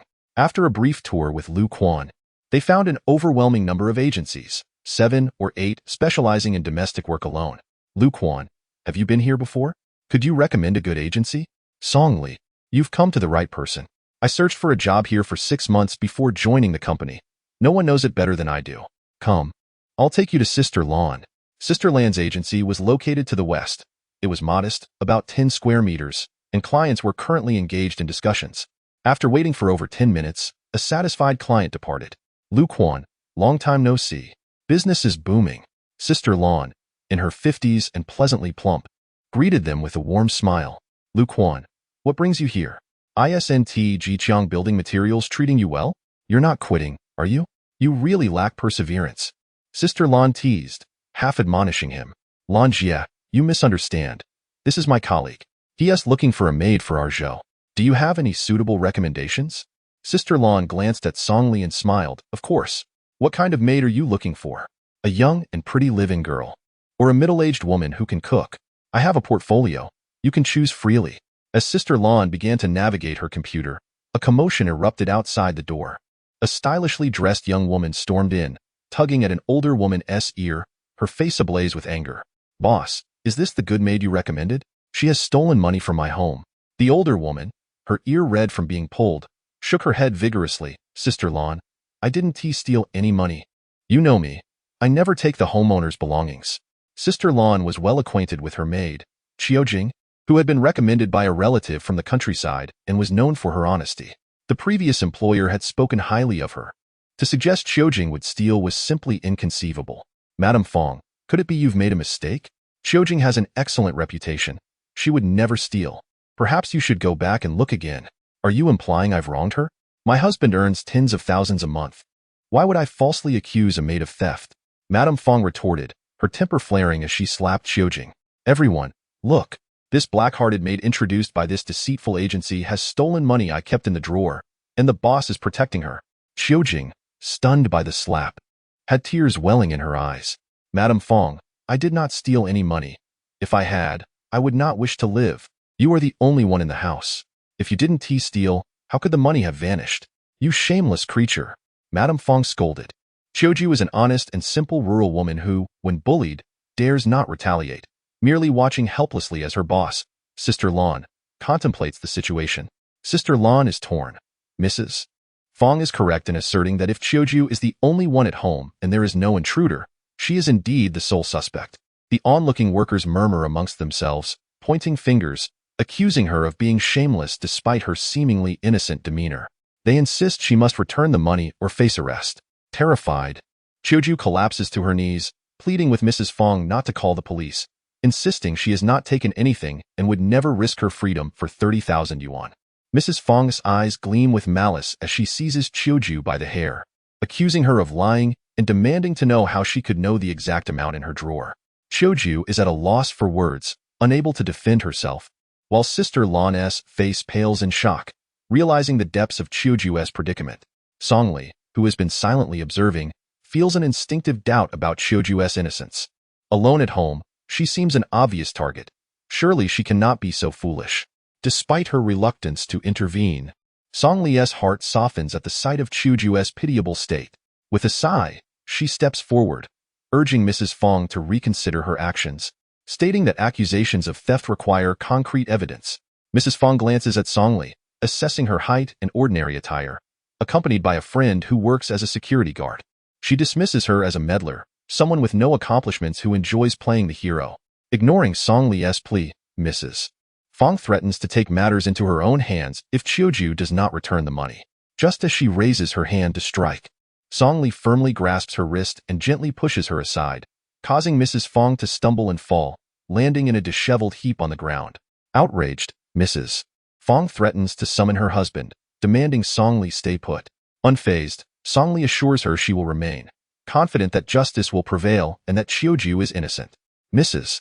Fong, realizing her precarious position, scurries away, fearing Songli's intervention. Songli helps Xiuju to her feet and leads her back to Sister Lan's shop. Sister Lan, concerned, urges Lu Quan to take his friend away, warning him that Mrs. Fong is not to be trifled with. Her husband, Fong Kue, is a notorious bully with a gang of thugs at his disposal. Songli reassures Xiuju, expressing her belief that Xiuju knows who the true thief is but is too frightened to speak out. To Songli's surprise, Xiuju confesses that while she was alone at home, the young master had returned secretly and taken the 30,000 yuan, threatening her to keep silent or risk losing her job.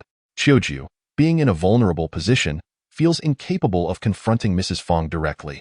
As they converse, Lu Quan glances nervously at the door, whispering to Songli that they should focus on finding a nanny rather than getting involved in this dispute. However, trouble looms as footsteps approach rapidly. A portly man storms in, flanked by 5 henchmen, with Mrs. Fong trailing behind, breathless and furious. Fong Kue bellows, demanding to know who dared strike his wife, ordering his men to wreak havoc in the shop. The henchmen rush forward, ready to destroy everything in sight. Sister Lan covers her mouth in shock, too afraid to speak, while Lu Quan retreats, distancing himself from the escalating chaos. Songli is dragged outside by 3 thugs, but does not resist. Fong Kue, eyes bulging with rage, threatens violence, demanding that Songli kneel and apologize to his wife. Unperturbed, Songli maintains her composure, asserting that Xiuju is innocent and that they should summon Fong Kue's son for confrontation. Mrs. Fong, confident in her husband's power, scoffs at Songli's challenge, encouraging her husband to punish Songli for his supposed affront. As Xiuju, frightened by the odds, offers to submit, Songli reassures her, imploring her not to bow to intimidation. Surrounding spectators, engrossed in the spectacle, jeer and comment on the unfolding drama. Just as the situation seems dire, Songli swiftly dispatches the 3 thugs, leaving them incapacitated. The crowd gasps, astonished by her prowess. Fong Kue, stunned, watches as his men fall one by one, unable to comprehend the sudden turn of events. Before he can react, Song Li steps forward, poised to deliver a decisive blow but halts just before contact, leaving Fong Kuei trembling in fear. With Fong Kuei cornered, Song Li instructs him to call his son, demanding that the truth be revealed. Reluctantly, Fong Kuei dials his son, who answers, preoccupied with the game. Song Li makes it clear that Chiuju has resigned and accused him of theft, warning that legal repercussions may follow if he fails to cooperate. Song Li spoke with an air of seriousness, his nonsensical utterances directed at a mere child who was unable to withstand intimidation and thus divulged everything. "Dad, please don't call the police. It was me who took it. Your allowance wasn't enough, so I used it to top up my gaming account." Once the call ended, the atmosphere turned chaotic. Chiuju felt wronged, while Mrs. Fong was engulfed in shame, and Fong Kuei, consumed by rage, struck his wife without hesitation. "What a good son you've raised." The farce had concluded, yet Fong Kuei still harbored a simmering anger. After years of navigating the labor market, he found himself bested by a mere child, which he could not accept. But what could he do? Unable to match the boy's skills, he could only endure the humiliation. Everyone disperse. Clear the way. At that moment, several figures appeared in the distance. The leading man was robust and towering at nearly 2 meters. His right hand wrapped in a bandage, none other than the notorious gang leader, Wang Yi. Upon spotting Wang Yi, Fong Kuei's face brightened as if he had found a savior. "Brother Yi, you've arrived just in time. This brat is no good. He hit my wife and injured my little brother. He doesn't even respect you, claiming he would make you eat dirt if you showed up." Fong Kuei exaggerated the situation, inflaming the tension. Wang Yi squinted, his anger beginning to rise. Regardless of the truth in Fong Kuei's words, on his territory, only he had the right to mete out violence. With a disdainful snort, Wang Yi stepped forward and demanded, "Kid, what is your name? You dare to lay a hand on my men? It seems you don't know how to write the word death." Song Li, taken aback, hadn't he anticipated encountering the formidable Wang Yi, someone even Su San feared. Lu Quan watched with wide eyes, anxious for Song Li but too intimidated to intervene, choosing instead to observe from the sidelines. Unfazed, Song Li met Wang Yi's gaze and replied with a smile, "Big brother, my name is Song Li." Upon hearing this name, Wang Yi's expression shifted slightly. Recently, his subordinate Hu Gu reported that Su San, the tyrant of the Eastern District, had shown respect to a young man named Song Li. Wang Yi, uncertain if the man before him was indeed that individual, was eager to ascertain what made this young man so formidable that even Su San bowed to him. Wang Yi stepped closer and suddenly unleashed a swift punch. The speed was blinding, making it difficult to discern the trajectory. Instinctively, Song Li sidestepped, but Wang Yi followed up with a second punch. Whether it was Song Li's quick reflexes or Wang Yi's sluggish speed, Wang Yi failed to land a single blow after 10 attempts, though Song Li was left panting and without any advantage.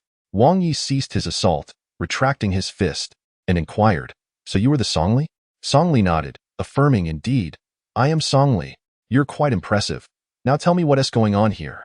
Fong Kuei had hoped Wang Yi would deal with Song Li, but to his astonishment, the two had barely exchanged blows before they were shaking hands. Who was this Song Li that even Wang Yi regarded with caution? "Brother Yi, your subordinate accused Sister Chiuju of theft, but it has been confirmed that the money was taken by his son. If you don't believe me, you can ask the onlookers." Wang Yi narrowed his eyes, casting a dark look at Fong Kuei. "Fong Kuei, is what he said true?" Trembling in fear, Fong Kuei could clearly sense Wang Yi's growing fury. "Brother Yi, I'm sorry. It was my fault for jumping to conclusions and wrongfully accusing others. I was foolish and offended, Brother Li." Fong Kuei rushed to Song Li, kneeling before him. "Brother Li, I was wrong. I deserve punishment. Please forgive me. I won't dare again. Don't kneel to me. The ones wronged are Sister Chiuju and your wife. Did you enjoy slapping her? Did you enjoy pulling her hair?" Fong Kuei instantly understood, shouting, "Wife, why are you still dawdling? Hurry and apologize to Chiuju." Mrs. Fong, reluctant as she was, recognized the futility of resisting. With Wang Yi backing Chiuju, any further defiance would only lead to her own disgrace. She quickly knelt beside Chiuju, repeatedly striking her own face, pleading, "Chiuju, I was wrong. I accused you without understanding the situation. Please forgive me." A rural woman like Chiuju had never encountered such a spectacle and could only wave her hands, signaling that it was unnecessary. The crowd of onlookers was utterly dumbfounded. The once mighty tyrant of the labor market was so easily brought to his knees. This young man was indeed extraordinary. Who was he that even Wang Yi would not dare to offend him? He must be a person of great significance. No wonder he remained so composed. Now, Feng Kuei was left humiliated, and he would surely think twice before showing his face in the labor market again. Wang Yi chuckled, extending his right hand. Songli, I hope we can be friends in the future, rather than adversaries. Absolutely, Songli replied, reciprocating the handshake. Little did Wang Yi know, Songli's true target was his backer, Haoyan Group. Otherwise, he would never let Songli off so easily. After Wang Yi and Feng Kuei departed, the crowd dispersed. Songli entered Sister Land's shop and compensated her with some money. Sister Qiuju, you are a good person. Would you like to come work for me as a housekeeper? You can clean the rooms, handle daily chores, and cook. I'll offer you 8,000 a month. Does that suffice? Unfamiliar with the market rate, Songli estimated a figure. That's enough, boss. 5,000 is sufficient. I can start immediately. Please take me to see the house so I can tidy up and move in. At that moment, Lu Quan finally approached, looking rather sheepish. Songli had given him a chance, but Lu Quan had disappointed him. If only he had mustered the courage to speak up, his life could have taken a different turn. Half an hour later, Songli drove towards the lakeside villa in Qingshan. After some conversation, he learned more about Qiuju. A typical rural woman, her husband was paralyzed, her in-laws were elderly, and she had a son studying at a university in Luoqing, which compelled her to work as a housekeeper. Such women are typically diligent and self-sacrificing. She wouldn't likely clash with Shan Qi. While driving, Qiuju suddenly exclaimed, Boss, you live in Lakeside Villa? That's the most expensive area in Luoqing. What, do you think the pay is too little? Songli chuckled. Not at all, boss. I just feel incredibly honored to work for someone as wealthy as you. It feels like a blessing from my past life. Sister Qiuju, please don't call me boss, just call me Songli. People should treat each other as equals. We cannot measure worth by money. Perhaps you may lack wealth now, but one day, when your son succeeds, you too can live a good life. Boss, no, Songli, you truly have a way with words. Whoever becomes your wife will surely. Watch out, Qiuju suddenly screamed. A wild dog dashed out in front, and Songli slammed on the brakes just in time to avert a collision. However, as soon as the car came to a halt, another car screeched to a stop behind them. A man in a flamboyant shirt with dyed blonde hair jumped out. Fortunately, there was still some distance between the vehicles, and the man exhaled in relief. Annoyed, he approached Songli's window, noticing an older woman seated inside, and his expression turned to one of disdain. He had expected to encounter a wealthy individual, only to find a mere driver dropping off a housekeeper instead. The man pounded on the window, shouting, Can't you see? Why did you slam on the brakes like that? If you damaged my car, can you afford to pay for it? This is a BMW. Songli rolled down the window, smiling, brother. We didn't crash, did we? A dog blocked the road, and I had no choice. If you're angry, you should blame that dog. You have the audacity to laugh? No wonder you'll spend your life as a driver. Useless, blind fool. Watch yourself, or I'll have someone take you out. Just then, a girl dressed provocatively emerged from the BMW, her demeanor radiating arrogance. Young Master Yun, what is going on? She inquired. I encountered a foolish driver, and this idiot ruined my mood. The girl hurried to the car, only to find the nanny inside, who wore a similarly disdainful expression and sarcastically remarked, I thought it was someone important. Turns out it's just a nanny. What a waste of a Mercedes. Chu Jiao, being inherently honest, quickly apologized, saying, I'm sorry for startling you. A dog just ran out unexpectedly. The older sister retorted, Are you out of your mind? What's a dog worth? Our car nearly hit it, and that's young Master Yun's brand new purchase. If damaged, can you afford to pay for it? Young Master Yun coldly snorted, his anger rising as he kicked the car door twice before pulling the girl back into the vehicle and driving off. Songli, uninterested in the altercation, started the car, only to find it wouldn't ignite. After several failed attempts, he addressed Qiujiao, It seems the car is broken. Let us find someone to tow it. It's not far. We can walk and familiarize ourselves with the area. The two alighted and strolled, appreciating the beauty of the verdant mountains. Meanwhile, a red BMW smoothly parked at Villa number 12 in Lake C. As the girl stepped out, she gasped. What a stunning mansion. Young Master Yun, is this your new home? How much did it cost? Not much, just 95 million. It will all be yours in the future. Thank you, young Master Yun, she exclaimed, leaning in for a kiss. At that moment, a man approached. It was Wu Dazhuang. Young Master Yun asked the girl to wait momentarily and pulled Wu Dazhuang aside. Laughing, Wu Dazhuang, you've really landed a big position for yourself. Yunjia, enough small talk. Just hand over the money. You can only play for a while. The third room on the west side is ready for you. Yoon-jae signaled an okay and stuffed an envelope into Woo Dajwang's pocket. He wrapped his arm around the girl's waist and led her through the villa, soon arriving at the prepared room. Young Master Yun, why the rush? It's a long night. Tonight, I'm yours. I want to run away. The girl laughed. Not tonight. I have matters at home. Hurry up. After a brief encounter, Yoon-jae was satisfied. Such a girl was easily manipulated. She pretended to be noble and pure in the bar, but once the BMW keys were revealed and the villa explored, she was just as wild as anyone else.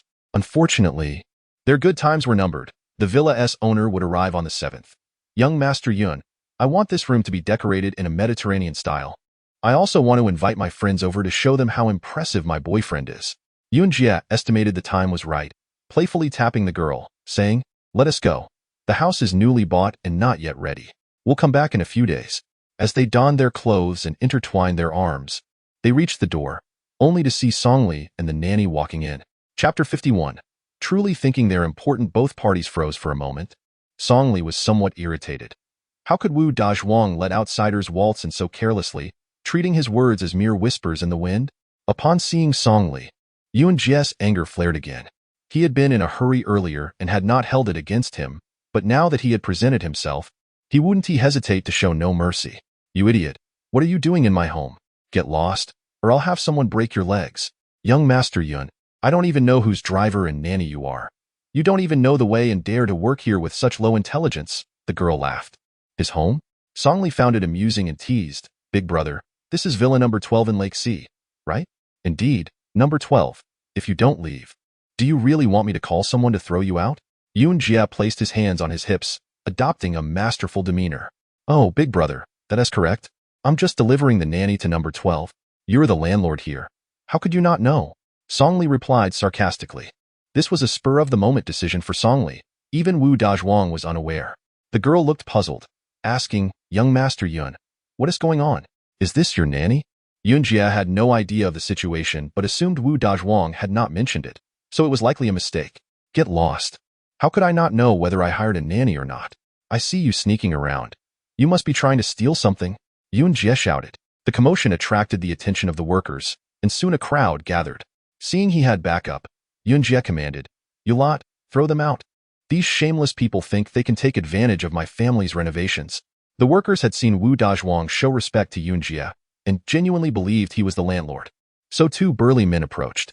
Chiu Jiao had never witnessed such a scene and felt frightened. She thought Songli was mistaken and urged him, Sir, perhaps we should leave?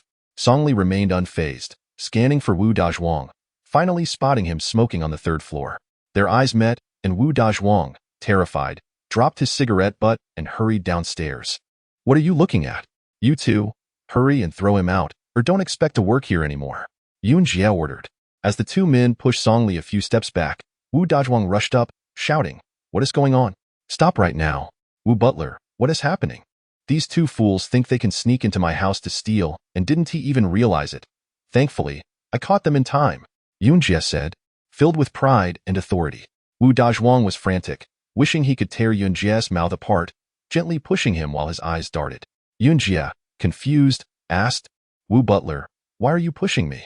Hurry up and get them out before they make a mess of my home. Ah, Woo Butler, what grand authority you have. I'll just stand here. Let us see who dares to throw me out today. Songli scoffed. How audacious. Why aren't you taking action? Are you waiting for me to fire you? At that moment, Yoon-jae was overflowing with confidence, truly believing he was the landlord. The two strongmen without a word continued to shove Songli out. Woo Dong's face turned pale with fear as he pointed at Yoon-jae, shouting, A bunch of blind fools. Wrong person. Throw these two idiots out. The two strongmen exchanged bewildered glances, utterly confused. Yoon-jae was equally perplexed, shouting, Woo Dajwang, what are you playing at? Ignoring Yoon-jae, Woo Dajwang approached Songli, bowing respectfully, Boss, why didn't you let me know you were coming? I could have prepared for your arrival. His words stunned everyone into silence. If Songli was indeed the boss, then who was the one barking orders? Yoon-jae gaped in disbelief, unable to comprehend that this seemingly humble driver was, in fact, the owner of the luxurious mansion. Woo Dajwang, you've done well. Perhaps I should transfer you to the restroom to teach you some humility. What sort of nonsense are you bringing into my home? You have 1 minute to clean up this mess. Song Li coldly remarked, ushering Qiu Jiao inside. Once Song Li left, Wu Dazhuang was furious, shouting at Yun Jia, "You blind fool! I lent you my place to entertain. Why are you acting all high and mighty? Do you really think you're someone important? Get these people out." Without hesitation, the strongman tossed Yun Jia and the girl out like trash. Yun Jia, unwilling to accept defeat, cursed loudly, "Wu Dazhuang, you're no saint either. You took 1,000 from me." As soon as he finished speaking, the girl slapped him hard. "Yun Jia, you're despicable, shameless, and vile. How dare you deceive me? You have no conscience. I want to let this go. It's my fault? You're the foolish one, a worthless piece of trash, thinking too highly of yourself. I played with you because I thought you were worth it." Their relationship shattered. They began to fight, drawing laughter from onlookers. Song Li arranged the work for Sister Qiu and then summoned Wu Dazhuang. Upon seeing Song Li, Wu Dazhuang grew flustered and stammered, unable to find his voice. "Wu Dazhuang, why can't you ever put my mind at ease? You lent my house to someone for frivolous pursuits. How much did you make? Be honest." "Only 1,000. Li Gu, that guy is my close buddy. We were drinking, and in my drunken state, he insisted I help him out." Wu Dazhuang replied sheepishly. "Huh, you sold me out for just 1,000? If it weren't for Wu Xiaoya, I would have kicked you out just now. What can I say to you? Just a few days left. Don't mess things up for me. And give me 500. Seeing Song Li's tone soften, Wu Dazhuang quickly produced the full amount. And Song Li accepted it without hesitation. Wu Dazhuang leaned in closer, patting him on the shoulder, saying, "Li Gu, rest assured, this is a one-time deal. Such people may lack true skills, yet they excel at flattery." Song Li chuckled helplessly, finding it somewhat amusing. The following morning, at the Zhixiang Building Materials Conference Room, the Zhou family's routine monthly meeting was underway, where they reported on the business status of each company. With Zhou Mushua being favored, this month's meeting was held here. The relatives of the Zhou family gathered early, whispering excitedly, creating a lively atmosphere. However, Zhou Tong's family found themselves ignored, receiving no attention. In stark contrast, Zhou Mushua was the center of attention, surrounded by relatives eager to strengthen collaborations. "Mushua, as the head of Huaxi Plaza, please report on this month's progress and next month's plans," declared Old Master Zhou. "Everyone, the progress is smooth, and barring any unforeseen circumstances, we should complete it by the end of the year. I have already secured a new advertising partner, Sinyuan Advertising. The representative will discuss the specific implementation plan with you. President Ding has assured that as long as Huaxi Plaza proceeds smoothly, we will strengthen our cooperation further."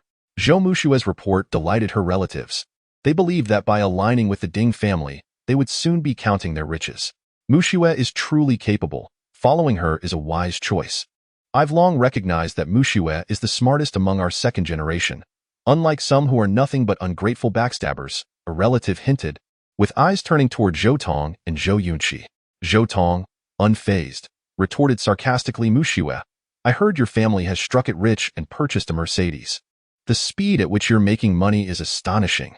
While our relatives are cutting back, you seem to be living quite lavishly, buying a car for that good-for-nothing Song Li." The relatives erupted in outrage upon hearing that Zhou Mushua had bought a car for Song Li. They had been tightening their belts, pooling their savings into projects, while Zhou Mushua enjoyed the spoils, purchasing 2 Mercedes. With their family's financial constraints, even one was a stretch, let alone 2. "Mushua, what is going on? Where did you get all this money? Mushua, you're being unreasonable. Did President Ding approve the project funds? You claim you haven't received any money, yet you buy a car for a useless man instead of sharing with us." Voices clamored. And just moments ago, they praised Zhou Mushua. Now they turned against her. Zhou Yunqi, witnessing the attack on Zhou Mushua, felt a surge of satisfaction and whispered to Zhou Tong, "Brother, it's time. Let us make our move tonight." Chapter 52. A timely collapse. Zhou Tong led the charge, inciting outrage among the relatives. "Mushua, hand over the bills. We demand an audit. Mushua, since you claim not to have received project funds, please explain where the over 1 million for the cars came from." Zhou Mushua found herself at a loss. If she claimed the money was given by Ding Liang, and especially if it were for 2 cars, her relatives would surely gossip behind her back. If she said it was from Song Li, not only would her relatives not believe her, but she herself would struggle to accept it. Just then, the conference room doors swung open, and Song Li swaggered in, taking a seat beside Zhou Mushua. "I heard everything, Zhou Tong. The cars are mine. Do you have any objections?" Song Li smiled at Zhou Tong. The relatives erupted into chaos again. A good-for-nothing living off Zhou Mushue's support, even if he saved every penny for 3 years, could not possibly amass such wealth. This couple has no shame, lying so openly. Songli, where did you get the money? Don't tell me you won the lottery. Your family is something else. Even deceiving your own relatives. Truly shameless.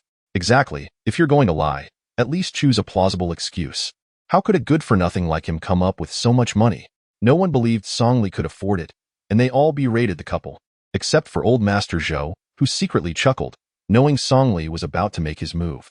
Zhou Tong, naturally skeptical, taunted, Songli, speak with proof. How did you acquire this money? It wasn't given to you by Ding Liang, was it? Or perhaps you share some unspeakable secret? Songli shot Zhou Tong a glance, puzzled at his persistence in courting trouble. However, he deemed this clown beneath his notice. Indeed, I want to conceal it. It was Ding Liang who gave it to me, not project funds, but a medical fee for curing old Ding's illness. He rewarded me with 3 million. The room fell into stunned silence. The idea that Songli could practice medicine was met with incredulity. Zhou Tong laughed derisively. What illness warranted 3 million? Your boasting skills are getting better. When did you train as a doctor? I must have missed the memo. Brother Tong, your memory fails you. If I hadn't studied medicine, how could I have identified the fake blood ginseng you bought? If you don't believe me, I can examine you right here. Songli smirked provocatively. Zhou Tong, feeling uncomfortable at the mention of past events, quickly retorted, fine, let us see who is afraid. If you're wrong, don't blame me for being rude. Songli approached, instructing Zhou Tong to extend his hand. He took his pulse and asked him to stick out his tongue. Zhou Tong, you have a deficiency of qi, a weak spleen, an unstable pulse, a pale tongue coating, a waxy complexion, and a large amount of white flakes under your nails. You've likely been dealing with a localized irritation that's been quite bothersome, hasn't it? No remedy seems to work, right? Zhou Tong's face paled in shock. Recently, he had been suffering from severe itching at night, keeping him awake, and despite trying various medications, nothing helped. Yet, this was an extremely private matter he would never admit to. Songli, you're talking nonsense. Just because you touched me a few times doesn't mean I'll believe you're a doctor. After saying this, Zhou Tong instinctively scratched a few times. Zhou Tong, don't hide your illness. This condition is challenging to cure. If you let it linger for 10 days or 2 weeks, it could lead to ulcers or even worse. You might end up needing surgery. Songli deliberately raised his voice. Zhou Tong's expression darkened at once. It was clear to everyone what had happened. He had been accurately diagnosed. Songli, don't try to scare me. I have a remedy. Believe it or not. You'll need 50 grams of Tsang Air Chow, 50 grams of mugwort, 30 grams of honeycomb, 30 grams of white fresh skin, 30 grams of bitter gentian, and 20 grams each of Sichuan pepper and alum. Soak them in warm water and wash for half an hour daily. You'll be cured in a week. Songli took his time explaining, while Zhou Tong, disregarding the stares from others, hurriedly wrote down every detail. If you deceive me, we're not finished. Laughter erupted around them. Songli indeed possessed medical skills, and all the relatives were filled with admiration, praising Zhou Mushue for her choice in a husband. Even Shun Qin felt a surge of pride, temporarily forgetting the troubles Songli had caused. Zhou Yunxi watched this unfold, her heart burning with anger. That night, at the northeastern corner of the Huaxi Plaza project site, a shadowy figure appeared, masked and carrying a box. It was Zhou Yunxi. Soon, a man wearing a hard hat rushed over. Supervisor Li, how are the preparations coming along? Zhou Yunxi inquired. Miss Zhou, everything is arranged. Tomorrow morning, there will be an accident at the construction site. I've also swapped the materials that were delivered tonight. They are stored in the warehouse on the west side. We must ensure that everything goes flawlessly. We only have one chance. If she becomes alert, we will lose our opportunity, he confirmed. Rest assured, Miss Zhou, all involved are reliable individuals. As long as the payment is secured, they would dare to commit any act, including murder and arson. Perhaps we should provide a deposit first. Very well, here is 300,000. Once the plan is successful tomorrow, I will give you the remaining 300,000, and you and your team must disappear immediately. The two finalized their collaboration details and departed separately. The next morning, Songli accompanied Zhou Mushue to work as usual. After Zhou Mushue reviewed some documents in the office, she asked Songli to take her to the construction site to check on the progress. Upon arriving at Huaxi Square, they had not walked far when a deafening crash echoed through the air. An entire wall that had just been poured collapsed abruptly. Several workers were caught off guard and injured by the falling debris, creating a scene of utter chaos filled with screams. Zhou Muxue, frantic, organized the workers for rescue while dialing emergency services. Just as she and Songli rescued one worker, several vehicles entered the site, and a man who appeared to be a leader stepped down and surveyed the area. Who was in charge here? Zhou Muxue, taken aback, quickly approached and greeted him. Hello? Leader, I am Zhou Muxue, the person in charge here. The man glanced at her and said, Ms. Zhou, we have received reports that your construction site is using substandard materials. We hope you can assist us with our investigation. Zhou Muxue stood there in shock, unable to comprehend the situation. How could her site be using inferior materials? Songli, standing nearby, felt a chill run down his spine. With the wall having just collapsed, the inspection department's arrival could only mean trouble. Leader, our company has an excellent reputation in the industry. It is impossible for us to use subpar materials. Are you sure there hasn't been a mistake? Zhou Muxue urged. Reputation is not determined by your own claims. We are conducting an impartial investigation based on the reports we've received. And as luck would have it, the timing of this wall's collapse is rather opportune. You check the materials used in the wall, the leader replied sternly. After a while, an inspector returned with a pile of materials, exclaiming, Leader, look here. They have used weathered red clay stones as raw materials. This is nothing but a shoddy project that will lead to great trouble in the future. Such materials were explicitly banned due to their inferior strength and hardness. Zhou Muxue, having been in the industry for many years, had never used such low-quality materials. This is impossible. Leader, I have never used such materials. If you haven't used them, then are you implying we are framing you? Come, take me to your warehouse so we can verify the truth. The leader commanded. Although Zhou Muxue was confident that her company would never use substandard materials, the appearance of red clay stones in the collapsed wall was perplexing. A group made their way to the west warehouse, where workers opened the large doors to reveal stacks of various bags and boxes. You all, feel free to open a few and take a look. Several inspectors sprang into action, unsealing and photographing the contents, leaving no corner unchecked.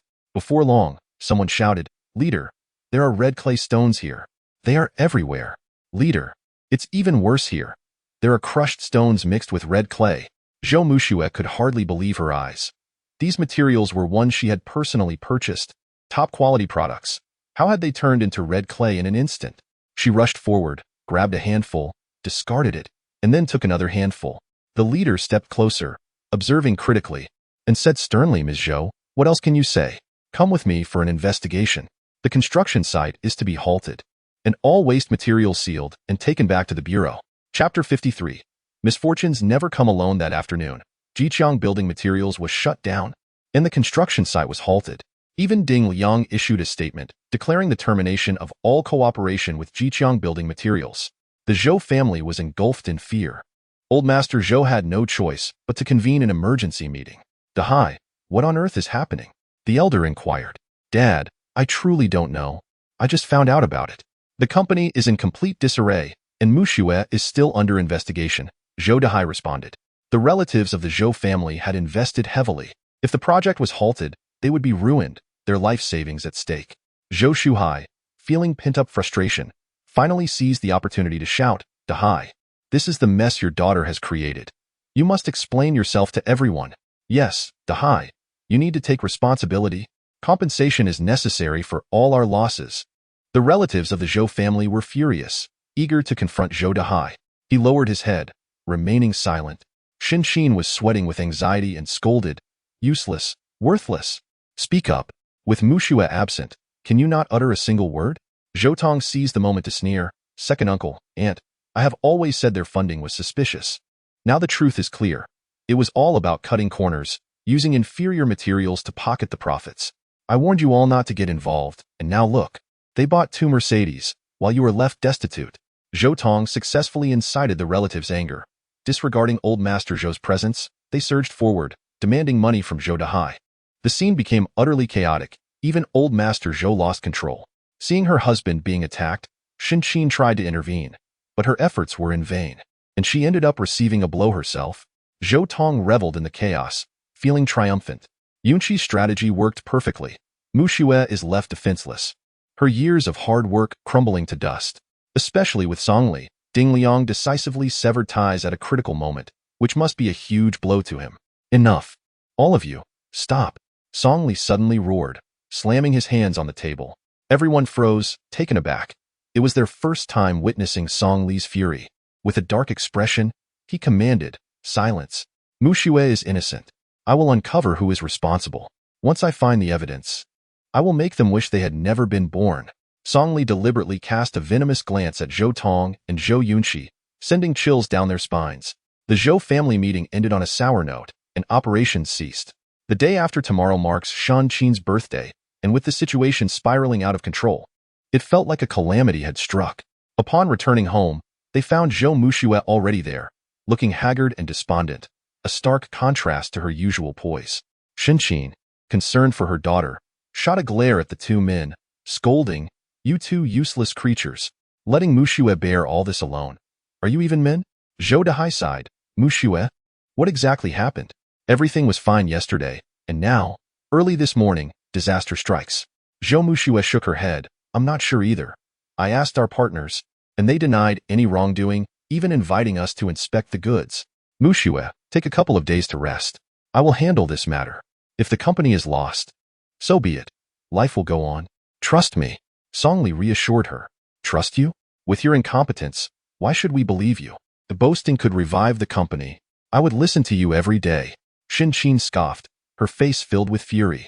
"Mom, don't be upset. The day after tomorrow is your birthday. I have arranged everything, including a new company for Mushue." Qin remained skeptical, glancing at Song Li. "Enough with the delusions. A new company in a mansion?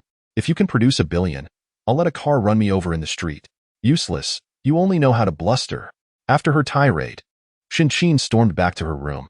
"Mushue, don't overthink it. Go out with Anya and clear your mind. I will take care of everything." An hour later, in the enchanting city of Paris, Song Li sat in Susan's office, his mood reaching an unbearable low. Ding Liang, with a forced smile, remarked, "Li Gu, please don't hold it against me for lacking compassion. Given this situation, my brother will undoubtedly intervene. Unless you can prove your innocence, all cooperation will be terminated." Song Li shook his head, replying, "Collaboration is trivial compared to the treachery at play this time. They are determined to ruin Mushue beyond recovery. Susan, please investigate and see if we can uncover any leads. Li Gu, you are aware that President Zhou's company has always maintained a stellar reputation. There must be someone orchestrating this from behind the scenes. Do you have anyone in mind?" Ding Liang inquired. "Indeed, I have a few suspects, but without concrete evidence. I cannot take action against those three for the time being. If I were to pressure them without substance, it would lack credibility and could backfire." Song Li lamented, naming Wu Haoren, Zhou Yunxi, and Zhou Tong as his adversaries. Their opportunistic timing had completely disrupted his plans. At that moment, Chunxiang arrived, wearing a mask as if to conceal his identity. "Have you considered my proposal, Chunxiang? My patience is limited, and I expect a response today." Song Li's voice carried an edge due to his agitation. Chunxiang, taken aback, nodded. "Li Gu, I will assist you. I have decided to collaborate with you, and you will honor your commitments, correct?" After a day filled with frustration, Song Li finally received some promising news. "Excellent. Please elaborate on your strategy to swiftly dismantle Haotian Group." "Li Gu, as you know, although Haotian Group ranks third in Luo City, its backing comes from Song Hui of the Song family in Yinjing, a force to be reckoned with. To topple Haotian Group in the short term, there is but one method." Chunxiang replied eagerly. "What method? Do not keep me in suspense." "Collaboration and creating a public spectacle to elevate Haotian Group's reputation to its zenith. Then we simply need to ignite the explosives, and the entire structure will come crashing down." Song Li suddenly recognized Chunxiang's remarkable talent. Though somewhat of a gambler, his clarity of thought and execution skills were commendable, justifying his position as vice president of planning at Haotian Group. Chunxiang leaned closer to whisper his nearly flawless plan into Song Li's ear, prompting admiration from Song Li. At the same time, in a quaint CAF named Heart Island, Nya had arranged to meet Wu Dazhuang. Their conversation flowed effortlessly, particularly with Nya being notably forward, almost leaning against Wu Dazhuang. "Brother Dazhuang, what does your family do to amass such wealth?" "The Lake Sea villa cost 95 million, a price beyond the reach of most."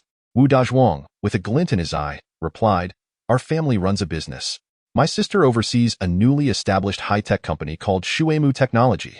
"Impressive. Brother Dazhuang, may I visit? I am quite intrigued by your sister's company." Nya purred. Although she sought to align herself with the affluent, She remained astute enough not to compromise herself before confirming Wu Dazhuang's status.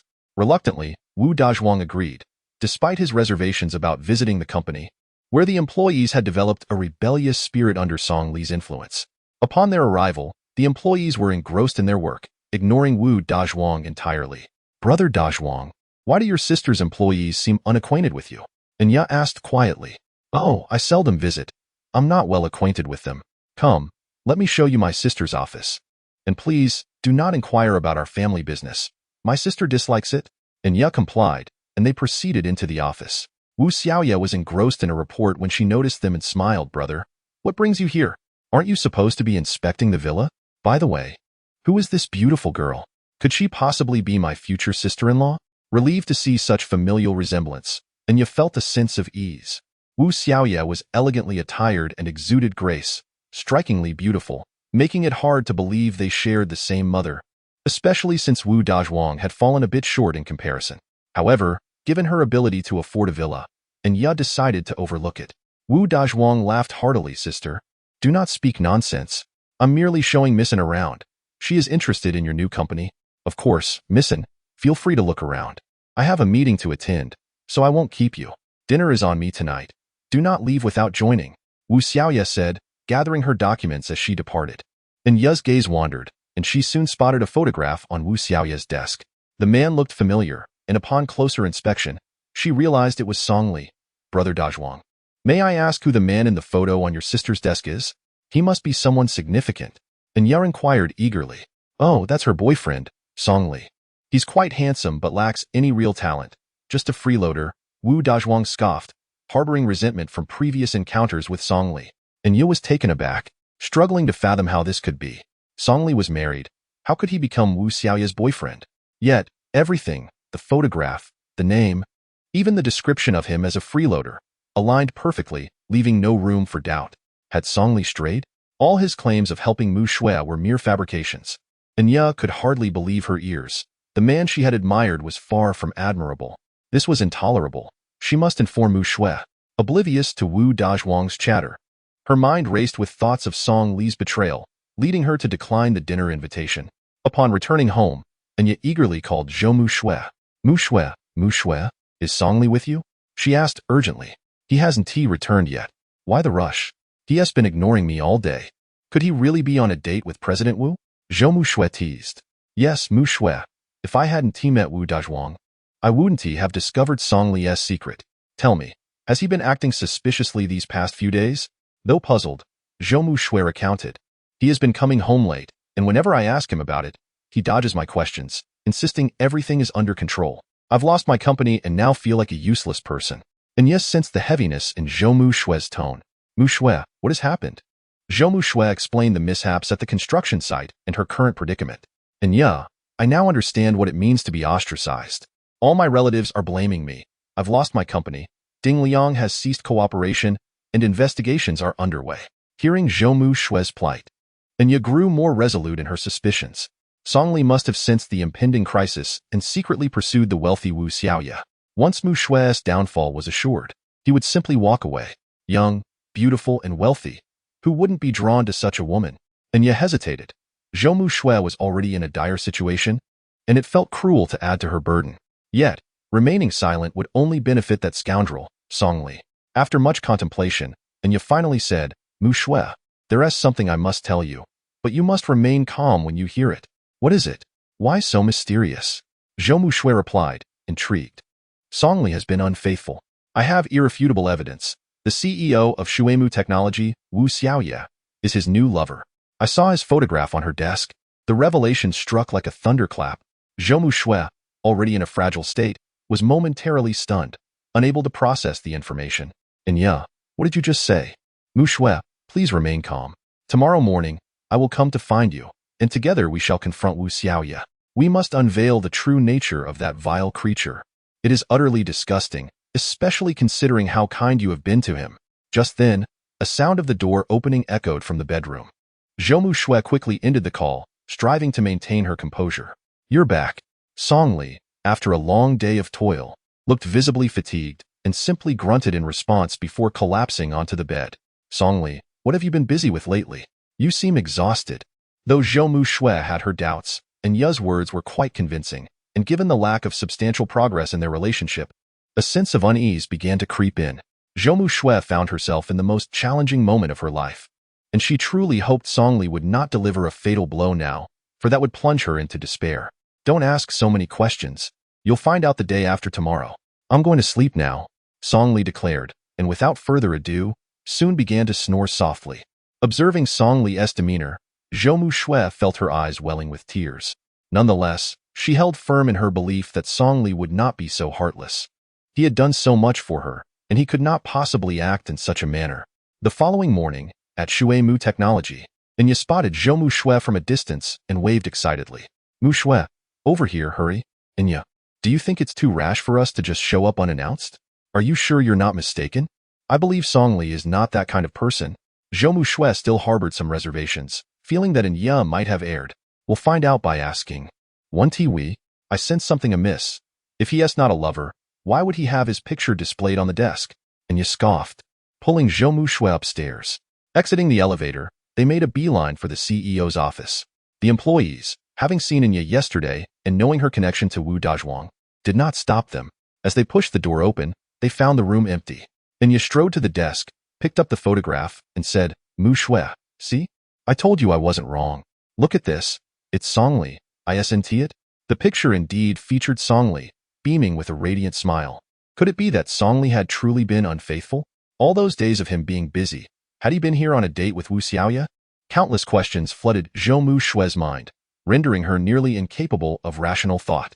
Logic told her Songli could not be so reckless, yet reality contradicted her.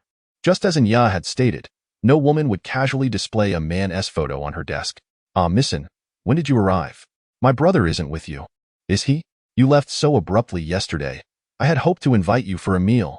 Enya shot Zhou Mu Shui a glance, but Zhou Mu Shui remained utterly frozen, showing no reaction. Frustrated, Enya had to take matters into her own hands. She grabbed the photo and asked, Wu Zong, who is this? He looks rather shifty. He can't possibly be your boyfriend. Wu Xiaoya hesitated for a moment before retrieving the photo and placing it back on the desk. Missin, you jest. He is not my boyfriend, but he is someone of immense significance to me. Without him, I would have nothing. A faint smile graced Wu Xiaoya's lips. Indeed, a shameless couple. Why don't you pursue such a fine man? And Yer inquired. Oh, he has a wife and treats his father-in-law exceptionally well, even gifting him a Mercedes E350. I cannot claim such fortune. Zhou Mu Shui, upon hearing this, could no longer restrain herself and asked, he even shares that with you? Your relationship seems rather close. Wu Xiaoya replied with a smile. Yes, he is a kind person. Very attentive. If it were anyone else, I wouldn't divulge such details. Wu Zong, I heard that the luxurious villa in Lake Sea is your purchase? Wu Xiaoya's brow slightly furrowed as she recalled Song Li's instructions. Never reveal anything about the Lake Sea villa. Yes, it is indeed my acquisition, for 95 million. At this point, Zhou Mu Shui began to piece things together. And Ya was right. Song Li undoubtedly had an extraordinary connection with Wu Xiaoya. Even if Song Li could acquire the villa, it must be due to that relationship. No wonder he was so certain. The reality behind it was too disheartening. Enya, let us leave, Zhou Mu Shui declared. What? We're leaving just like that? We cannot allow this couple to escape easily. We must demand clarity. And Ye insisted. Hearing Enya's words, Wu Xiaoya suddenly reacted, exclaiming, You are Zhou Mu Shui? Zhou Mu Shui turned, her expression one of astonishment. Wu Zong, you know me? Is there something you wish to convey? Wu Xiaoya certainly had something to say. She was aware that Zhou Mu Shui had misunderstood, stemming from the photograph on the desk. However, Song Li had instructed her to keep matters regarding Shui Mu technology and the villa strictly confidential. No, Wu Zong, take care. I want to see you out. Wu Xiaoya replied stiffly. As the two exited the office, Enya was seething with anger. Mu Shui, look at her attitude. Knowing you are Zhou Mu Shui, the rightful wife, she didn't utter a single word. It's clearly a provocation. Enya, enough. I am already troubled. As they stepped outside the company's entrance, they spotted a man getting out of a car not far away. It was Song Li, who had left early that morning. He noticed the two women and displayed a look of utter bewilderment. Just as he intended to greet them, they disregarded him entirely and drove off. Song Li was baffled. What was happening? Mu Shui appeared displeased, and Enya regarded him as an adversary. With matters still to discuss with Wu Xiaoya, he entered her office, only to find his photograph prominently displayed on the desk. Oh no, this is bad. Chapter 55. The birthday arrives. Xiaoya. Did two girls just come by? They were quite tall and beautiful, one with wavy hair and the other with straight hair. Mr. Song, you must be referring to Zhou Mu Shui, the esteemed Zhou, and Miss Nya, correct? Yes, they were here and saw the photo on the desk. Wu Xiaoya felt helpless. She had not anticipated things would unfold in this manner. Xiaoya, how do you know them? Mr. Song, my brother brought Miss N over, saying he wanted to show her around the company. I assumed they were very close, thinking she might be my future sister-in-law. Wu Dazhuang again. This Wu Dazhuang had never done anything commendable, bringing Nya here. How was he to explain this later?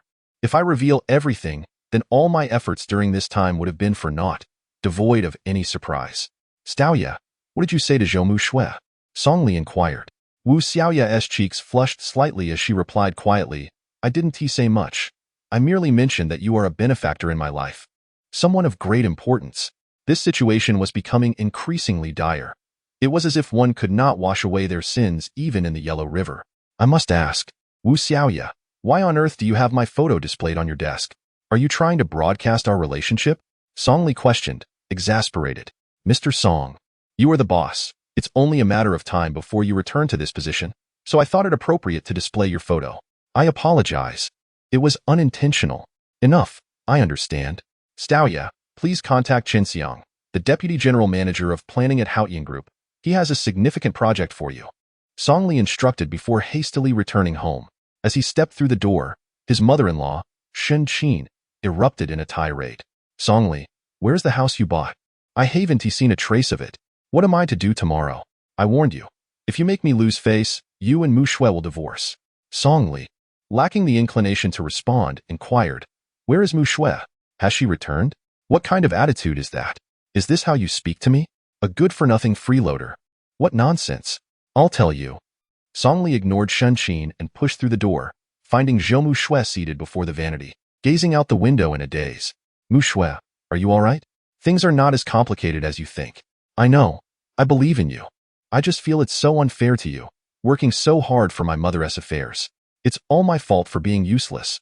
Zhou Mu Shui's voice trembled, clearly distressed. Songli approached Mu Shui from behind, gently wrapping his arms around her and said, Mu Shui, things are not as you perceive. You will understand tomorrow. You need not explain, for I comprehend your situation. The only way for you to rent a house involves a tremendous sacrifice, and I feel deeply remorseful for you. Zhou Mu Shui's eyes glistened with tears, her emotions brimming. It is often said that a woman in love loses her rationality, and Zhou Mu Shui was no exception. Songli found himself both amused and reluctant to unveil the truth too soon. In her mind, Zhou Mu Shui believed she had compromised herself for Wu Xiaoya, which was why Wu Xiaoya agreed to lend the villa. However, it was precisely because Zhou Mu Shui held on to this belief that she misinterpreted the situation, rather than returning in tears and distress. How could he bear to let such a foolish girl down? Tomorrow would surely bring a surprising turn of events that would astonish everyone. The next morning dawned, marking Shan Qin's birthday. At the entrance of the Lu Jiao Yun Mountain Villa, all the invited classmates gathered. What is Lu Jiao doing? Why has her son-in-law summoned us here? Where are they? Did we not agree on the Lake Sea Villa? Why have we come to your home? Surely they haven't rented a villa nearby. We refuse to go anywhere unless it is the Lake Sea Villa. Lu Jiao was equally perplexed. The previous afternoon, she had received a call from Songli, requesting her to gather the classmates, assuring her transportation would be arranged. Now, at 9 o'clock, there was neither a soul nor a vehicle in sight. This was an outright mockery. Mom, you've all been duped. No one is coming. Wang Fong interjected. Wang Fong, Lu Jiao's daughter, was not particularly beautiful but had enjoyed good fortune, marrying well. The house at Yunding Mountain Villa was purchased by her husband, Zhao Zhen. Mom, Fong Fong is right. I investigated. The Lake Sea Villa was indeed recently purchased, but the buyer is a girl who has been busy with renovations. It has nothing to do with Aunt Shun. Upon hearing their exchange, the classmates began to murmur. I knew it. Shen Qin's son-in-law lacks such capability. Indeed, their family has been in discord for quite some time. This is clearly a scheme devised by her son-in-law, and we shall wait for the spectacle. Lake Sea Villa? Bah. I suspect they are taking us to Lake Sea Community, that dilapidated place I wouldn't even occupy if gifted. Laughter erupted among the classmates, all eagerly anticipating Shen Qin's humiliation. As conversation shifted, they turned their attention back to Lu Jiao. Lu Jiao, your son-in-law is impressive.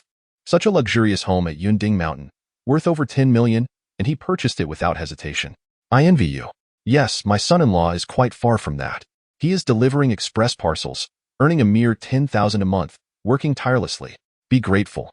My son is unemployed. Lu Jiao, your son-in-law is so accomplished. Could you arrange a job for my son? Hearing the praise, Chaozhen felt an immense sense of pride and chuckled. Dear uncles and aunties, please do not fret. I am soon to be promoted to head of a subsidiary of Ding Corporation, so feel free to come to me for assistance. The crowd expressed their envy, noting the stark contrast between their own children and the achievements of others. Just then, a minibus pulled up before them. The driver rolled down the window and called out, "Who is Lu Jiao?" "I am Lu Jiao. What is this about?" Lu Jiao asked, puzzled. "Someone named Songli sent me to pick you all up. Hurry and get in." Lu Jiao felt a surge of confusion. What was Songli up to? Could they truly be going to the Lake Sea Villa? As everyone boarded the bus, a sense of unease washed over Lu Jiao. She leaned closer to the driver and whispered, "Where are we going?" "No need for questions. You will find out upon arrival," the driver replied, starting the vehicle and driving off. Meanwhile, at the Zhou household, it was now 9:15 a.m. and Shen Qin refused to rise. No matter how Zhou Mushui implored her, she remained steadfast. Songli, observing from the sidelines, found it amusing. "Mom, hurry and get up. Today is your birthday, and I have prepared something special, a rare opportunity for revenge. Are you really going to miss it?" "Nonsense. You run around aimlessly every day. Who knows what you're up to?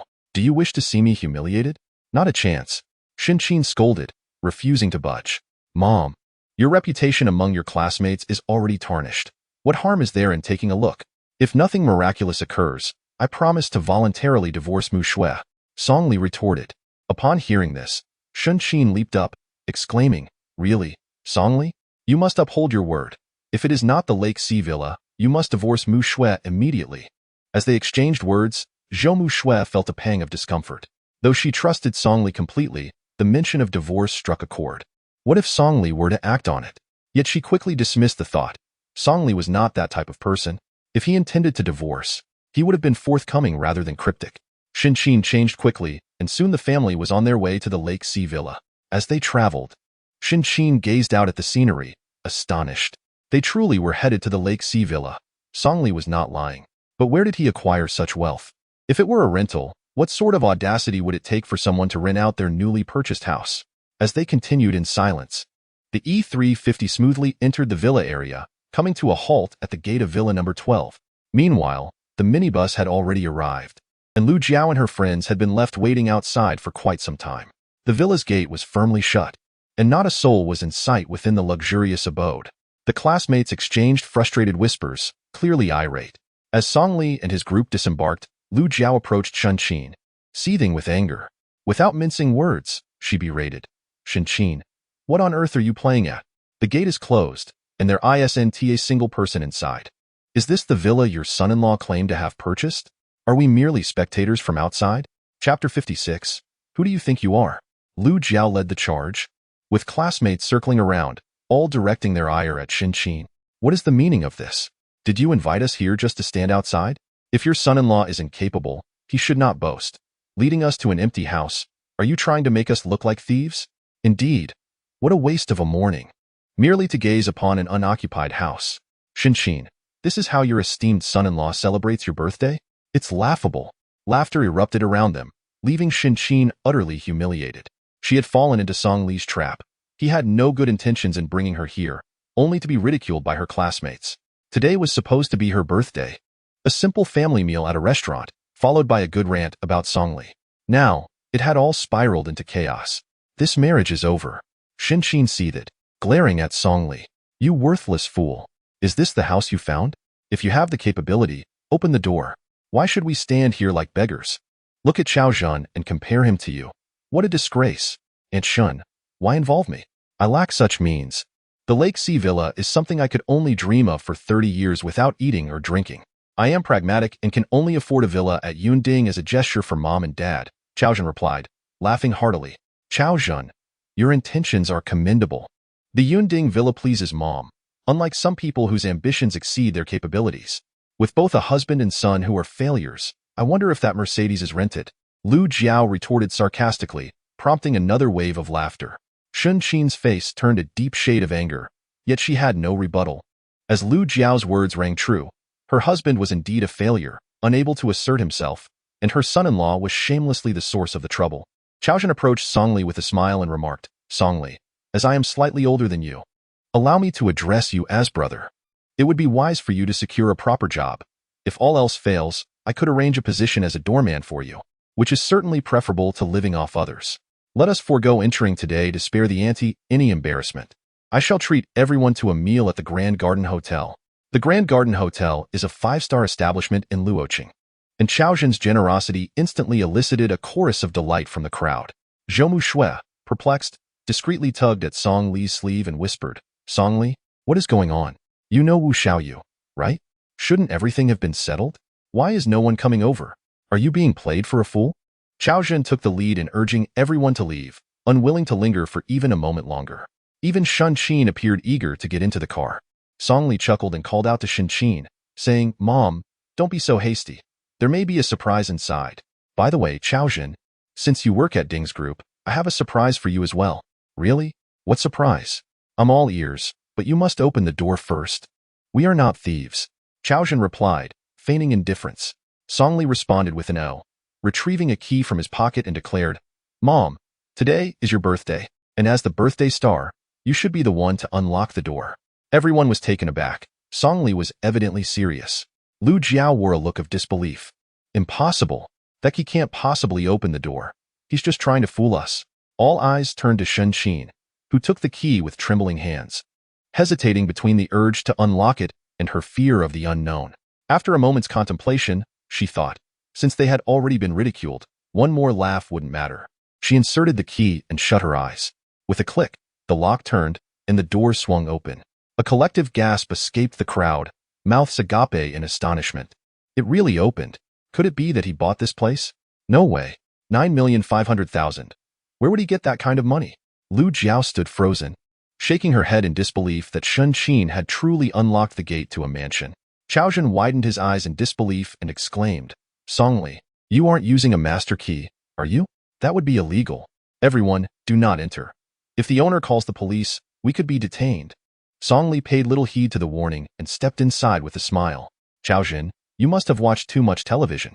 Where would I find such a master key? Mom, Dad, let's go inside and see if there are more surprises waiting. Shun Qin was overwhelmed with excitement. The key had indeed opened the door, confirming that Song Li had not lied. Regardless of how the house had come into his possession, today would be problem-free. Zhou Dahai, let us go inside and see what surprise Song Li has prepared for me. A mansion worth 9,500,000. Who wouldn't want to take a look? Shun Qin pulled Zhou Dahai along, not glancing back as they headed for the entrance. The others, disregarding Lu Jiao's protests, joined in the excitement. Knowing such a mansion was a rare sight, providing ample fodder for future bragging rights. All followed Shun Qin, leaving only Lu Jiao's family behind. Mom, don't be too excited. Let's go inside and see for ourselves. I refuse to believe they can truly handle the owner of this place. It's clearly vacant, and if things go awry, I'll call the police and watch how they handle it. Chaozhen scoffed. As Shun Qin reached the door, it remained tightly shut. She turned to Song Li and asked, Song Li, where's the key? Open the door for me. Song Li waved his hands, chuckling. Mom, I only have the gate key. I don't have the key to the main door. Perhaps you should wait a moment. Shun Qin looked at him. Confusion etched on her face, unsure of his intentions. Song Li, what do you mean? You don't have the main door key? Where did that gate key come from? Clarify this for me. Shun Qin's expression shifted dramatically from joy to anger. Zhou Shui pulled Song Li aside and whispered, Song Li, what is going on? Why are they here? Did you not finalize an arrangement with Mr. Wu to borrow this house temporarily? Zhou Shui still believed that Song Li had borrowed the property, unaware that he had orchestrated the entire affair. Song Li remained composed as he approached Wu Dazhuang. Chaozhen seized the opportunity, pointing at Song Li and exclaiming, It's him. He secretly opened your front door and claimed he wanted us to tour the mansion.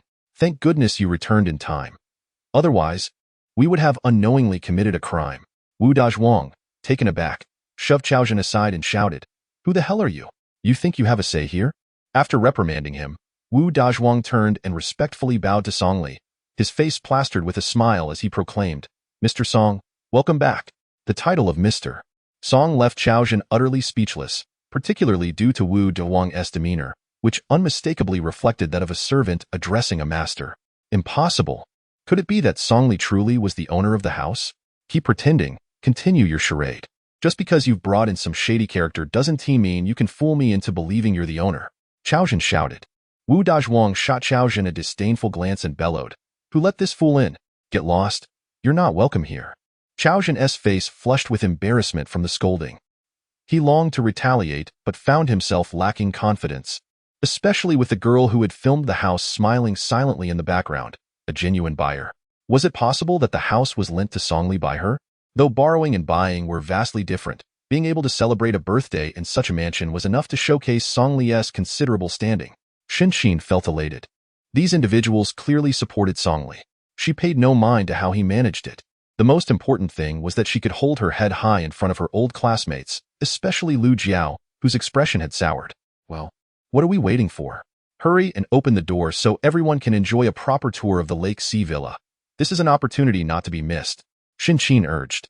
Sister Qiuju promptly responded and hurried over to unlock the door. With a click, the door swung open. Xin was the first to step inside, calling out, "Everyone, why are you still standing there? Hurry in. There are surprises waiting for you." Lu Jiao felt a surge of discontent, but there was little she could do. The door had indeed been opened, and her curiosity about what lay within compelled her to enter with trepidation. All the former classmates were equally exhilarated. The Lake and Sea Villa, valued at 95 million, was a once-in-a-lifetime opportunity that no one wished to miss. Wu Dazhuang followed suit, greeting everyone as Wu Xiaoye passed by them, glancing at Zhou Muxue with a subtly meaningful smile. Zhou Muxue, walking at the rear with Song Li, whispered, "Song Li, your relationship with Wu Zong seems quite amiable. It must be quite a compromise for her to lower herself to cooperate with you." Song Li, aware that Zhou Muxue was still under a misunderstanding, teased, "Not at all. She listens to everything I say. Whatever I ask her to do, she would never refuse." Zhou Muxue could only smile bitterly to herself, wondering where in the world one could find such a naive woman, truly believing herself to be so easily deceived. Yet, all of this was for her mother's birthday, to bring her some pride. Once the celebration concluded, she would have to find an opportunity to clarify things with Song Li. As they entered the grand hall side by side, Zhou Muxue stole a glance and was rendered speechless. She had visited the house before and noticed no significant changes, but she was taken aback to see a giant wedding photo of her parents hanging in the center of the hall, both beaming with joy, a stark contrast to their current selves. Wu Xiaoye stood in the middle, surveying the surroundings with a radiant smile. Today not only marks Ms. Xin's birthday, but also the silver wedding anniversary of Mr. Zhou Dehai and Ms. Shan. On behalf of all employees of Shuemu Technology, I extend my heartfelt congratulations to Ms. Shan and Mr. Zhou, along with a gift. Wu Xiaoye turned to Wu Dazhuang, who hurriedly produced a gift box he had prepared in advance and handed it to Zhou Dehai. Zhou Dehai could hardly believe that after a lifetime of being an unnoticed presence, he now had the chance to be the center of attention. Unsure of what the box contained, he nonetheless placed his faith in Song Li. Slowly, he approached Xin, kneeling on one knee, and said, "Happy birthday, my dear wife. These 25 years have not been easy for you." Upon opening the gift box, a dazzling diamond ring lay within. Xin was so moved that she nearly wept. The wedding photo reminded her of the tumultuous yet sweet journey they had traversed over the past 25 years. She had nearly forgotten that today was also their anniversary, had it not been for Song Li's thoughtful arrangement. The atmosphere was electric, with all the former classmates rejoicing for Xin. "Xin, your son-in-law is truly impressive. This celebration is splendid. What a romantic birthday. How come I never had such fortune?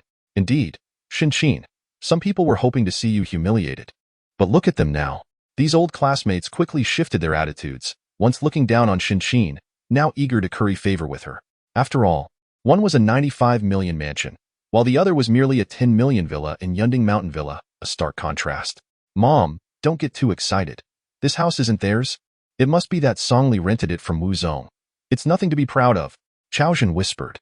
Lu Jiao, however, refused to let Xin have the upper hand. "Oh Xin, it's just a rented venue. Those who don't know might think Song Li has bought it. What is there to be proud of?" Lu Jiao's sarcasm was evident, unwilling to concede. Xin, not one to back down, retorted, "So what if it's rented? Who was it that said they would acknowledge it even if it was? If Song Li could rent such a place, That's his skill. Indeed, I heard that. Yes. If Shen Qin's son-in-law can rent such a mansion, that speaks volumes. Lu Jiao, don't be so sour. Today is Shen Qin's birthday. You should hold your tongue. With her classmates rallying around her, Shen Qin felt a swell of pride. At that moment, Wu Xiaoya cleared her throat, drawing everyone's attention. With a smile, she produced the deed to the house, saying, I apologize, everyone, but you might be mistaken. I am merely responsible for the purchase. The true owner is. Wu Xiaoya paused for dramatic effect, turning her gaze toward Zhou Muxue, and declared loudly, it is she, Miss Zhou Muxue. The room erupted in astonishment. Wu Xiaoya displayed the deed, revealing Zhou Muxue's name inscribed upon it, and hers alone, with not even Songli mentioned. Shen Qin, it turns out your daughter bought this. Shen Qin, how ungracious of you to deceive us. How could you keep us in the dark about your family's wealth, owning a 95 million house? The classmates buzzed with excitement. Shen Qin was left speechless, having assumed it was a rental, only to discover that the owner was her own daughter. The revelation was utterly unexpected. Lu Jiao was the most flabbergasted, her face flushed with embarrassment. This series of events caught her off guard. She had come to witness Shen Qin's humiliation, only to find herself the object of ridicule. How could her modest Yunding mountain villa dare to compare? Shen Qin seized the opportunity, stepping over to Lu Jiao and cheerfully remarked, Lu Jiao, how splendidly I've staged this performance. It's merely 95 million. I'll have your son-in-law buy you a place too, so we can be neighbors. Lu Jiao was furious, but rendered speechless. The facts were clear. Shen Qin was the victor of the day. Sensing the tide turning, Chaozhen supported Lu Jiao, saying, Aunt Shen, my mother isn't feeling well. We should take our leave. As they attempted to exit, Songli blocked their path, smiling. Chaozhen, leaving so soon? I mentioned I have a surprise for you. Songli, what do you mean? Don't go too far. Chaozhen retorted angrily. Songli activated the speakerphone, and Ding Liang's voice echoed, Li Gu, what can I do for you? The sight of Ding Liang addressing Songli so deferentially drained all color from Chaozhen's face, and he trembled involuntarily. Ding Liang, is there someone named Chaozhen at your company, 30 years old, who just purchased a luxury home at Yunding Mountain Villa? Songli inquired. Oh, you mean that sycophant? Yes, why? Ding Liang replied. My brother intends to transfer him to a subordinate company as the head. How about this? I heard you plan to collaborate with Shuemu Technology. They need a security guard, so let him go and gain some grassroots experience for 6 months. The call ended. Songli looked at Chaozhen with interest, stating, Chaozhen, does that surprise you? Within 10 seconds, Chaozhen's phone rang. After he hung up, he collapsed to the ground, pleading, Songli, Li Gu, I was wrong. Please forgive me. I failed to recognize the great mountain, and my vision was clouded. Once again, the room was enveloped in shock. The former classmates were rendered speechless. The once imposing Chaozhen was now begging for mercy from Songli. Among all, Zhou Muxue felt the most moved. She had thought Songli had made a deal with Wu Xiaoya, only to realize her misunderstanding. Everything Songli did was for her sake. At that moment, Songli approached Wu Xiaoya, smiling, everyone. I have one more significant surprise for Muxue. I hope you will all witness it. Chapter 58. A strong stance. Today's surprises were already plentiful, yet Songli had more in store. All eyes were on him, eager to see what the surprise would entail. Songli exchanged a glance with Wu Xiaoya, who promptly understood and personally handed the deed to Zhou Muxue, then took her hand. Ladies and gentlemen, I am merely the legal representative of Shuemu Technology, but the true president and controlling figure is none other than Miss Zhou Muxue. I am simply her employee. Joy descended from the heavens. Just as Jiqiang Building Materials had been shut down, a new entity, Shuemu Technology, emerged unexpectedly. Zhou Muxue could hardly believe her ears. She had visited Shuemu Technology and knew it far surpassed her own Jiqiang Building Materials. Shuemu, combined, was precisely the character for Mu. The surrounding classmates began to murmur, praising Shen Qin for her exceptional parenting. Shen Qin, just how many surprises do you have up your sleeve? Your daughter is incredible, purchasing a mansion and being the president of a tech company. Shen Qin, I must say, make sure your daughter arranges a job for my son. Our family is counting on you. Shen Qin, I truly envy you. Your daughter has achieved remarkable success, and your son-in-law is equally impressive, having organized such a grand birthday banquet for you. The crowd exchanged jovial remarks, eliciting joyous laughter from Shen Qin, who had not experienced such happiness in many years. The most astonished was Chaozhen, as Ding Liang had sent him to guard the entrance of Shuemu Technology. only to discover that the company's CEO was none other than Zhou Shui. Lu Jiao, upon hearing this news, was utterly flabbergasted. Her family was completely overshadowed by Shen Qin's family, to the point where her son-in-law's employment had been reduced to guarding a gate. In that moment, she disregarded her pride and implored Shen Qin for leniency. Shen Qin, it is all my fault. I should not have shown off in front of you. Please have Songli make a call. How can my son-in-law, with such an esteemed education, be relegated to gatekeeping? Shen Qin, uninterested in Lu Jiao's pleas, turned her attention to her old classmates, inviting them to explore the venue. Zhou Shui approached Songli, saying, Songli, you have truly surprised me. With such significant matters, why did you not clarify things with me? I was led to believe you were involved with General Manager Wu. Wu Xiaoyu quickly interjected, Zhou Zong, I assure you, there is nothing untoward between Mr. Song and myself. I previously worked as a salesperson at a 4S shop, and he merely purchased 2 vehicles from me. Later, he rescued me at a bar, which is why I decided to work alongside him. Realization dawned upon Zhou Shui, and she chuckled, feeling somewhat childish for her assumptions. She firmly grasped Song Li's hand and softly expressed her gratitude. Song Li, thank you. Song Li responded, Mu Shui, I have promised not to let you suffer any indignities. I will fulfill my vow and ensure you become the happiest woman in the world. They embraced, and Wu Xiaoyu felt a wave of emotion. Such a wonderful man would forever be beyond her reach. That evening, in the impoverished district of the northern city, Song Li stood at the alley's entrance, his spirits high. Not only had he resolved Zhou Shui's predicament, but he had also temporarily mended all disputes with his mother-in-law, Shen Qin, whose demeanor was extraordinarily amiable, frequently praising her son-in-law as they prepared for their move. Li Guo, I have conducted an investigation, and the situation is indeed quite suspicious. The night before the incident, a large truck entered the construction site, Su San informed him. Have you determined who it was and their purpose? I inquired with Supervisor Li, who stated he was drunk that night, having been out drinking with his co-workers, and was completely unaware of what transpired. It is highly likely that the workers at the site colluded with outsiders. Following the incident, several workers went missing, but I have located the truck driver's residence. The workers at the site were often transient, moving from job to job, with many having fled. It would be challenging to track them down, but locating the truck driver might yield further leads. Let us go. Take me to him, Song Li declared with a composed expression. The two moved stealthily, without bringing any subordinates, heading straight for number 172 in the alley. The area was filled with dilapidated single-story houses, making it difficult to locate. After a thorough search, Su San finally spotted the door number in a corner. Knock, knock, knock. Su San rapped heavily 3 times on the door, which opened to reveal a middle-aged man who eyed them warily, asking, Who are you looking for? Are you Zhu Dihai, the truck driver? Su San's question prompted the man to slam the door shut with a loud bang, and hurried footsteps were heard from within. This reaction infuriated Su San. He forcefully kicked the door open and rushed inside, only to see Zhu Dihai escaping through the back window. Li Go. He slipped out the back.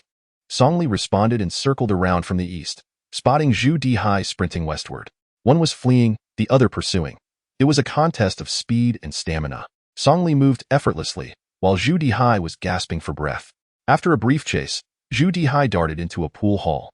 Song Li frowned slightly but followed him inside. The pool hall was not overly large, filled with a haze of smoke and a dozen ruffians smoking and playing billiards, creating a lively atmosphere. Zhu Dihai hid in a corner, accompanied by a burly figure. Stop. What do you want? A thug blocked Song Li's path. Without a glance at the thug, Song Li seized his wrist and twisted it forcefully, causing the thug to howl in pain. A simple push sent the thug stumbling back several steps. Noticing the commotion, the surrounding thugs quickly approached, brandishing cues, surrounding Song Li in an instant. Damn it, daring to cause trouble in our brother Shui's territory. You must be tired of living. Brother Shui, we'll take care of this kid, shouted one thug, emboldened by the numbers. Despite their bravado, Brother Shui remained silent, not giving the order to engage. He lounged back, casually exhaling smoke rings, and said nonchalantly, Kid, where do you hail from, and what do you want with my brother? Unfazed, Song Li boldly pulled over a stool and sat down. Brother Shui, I wish to ask your brother a question. It won't he take long, quite the audacious one, to act so arrogantly in my domain. Who gave you the courage? You may ask, but let us see if my brothers agree. Although Song Li had been forceful, Brother Shui still regarded him with disdain, confident in his position as a powerful figure in the northern city. No way, no way. The thugs shouted in unison. Song Li, undeterred, swiftly rose and grabbed the stool, smashing it towards the thugs. His movements were lightning quick, sending 2 thugs crashing to the ground. Seeing the situation escalate, the others rushed in with cues and clubs aimed at Song Li. As the excitement reached a peak, Su San burst in from outside, fierce and ready to fight, and the 2 of them fought like fierce demons. In no time, none of the thugs were left standing in the pool hall. Zhu Dihai was paralyzed with fear, hiding behind Brother Shui and saying nothing. Brother Shui, noticing Su San, finally took the matter seriously and barked, Su San, I have no quarrel with you. What brings you to our territory? Su San remained silent, instead respectfully addressing Song Li. Li Gu, this man is known as Brother Shui, one of Wang Ye's 2 chief subordinates. He is skilled and shows no mercy to anyone but Wang Yi. Brother Shui laughed heartily at this. Su San, I appreciate the compliment. Today, I shall grant you one favor. Ask but one question. Zhu Dihai, on the night of the incident, did you drive your truck to the Huaxi Square construction site? What was your purpose there? Were you sent by someone? Song Li inquired. Brother Shui, trust me, I have never been to the Huaxi Square construction site. They must have mistaken me for someone else. Zhu Dihai insisted. Zhu Dihai, if we had mistaken you, then why did you flee? It is evident you have something to hide. What were you truly doing? Song Li pressed firmly. Zhu Dihai remained silent, still hiding behind Brother Shui. Brother Shui glanced at Song Li and stated, So you're Li Go. I don't care about your relationship with Su San. I said you can ask one question. Zhu Dihai has denied going. Thus, he hasn't gone. You may leave. At some point, more than 20 thugs surged in from outside, surrounding Su San and Song Li menacingly. Su San's expression turned grave, as if facing a formidable enemy. Song Li, however, maintained an air of nonchalance, pointing at Zhu Dihai and declaring, Brother Shui, what if I insist he provide an answer today? In Chapter 59, the truth begins to surface. Brother Shui had encountered many tough characters. However, he had never met someone as stubborn as Song Li, especially within his own territory. Even if these 2 were formidable fighters, his men were plentiful, and they could wear them down. Li Gu, if you seek death, I shan't stop you. I have 20 brothers here, and if you feel that is insufficient, I can summon 100 more to entertain you. Had it been anywhere else, Brother Shui might not have dared to speak so boldly. However, this was the impoverished northern district, his stronghold, where no one dared to act recklessly. Not only him, but with just a phone call within 10 minutes, Wang Ye's other capable aide, Brother Hua, would also rush over to provide support. Even if the 2 of them were to possess the strength of 3 heads and 6 arms, they would undoubtedly be unable to escape. Sun Wukong is formidable. Yet he too could not evade the grasp of the Buddha at the 5-Finger Mountain. Although I am not comparable to the Buddha, dealing with Song Li and Su San is well within my capabilities. Su San tugged at Song Li and said, Li Gu, they are numerous. Let us find Zhu Dihai another day. After all, we are in the north of the city. Su San, are you afraid? Luoqing is merely our starting point, not our destination. Song Li responded with a smile. He meant no mockery. He was simply stating the truth. Luoqing is just a second-tier city and hardly significant. His ultimate goal was to challenge the Song family of Yanjing and to re-establish a new order. If he hesitated over such trivial matters, it would be better to leave early. Su San's face flushed with embarrassment as he picked up a stick from the ground and shouted, Li Gu, I was wrong. Whatever you say, I shall do. Song Li clenched his fists, uttering no further words, and charged toward the nearest subordinate. Before Brother Shui could even comprehend Song Li's punch, one of the subordinates was already clutching his nose and screaming. Su San bellowed and struck as chaos erupted in an instant. The 2 acted like hungry wolves pouncing into a flock of sheep, mercilessly hunting down the surrounded subordinates, who scattered in disarray. Brother Shui watched in shock. Although his subordinates were not exactly elite, their numbers had always been an advantage. He never imagined that merely 2 individuals could send them fleeing in panic. Brother Shui suddenly felt intimidated. It was the first time he had encountered such reckless individuals. In less than 10 minutes, over 20 subordinates lay on the ground, breathing heavily. Song Li bore several cuts on his right arm, while Su San was in no better condition. Covered in injuries, this was the first time in many years he had felt so battered. Zhu Dihai, I will ask you again. Who sent you to do this? Zhu Dihai trembled as he looked at Song Li, realizing he was not facing a mere man, but a demon from hell, a madman. I admit it. It was Supervisor Li who contacted me. I had no idea what was being transported in the vehicle. He told me to drive it to the warehouse in the west tonight. That's all I know. For anything else, you'll have to ask Supervisor Lee. Upon revealing the truth, Brother Shui exploded in fury, pummeling him mercilessly. Judy Hai, how dare you lie in front of me? You have quite the audacity. Who gave you the courage? Are you tired of living? Brother Shui shouted angrily. Brother Shui, damn it, you dare to retort. Brother Shui, not yet satisfied, landed several more kicks, causing Zhu Dihai to finally submit. Brother Shui, I apologize for my offense today. I shall come to atone another day. Song Li expressed his gratitude and departed with Su San. Given Brother Shui's temperament, he would never allow anyone to leave easily, especially since they were on his turf. Yet, these two troublemakers were simply too formidable, particularly Song Li, whose terrifying gaze he had never encountered before. The two exited the billiard room unscathed, and Su San was utterly convinced. Having fought for 3 years in Luoqing, he had gained some notoriety in the eastern part of the city, but in the northern region, few acknowledged him. Particularly Brother Shui, who typically acted with an air of superiority, had today not dared to lift a finger, watching helplessly as he and Song Li walked away. What a relief! I found the right person. Su San chuckled. Su San, mere ferocity is insufficient. One must also employ intellect. Spare me the flattery. Go find Supervisor Lee and gather the evidence. Once matters were settled, Song Li returned home. Upon entering, he found the table laden with delicious food. Seeing Song Li return, Shin beamed. Good son-in-law, why are you so late? Mom made your favorite sweet and sour ribs. Song Li, not want to be polite, sat down to eat and said, Mom, Dad, when do you plan to move over? Sister Chiojuan is the nanny I hired. You two can leave household matters to her and enjoy life. Shin nudged Zhou Dehai and cleared her throat lightly. Zhou Dehai promptly understood, saying, Song Li, we plan to move in a couple of days, but where do you get the money? 9,500,000. Plus the funds for Mu Shui's company. It's nearly $1 billion.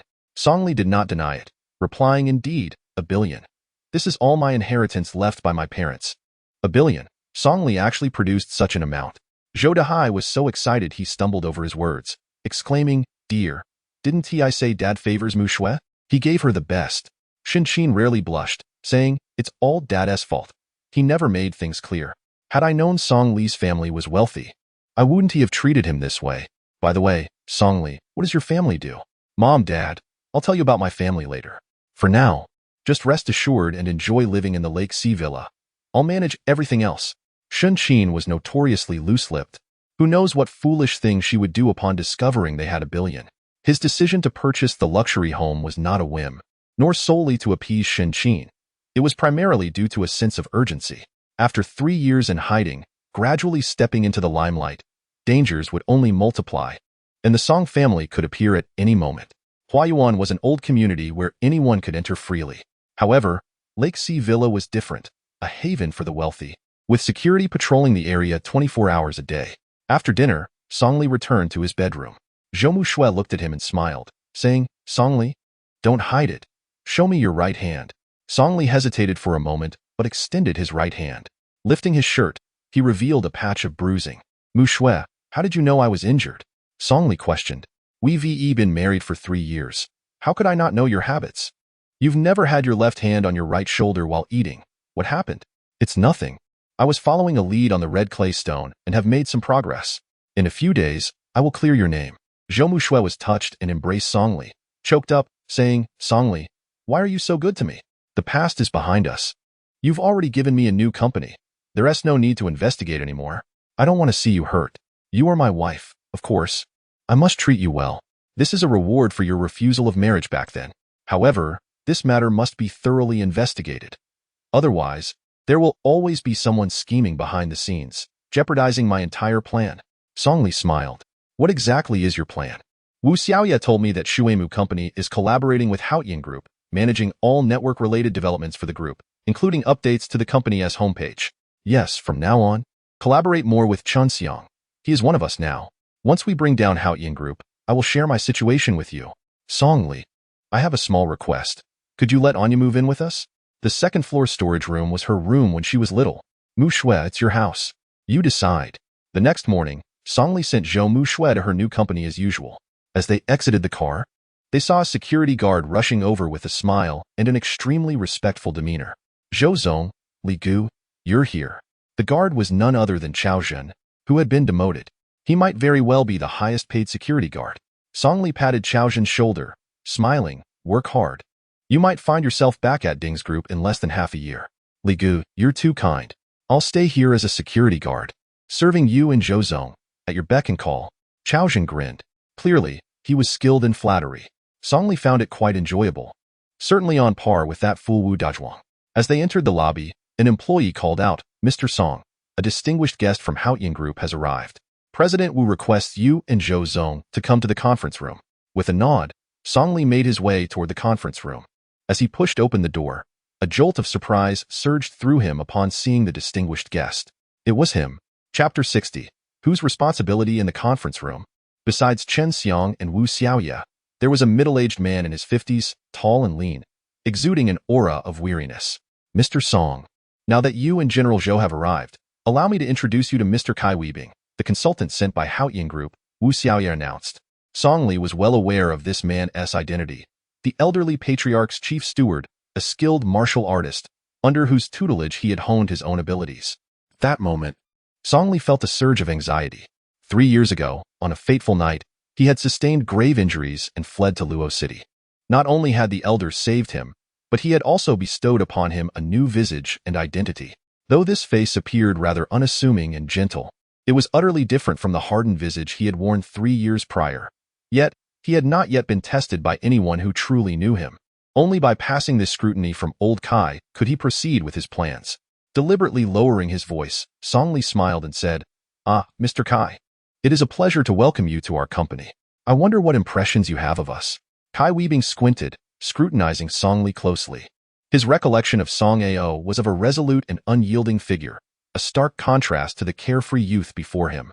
Not only did their appearances differ, but their temperaments were entirely dissimilar. Song Ao was a man of few words, decisive and efficient. The man before him, however, wore a playful grin and a laid-back demeanor. The transformation in just 3 years seemed implausible. Following the elder's instructions, he had conducted inquiries in Luo City. If Song Ao truly intended to contend with Haoyan Group, he would inevitably have connected with them.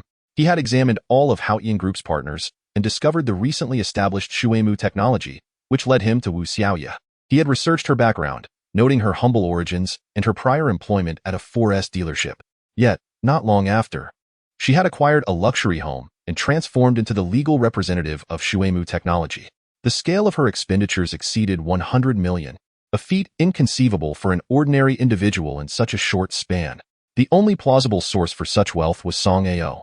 Mr. Song, you seem quite young. Have we met somewhere before? You seem oddly familiar, Kai Weibing probed. Perhaps you are mistaken, Mr. Kai. I have not had the pleasure of meeting you, Song Li replied with a smile. Maybe I have indeed made an error. Minister Chun, I am quite satisfied with Shuemu Technology. Please continue your discussions regarding our collaboration. I have other matters to attend to, Kai Weibing replied, casting a meaningful glance at Song Li before rising to leave the conference room. Once Kai Weibing departed, Song Li exhaled a sigh of relief, his palms slick with sweat. He had been careless, indeed. How had old Kai discerned his identity? There were dozens of cities surrounding Nanhui City, 4 of which were second-tier cities, and yet he had pinpointed Luo City so swiftly. However, it appeared he did not yet possess certainty regarding Song Li's identity, indicating there was still time. Chen Xiang, what was that all about? When did he arrive? Song Li inquired. Brotherly, Mr. Kai arrived unexpectedly, citing a routine inspection. My father advised me to be cautious, stating that he was sent by the Song family of Yanjing. However, I find it puzzling why the Song family would send someone here to Haoyan Group. Chen Xiang replied. I understand, Chen Xiang. Let us proceed with the plan as scheduled, accelerating our progress. We must not reveal any flaws. Advertisements must be placed, and necessary arrangements must be made. Song Li succinctly assigned tasks before declaring the meeting adjourned. While Chen Xiang and Wu Xiaoya continued their discussions, Zhou Muxue pulled Song Li aside. Song Li, what is going on? Do you know Kai Weibing? I have never seen you this nervous before. Your palms are sweating. Do not deny it. Zhou Muxue insisted. This matter is difficult to explain. How could I tell Zhou Muxue that I have undergone facial reconstruction and was once cold and aloof? Furthermore, 3 years have passed, and I can barely recall my former self. The only individuals who know my true identity are the elder and his close friend, the brilliant physician Zhu Liang. Muxue, I will explain this to you in due time. For now, Understand that Kai Weibing is an exceedingly dangerous individual. Do not approach him alone. Once I secure Haotian Group, I will possess the leverage to confront him. Please contact Liu Mei and expedite the implementation of the advertising strategy. Having given firm instructions, Song Li descended the stairs. He needed to find Su San to ascertain Kai Weibing's whereabouts and determine how many from the Song family had arrived this time. If it was only him, it would indicate that old Kai held some nostalgia, allowing for a potential retreat even if his identity were compromised. If more than one had come, it would signify a complete eradication of threats, and he needed to prepare accordingly, ready to act preemptively if necessary. Just as Song Li entered his car, his phone rang. It was Shen Qin calling. "Good son-in-law, you need to come here quickly. An inconsiderate old man has scratched my car and refuses to compensate." Shen Qin's voice was loud and brimming with indignation. Though initially reluctant to engage in such trivial matters, the recent improvement in his relationship with his mother-in-law compelled him to make the trip. He drove to the scene of the incident, where he found Shen Qin's Mercedes parked by the roadside, the rear trunk dented and the body scratched. Not far away, a three-wheeled cart lay overturned, and an elderly man in his 60s sat on the ground, a pained expression on his face, evidently injured. "Mom, what happened?" Song Li asked. "Good son-in-law, why did you take so long? This old man is unreasonable. He damaged my car and not only refuses to pay, but he is also lying on the ground, refusing to get up," Shen Qin exclaimed. "Young man, I am not being unreasonable. I truly cannot get up. Your mother turned the corner and hit my three-wheeled cart. I did not strike her," the old man explained. "Nonsense. You old fool. My car was in front, and yours was behind. It is clear who hit whom. Everyone, come and see. This old man is trying to swindle my money," Shen Qin shouted, quickly attracting a crowd of onlookers. They pointed and murmured, declaring the old man at fault. At his age, he still resorts to such deceit. How shameless. Indeed, seeing a Mercedes, he wants to take advantage of it. Such behavior must not be tolerated. "Madam, do not worry. We can all testify that this old man hit you first. He must compensate for your damages." With the support of the bystanders, Shen Qin grew bolder. "Good son-in-law, call the old man's family and demand they bring money. If he thinks he can swindle me, he is dreaming." Shen Qin sneered. "Do not wrongfully accuse me. I have no intention of swindling you. It was you who distracted yourself while turning, causing the rear of your car to collide with mine. If I were lying, may I be struck by lightning." The old man, drenched in cold sweat from the pain, still clung to his position. "Good son-in-law, listen to what this old man is saying. Who cannot make a vow? Do not be fooled. Hurry up and resolve this issue. Mom will make you soup when we return." Since moving into the luxury home, Shen Qin's attitude towards Song Li had undergone a significant transformation. The 900 million yuan property was worth more than the combined assets of the entire Zhou family, and she felt she had gained considerable face. In a few days, it would be the elder's birthday, and she planned to publicly announce this matter, eager to witness the expressions of those shameless relatives. Song Li, however, did not follow Shen Qin's lead. He conducted a thorough examination and noted that the front of Shen Qin's car was closer to the inner lane while the rear extended into the outer lane at a sharp angle. He could preliminarily conclude that Shen Qin had indeed been distracted and failed to steer in time, resulting in such a wide turn. At the moment she made that sweeping turn, the old man had ridden his tricycle into her path, causing the accident. If, as Shen Qin claimed, the old man had initiated the collision, then his tricycle would have fallen directly behind, not to the side. Even if one were to entertain the notion that the right-turning vehicle should yield to oncoming traffic, this principle applies universally, even when the other party is on a tricycle. "Mom, I believe you may bear more responsibility in this situation," Song Li stated candidly. He saw no merit in deception. It would be futile, as calling the traffic police would likely yield a similar conclusion regarding the accident. "Song Li, have you lost your mind? He crashed into me, and you claim it's my fault? Are you out of your senses? I called you here for assistance, not to turn the tables on me." Shen Qin's anger flared as she tore off the facade of civility. "Song Li, tell me again, whose responsibility is it? Really?" Chapter 61. Get out of my house. Song Li did not respond to Shen Qin's accusations, but instead helped the elderly man to his feet, inquiring about his injuries. This action infuriated Shen Qin even more. She pointed at Song Li and shouted, "Song Li, you good-for-nothing leech, living off my daughter, and now you choose to side with this old man instead of me. Mom, right is right and wrong is wrong. Even if the traffic police arrive, they will still hold you fully accountable. It's better to keep this matter small and take the old gentleman to the hospital first." Song Li spoke sincerely, clarifying his stance. The crowd around them began murmuring, quickly siding with Song-li, praising his rationality. They agreed that taking the old man to the hospital was indeed the better course of action. This woman is utterly unreasonable. It's clearly her fault. Yet she wants the old man to pay, thinking her wealth makes her superior. That man seems to be her son-in-law. Dealing with such an unreasonable mother-in-law will surely be difficult for him at home. The crowd's condemnation of Shen-Qin left her feeling embarrassed. What is the point of sending him? Useless, unambitious fool. I'm giving you one last chance. Are you going to help me or her? Shen-Qin shouted. I stand for reason, not kinship. Even if Mu Shui were here, she would share my perspective. Mom, why don't you head home first? I'll handle this. How clever of you to stand for reason. Song-li, you've got some nerve. Shen-Qin slammed the car door shut, leaving in a huff without even taking the vehicle. The old man, somewhat pained by the scene, said, Young man, I'm sorry for causing you to argue with your mother-in-law. Please, just go home. I'm fine. Sir, at your age, a fall is no trivial matter. It's better to take you to the hospital for a checkup, Song-li insisted, lifting the old man and directly transporting him to the hospital. After a thorough examination, it was revealed that the old man had a fractured calf bone and would require hospitalization for about a week to recover. Song-li busily arranged the medical fees and hired a nurse, spending the entire afternoon ensuring everything was settled. The old man, surnamed Li, had a son. Initially, Song-li intended to call Mr. Li's son, but Mr. Li shook his head repeatedly, insisting it was unnecessary. Respecting Mr. Li's wishes, Song-li refrained from insisting further. That evening, Mu Shui returned home from work. As soon as she stepped inside, she sensed a palpable tension. The house, which had been packed and ready for moving, now had some of Song Li's belongings hastily unpacked. Shen-Qin sat on the sofa, visibly fuming, while Zhou Dahai stood at the kitchen door, hesitant to speak, only gesturing for Mu Shui to comfort her mother. Mom, what is wrong? Did Song Li upset you again? Mu Shui, who cherished familial harmony, was dismayed to find discord so soon after a brief respite. That useless fool infuriated me.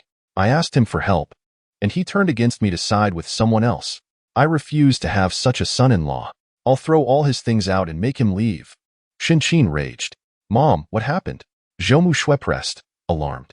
Shen-Qin, embellishing the tale, recounted the car accident, blatantly shifting the blame onto Song Li. After listening, Mu Shui began to grasp the situation. She knew her mother's temperament all too well. Song Li likely hadn't he done anything wrong. But perhaps he hadn't he considered her mother's pride, or given her an appropriate way out. As Mu Shui contemplated a solution, the door swung open, and Song Li returned. Shen-Qin was the first to react, grabbing a bundle of clothes and hurling it at him, shouting, Useless!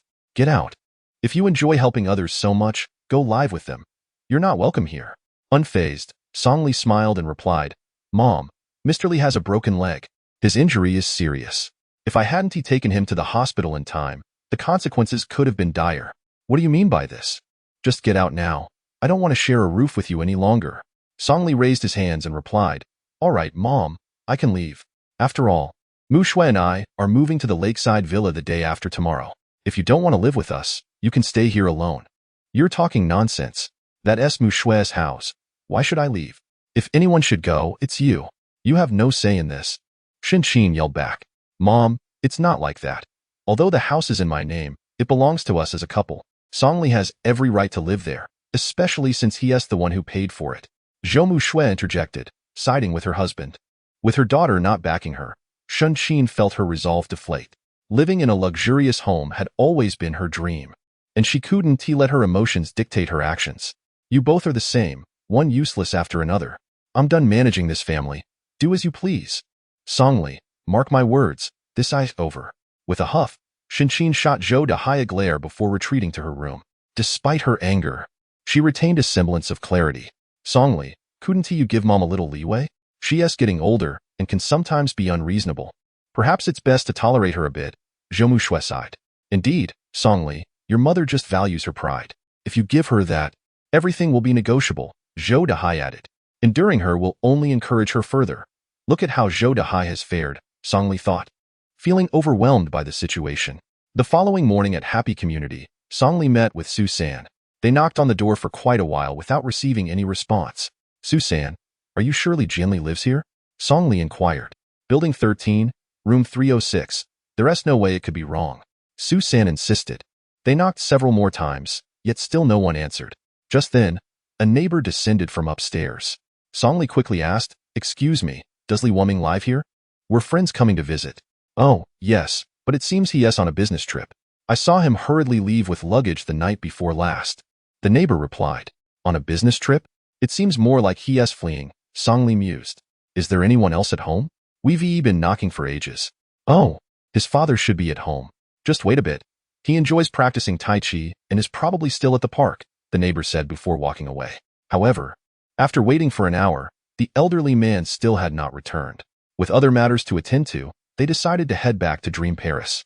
The immediate priority was to locate Li Jinli and dismantle Haoyan Group. Currently, Shuemu Technology had completely taken control of Haoyan Group's official website, with all operations managed by their employees, allowing them to post information at will.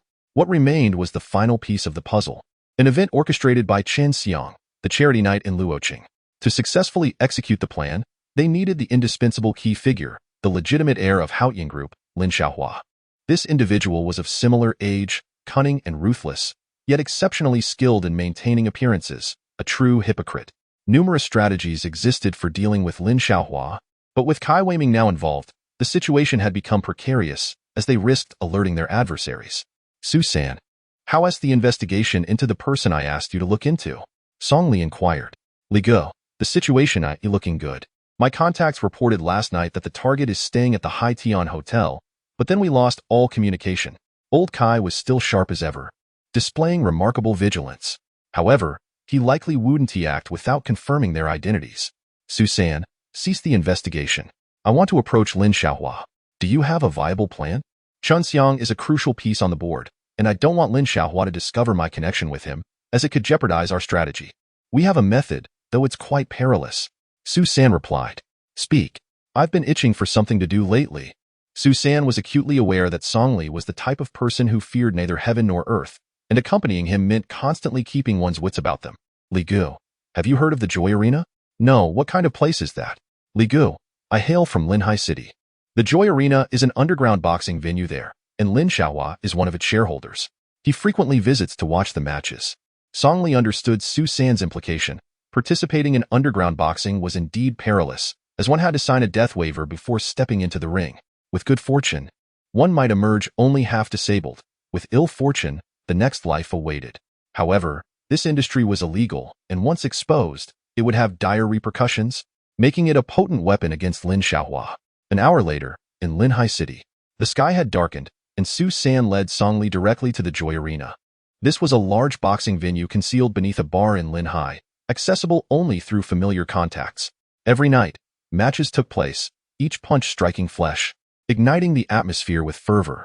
Navigating through the crowd, Su-san approached the entrance, but the burly doorman paused, then sneered. "You're Su-san? When did you coward return?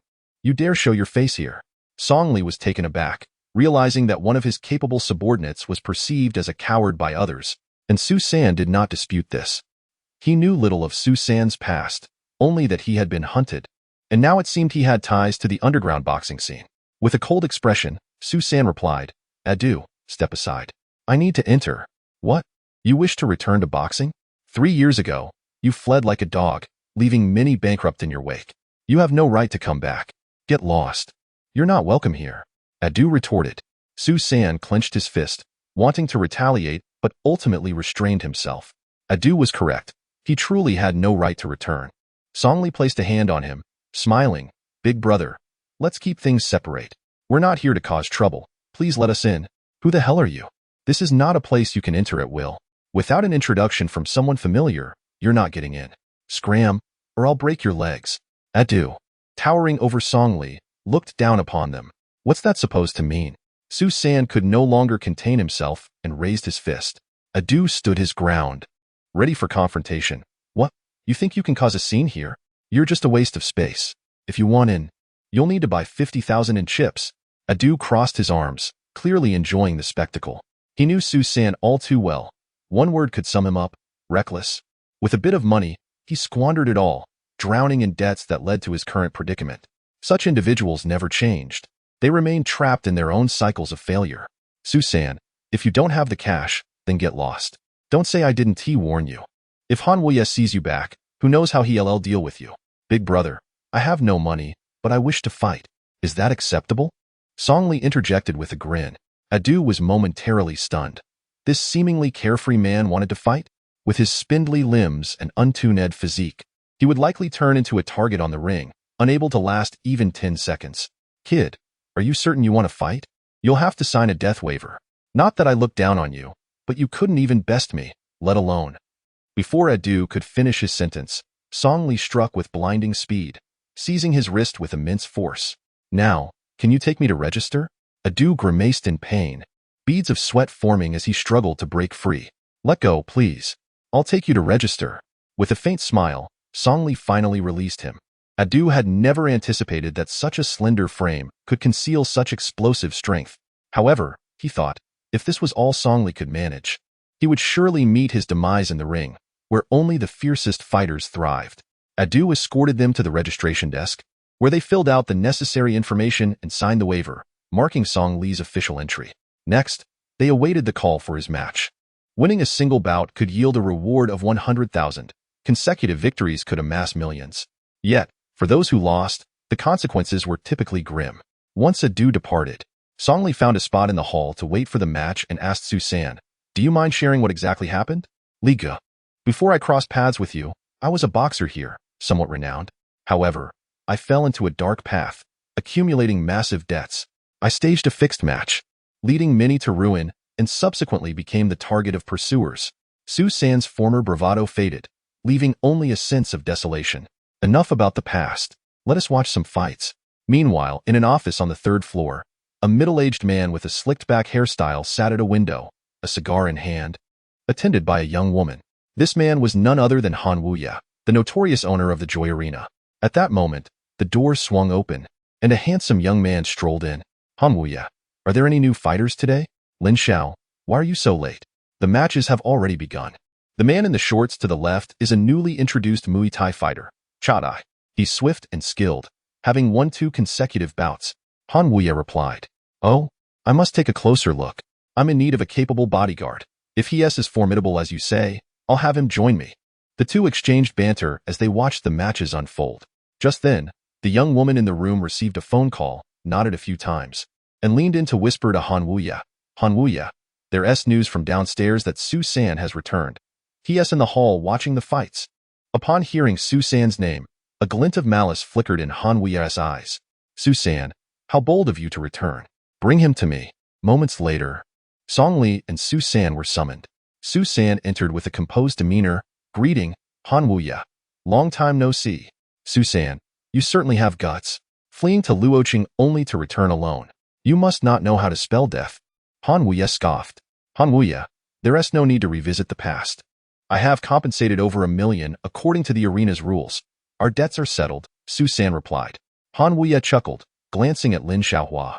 "Lin Xiao, allow me to introduce you to someone. This is Susan, a big shot from East Luoqing, once merely a dog of mine." Han Wuya, who is Susan? "I've never heard of him. In Luoqing, I recognize only one big shot, and that is Wang Yi," Lin Xiaohua replied. Lin Xiaohua's dismissal of Susan was not out of disdain. He simply did not know him. Wang Yi held the most power in Luoqing, and Susan, along with Du Yong, paled in comparison. The Haoyan group was located in the north of the city, thus he had no need to acknowledge anyone else. "Susan, what brings you back? At your age, you can't possibly want to fight again. In your current state, you'd be knocked out with a single punch." Han Wuya laughed. Despite Han Wuya's repeated mockery, Susan remained unfazed and pointed at Song Li, stating, "Han Wuya, my little brother wishes to fight, so I brought him to witness." Han Wuya was taken aback. He had assumed that this carefree man was merely Susan's subordinate, not realizing he was sent to fight. Not particularly tall and lacking in muscularity, such a person would have no advantage in the ring. Against Chatai or even a regular fighter, he would surely be knocked out in one blow. Sending such an individual to fight was tantamount to a death sentence. Master Han glanced at Song Li and said sternly, "Boy, is this your intention or Susan's? Boxing is no trifling matter. Signing a life and death agreement means we leave our fates in the hands of destiny. I've practiced a bit of martial arts. Let's see what I can do." Song Li replied with a smile, "Since you seek death, I shall grant your wish." "Young Master Lin, what do you think?" Master Han inquired. Lin Xiaohua scrutinized Song Li, finding nothing remarkable about him. Even if he had trained, it was likely just for show. Very well, let him give it a try. If he manages to go the distance, I'll personally reward him $1 million. If he fails, toss him to the dogs. Soon, applause erupted from the arena below. A fighter delivered a powerful blow, sending his opponent sprawling to the ground in victory. Song Li cracked his knuckles and calmly descended the stairs, wrapping his fists in bandages before leaping onto the stage. Su San was anxious, his palms slick with sweat. He knew Song Li was capable, but this was a boxing ring, not a street brawl, and he lacked complete confidence. The host surveyed both sides and announced, "In the blue corner, we have our Lightning King, Abao. In the red corner, the newcomer, Ali. Let the match begin." Abao loosened his muscles and cast a few dismissive glances at Song Li, inwardly scoffing at the boy's physique. "Kid, it's not that I look down on you. If you can force me back a step with a punch, I'll kneel and concede. If not, don't blame me for being ruthless. Regret it in hell." As soon as he finished speaking, Song Li stepped forward and delivered an uppercut that struck Abao squarely on the jaw with lightning speed, leaving him no time to react. Abao fell to the ground, staring up at the sky. Chapter 63. Astonishing ambition. The host's hand was still raised in the air when Abao collapsed. The audience was stunned. This was Lightning King Abao, renowned for his speed and strength, undefeated in 3 consecutive matches. They had bet on Abao, expecting to win big, only to lose everything in an instant. Did you see that? He went down with 1 punch. How is that possible? It must be a staged fight. I don't think so. It seems more like a stroke of luck, striking Abao's weak point. Didn't you see Abao let him hit him? The crowd erupted into a cacophony of voices. Some spectators who had bet on the underdog were on the verge of tears from the sudden loss. Master Han observed, utterly astonished. He had believed Abao would finish off Song Li with a single blow, but instead, Song Li had seized the opportunity and knocked him out. Lin Xiaohua remained unfazed, merely stating, "Change the fighter." Upon hearing this, the host raised his hands excitedly, exclaiming, "Congratulations to Ali for his victory." Next, he faces the cannonball, Abao. The mention of Abao's name sent shockwaves through the crowd. Abao was a heavyweight, towering at 2 meters with a massive build, far beyond what Abao could handle. In previous matches, he had caused severe injuries with mere body collisions, resulting in fatalities. Frustrated gamblers shouted, placing all their bets on Abao.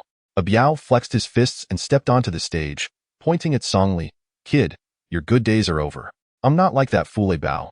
You win by ambush." Song Li remained silent, motioning with his fingers. "You're courting death." Provoked, Abao charged forward like a human tank, his massive form hurtling towards Song Li.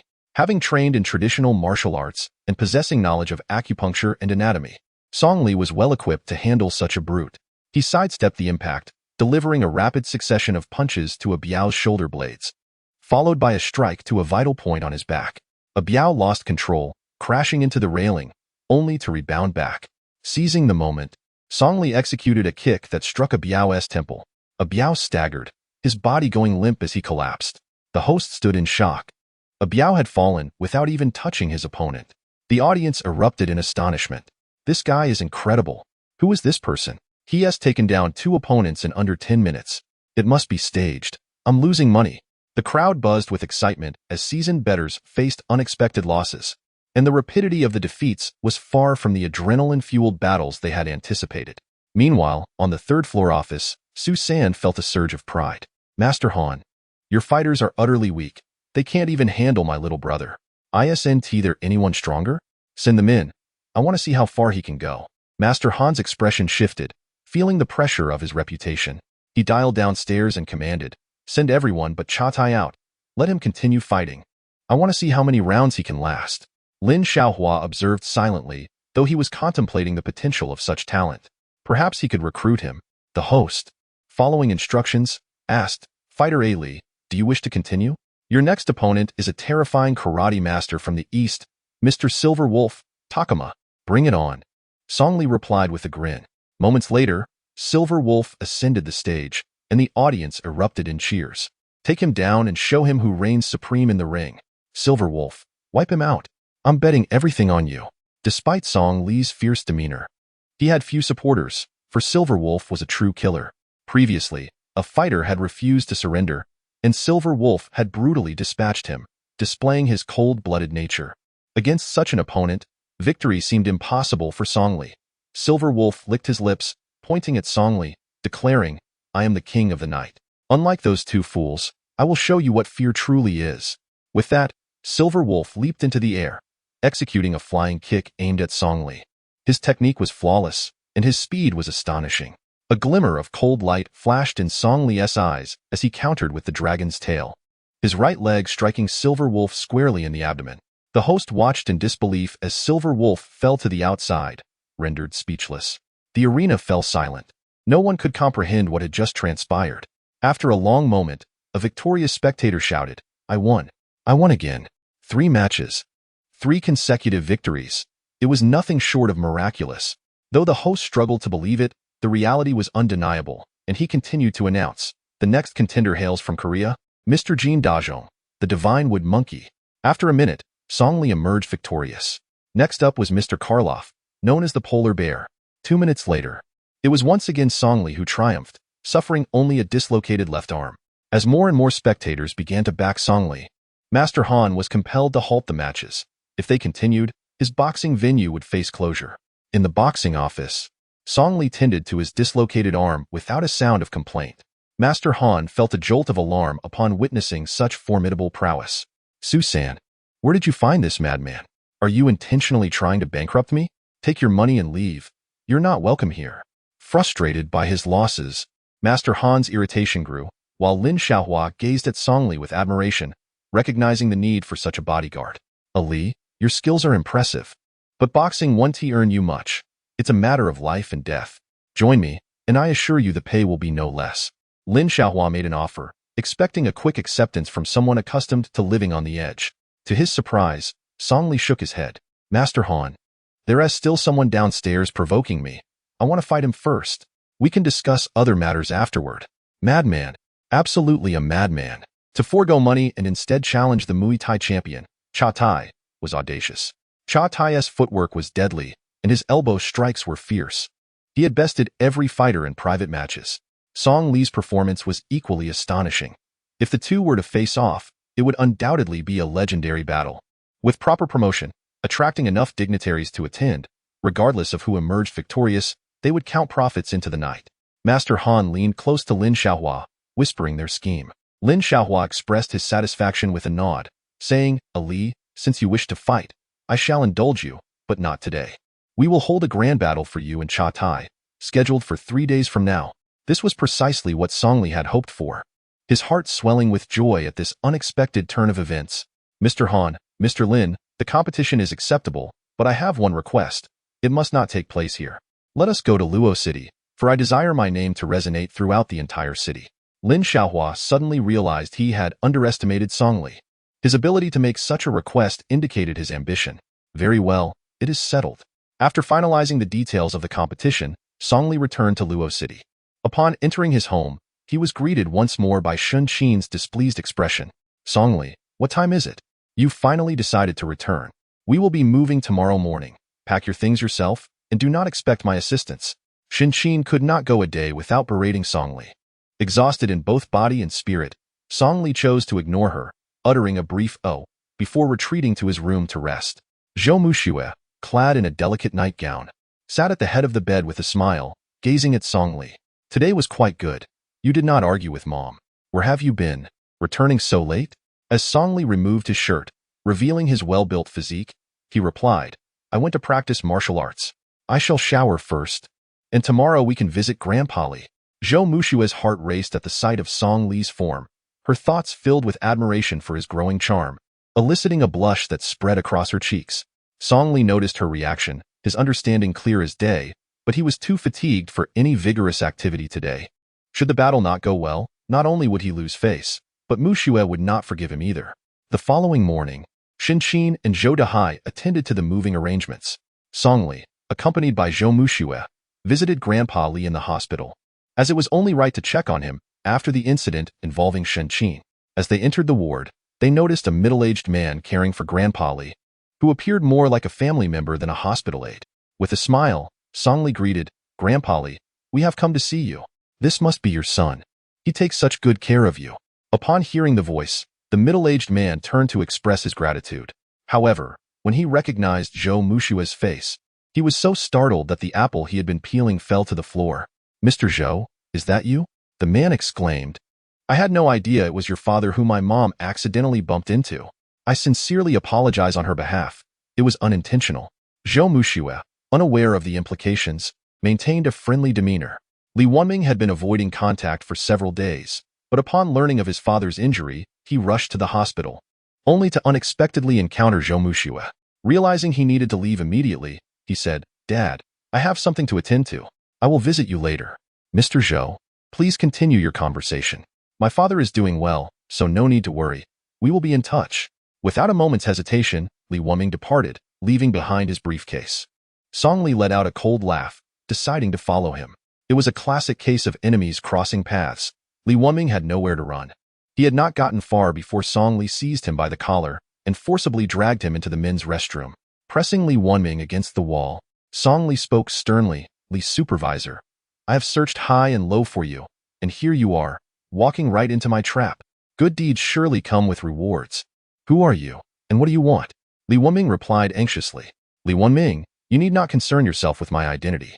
You must know that certain individuals from the underworld have been looking for you. Will you confess willingly, or shall I summon them here? Are you the one sending people after me?" Li Wanming's panic was palpable. He had never dealt with such figures before, and the thought of their ruthlessness terrified him. "Enough with the empty talk. I will not make this difficult for you. The Jichang Building Materials Company is finished. What has passed is past. I have spoken with Zhu Dihai, and he has implicated you. Now tell me, who instructed you to act?" As Song Li tightened his grip on Li Wanming's neck, the latter broke out in a cold sweat, pleading, "I will tell you everything.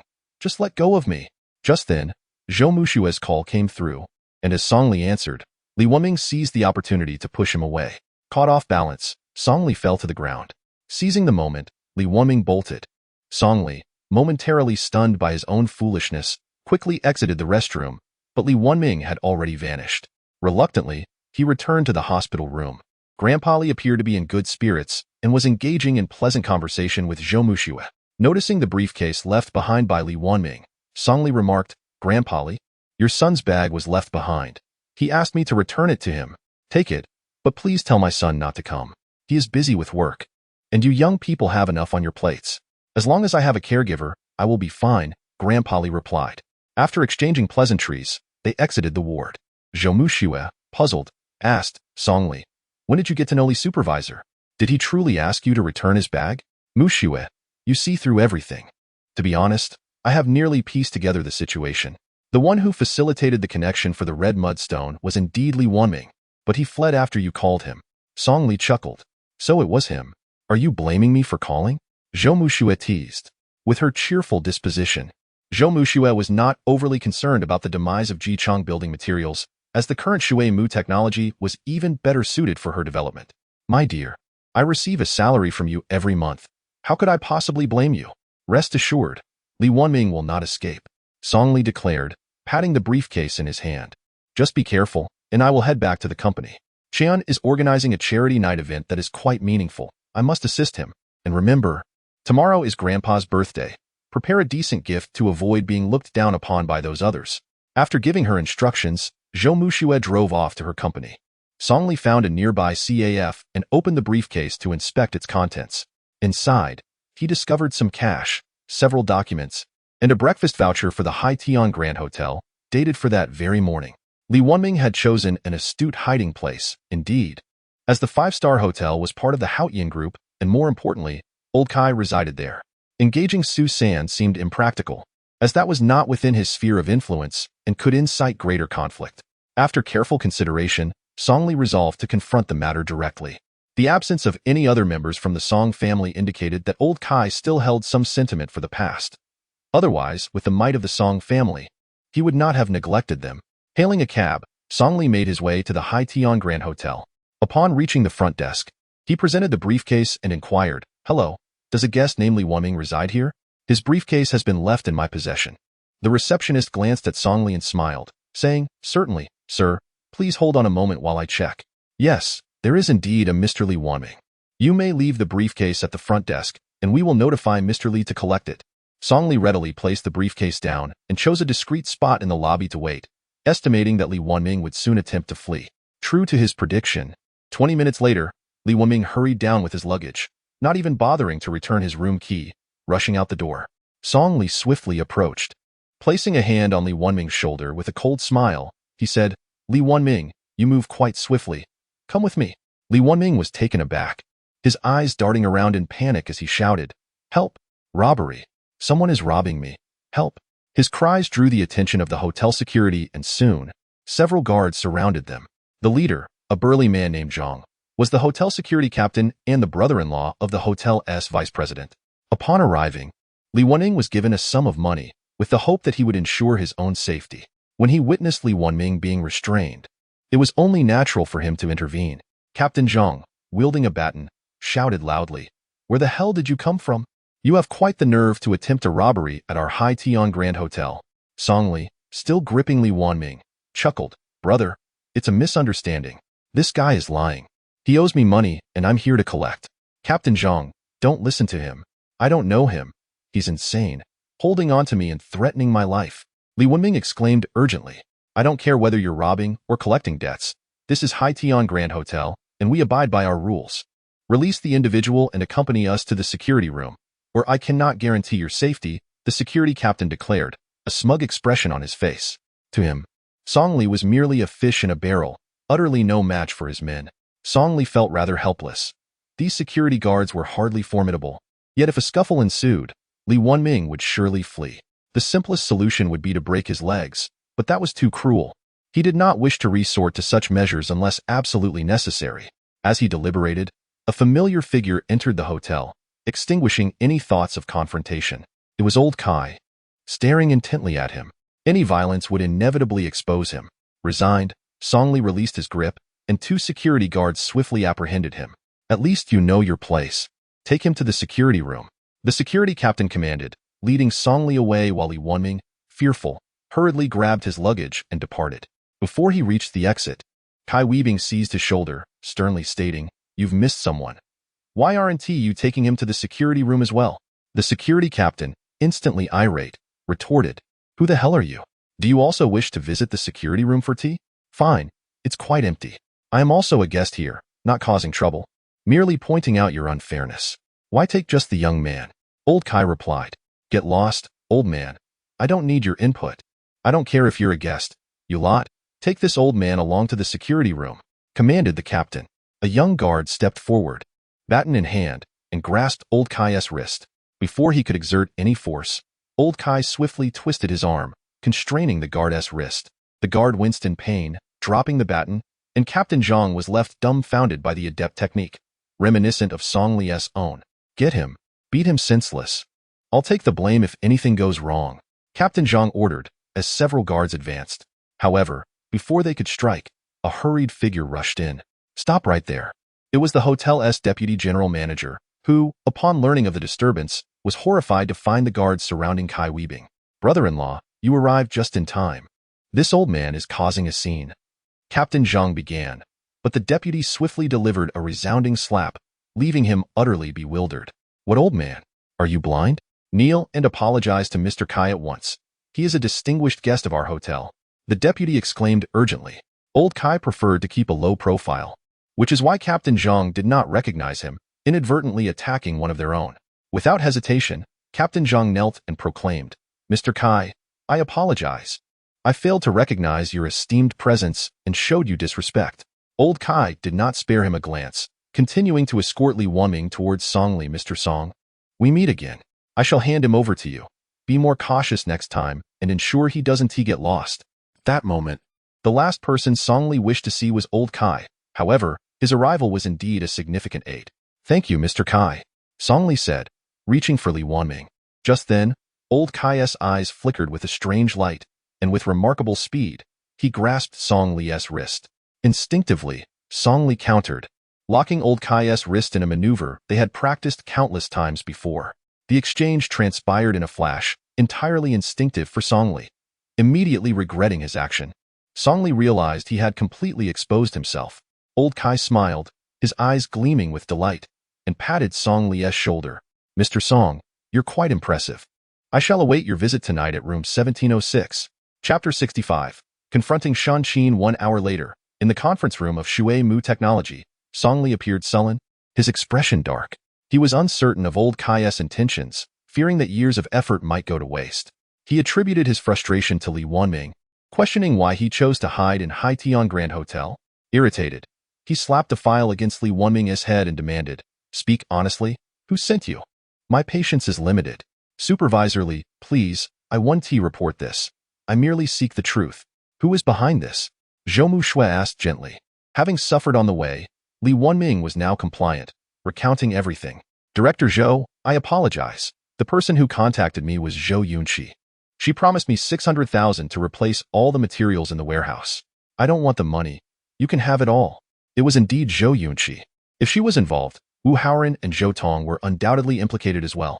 "Supervisor Li, mere words are insufficient.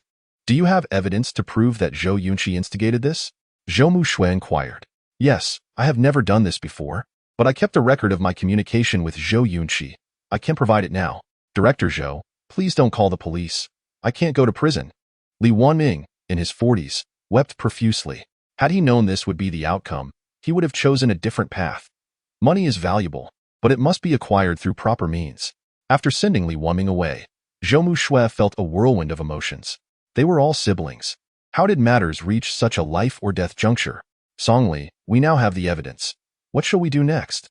Tomorrow was the old man's birthday, and they would certainly exploit this incident.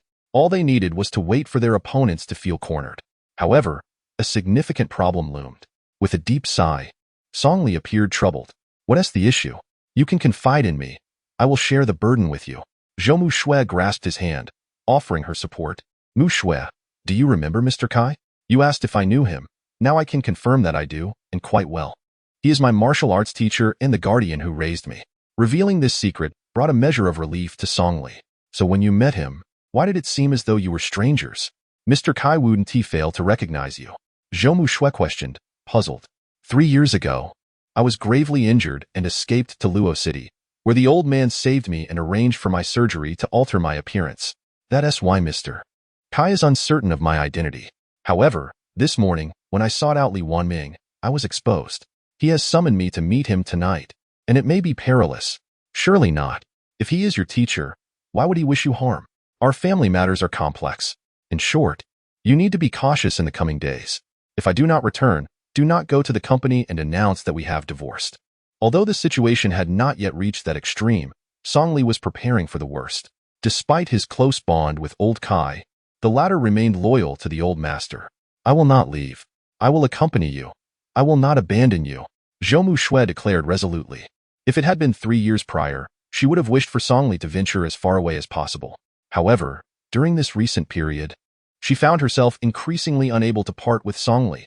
In both her life and career, Song Li had come to occupy her entire world. Song Li held Zhou Mushui's hand tightly, shaking his head as he said, "Mushui, there is no need. It's better for me to go alone.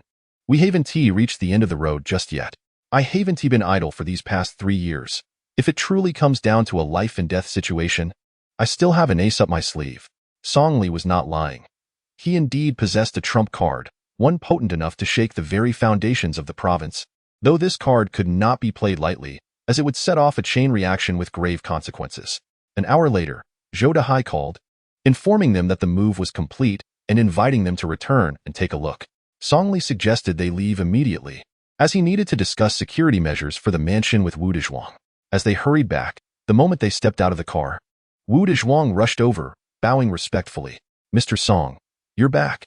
The moving company has left, and the house is almost tidied up. Would you like me to find another place to work? I assure you, I won't cause any trouble and will follow your instructions." Wu Dezhuang swore earnestly. Song Li pulled Wu Dezhuang aside and whispered, "Wu Dezhuang, you can't go to the company for now. I have a more important task for you. You needn't worry about the remuneration. I guarantee you'll be satisfied." As they conversed quietly, the mansion erupted in chaos. Upon hearing Shan Qin's voice, Song Li felt a headache coming on, unsure of what trouble she was stirring this time, and could only drag Wu Dezhuang inside. Upon entering the hall, they saw Shan Qin with her hands on her hips, visibly furious, while Zhou Mushui comforted her. Zhou Dahai sat on the sofa, silent and awkward. Standing opposite Shan Qin was Sister Qiu Ju, sporting a clear handprint on her left cheek, indicative of having been struck. "Who do you think you are, daring to seduce my husband and wanting to live here? Who gave you the audacity? Get out now, Qin shouted. Mrs. Zhou, I did not seduce Mr. Zhou. I merely wanted to wash his dirty clothes. You've misunderstood, Sister Qiu explained. With a resounding slap, another blow landed. Zhou Mushui attempted to intervene but was a moment too late. Nonsense. I saw it with my own eyes. Would I wrongfully accuse you? You're the one who was all over him, yet you don't even consider your own standing. Do you deserve it? Qin's fury intensified, her eyes blazing. Mrs. Zhou, I truly did not intend anything. If you don't believe me, ask Mr. Zhou. I merely wish to help him with his laundry. Qin glared at Zhou Dahai, seething, you old fool. A worthless man at your age still indulging in such frivolities. Do you have no shame? Zhou Dahai could only lower his head, unable to defend himself. Unable to bear it any longer, Song Li shouted, Mother, enough! Sister Qiu has an excellent reputation and would never engage in such disgraceful conduct. Seeing Song Li, Qin's rage flared. Song Li, what do you mean? We haven't settled the previous scores yet, and now you wish to argue with me? Just because she has a good reputation means I'm being unreasonable and shameless. Does it? Mother, I did not say that. If you insist on believing it, there is nothing I can do. Song Li replied nonchalantly. You infuriate me. You let outsiders bully me. I witnessed it myself. How could I possibly wrongfully accuse her? This shameless woman is attempting to seduce my husband and wants to live in the mansion. Let me tell you, that is not happening. Qin raged. Mother, perhaps you should consider your eyesight. Song Li retorted with a cold smirk. Nonsense. My eyesight is perfectly fine. All right, Song Li, let us keep the peace. We're moving to a new home. There is no need for this commotion, Zhou Mushui urged, aware of Song Li's foul mood, which prompted his rebuttal. Caught in the middle, she found herself in a difficult position. Perhaps sensing her own guilt, Qin changed the subject. Furthermore, what right does a servant have to occupy the guest room? That is reserved for visitors. There is a storage room in the west. Let her move there. Absolutely not. There are plenty of rooms in this house. It makes no sense for her to stay in the storage. For reasons unknown, Song Li found himself particularly irritable today. Every time Qin spoke, he felt compelled to counter her, even feeling an impulse to strike her. Song Li, do you really wish to oppose me? She is just a servant. Can't you give a little face? I don't care. If she doesn't stay in the storage, I'll leave right now. Qin feigned an intent to leave, causing Zhou Mushui to quickly grab her.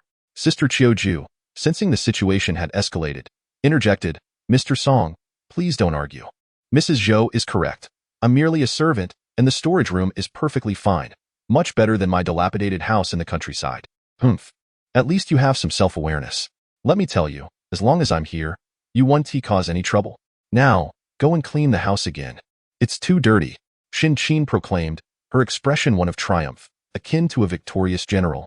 Song Li, realizing he might be influenced by old Kai, understood that this was not the time to continue the argument, yet he could not contain his anger. The version of himself from 3 years ago seemed to resurface. This is my house. I decide where Sister Qiu stays. As for you, you can stay or leave as you wish. Wu Dezhuang, see her out. Song Li commanded. Chapter 66. Old Kai. The room fell into stunned silence. Everyone was taken aback. The once jovial Song Li, who had endured 3 years of scorn in the Zhou family, now stood firm. Qin was so astonished she could not utter a word. Was this truly the Song Li she knew? For a moment, no one dared to speak. It was Zhou Mushui who finally broke the tension, softly saying, Song Li, are you all right? Mother is just joking. You decide what to do. Qin had intended to scold some more, but upon seeing Song Li's demeanor, she sought a way to retreat, saying, fine, for Mushui's sake, let her stay in the guest room.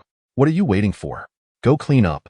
Sister Qiu nodded repeatedly and hurried to get her cleaning supplies. Qin, still displeased, seized Zhou Dahai's ear, exclaiming, you old fool. Come back to the room with me and stop causing a ruckus here. Once they left, Zhou Mushui pulled Song Li back into the room. Song Li, why were you so confrontational today? Was it because of old Kai? I barely recognized you, she remarked. Song Li rubbed his head and replied, Mushui, if I told you that this is the real me, and that the current version is merely a fade, how would you respond? Zhou Mushui gently embraced Song Li, shaking her head. No matter which version of you it is, you are indispensable in my life. Promise me, don't go overboard. This is only the beginning of our happy life. Don't let it become the end. Her words struck Song Li like a clarion call, awakening him to the realization that this was merely the beginning, not the conclusion. Mushui, I promise you, I 1T act recklessly. I will have a good talk with old Kai. At 8 in the evening, at the High Tion Hotel, Songli arrived as promised and knocked on room 1706. Old Kai, dressed in pajamas with a relaxed expression, said, Songli, you're here. Come in and let us talk. As Songli entered the room, he produced the air guatu he had brought, smiling wryly, Old Kai, it's been 3 years. I hope your taste hasn't changed. Tonight, we shall drink until we're inebriated. They settled onto the balcony, filling their teacups. Old Kai chuckled, Songli, relax. It's just the two of us. Let us have a good chat and see if there's been some misunderstanding. Call me Songli. Song Ao died 3 years ago. Misunderstanding? Old Kai, what do you mean by that? Songli inquired. Old Kai took a sip and replied, 3 years ago, your vehicle went off the cliff. We found 3 bodies. Yet you were nowhere to be seen. Why did you flee? Why did I flee? Should I have waited for the old man to kill me? I survived until now solely for revenge. I intend to bring down the Song family myself to honor the spirits of my parents and sister. Songli choked out. Songli, you were the one who ran away, and you were also the cause of the accident. You cannot blame the old man for this. Come back with me. He wishes to see you. Desiring to meet me, truly wishing to kill me. Isn't that the case, Lao Kai? Do you genuinely believe it was an accident? To speak candidly, when I turned a corner, the brakes suddenly failed, leading to the crash.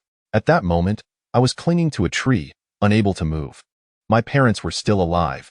It was several unfamiliar men who descended and suffocated them before my very eyes. This was the first time Lao Kai had heard such a narrative, and he found it hard to believe. Songli, are you suggesting that the old man sent someone to do this? Who else could it be? It was he who prevented us from going abroad, and it was he who sent people to pursue us. If I hadn't disguised myself and hidden away, I would have been dead long ago. Songli downed a shot of erguotu, his left hand clenched into a fist. Impossible. You must be mistaken. The old man adored your father. He wouldn't send anyone to do such a thing. Lao Kai shook his head. There's nothing impossible. I heard the murderer himself say, Old man, the target has been eliminated. Only one Song Ao remains. Songli paused momentarily, tears filling his eyes as he cried out. It's true that the old man favored my father, but the person he loathed the most is me. As his illegitimate child, I brought shame upon that old man. I am a wretched being who should not exist in this world. Songli, even a tiger does not eat its cubs.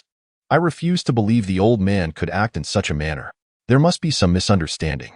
Have you considered this? If it were indeed the old man's doing, why has not a single member of the Song family sought you out in these 3 years? The Song family is numerous and spread across the nation. However, as Lao Kai had pointed out, there had been not a single whisper from them. The only explanation is that the old man forbade anyone from seeking Songli. I still refuse to believe the old man is responsible.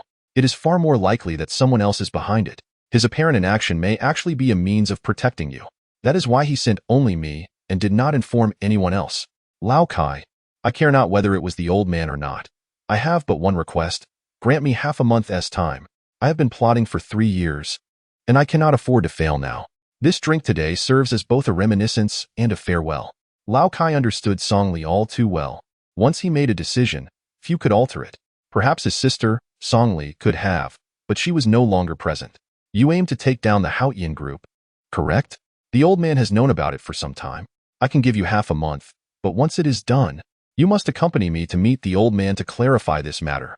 Songli drained his glass in one swift motion, shattering it against the ground as he departed without looking back.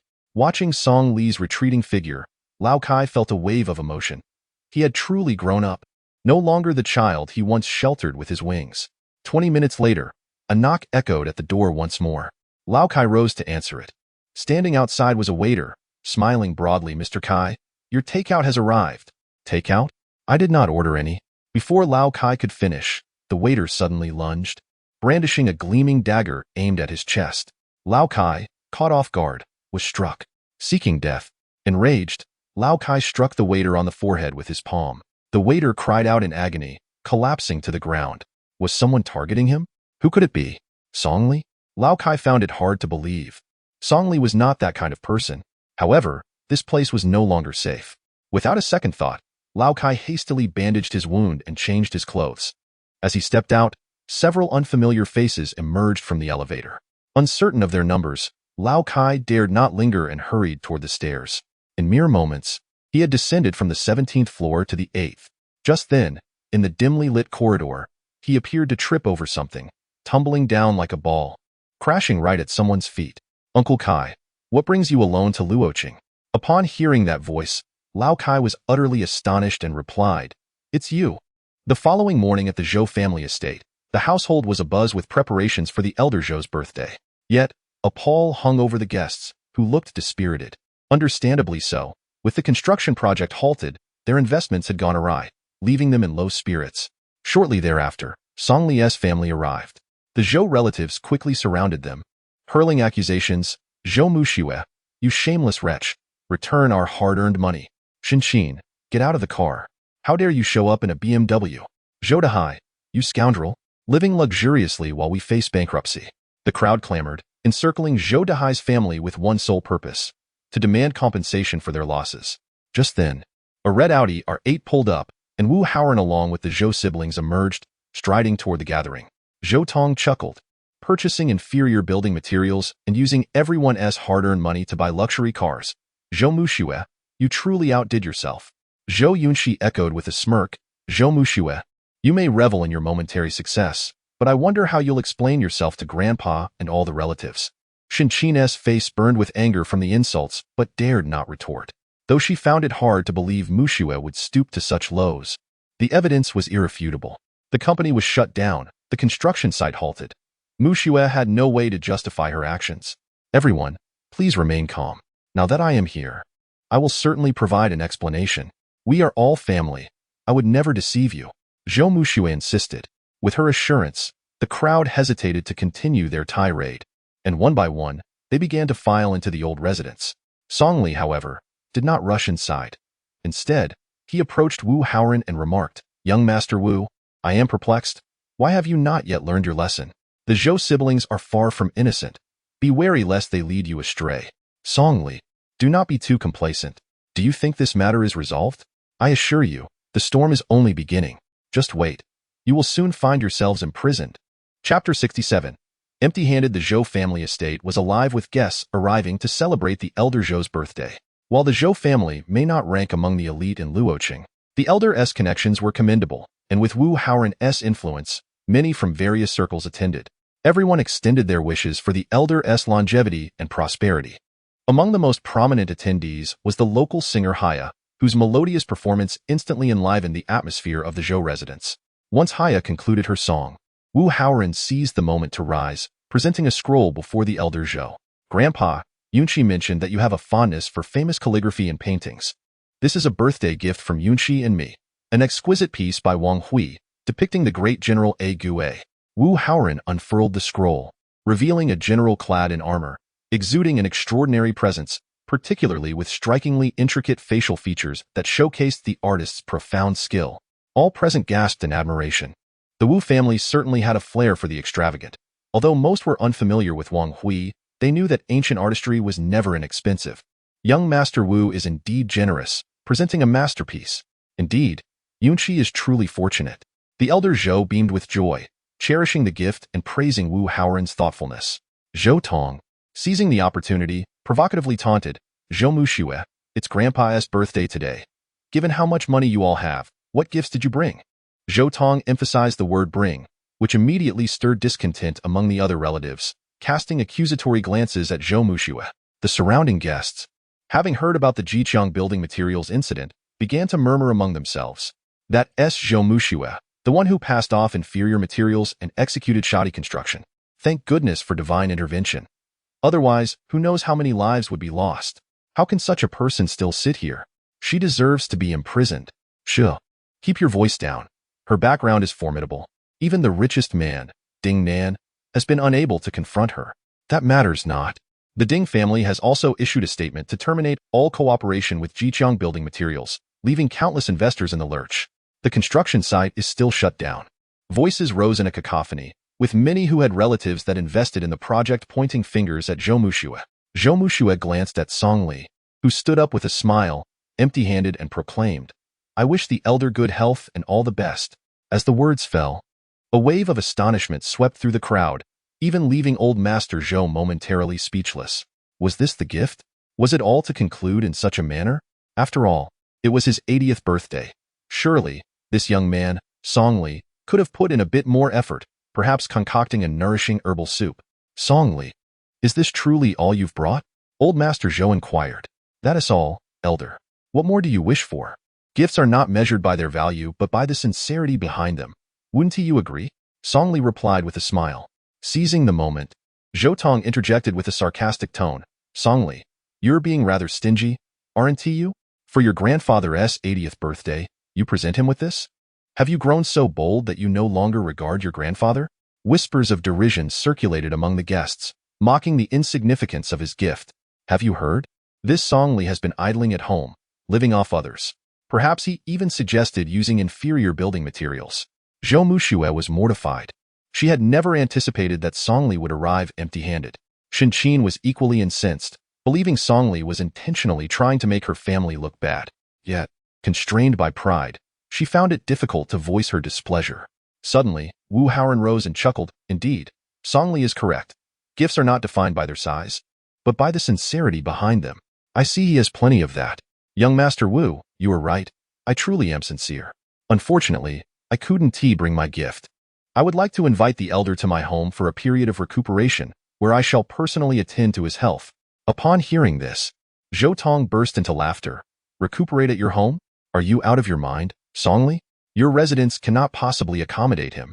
Are you suggesting he sleep in the living room? Zhou Tong, have you heard about the recent sale of a villa in Lake Sea for 95 million? Song Li suddenly asked. I have heard.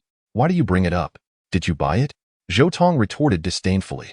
Indeed, you are correct. It was Muxue who arranged the purchase as a surprise for the elder.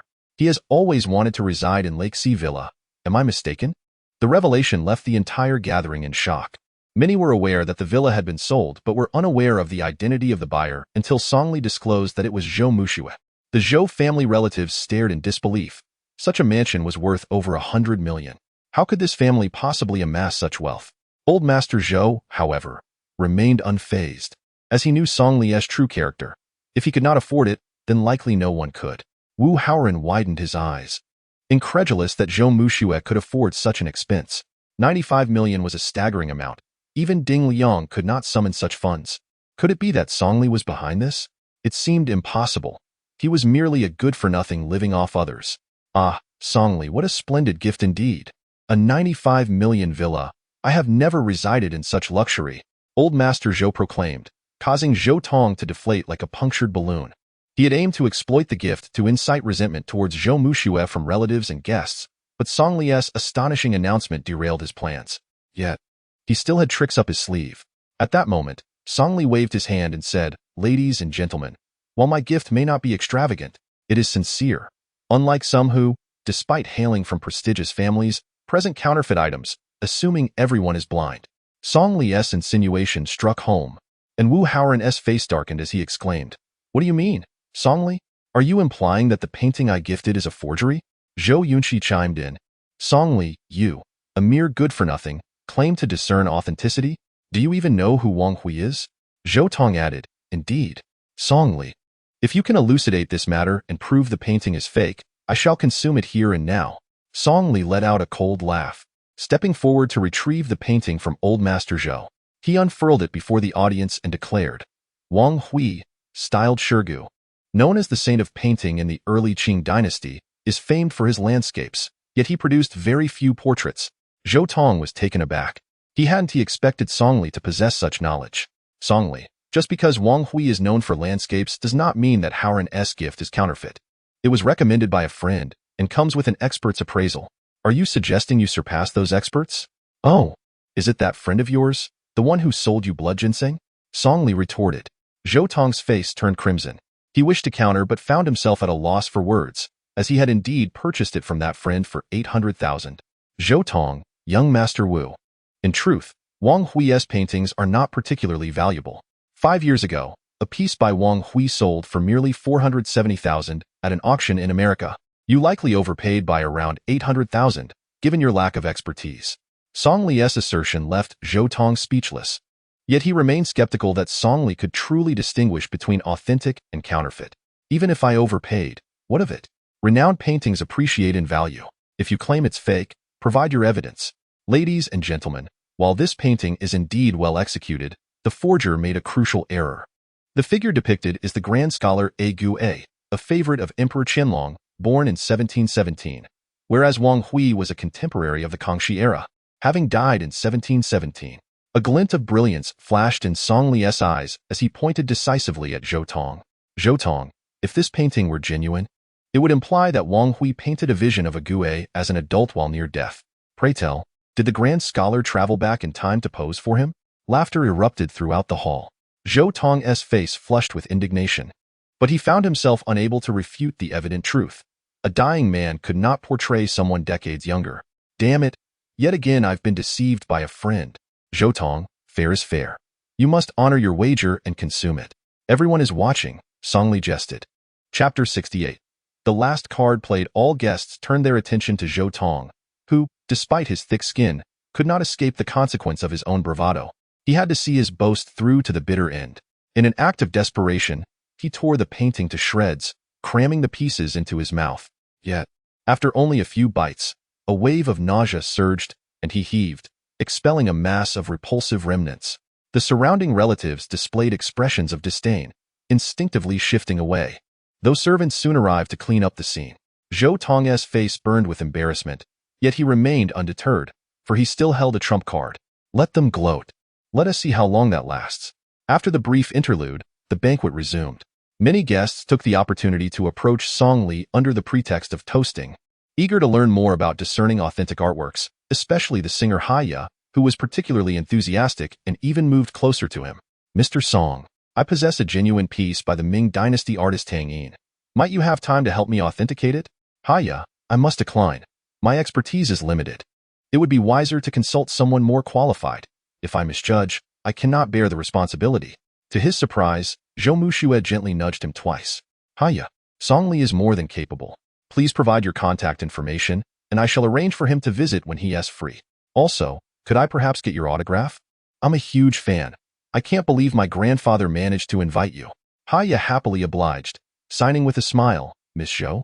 I'm currently the spokesperson for a new drug from the Wu family and am in Los Angeles filming an advertisement, invited by Wu Haoran.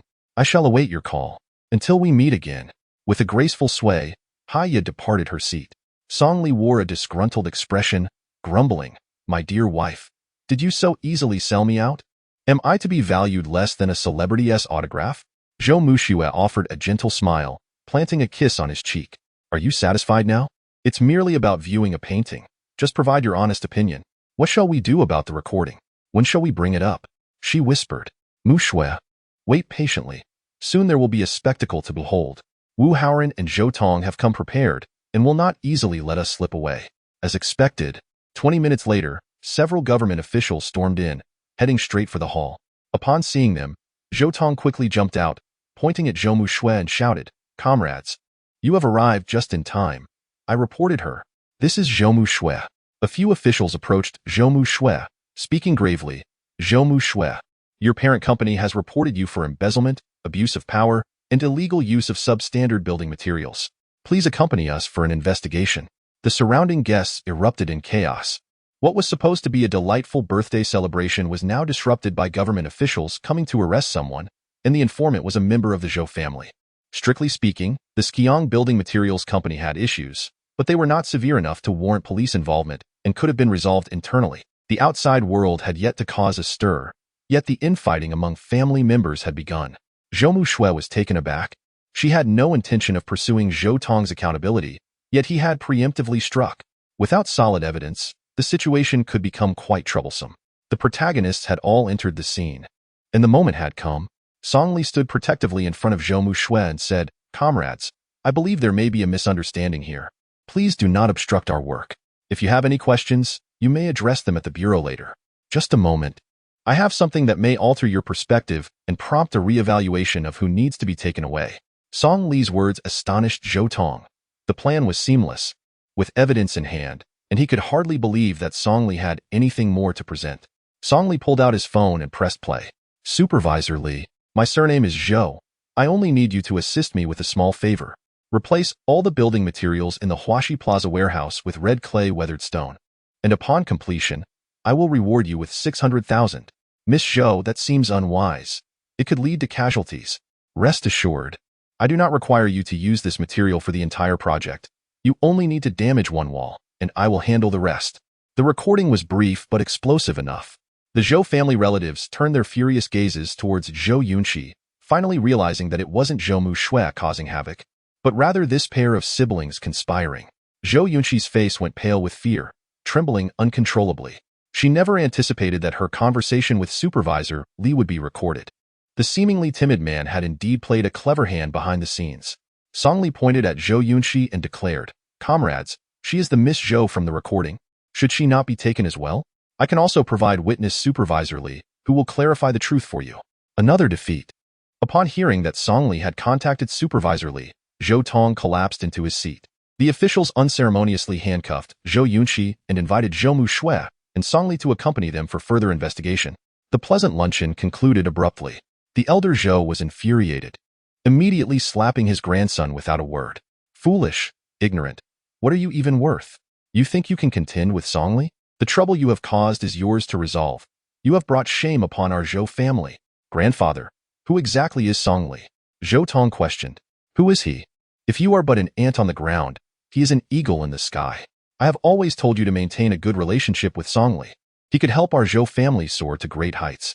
Yet here you are, continuously stirring trouble, infuriating. An eagle, an ant." Zhou Tong felt deeply aggrieved. That good-for-nothing who relied on others was held in such high regard by grandfather, while he, the direct grandson, was merely an ant in comparison. Later that evening, at the Lake Sea Villa, Shunqin personally brought the elder to the residence, followed by a group of relatives coming to view the property, which certainly earned her plenty of face. The Zhou family relatives expressed their envy, praising the house profusely. "Shunqin, I'm truly sorry for previously misjudging Mushui. Where did your family acquire such wealth? This is a property worth over $1 billion.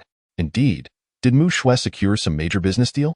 Shunqin felt a swell of pride inside and grasped the elder's hand, saying, "This is all thanks to you for allowing Song Li to be released back then. Ultimately, it was father who compelled Mushui to marry Song Li. Who knew that Song Li's father had left him a fortune? We only recently learned of it." Upon hearing Shunqin's words, everyone felt a wave of regret, especially Zhou Dihai, the second son. He had initially been approached by the elder, who wished for the youngest granddaughter of the Zhou family to wed Song Li, but Zhou Dihai had rejected the proposal outright, citing his daughter's study abroad. The elder Zhou laughed heartily and said, "Shunqin, now you understand my good intentions, right? You've scolded me and a high plenty over these 3 years." Shunqin, with her thick skin, flatly denied it. "Father, that is not the case. I have always been very kind to Song Li. Otherwise, how could he be willing to buy us a house? Come in. The housekeeper has prepared a meal, and I will make up for your birthday."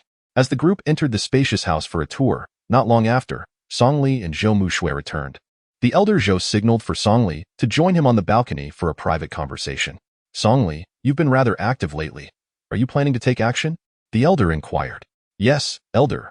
My identity has been exposed, and I must swiftly seize control of Luo City. Only by establishing a firm foothold can I contend with the Song family. Song Li, I beseech you, do not hold grudges against Yunqi and Zhou Tong. They are but ants to you and pose no real threat. Elder, even ants can be bothersome when they scheme behind one's back. Let Yunqi remain in custody for a few days. Once I have accomplished my grand plan, I will handle it." The two gazed into the distance, and the elder Zhou spoke earnestly. "Song Li, Luo City is merely your starting point. I entrust Mushui to you. Do not let her down. Rest assured, elder. The day I reclaim Yanjing will be the day Mushui ascends to the Yanke platform, where she shall shine as the brightest pearl in all of Yanjing." Just as the two were engaged in conversation, a homeless man was seen walking back along the riverbank in the northern part of the city. After a few steps, he suddenly stumbled and fell to the ground, as if tripped by something. Furious, the homeless man began to rummage through the grass, only to be struck with cold sweat at the horrifying sight before him. Beneath the grass, lying by the riverbank, was the corpse of a middle-aged man. Chapter 69. Heartbreaking despair. The following morning, the sun shone brightly. Song Li, as usual, escorted Zhou Mushui to her company. Chun Xiang had already arrived, and the two discussed the upcoming charity night event in the office. Not wanting to intrude, Song Li called Wu Xiaoye to the conference room. "Xiaoye, how is the progress on the website development? Can you meet my requirements?" "Mr. Song, the hardware and software have been fully debugged. We have complete control and can access and publish data from Haotian Group at will. Excellent. Additionally, regarding the live broadcasting, find a reliable expert for me. No matter the cost, ensure the task is completed. This opportunity is singular. Song Li emphasized repeatedly. Mr. Song, rest assured, we will complete the task. Wu Xiaoye gazed at the man before her, filled with admiration. He placed immense trust in her, sharing the intricacies of the plan without reservation. This would undoubtedly be the most sensational scheme in Luo City's history. Once the charity night commenced, Haotian Group would splinter into chaos. Just as their conversation reached a peak, the conference room door swung open. An employee entered and said, "Manager Wu, 2 government officials have arrived. They wish to see Mr. Song regarding an important matter." Assuming it was related to Zhou Yunqi, Song Li permitted the officials to enter.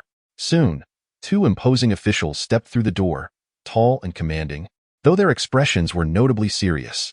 "Gentlemen, how may I assist you?" Song Li inquired. One of them produced a photograph and asked, "Mr. Song Li, do you recognize the man in this photo?" The man in the photograph is Mr. Kai, presumably captured from surveillance footage, with a timestamp indicating it was taken 2 nights ago at 6 p.m. "I am acquainted with Mr. Kai. He has collaborated with our company. What has happened to him?" 2 officers would not visit without reason. Something must have occurred. "Mr. Song, last night at 8 p.m., Mr. Kai's body was discovered by the riverbank in the northern part of the city. We have investigated, and you were the last person Mr. Kai met before his demise. We need you to accompany us for further questioning." "Mr. Kai is dead?"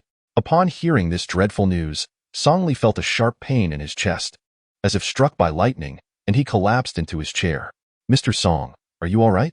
Wu Xiaoye exclaimed anxiously. "Comrade, when did this happen? How did Mr. Kai die?" Tears welled in Song Li's eyes. He could hardly believe that Mr. Kai had passed away. His martial prowess was extraordinary, and even in his advanced age, he could easily outmatch any ordinary youth. How could he have suddenly died?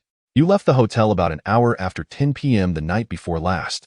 At the interrogation room of the city bureau, Song Li was compliant, as the company was not the place for discussions. He yearned to see Mr. Kai one last time, but that request was denied. Now, his only course of action was to assist in the investigation. "Mr. Song, I am Luo. You may call me Old Luo. We do not consider you a suspect, but we would like to ask you a few questions," Old Luo stated. "Old Luo, how did he die?" "Drowning. The preliminary suspicion is that he may have fallen into the water after drinking excessively while out for a stroll. Here are the photographs from the scene. You may take a look." Song Li glanced at the images. Mr. Kai's complexion was ashen, his eyes tightly shut, yet there was a distinct bruise on his forehead. "Old Luo, what is the cause of this injury?" Song Li inquired. "According to the autopsy, it appears that Mr. Kai fell and struck something, leaving that mark. There are no other injuries on his body, nor any signs of an attack, so we suspect he drowned after losing his footing." "That is impossible. Mr. Kai had a remarkable tolerance for alcohol, and we only consumed 1 bottle of ergot. He wouldn't have been so inebriated as to lose his way. You must investigate thoroughly," Song Li shouted. The death of his mentor and friend, Mr. Kai, resonated painfully in Song Li's heart. He felt an inexplicable connection to the old gentleman. It was too coincidental that he had only recently reunited with Mr. Kai, only for him to drown shortly thereafter. What reason could Mr. Kai have for being near the river? It was clear someone had thrown him there. Surely, the old gentleman must have been enraged, feeling betrayed by Mr. Kai, and thus sent someone to eliminate him, serving as a warning to himself. Mr. Kai had trusted the old gentleman too much, divulging his affairs, which led to his tragic fate. However, discussing this with old Luo would be futile. He would not believe it. "Mr. Song, may I ask, what was your relationship with Mr. Kai? Why did you seek him out, and what did you discuss in his room?" Old Luo's questions, despite his claims of not suspecting Song Li, indicated otherwise. "Old Luo, Mr. Kai, and I share a mentor-student bond. We had not seen each other in 3 years. I want to catch up with him that evening. Have you checked the surveillance footage to see if anyone else visited Mr. Kai that night?" Song Li pressed on. "I'm sorry, Mr. Song, but I cannot disclose that information. You may leave now, and I will inform you if there are any new developments." Old Luo, unwilling to elaborate further, escorted Song Li to the door. After much consideration, Song Li spoke, albeit knowing it might implicate himself. "Old Luo, I suggest you conduct a new autopsy. There is a formula in traditional Chinese medicine that can induce temporary loss of consciousness.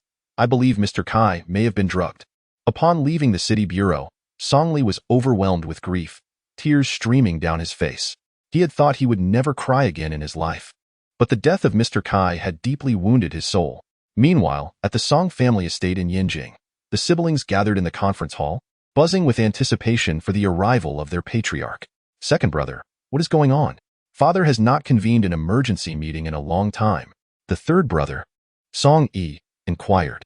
Third brother, do not ask too many questions. Father will arrive shortly, Songren replied. Second brother, third brother, you are here. Where is father? Why hasn't he arrived yet? He summoned us early this morning without revealing the reason. The speaker was the fourth sibling, Song Xian, in her 40s, with a youthful complexion.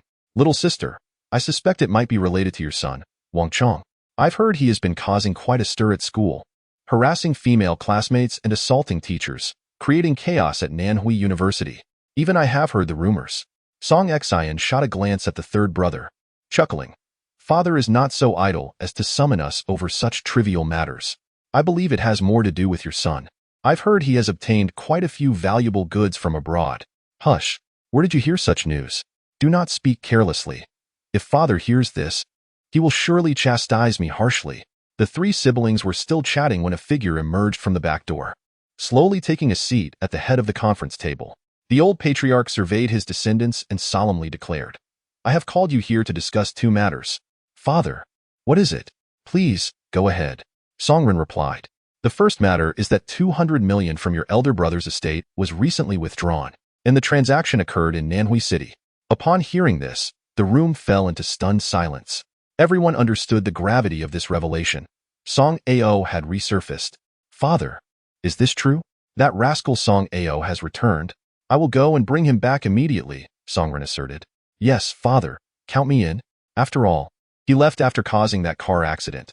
It might appear as though we were trying to harm him, Song Yi added gravely. Only Song Xian remained silent, sensing the old patriarch had more to say. As expected, he continued. The second matter is that we received news from General Lin of Haoying Group in Luoqing that Mr. Kai has died by drowning. At the news of Mr. Kai's death, everyone was left speechless. Mr. Kai was the old patriarch's chief steward and personal protector. How could he have suddenly perished in the unremarkable city of Luoqing? Father, what exactly happened? Songren inquired. The old patriarch scanned the room and replied calmly. I sent Mr. Kai to Luoqing for an investigation, but he had not yet reported back before his untimely demise. What do you all think about this matter? It must be that rascal Song Ao. He probably thought Mr. Kai was coming to confront him and took preemptive action to eliminate the threat before exposing himself, Song Yi exclaimed. Father, this is a serious matter. We must not jump to conclusions without clarity. Now that I am the head of the family, I shall lead a team to find Song Ao, Songren declared. The old patriarch dismissed their responses, instead turning to Song Xian with a heavy tone. Fourth sister, I heard that your son Wang Chong was not at school the night before last. Where did he go? Chapter 70. The storm approaches father. Do not mention it. That troublesome boy was detained at school for harassing female classmates. I have already arranged for him to stay a few more days to reflect on his actions. Fourth sister, you have made the right decision. We must not indulge Wang Chong. Otherwise, it will lead to greater troubles. Second brother, where are your sons, Song Guang and Song Yao? They seem to have been absent from Yinjing lately, the old patriarch inquired. Songren hesitated briefly before responding. Father, they went to Dongyang City. There are some complications with the business there, and it is rather troublesome. Third brother, what about your son Songling? Why is he also absent from Yinjing? The old patriarch asked again. Father, that rascal is out having fun with friends. I do not know where he went, but he mentioned he would be away for 3 to 4 days. The old patriarch sighed and said, Very well, I understand. I will personally handle the matter regarding Song Ao. You all must remain in Yinjing. None of you are permitted to go to Luoqing.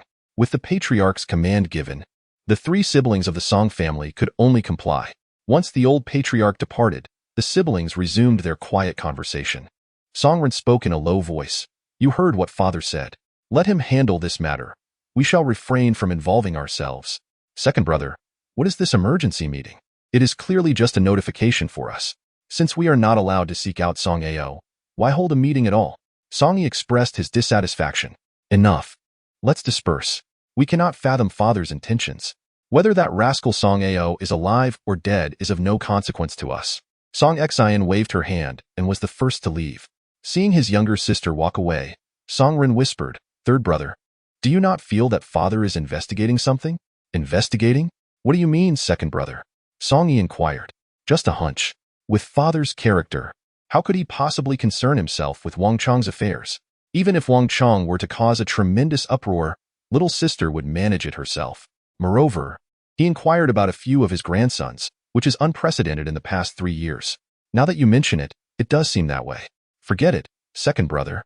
Since father does not want us involved, let us leave him to it.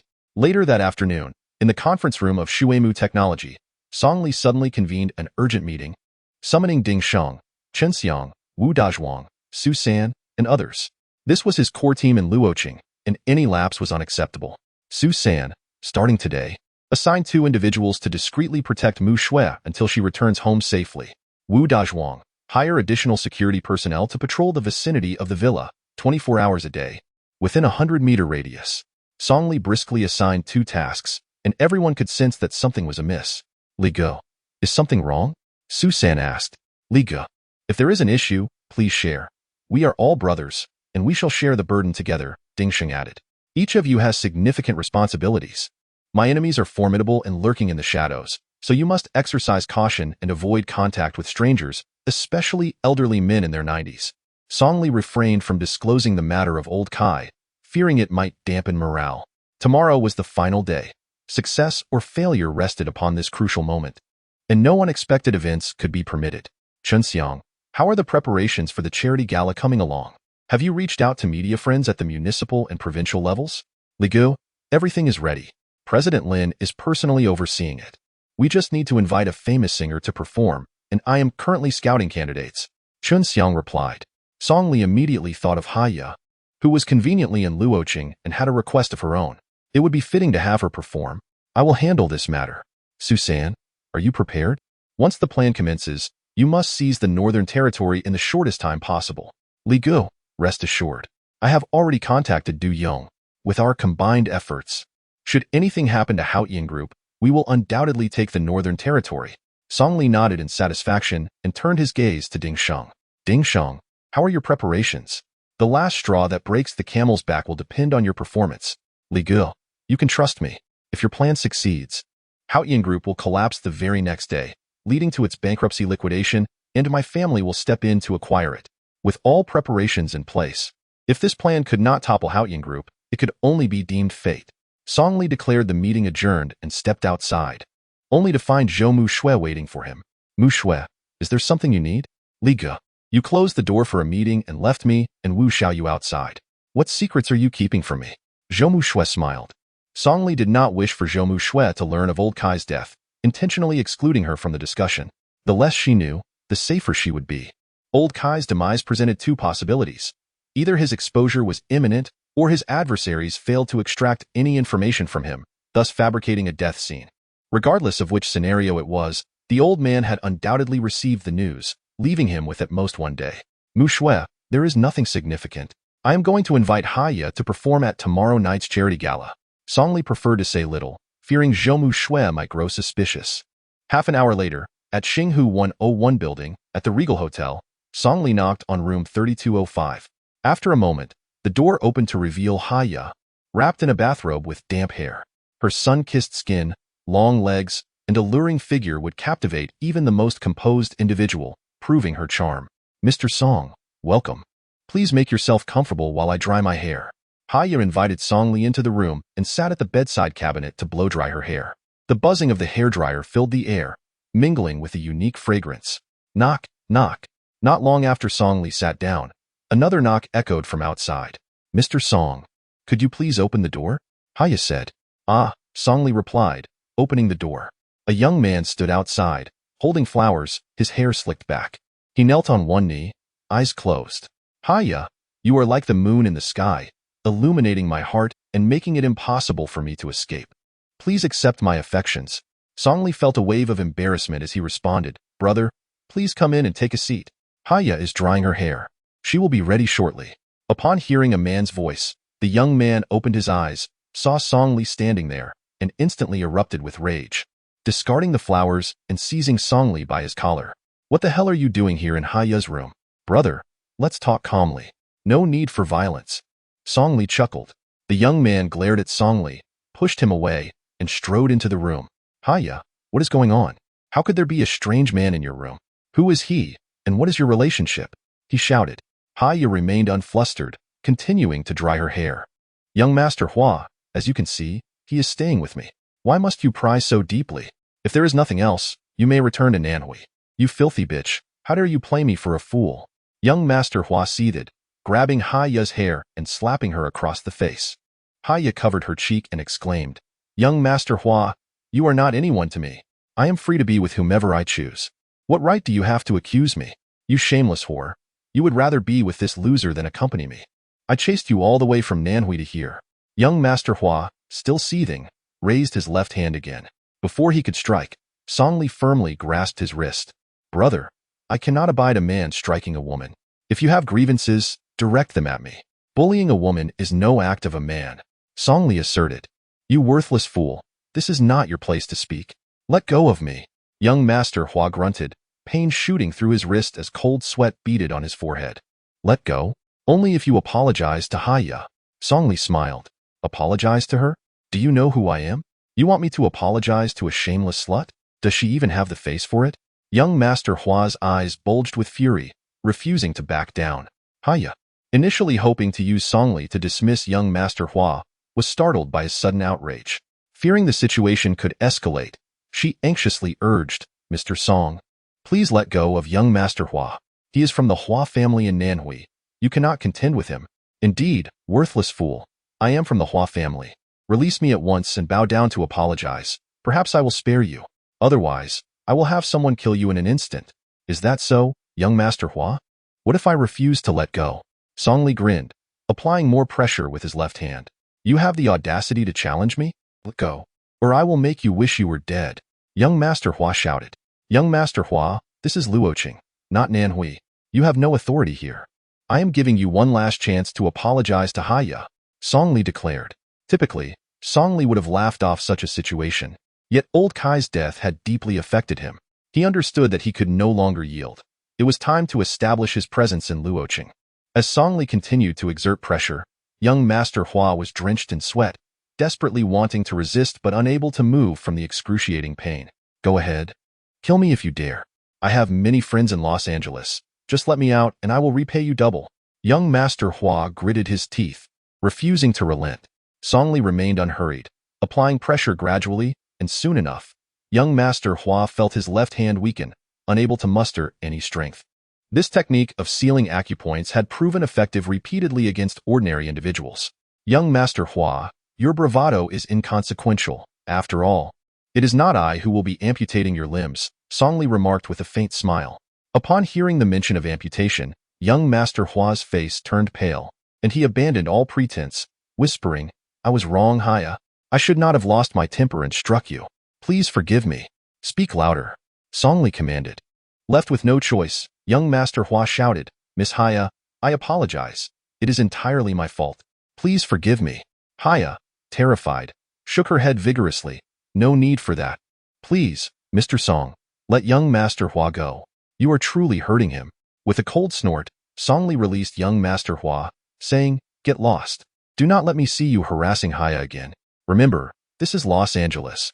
Young Master Hua's eyes were filled with resentment, but he dared not retaliate, scurrying out with his tail between his legs. As the heir of the Hua family from Nanhui, he had never endured such humiliation and vowed to reclaim his honor, making that fool beg for mercy at his feet. As soon as young Master Hua left, Haya shut the door, her face pale with fear. Mr. Song, you have caused a great disaster. The Hua family's influence is immense. We cannot contend with them, not even with old Master Zhou's backing, she said. Haya, if that is the case, why did you use me as a shield? He inquired. I apologize. Young Master Hua has always been gentle with me. He has never been this violent before. I just found him annoying and thought to use you to drive him away, she explained. Songli was unfazed. Even if young Master Hua wielded considerable power, a strong dragon cannot intimidate a local snake. As long as he was in Los Angeles, it would not be his place to wreak havoc. Haya, I came to invite you to perform at tomorrow's charity gala. Would you grace us with your presence? You can name your price. I assure you, you shall not suffer any loss. Mr. Song, I have no issue performing, and I will certainly attend. But are you truly unconcerned about young Master Hua's retaliation? Haya asked. This is Los Angeles, rest assured. Song Li remained in the room for over an hour, finalizing the details of the performance with Haya before taking the elevator down. As he stepped out of the Xinhu 101 building, he saw young Master Hua returning, flanked by 7 or 8 burly thugs, with Du Yong leading the pack. A cold smile crept across Song Li's face. They had come quickly. He deliberately walked toward Du Yong, but before he could take a few steps, young Master Hua stepped forward to block his way. Hey Song, weren't you quite the hotshot? Aren't you tough? I've been waiting for you. Come with me. Young Master Hua wore a smug expression, while Du Yong felt an urge to curse. Why pick a fight with Song Li of all people? Regardless of the fact that Song Li possessed a secret video against him, his skills alone made this band of thugs insufficient to contend with him, especially since they had an alliance. Young Master Hua pointed around, chuckling. What is the matter? Scared stiff? Huh? I told you once I get out, I'll have someone take care of you. Song Li simply dug at his ears, not even glancing at young Master Hua, and approached Du Yong. Brother Yong, do you have any ambition? You're siding with this fool? You are disappointing me. At this rate, how will you ever stand on equal footing with Su-san? Du Yong broke out in a cold sweat. He had invested everything in cooperating with Su-san to crush Wang Ye's influence in the northern part of the city and divide that lucrative territory. Without Song Li's support, he would undoubtedly be no match for Su-san. Li Ge, I understand now. Give me a minute, and I will take care of this fool. I guarantee he won't bother you again. With a wave of his hand, Du Yong ordered several of his lackeys to encircle young Master Hua. Upon witnessing this scene, young Master Hua was terrified. Who was Du Yong?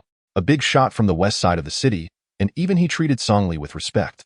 What kind of person was this? Du Yong, what do you want? I am from the Hua family. If you want money, I'll pay whatever it takes to have him taken care of. You think money can command me? You useless fool. Get this idiot wrapped in a sack and dump him at the recycling station. As soon as he finished speaking, the lackeys rushed in, unceremoniously wrapping young Master Hua in a sack and dragging him toward a van. Let me go, Du Yong. You bastard. I am from the Nanhui Hua family. How dare you touch me? Ouch. Don't hit my head. Li Ge. If there is nothing else, I'll head back to prepare. Here's to our successful collaboration. Taking the northern city and the Haotian group, Du Yong extended his right hand, and Song Li shook it firmly. In this world, there are no eternal enemies, only unchanging interests. As long as his and Du Yong's interests aligned, he need not worry about betrayal. The following afternoon, 3 hours before the capture plan commenced, old Luo suddenly called Song Li, inviting him to New Island Coffee for a significant discovery. After waiting for a while, Song Li found old Luo with a serious expression, silently sipping coffee. Within 10 minutes, he had consumed more than half a cup. Judging by his demeanor, it appeared he had encountered a serious issue. Old Luo, what is wrong? Have you conducted another autopsy? Song Li inquired. Song Li, tell me honestly, how did you come to know about this formula? I have indeed found remnants of some Chinese medicine, and they align closely with what you mentioned. If old Luo had truly discovered something suspicious, he should be excitedly pursuing further investigation into old Kai's cause of death, not sitting here drinking coffee with him. Old Luo, have you been ordered to cease the investigation? Song Li asked.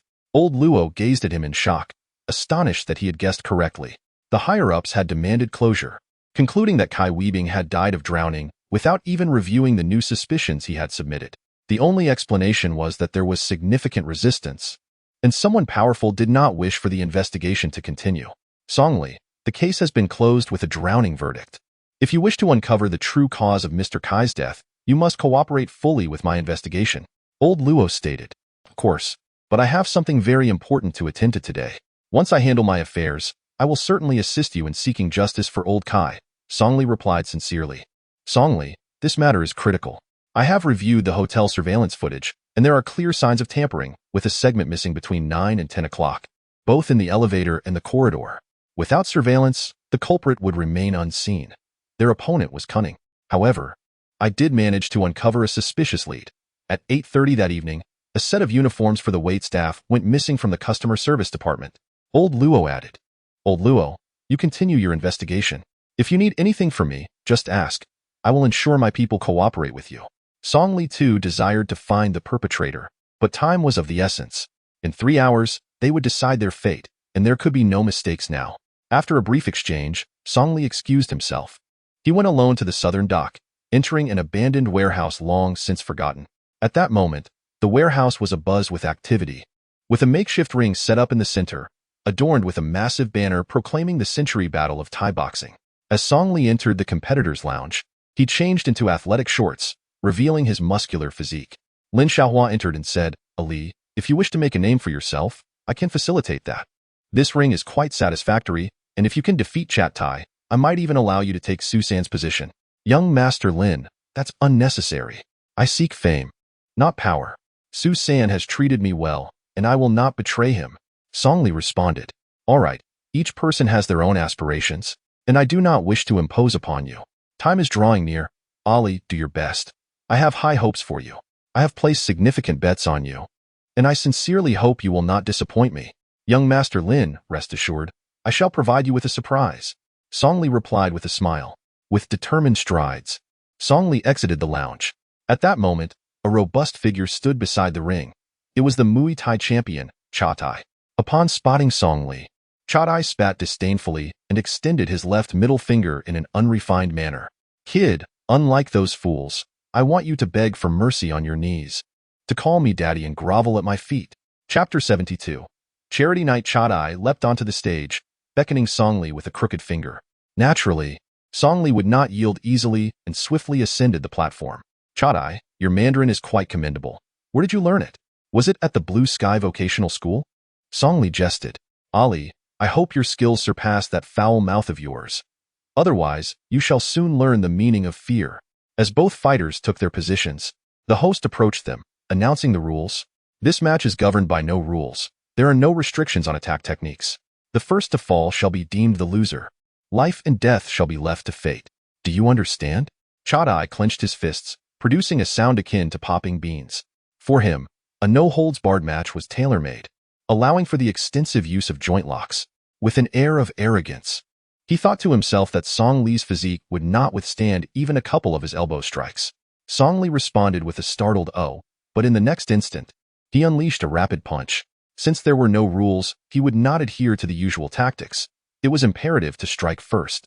His aggressive onslaught marked the beginning of the encounter, eliciting gasps from the audience as the abandoned warehouse erupted with excitement.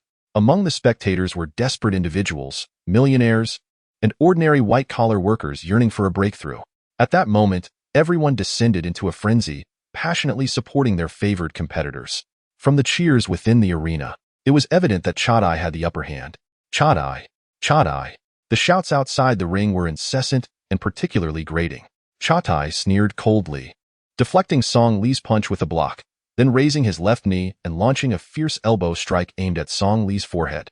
Song Li was taken aback, unable to evade in time, and could only meet the attack with his left fist. Thud! His knuckles collided with Chat Tai's elbow. A wave of intense pain surged through his joints, yet Song Li gritted his teeth, refusing to retreat even a single step, resolutely blocking Chat Tai's assault. Chat Tai was astonished. He had not held back, and any ordinary fighter would have shattered their hand against such an elbow strike. Yet Song Li appeared unfazed. Onlookers knowledgeable about boxing began to murmur among themselves. How can this be possible? He actually blocked an elbow strike with his fist. Look at his expression. He is clearly feigning. His left hand must be rendered useless. Betting on Chat Tai is surely a wise choice. He is the Muay Thai champion. Indeed, your Chinese martial arts are merely for show, ineffectual against the prowess of Muay Thai. A foreigner scoffed. On the stage, without allowing Song Li a moment to change tactics, Chat Tai wrapped his arms around Song Li's neck, repeatedly thrusting his right knee into Song Li's abdomen. This was a standard Muay Thai maneuver, highly lethal, and had once been banned in official matches due to its devastating power. Song Li was left with no choice but to defend with both hands, strike after strike. After more than 10 attempts, even Song Li's arms began to feel numb, his entire body surging with blood. It was apparent to all that Chat Tai had the advantage. In the main viewing area, Lin Xiaohua's expression turned grave, having placed significant bets on Song Li with a threefold leverage. Should he lose, it would be a painful experience. "Young Master Lin, what were you thinking betting on Ali? He is formidable, but there is still a considerable gap compared to Chat Tai. Look at him, solely on the defense. It is only a matter of time before Chat Tai knocks him out," Han Wuya chuckled. This time, Han Wuya was cautious in his betting, not daring to wager too heavily, but now regretted his decision upon witnessing the unfolding situation. "Han Wuya, do not celebrate prematurely. Take a closer look. No matter how Chat Tai attacks, Ali has yet to take a single step back. In the ring, after delivering 3 kicks, Shatai's eyes glinted with a strange light. Suddenly, he executed a dramatic backward hook kick, striking Song Li on the right shoulder. This fierce attack finally forced Song Li back by half a step. Just then, the bell signaling the end of the first round rang, and the fighters retreated to their corners. Waste. You are no match for me. Your hands must be incapacitated. I wonder what you will use to fight me next. Chatai laughed derisively. Chatai, do you truly believe yourself so formidable?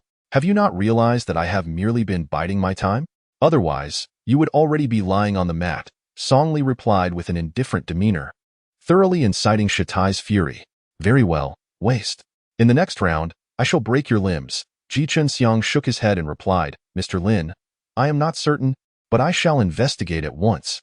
Just as Qin Xiang had taken a couple of steps, the screen suddenly illuminated, revealing live broadcast footage of what appeared to be a boxing match. Thousands of spectators were cheering loudly as 2 men engaged in a fierce battle in the ring.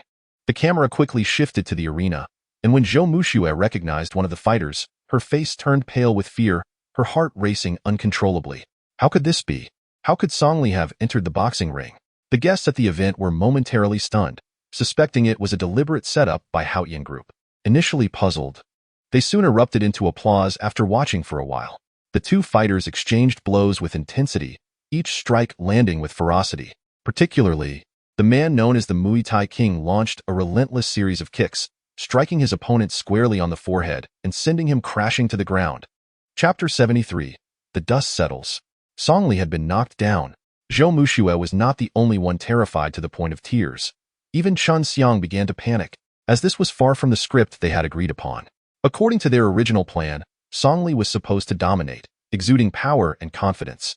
Yet, it appeared he was on the verge of defeat. Chun Xiang, what is happening? Why has this turned into a boxing match? Go quickly to the backstage and change the content back. This is utter nonsense. Mr. Lin shouted. Chun Xiang acknowledged and hurried away. Zhou Muxue quickly followed, blocking Chun Xiang's path. Chun Xiang, is this part of your plan? What is going on? Why did Song Li go to fight? Where is he? I need to find him. Zhou Muxue implored urgently. Zhou, please don't make this difficult for me. Brotherly instructed me to ensure you enjoy the show. All I can divulge is that tonight's charity gala is merely a fade. The true objective is to take down Haoyan Group. Enough said, just observe. Chun Xiang hastily made his way backstage, leaving Zhou Muxue frozen in place. To confront Haoyan Group, Song Li harbored grand ambitions, using collaboration as a pretext to secretly orchestrate schemes. Zhou Muxue attempted to call a few people, but no one answered. She reached out to Wu Xiaoye and Wu Dazhuang, both equally unaware of Song Li's whereabouts. Frustrated, she returned to the hall, relieved to see Song Li shakily rising to his feet on the screen, which eased her worries somewhat. Simultaneously, at a warehouse in the southern part of the city, Song Li spat out blood and shook his head. Chatai, your leg techniques are impressive. You nearly knocked me out. However, I have deciphered your tactics. The same moves will not work on me. Despite Chatai appearing dominant in the match, he was internally bewildered. This man was like an indestructible cockroach. Even with his arms seemingly incapacitated and having been struck on the temple, he still managed to rise from the ground. You useless fool, just stubbornly holding on? Huh? I wonder how many more times you can stand. Chatai barked angrily. This was the longest he had fought, and his stamina was waning. If he couldn't take down Song Li soon, he might very well be the one to fall. At that moment, Song Li stepped forward, subtly concealing his right hand behind his back. The slight movement did not escape Chatai's notice. A rush of excitement surged within him. He had thought Song Li was invincible.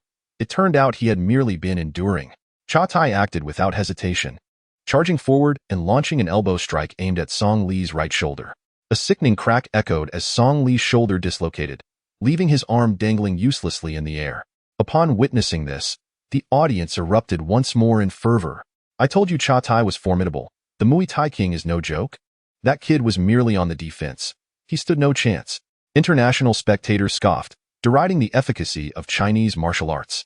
On the main stand, Lin Xiaohua was drenched in sweat, realizing Song Li was about to lose, which would cost him nearly 100 million. Although Haoyan Group could afford such a sum, it would severely deplete their resources. Lin Xiao, how can I commend you for betting on Li? Look at his pitiful state. How could he possibly defeat Chatai? You should consider who brought him here, Su San, a pathetic pretender in fixed matches. Even if Lin Xiaohua regretted his choices, it was too late. He could only hope for a miracle. In the ring, Cha Tai wore an expression of smug satisfaction, believing victory was assured. With Song Li's shoulder rendered useless, he was effectively incapacitated. Cha Tai planned to relish torturing him, savoring the idea of systematically breaking his limbs. When death is imminent, what words will you have left? Cha Tai laughed. Cha Tai, that question should be directed at you. When your end comes, what will you wish to say? You're asking for death. Cha Tai roared in rage, raising his left hand for another elbow strike, shattering Song Li's left arm and rendering him utterly incapacitated.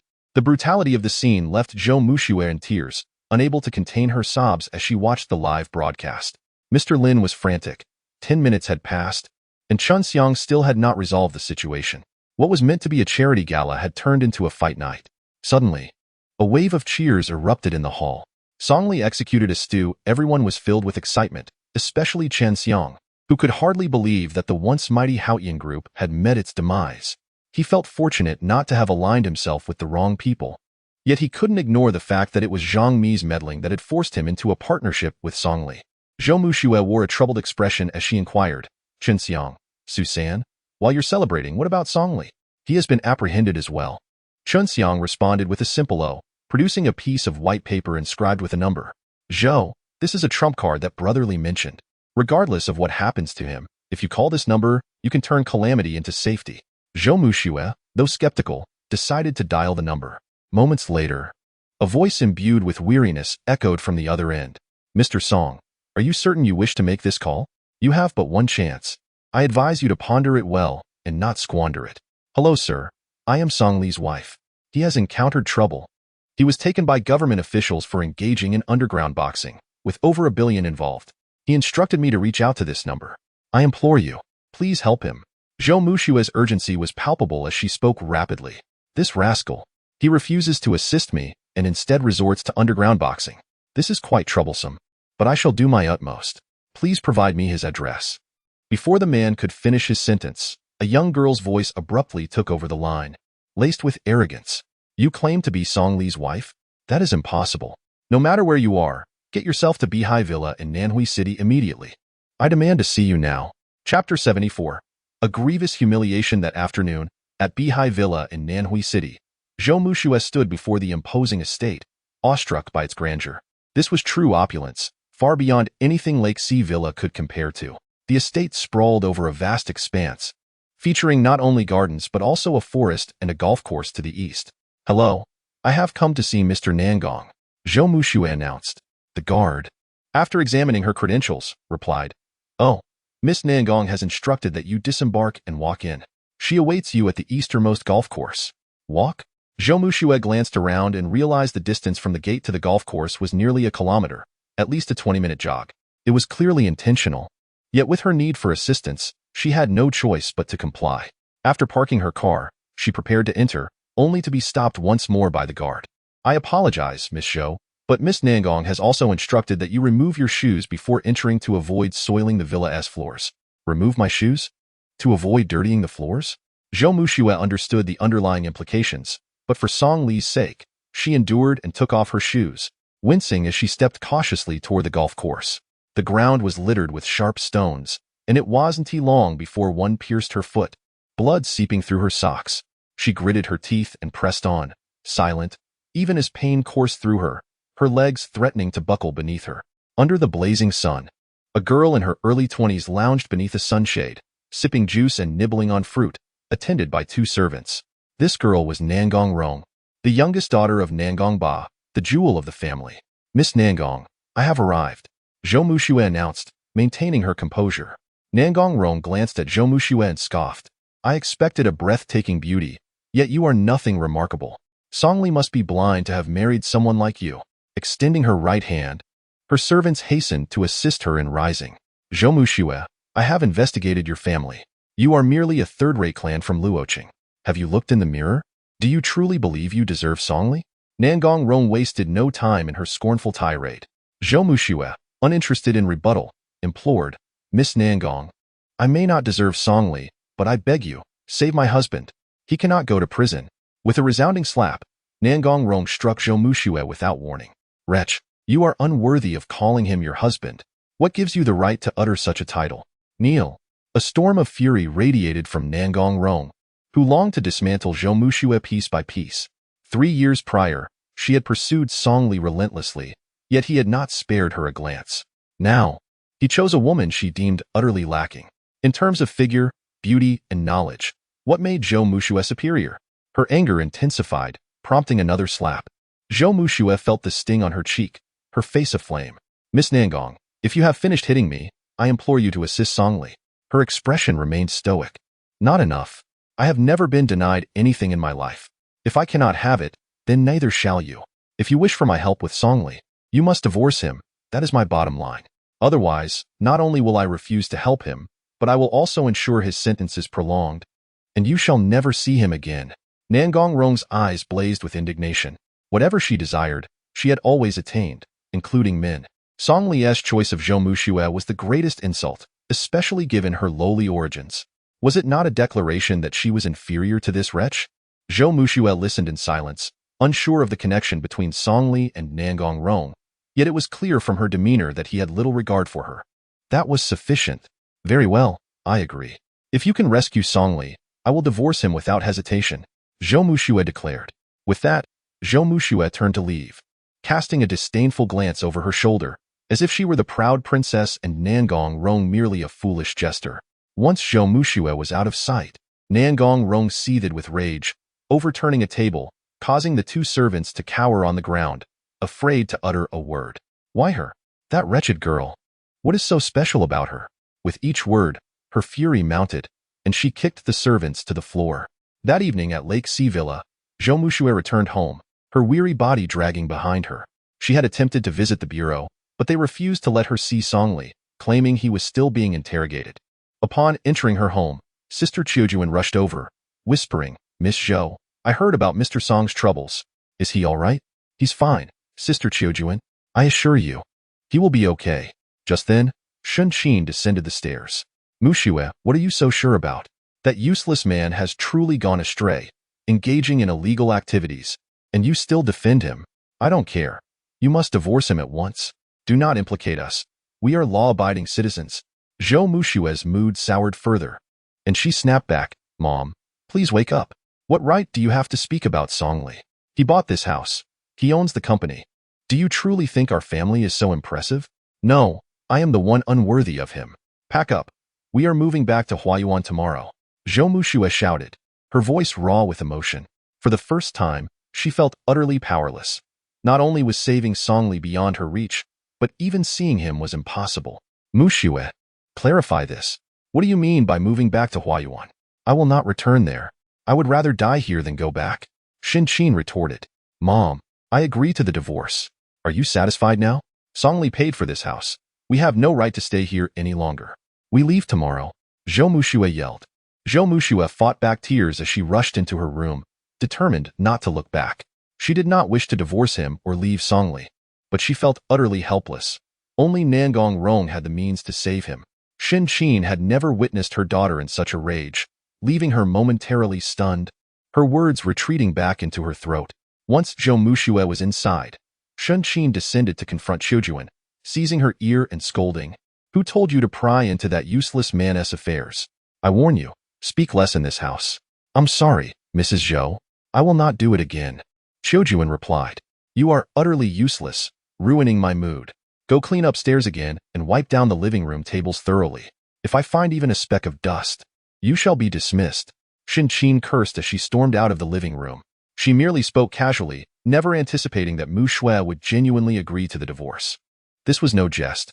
She could never return to Huayuan, as her pride would not allow it. Qiu Ju covered her ears, feeling deeply wronged.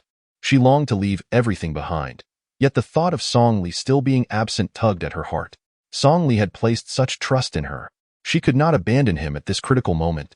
That night, in the detention center's medical room, Song Li lay on the bed, wrapped in bandages and receiving an 4 drip, the stand beside him holding 2 large bags of clear liquid.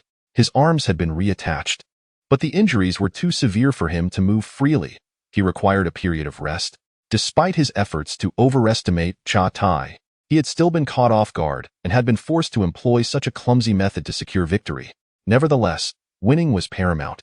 Chunxiang would likely deliver the note to Mu Shui, and once she contacted Mr. Nangong, his release would soon follow. A chance encounter from years past had unexpectedly turned into a lifeline. The Nangong family was a prominent household in the south, surrounded by officials and dignitaries, rivaling even the Song family in Yinjing, perhaps wielding even greater influence.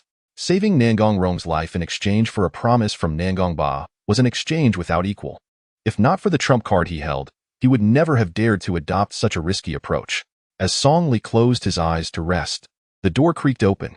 A doctor in a white coat entered, wearing gloves, and stealthily approached Song Li's bedside. "Song Li, are you asleep?" the doctor inquired. It was late at night, and the duty nurse had just checked on him a short while ago. Why was the on-call doctor here again? Song Li pretended to be unaware, keeping his eyes tightly shut to discern the doctor's intentions. After calling out twice and gently nudging him without any response, the doctor retrieved a syringe filled with a clear liquid from his pocket. Chapter 75. A heated exchange between two women. The doctor carefully picked up the catheter and inserted the syringe. Before he could push the medicine in, Song Li suddenly raised his legs, tightly locking them around the doctor's neck, and with a swift motion, he flipped over, sending the doctor and the stand crashing to the floor. The doctor fell, pale with fright, scrambling away in desperation. "What do you want?" Song Li shouted. Seated at the bed's edge, his arms hung limply, yet his legs alone were enough to keep the doctor firmly in place. The doctor, terrified, attempted to flee. Song Li delivered a swift kick, striking the doctor's calf. With a thud, the doctor fell again, his head colliding with the corner of the table, rendering him unconscious. Despite the commotion, no guards arrived for quite some time. Song Li, sensing the urgency, crushed the syringe underfoot, releasing a faint fragrance, the signature poison of the Song family. This toxin dissolved in the bloodstream and acted swiftly, inducing cardiac paralysis. Without knowledge of the formula, modern medical technology would struggle to identify it as poisoning. It would typically be classified as a myocardial infarction. What a cunning scheme. It seemed the old man had already discerned his identity. Otherwise, he would not have dispatched someone to poison him in the detention center, a feat only he could manage. The saying that even the fiercest tiger spares its cubs was nothing but nonsense. Before long, a guard finally arrived, looking aghast at the sight of the incapacitated doctor. Without asking a single question, he dragged the doctor away. Song Li did not intervene, knowing that no answers would be forthcoming here. It would only place him in a more precarious position. Once he was out, there would be ample opportunity to address the matter. The following morning, as Song Li slept soundly, a guard called out to him, "Mr. Song, you're free to go." Hearing this delightful news, Song Li sprang from the bed. Truly, Mr. Nangong was remarkably prompt. He hurriedly dressed and left the detention center. Outside the main gate stood a Rolls-Royce, with Nangong Rong smiling and waving. "Rong, when did you return? Where's your father?" "I haven't seen him," Song Li inquired, puzzled. Nangong Rong linked her arm with Song Li's, playfully saying, "Song Li, what's this? You're only thinking about seeing my dad and not eager to see me? You're quite impressive. I've been abroad for 3 years, and you've already found yourself a sister-in-law." Song Li was well aware of Nangong Rong's nature and felt a pang of unease.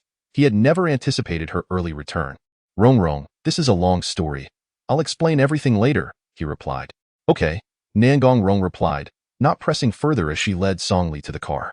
An hour later, at the Haito Hotel, Nangong Rong remained close to Song Li, her demeanor exceedingly affectionate, as if she were his legitimate girlfriend.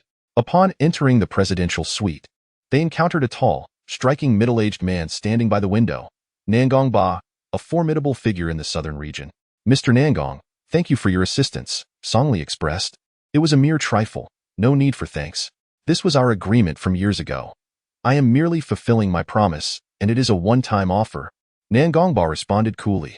"Once is more than sufficient. I came specifically to express my gratitude.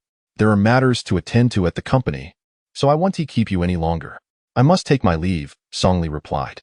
Upon hearing that Song Li intended to leave, Nangong Rong became anxious. "Song Li, why the rush? I've made dinner reservations. Let us eat together. I have so much to share with you," she insisted, clinging to his arm.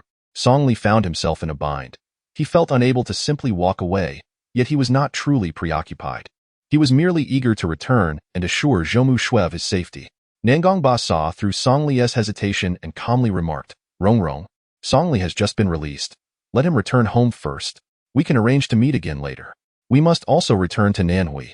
As I have a meeting this afternoon, Nangong Rong pouted, shaking her head. Dad, I'm not going back. I haven't seen Songli in 3 years. I want to stay here for a couple of days, and he'll take good care of me. Nangong Ba, a commanding figure, was powerless against his daughter. He cast a meaningful glance at Songli, patting her shoulder. Very well, Songli, I entrust her to you. She has never faced hardship. She can be a bit temperamental, so I hope you will understand and take good care of her. Songli truly wished not to keep Nangong Rong around, but given the assistance she had provided, it would be impolite to refuse her outright. All right, then she can stay at my house for a few days. I will take good care of Rong Rong, he conceded. An hour later, as Nangong Rong and Songli entered the lake and sea villa, they stumbled upon Shan Qin reprimanding Aunt Qiu in the living room. After a few sharp words, Shan Qin's gaze fell upon the unfamiliar woman clinging to Songli, instantly igniting her fury. Songli, when did you get out? Mu Shui hasn't he divorced you yet, and you're already rushing to bring home a mistress? How shameless. Mom, you've misunderstood. This is Nangong Rong, my sworn sister. She is the one who bailed me out and is just staying with us for a couple of days. I'll explain everything to Mu Shui. Songli defended. You useless thing, what do you mean sworn sister? I see a mistress instead. And you, shameless hussy, trying to seduce someone else's husband. You two shameless scoundrels have the audacity to show your faces here. Shan Qin's vitriol intensified as she spewed insults. Nangong Rong, accustomed to being the one doing the reprimanding, had never before been subjected to such treatment. Releasing Song Li's arm, she retaliated with a swift slap to Shan Qin's face. Old hag, mind your language. Even if I were Song Li's lover, it wouldn't be your place to speak. Shan Qin, momentarily stunned by the slap, was not one to back down easily. Her temper flared, and she raised her hand to retaliate against Nangong Rong. Songli, quick on his feet, caught Shan Qin's arm, realizing that if she struck, she would not survive the night. Nangong Ba, though seemingly affable, was a devoted father. If it came to protecting his daughter, he would not spare anyone's feelings. Mom, don't resort to 6 with a resounding slap. Nangong Rong struck again. You old hag, who do you think you are to insult Songli in my presence? If it weren't for his good temper, I'd toss you to the fish in a heartbeat. After enduring 2 slaps without Song Li's intervention, Shan Qin felt a surge of anger that pierced her heart. You shameless wretch, do you think following Song Li grants you access to a mansion? Dream on. The house belongs solely to my daughter, and her name is the only one on the deed. Ridiculous. I wouldn't even accept this dilapidated house if it were given to me. Even my family's servants live in better conditions than you. If you don't show some respect, I'll teach you a lesson. Nangong Rong, having been pampered since childhood, feared no one. To her, the diminutive Shan Qin was less than an ant. Keep boasting, you wretched creature. A mansion worth 95 million? It pales in comparison to the home of our servants. What do you think your family resides in? A palace? Shan Qin scoffed, utterly disbelieving. In truth, Nangong Rong did reside on the remnants of a former palace, but Nangong Ba deemed it too ostentatious and had it demolished and rebuilt. Nangong Rong sneered. You ignorant frog at the bottom of the well. If it weren't for Song Li buying this place, you'd be lucky to live in a 100-square-meter hovel. Faced with such an adversary, Shan Qin's anger flared. She shouted, So, Song Li, you brought this bimbo back to provoke me, didn't you? No wonder Mu Shui wants a divorce. She must have known about your mistress all along. Have you fed your conscience to the dogs? Nangong Rong's heart leaped with joy at this revelation, while Song Li's eyes widened in disbelief. Mom, what did you just say? Mu Shui wants a divorce? That's impossible. She was fine just yesterday. Why would she suddenly want to end things? Useless. If you break the law and end up in prison, of course, Mu Shui will want to distance herself from you. She was acting strangely when she returned last night. She initiated the divorce and has already moved back to her hometown, Shan Qin coldly remarked. Upon hearing Shan Qin's words, Song Li suddenly recalled something and hastily turned to Nangong Rong. Feigning ignorance, Nangong Rong put on an innocent expression. Song Li, why are you looking at me? She asked with a blink. Oh, it's nothing, Rong Rong. Stay here for a bit. I'll go find Mu Shui. Later, I'll take you out for dinner. Upon hearing that Song Li intended to find Zhou Mu Shui, Nangong Rong felt a twinge of anxiety and quickly nodded, indicating she would wait for their return. Before leaving, Song Li looked at Shan Qin seriously and said, Mom, I'm going to find Mu Shui. I must remind you, Rong Rong comes from a prestigious background, which is why she could pull me out in a single night. Do not provoke her, otherwise, no one will be able to save you. Once Song Li left, Shen Qin couldn't help but scrutinized Nangongrong again. Upon closer inspection, she broke out in a cold sweat. Nangongrong was adorned in designer brands, particularly the exquisitely carved jade guanine pendant that hung around her neck, a true treasure worth a fortune. Rong, who exactly are you? And what is your relationship with Songli? Shen Qin, overwhelmed by Nangongrong's opulence, softened her tone. Old hag, how dare you call her Rong? I've known Songli for 3 years, back when your daughter was still a mere thought. If my father hadn't forced me abroad, your daughter wouldn't even be in the picture. Growing increasingly agitated, Nangongrong plopped down onto the sofa. Hey, someone, fetch me a glass of lemon water.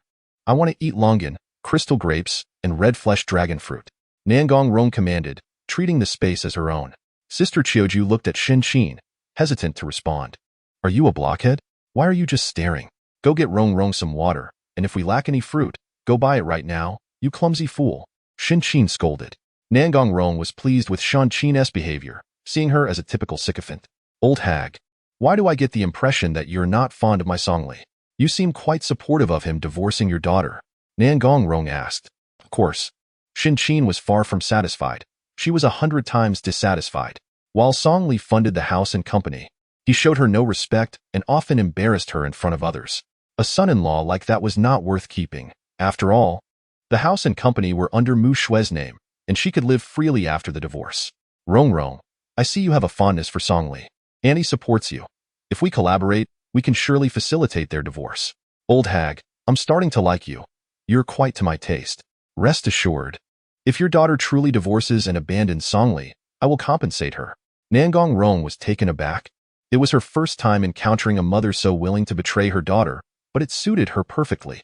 Throughout her life, there was nothing she couldn't obtain, except for Songli.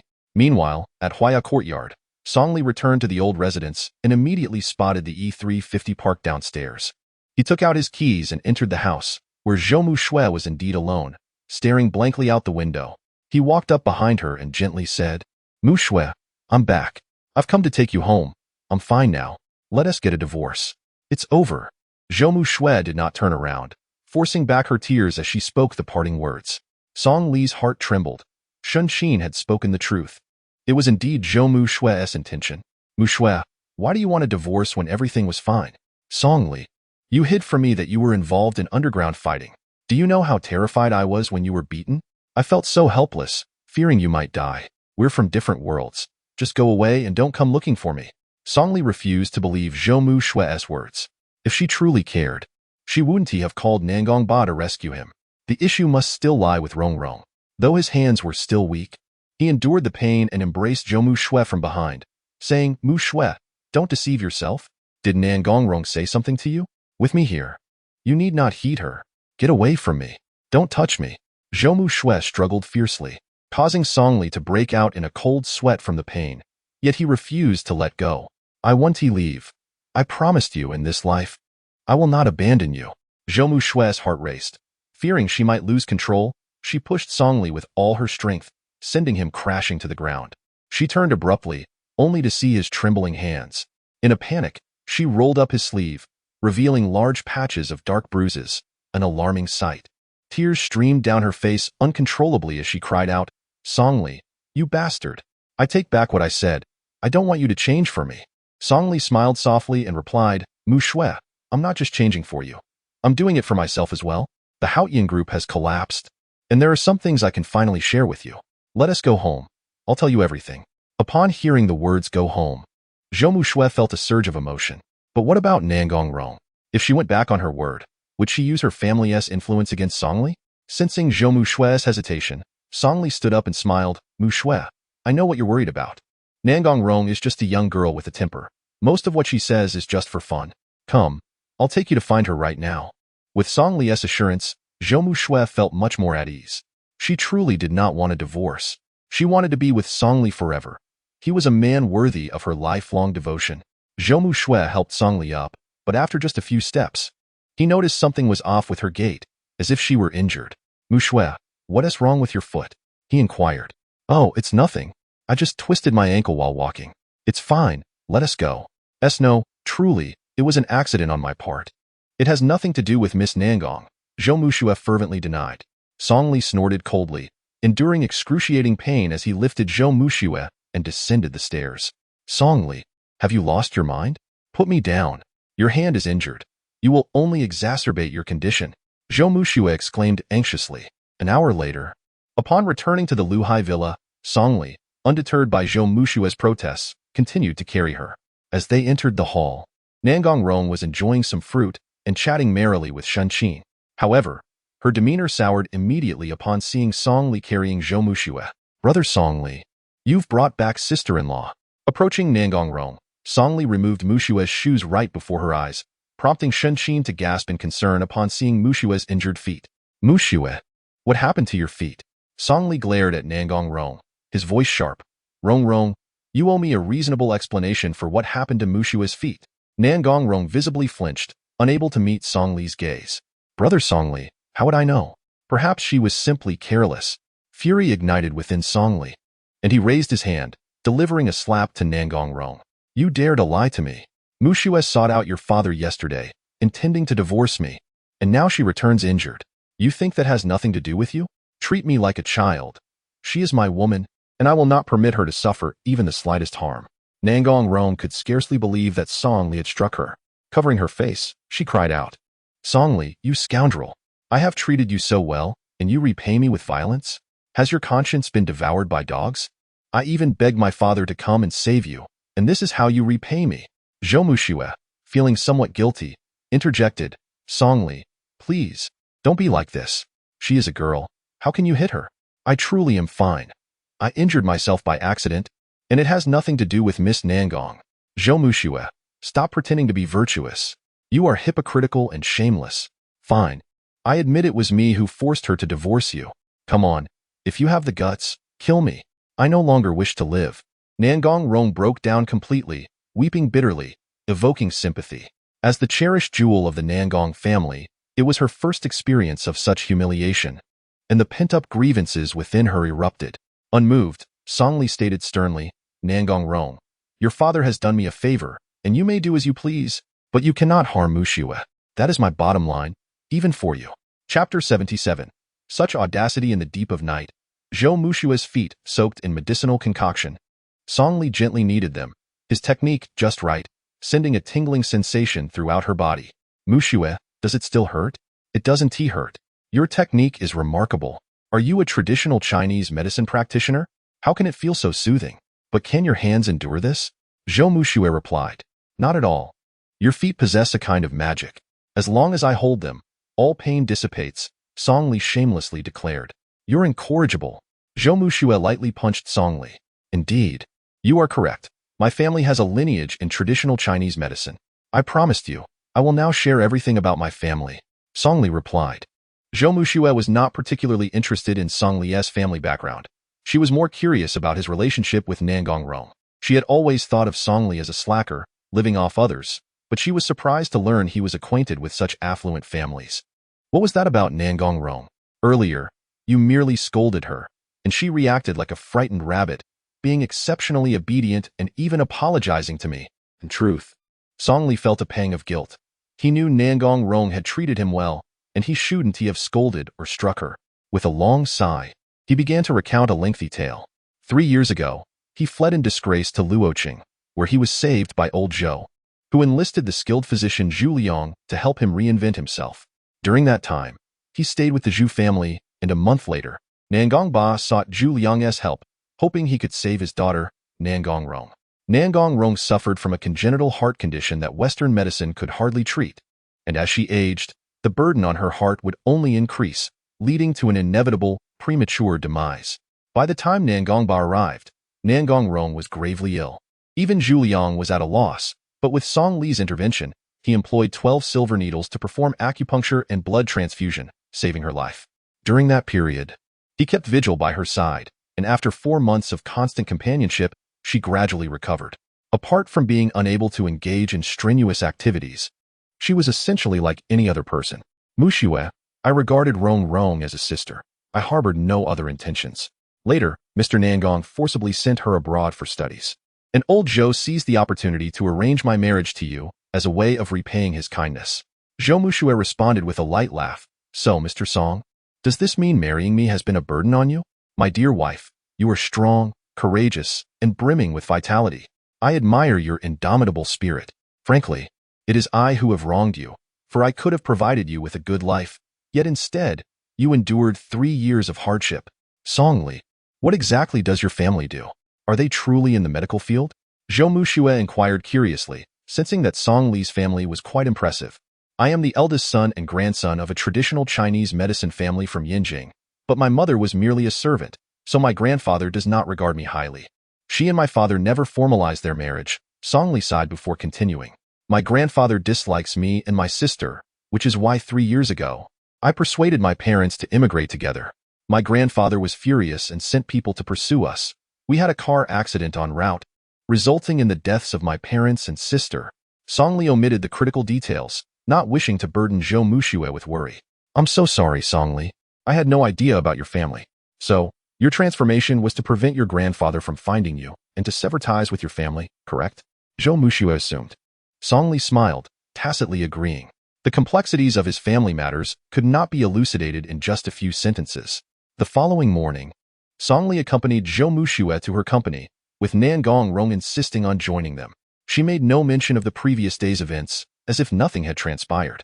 Upon entering the conference room, Chen Xiang and Ding Liang arrived one by one. After less than 10 minutes, Nan Gongrong yawned repeatedly, and seeing her disinterest, Zhou Muxue proposed they take a walk outside. From Song Li's account, Zhou Muxue perceived that Nan Gongrong was not inherently bad. Rather, she had been spoiled since childhood and was somewhat childish, always eager to compete.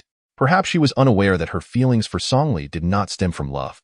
After the two left, Song Li remarked, "Thank you all for your hard work. Susan, how is the situation in the northern part of the city? Have we taken over Wang Ye's territory? Brotherly, it has been successfully acquired. Wang Yi is now incapacitated, having had his hands and feet broken by Du Yong. He can no longer pose a threat to us. His territory will be equally divided between Du Yong and me." In truth, Song Li held some admiration for Wang Yi. He was a capable man but had merely allied himself with the wrong side, associating with the Haotian group. Ding Liang, how is the progress on the acquisition? Song Li inquired further. Brotherly, the process is underway. Within 10 days, Haotian building will belong to us. This battle has been executed splendidly. Even my brother praised you as a genius for toppling the Haotian group in such a short time. Excellent. Everyone must remain vigilant. The Haotian group is merely our first step. I intend to use Luoqing as a base to target the entire nation and achieve fame far and wide. Song Li's speech was incredibly inspiring, invigorating the crowd.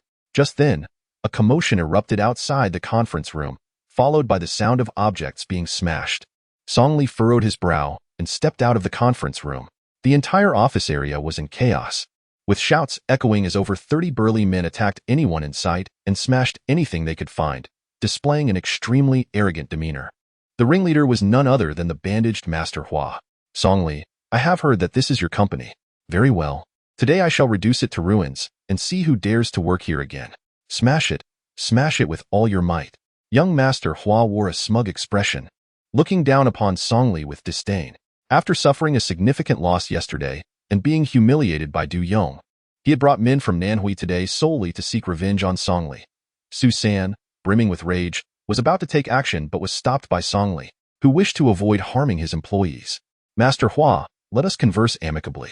Perhaps you could instruct your men to cease their actions, and we can discuss matters in the conference room, Song Li suggested politely.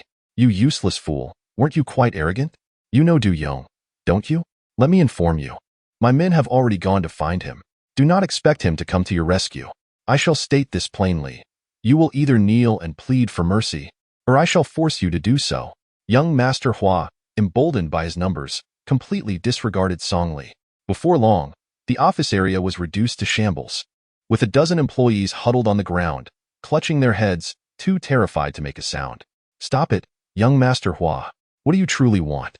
Song Li inquired. I desire nothing in particular. I have many brothers, and I can act on a whim. You will first kneel and beg for mercy. Perhaps then I might consider halting this madness. Rubbish. You want brotherly to kneel? You might as well eat dirt. Su San, known for his fiery temper, picked up a stool and charged forward. However, before he could take more than a few steps, he was surrounded by over 20 burly men. Though Su San was arrogant, he was not foolish enough to face them all alone and could only awkwardly raise his hands in surrender, caught in a dilemma. Songli, I have warned you. As long as you do not kill me, I shall repay you in kind. By the way, I have heard your wife is quite beautiful. Young Master Hua grinned maliciously, licking his lips. Master Hua, I advise you not to play with fire. If you dare to lay a finger on a single hair of my wife, I will uproot the entire Hua family without leaving a trace. Song Li's voice was dark and foreboding, as if it emanated from the depths of hell, causing young Master Hua to shudder involuntarily. You worthless fool, do you think you can contend with the Hua family of Nanhui? Your pitiful company means nothing to me, and even the Ding group behind you is but a pile of dog excrement in my eyes. Know your place and kneel to beg for mercy. If I am in a good mood, perhaps I will pardon you. Upon hearing young Master Hua disparage his family, Ding Liang's anger surged, and he shouted, Our Ding family is dog excrement? And what are you then? This is Luoqing, not Nanhui. What does it matter that it is not Nanhui? You trash. Do you think you can turn the tide? Attack them until they beg for mercy. Young Master Hua commanded. With that, over 30 strong men surged forward, and Su San was the first to charge, taking down 5 men in quick succession before he too was swiftly overwhelmed. The office area was filled with cries, while Chen Xiang turned pale, too frightened to even breathe. At that moment, 2 striking figures entered the company. What audacity! The Hua family of Nanhui dares to run rampant here.